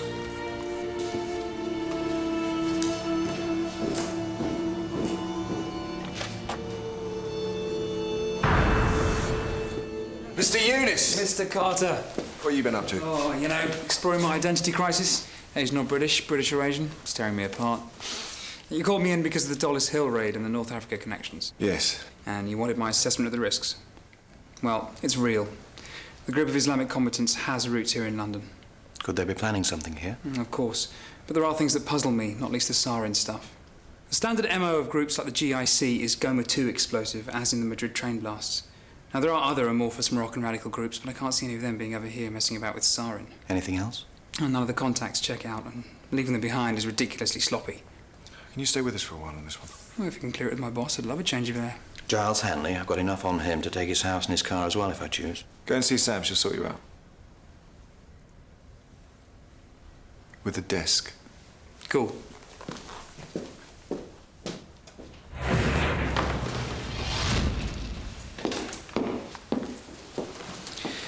You're going to make another phone call.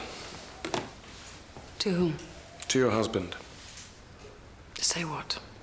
You'll arrange to meet him in a place that I tell you. You're my husband into a trap. It's not going to happen. I thought you might say that. You know who this is, of course. St. Joseph's School. I can call the person sitting outside right now.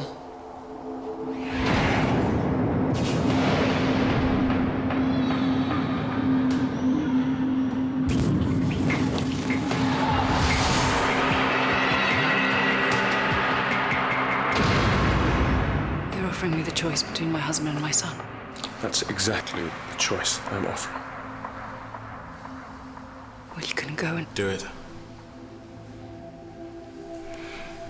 Adam would understand.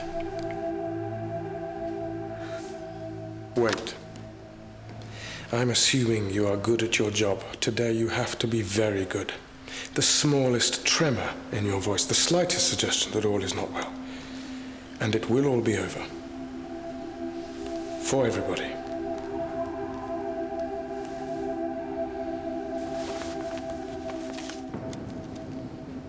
You'll meet him here.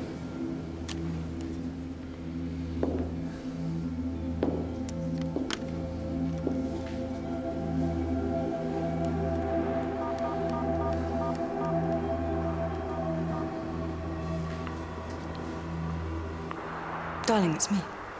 Hey, birthday girl, how's it going? Listen, lovely, I need to meet up with you. It's really important. Can't you tell me over the phone? Don't you remember the rule for birthdays? Okay, I know. I have to do everything you want today.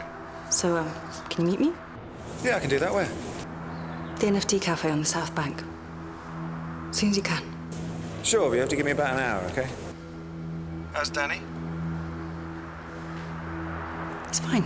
Okay, excellent. I'll see you in a bit.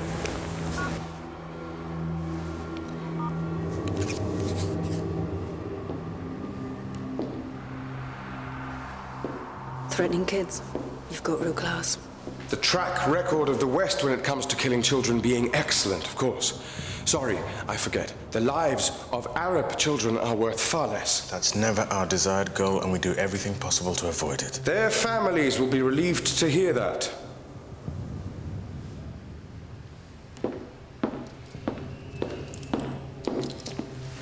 Cuff them in front, please, so I can give us water.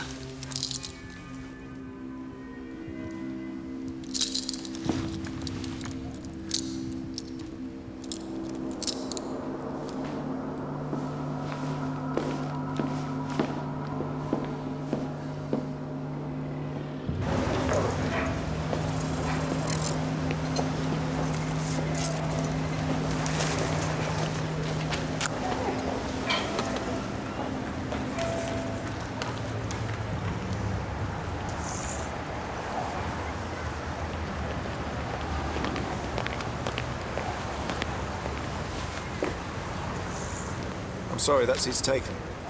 You must do everything that I say. If you make a single false move, your wife and the other MI5 agent will die instantly.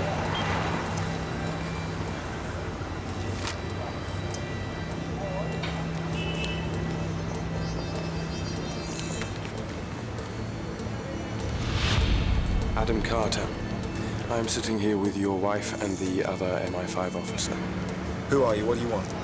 All you have to do is stay with my colleague. She will give you all your instructions. Be warned that she is equipped with an alarm that, if triggered, will mean I will kill both of my hostages. Equally, I receive regular messages from her. Should I not hear them, I shall kill the hostages. Is that clear? Listen, I won't waste time trying to flannel you. Just tell me what your demands are and we can see what we can sort out here.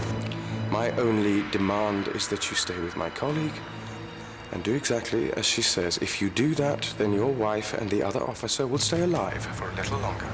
Let me talk to her.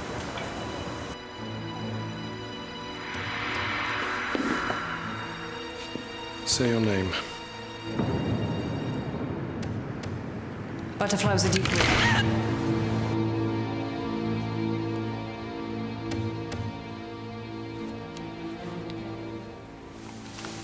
That noise you just heard was the sound of my gun handle connecting with your wife's face. Although your bargaining position is very weak, Mr. Carter, you still have choices. You can, for example, make the death of the hostages less agonizing than being burned alive. Do you understand, Mr. Carter? I understand. Good, we understand each other. That's a promising start. Take out everything in your pockets. Keys, cash, wallet, everything. And place them on the paper.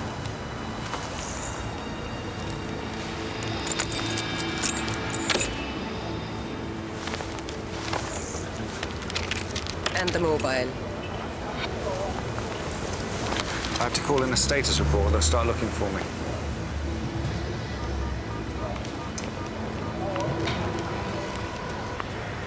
بده يتلفين لي يرفع تقرير عن الوضع. بدك يعني يسمح له؟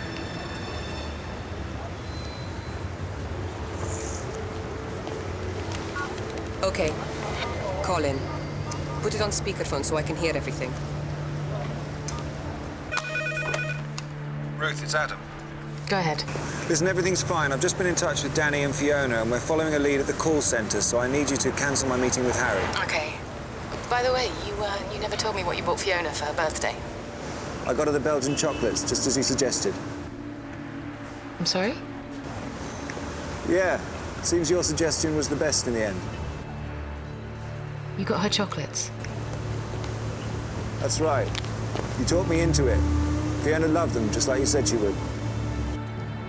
Right. Okay, well, I hope she appreciates them. Speak to you later.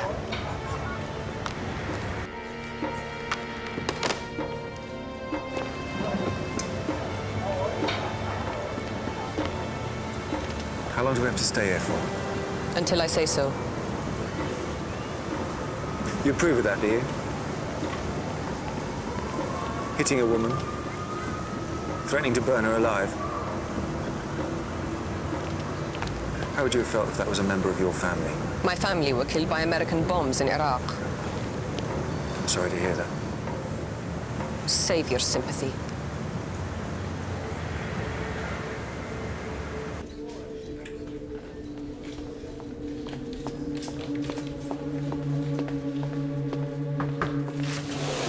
Something's wrong. How do you know? You knocked. It's Adam. What's the matter? He just called and cancelled the meeting with you because he says he's with Danny and Fiona. Well, it's just a routine briefing. It can wait. Yes, but But what? he said that he'd bought Fiona chocolates for her birthday, as I suggested. Thought that was my suggestion. Exactly. And Well, he's probably just mixed up. Harry, I talked to Adam. There is no way in this world he was going to buy Fiona chocolates for her birthday, no matter who suggested it. Not that there's anything wrong with chocolates as a birthday present, of course. He just wasn't going to do it. You'll ask him about it when he comes in. Harry, please take me seriously on this. Something's wrong. Red flash the entire team and bring them all in. We'll find out what's going on here. But if they're sitting in that meeting room in 20 minutes and we've jeopardized an important operation, then I take back what I said about GCHQ.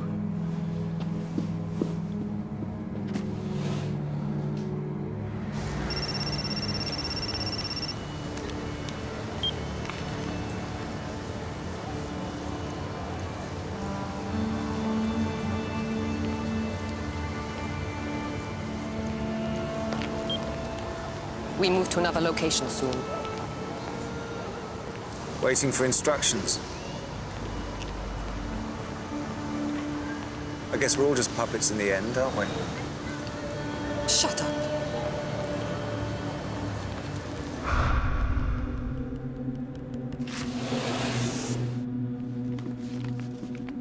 Nothing. Adam's phone call was made from the South Bank. Can't get in touch with Danny and Fiona. We've pulled up all the CCTV footage around the area at the exact time that Adam called. Who's the girl and where are Danny and Fiona? We have to assume that he's being held there under duress. Otherwise, he would have been able to say what he's doing. No sign that she's got a weapon of any type. We need to talk to him without her getting wind of it. Kind of tricky when she's sitting right opposite him. Got an idea, but we'll need to act very fast before she moves him. I'm not sure that you That's are... my unique selling point, Mr. Pierce. Young Asian males don't often work for the security services. Call me Harry.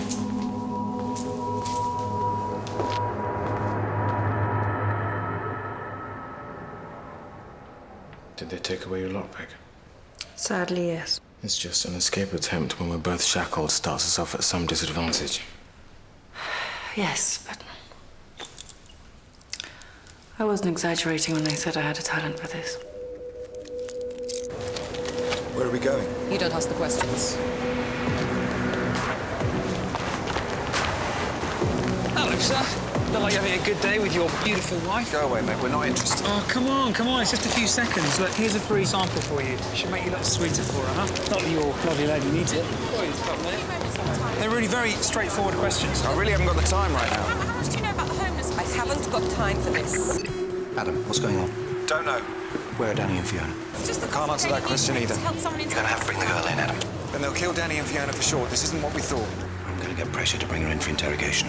I'd definitely not be receptive to a strategy like that. There's a tracking device in the packet of sweets you were given. We can also hear the conversations you're having with the girl. Now get us some information that's useful. And remember, you haven't got unlimited time on this. Look, I haven't got the time or the patience for this. Just go away and leave us alone!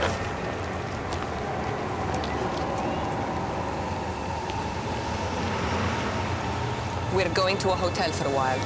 We'll sign in as man and wife. How ironic. You said earlier we weren't the only ones who can gather intelligence. We've been watching you for a while. And listening? I'm not under interrogation.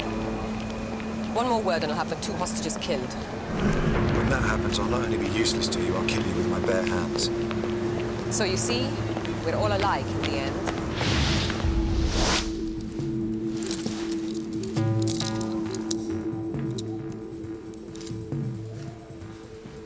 Thought you said you were good at this. Come on, this is my party trick.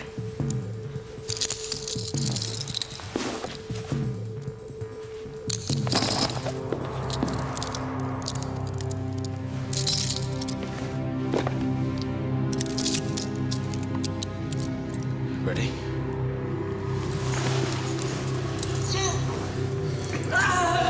God! She's being sick! Look, can someone help us, please? God! She's being sick. I think it was the blow to the head. Please, can you help her? Please.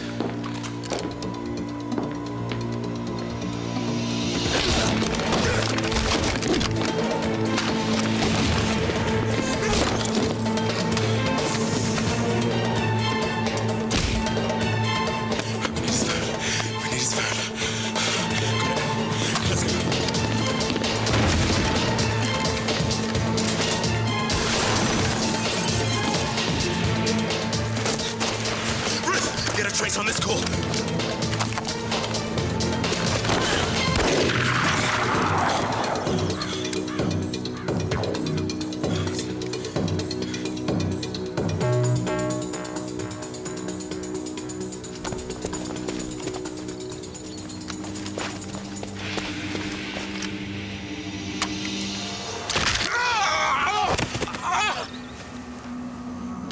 Find the phone!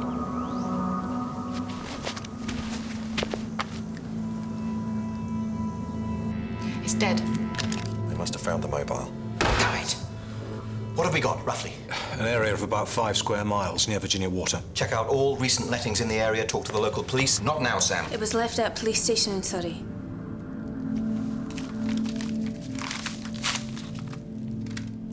My name's Fiona Carter.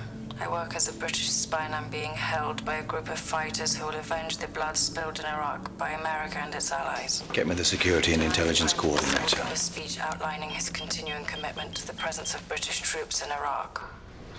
Unless he uses this speech to signal their immediate withdrawal from the south of the country, I'll be burned alive together with my spy colleague. Let this be a warning that we can take hostages anywhere we choose. Well, obviously, we're not giving in to the demand to announce the withdrawal of troops. Surely we should pull the PM out of tonight's ceremonies. That gets us what, exactly? Time. It looks like a concession. A concession would send all the wrong signals. This speech is very important. As are the lives of my 2 officers. We don't allow terrorists to change government policy, Harry. I want you to get Adam Carter to bring the girl holding him in for interrogation. Absolutely not. He's buying us both time and useful information. Besides, they'd execute the hostages immediately. If Iraqi resistance is spreading to these shores, that girl is a crucial source of information. But we must protect my officers. They're not civilians, Harry. I'm sorry to say this, but it does make the moral dilemma somewhat less acute. Of course, we'll do everything we can.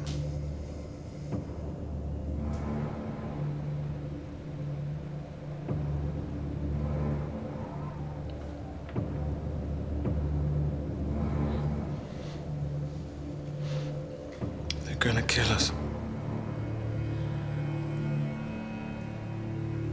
At least we're together, Dan.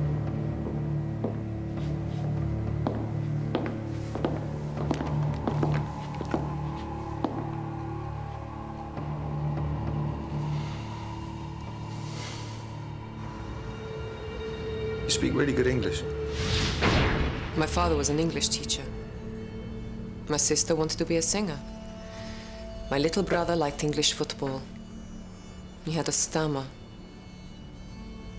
But Arab lives, they mean nothing to you, unless it's a number to throw about to win a political argument. My brother's got a stammer. His name's Robert. We called him Ro-Ro, because that's how we always started saying his name, Ro-Ro Robert. You're very calm, given the circumstances. Well, they do give us training.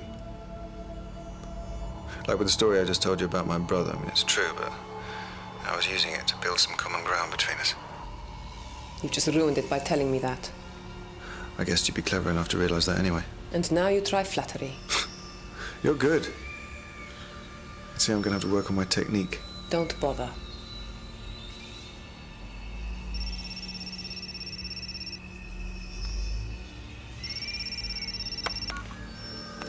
نعم.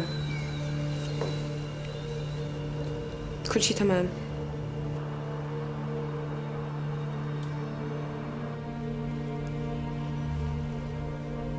بدك يعني أطلب منه؟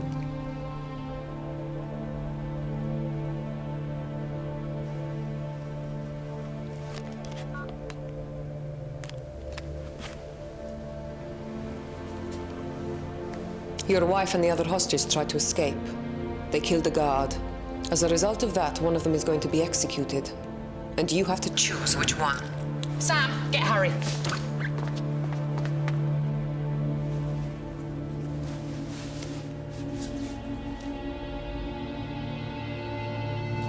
I won't do that. You can save your wife. They'll phone back in a few minutes to ask for your decision. You won't make that choice. We've got to do something. We have to do something, Harry.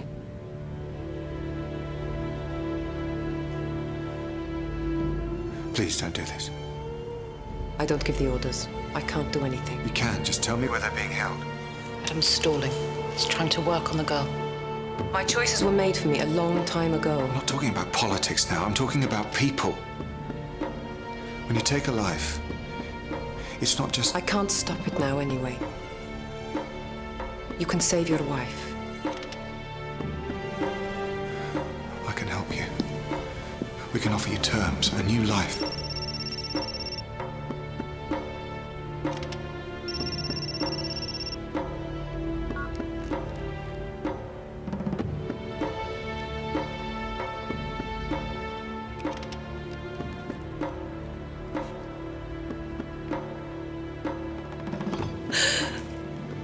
Adam, I love you.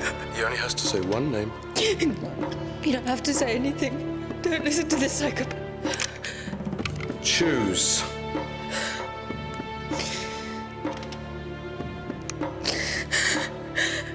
You will never win.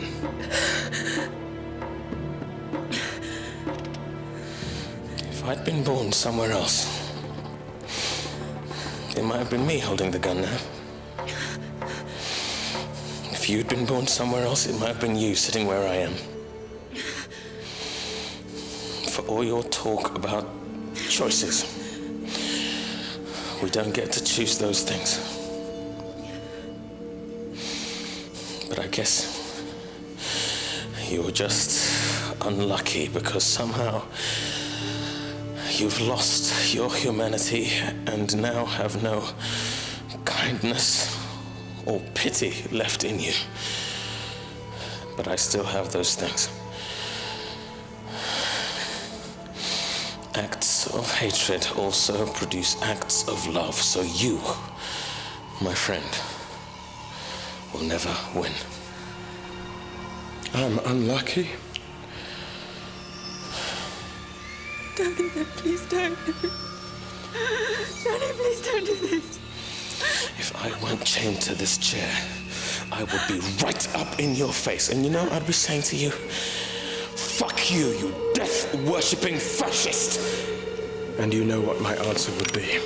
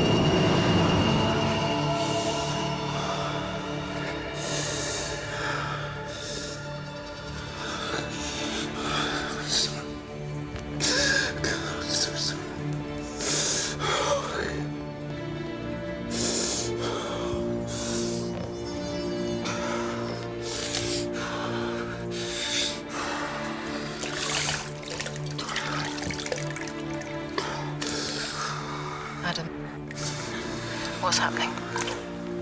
Adam, try and talk to me. What happened? Danny. That's not true. Maybe it was a mock execution. Ruth, you've got to help me. Tell me about the girl. I'm still in trouble here, and so is Fiona. Come on! Adam, there's no more information on her.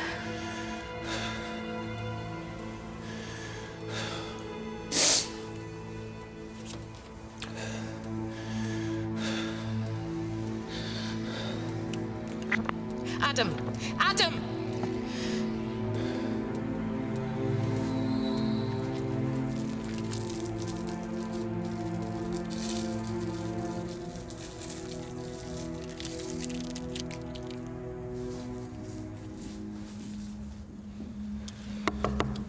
What are you doing in there?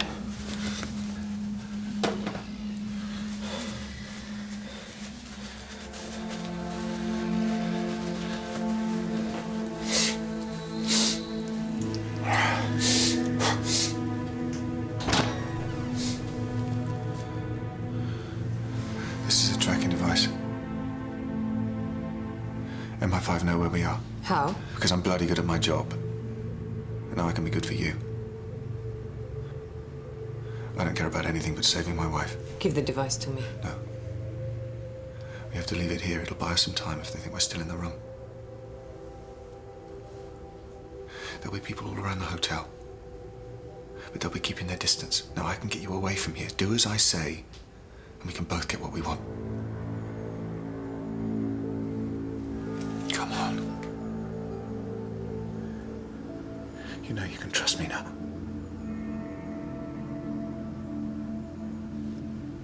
You want us to work together? It's just me and you.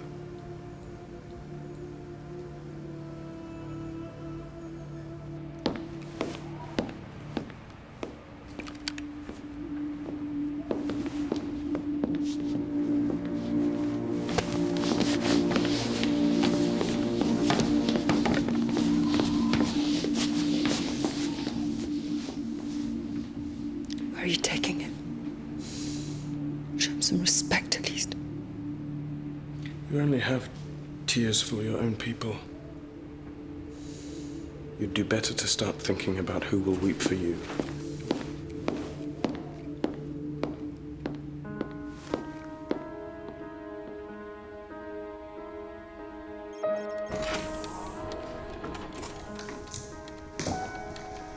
Just had a meeting with Guy Facer. He has totally rejected the terrorists' demand that the Prime Minister should change his speech for tonight. And Adam? We're bringing him in. We'll interrogate the girl. But... No buts, Ruth. There's no alternative. Terrorists do not dictate our foreign policy. Is Adam still at the hotel? Good. We might just have enough time to get something out of her. Are you going to tell me what you want from me? Your Prime Minister is entertaining tonight. The dinner at the Mansion House? In attendance will be several traitors from my country and their American sponsors. You'll get me in there. It's a closed list. Every guest is a well-known person and matched to a photo. There's no way I can do that. I thought you were good at your job. What are you going to do? You're unarmed. That does not concern you. You just get me in.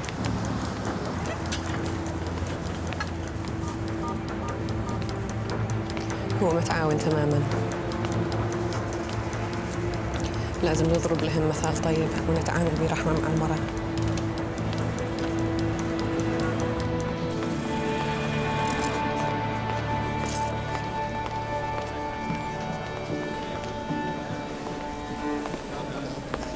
Hello, mate. Could you get the liaison officer for me? Tell him it's Adam Carter. Yes, sir.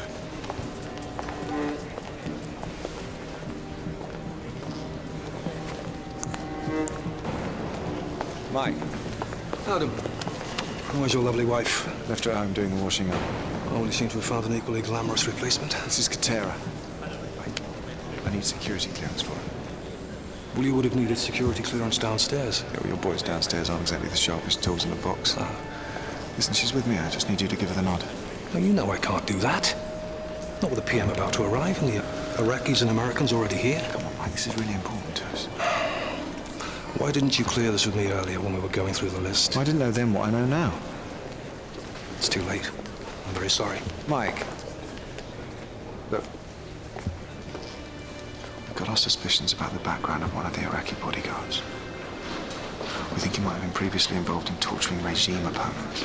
Katera's the only one who can give us a positive ID. Give me a break here. This could be a huge breakthrough for us. Just not possible. All credentials have to be cleared in advance. And who would have cleared them? You. So? Come on, Mike.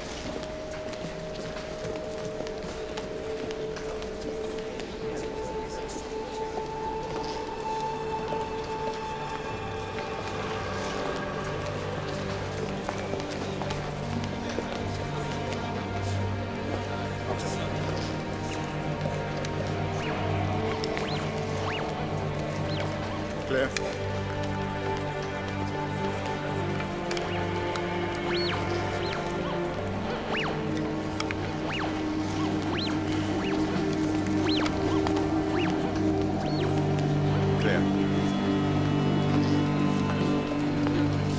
You owe me one, Adam.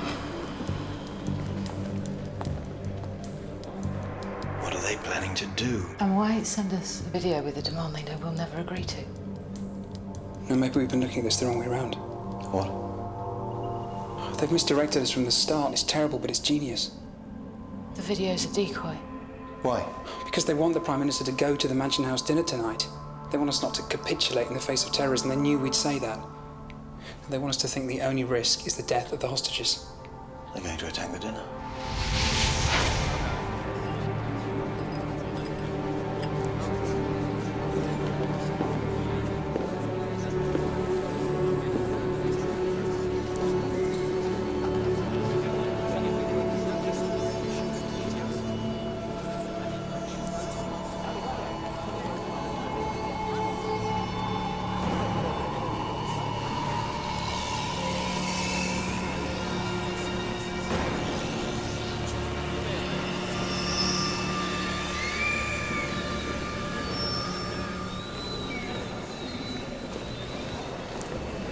I'm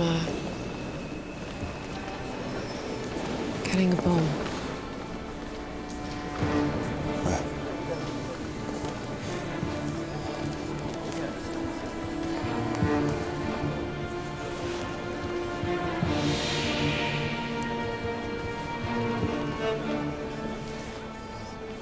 explosives inside you? Only a small amount. Then what then? Enough to turn the chemicals that have also been implanted into a lethal gas.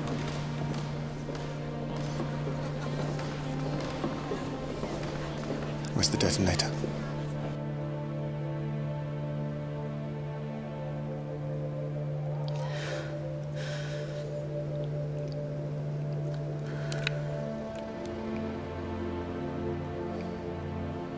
Not as defiant as your colleague, are you?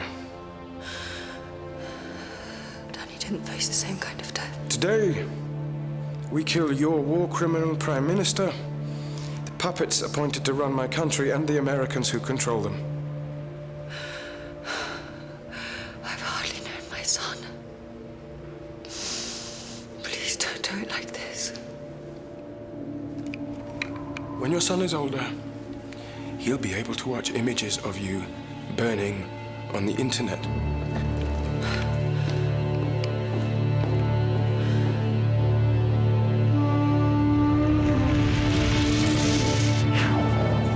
It's in the house, isn't it? With whoever's holding my wife. He kept control over it, so I couldn't change my mind. You can't do this, it's too grotesque. Don't come near me, or I'll send the signal that I'm ready. You don't want to do this, Katera. I don't have a choice. Of course you do. Just tell us where to find him. I can't do that.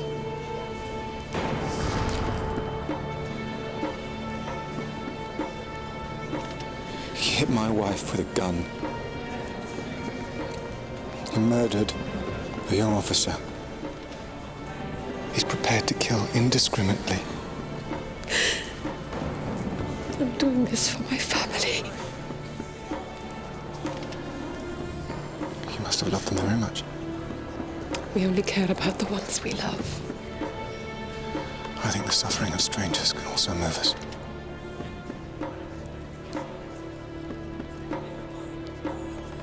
Please. Give that to me. And tell me where they're holding Fiona. I can't. I heard you on the phone to him. I speak Arabic.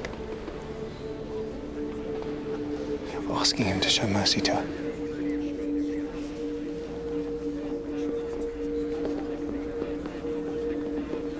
The Prime Minister is arriving. I can't let you do this. You said you wouldn't swap your wife for the whole world. What? We had a bug in your house. You were joking. And she asked if you'd swap her for another girl. And you said you wouldn't. Swap her for the whole world.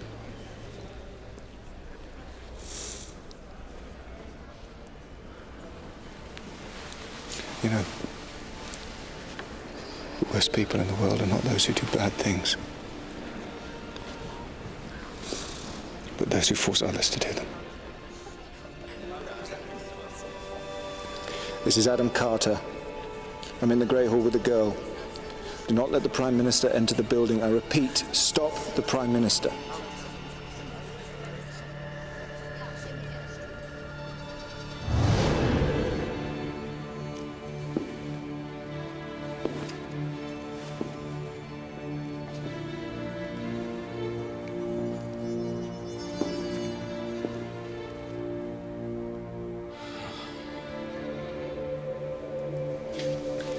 She should be in position by now.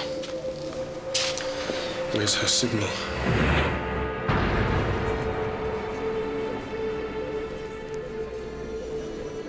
Your ring. You keep turning it. In our business, that's known as a reveal. What does it reveal? It's my wedding ring, I suppose it reveals that I love my wife more than anything else in the world.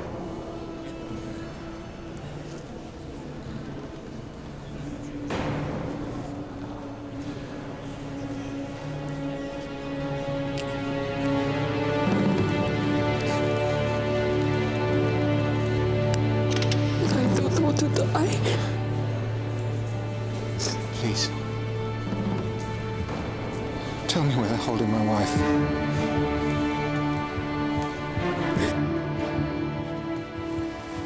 Something's wrong. It's time.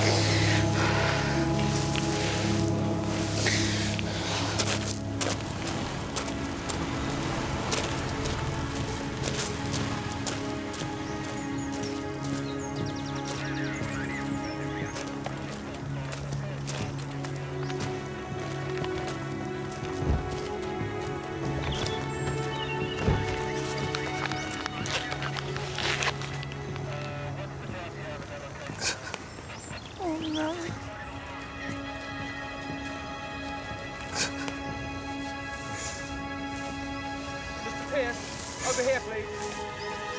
I have to leave you for a moment, Ruth. I'm staying here with Danny.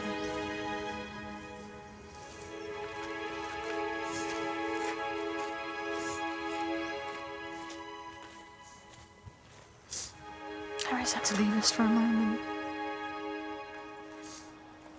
I'm still here with you, Danny.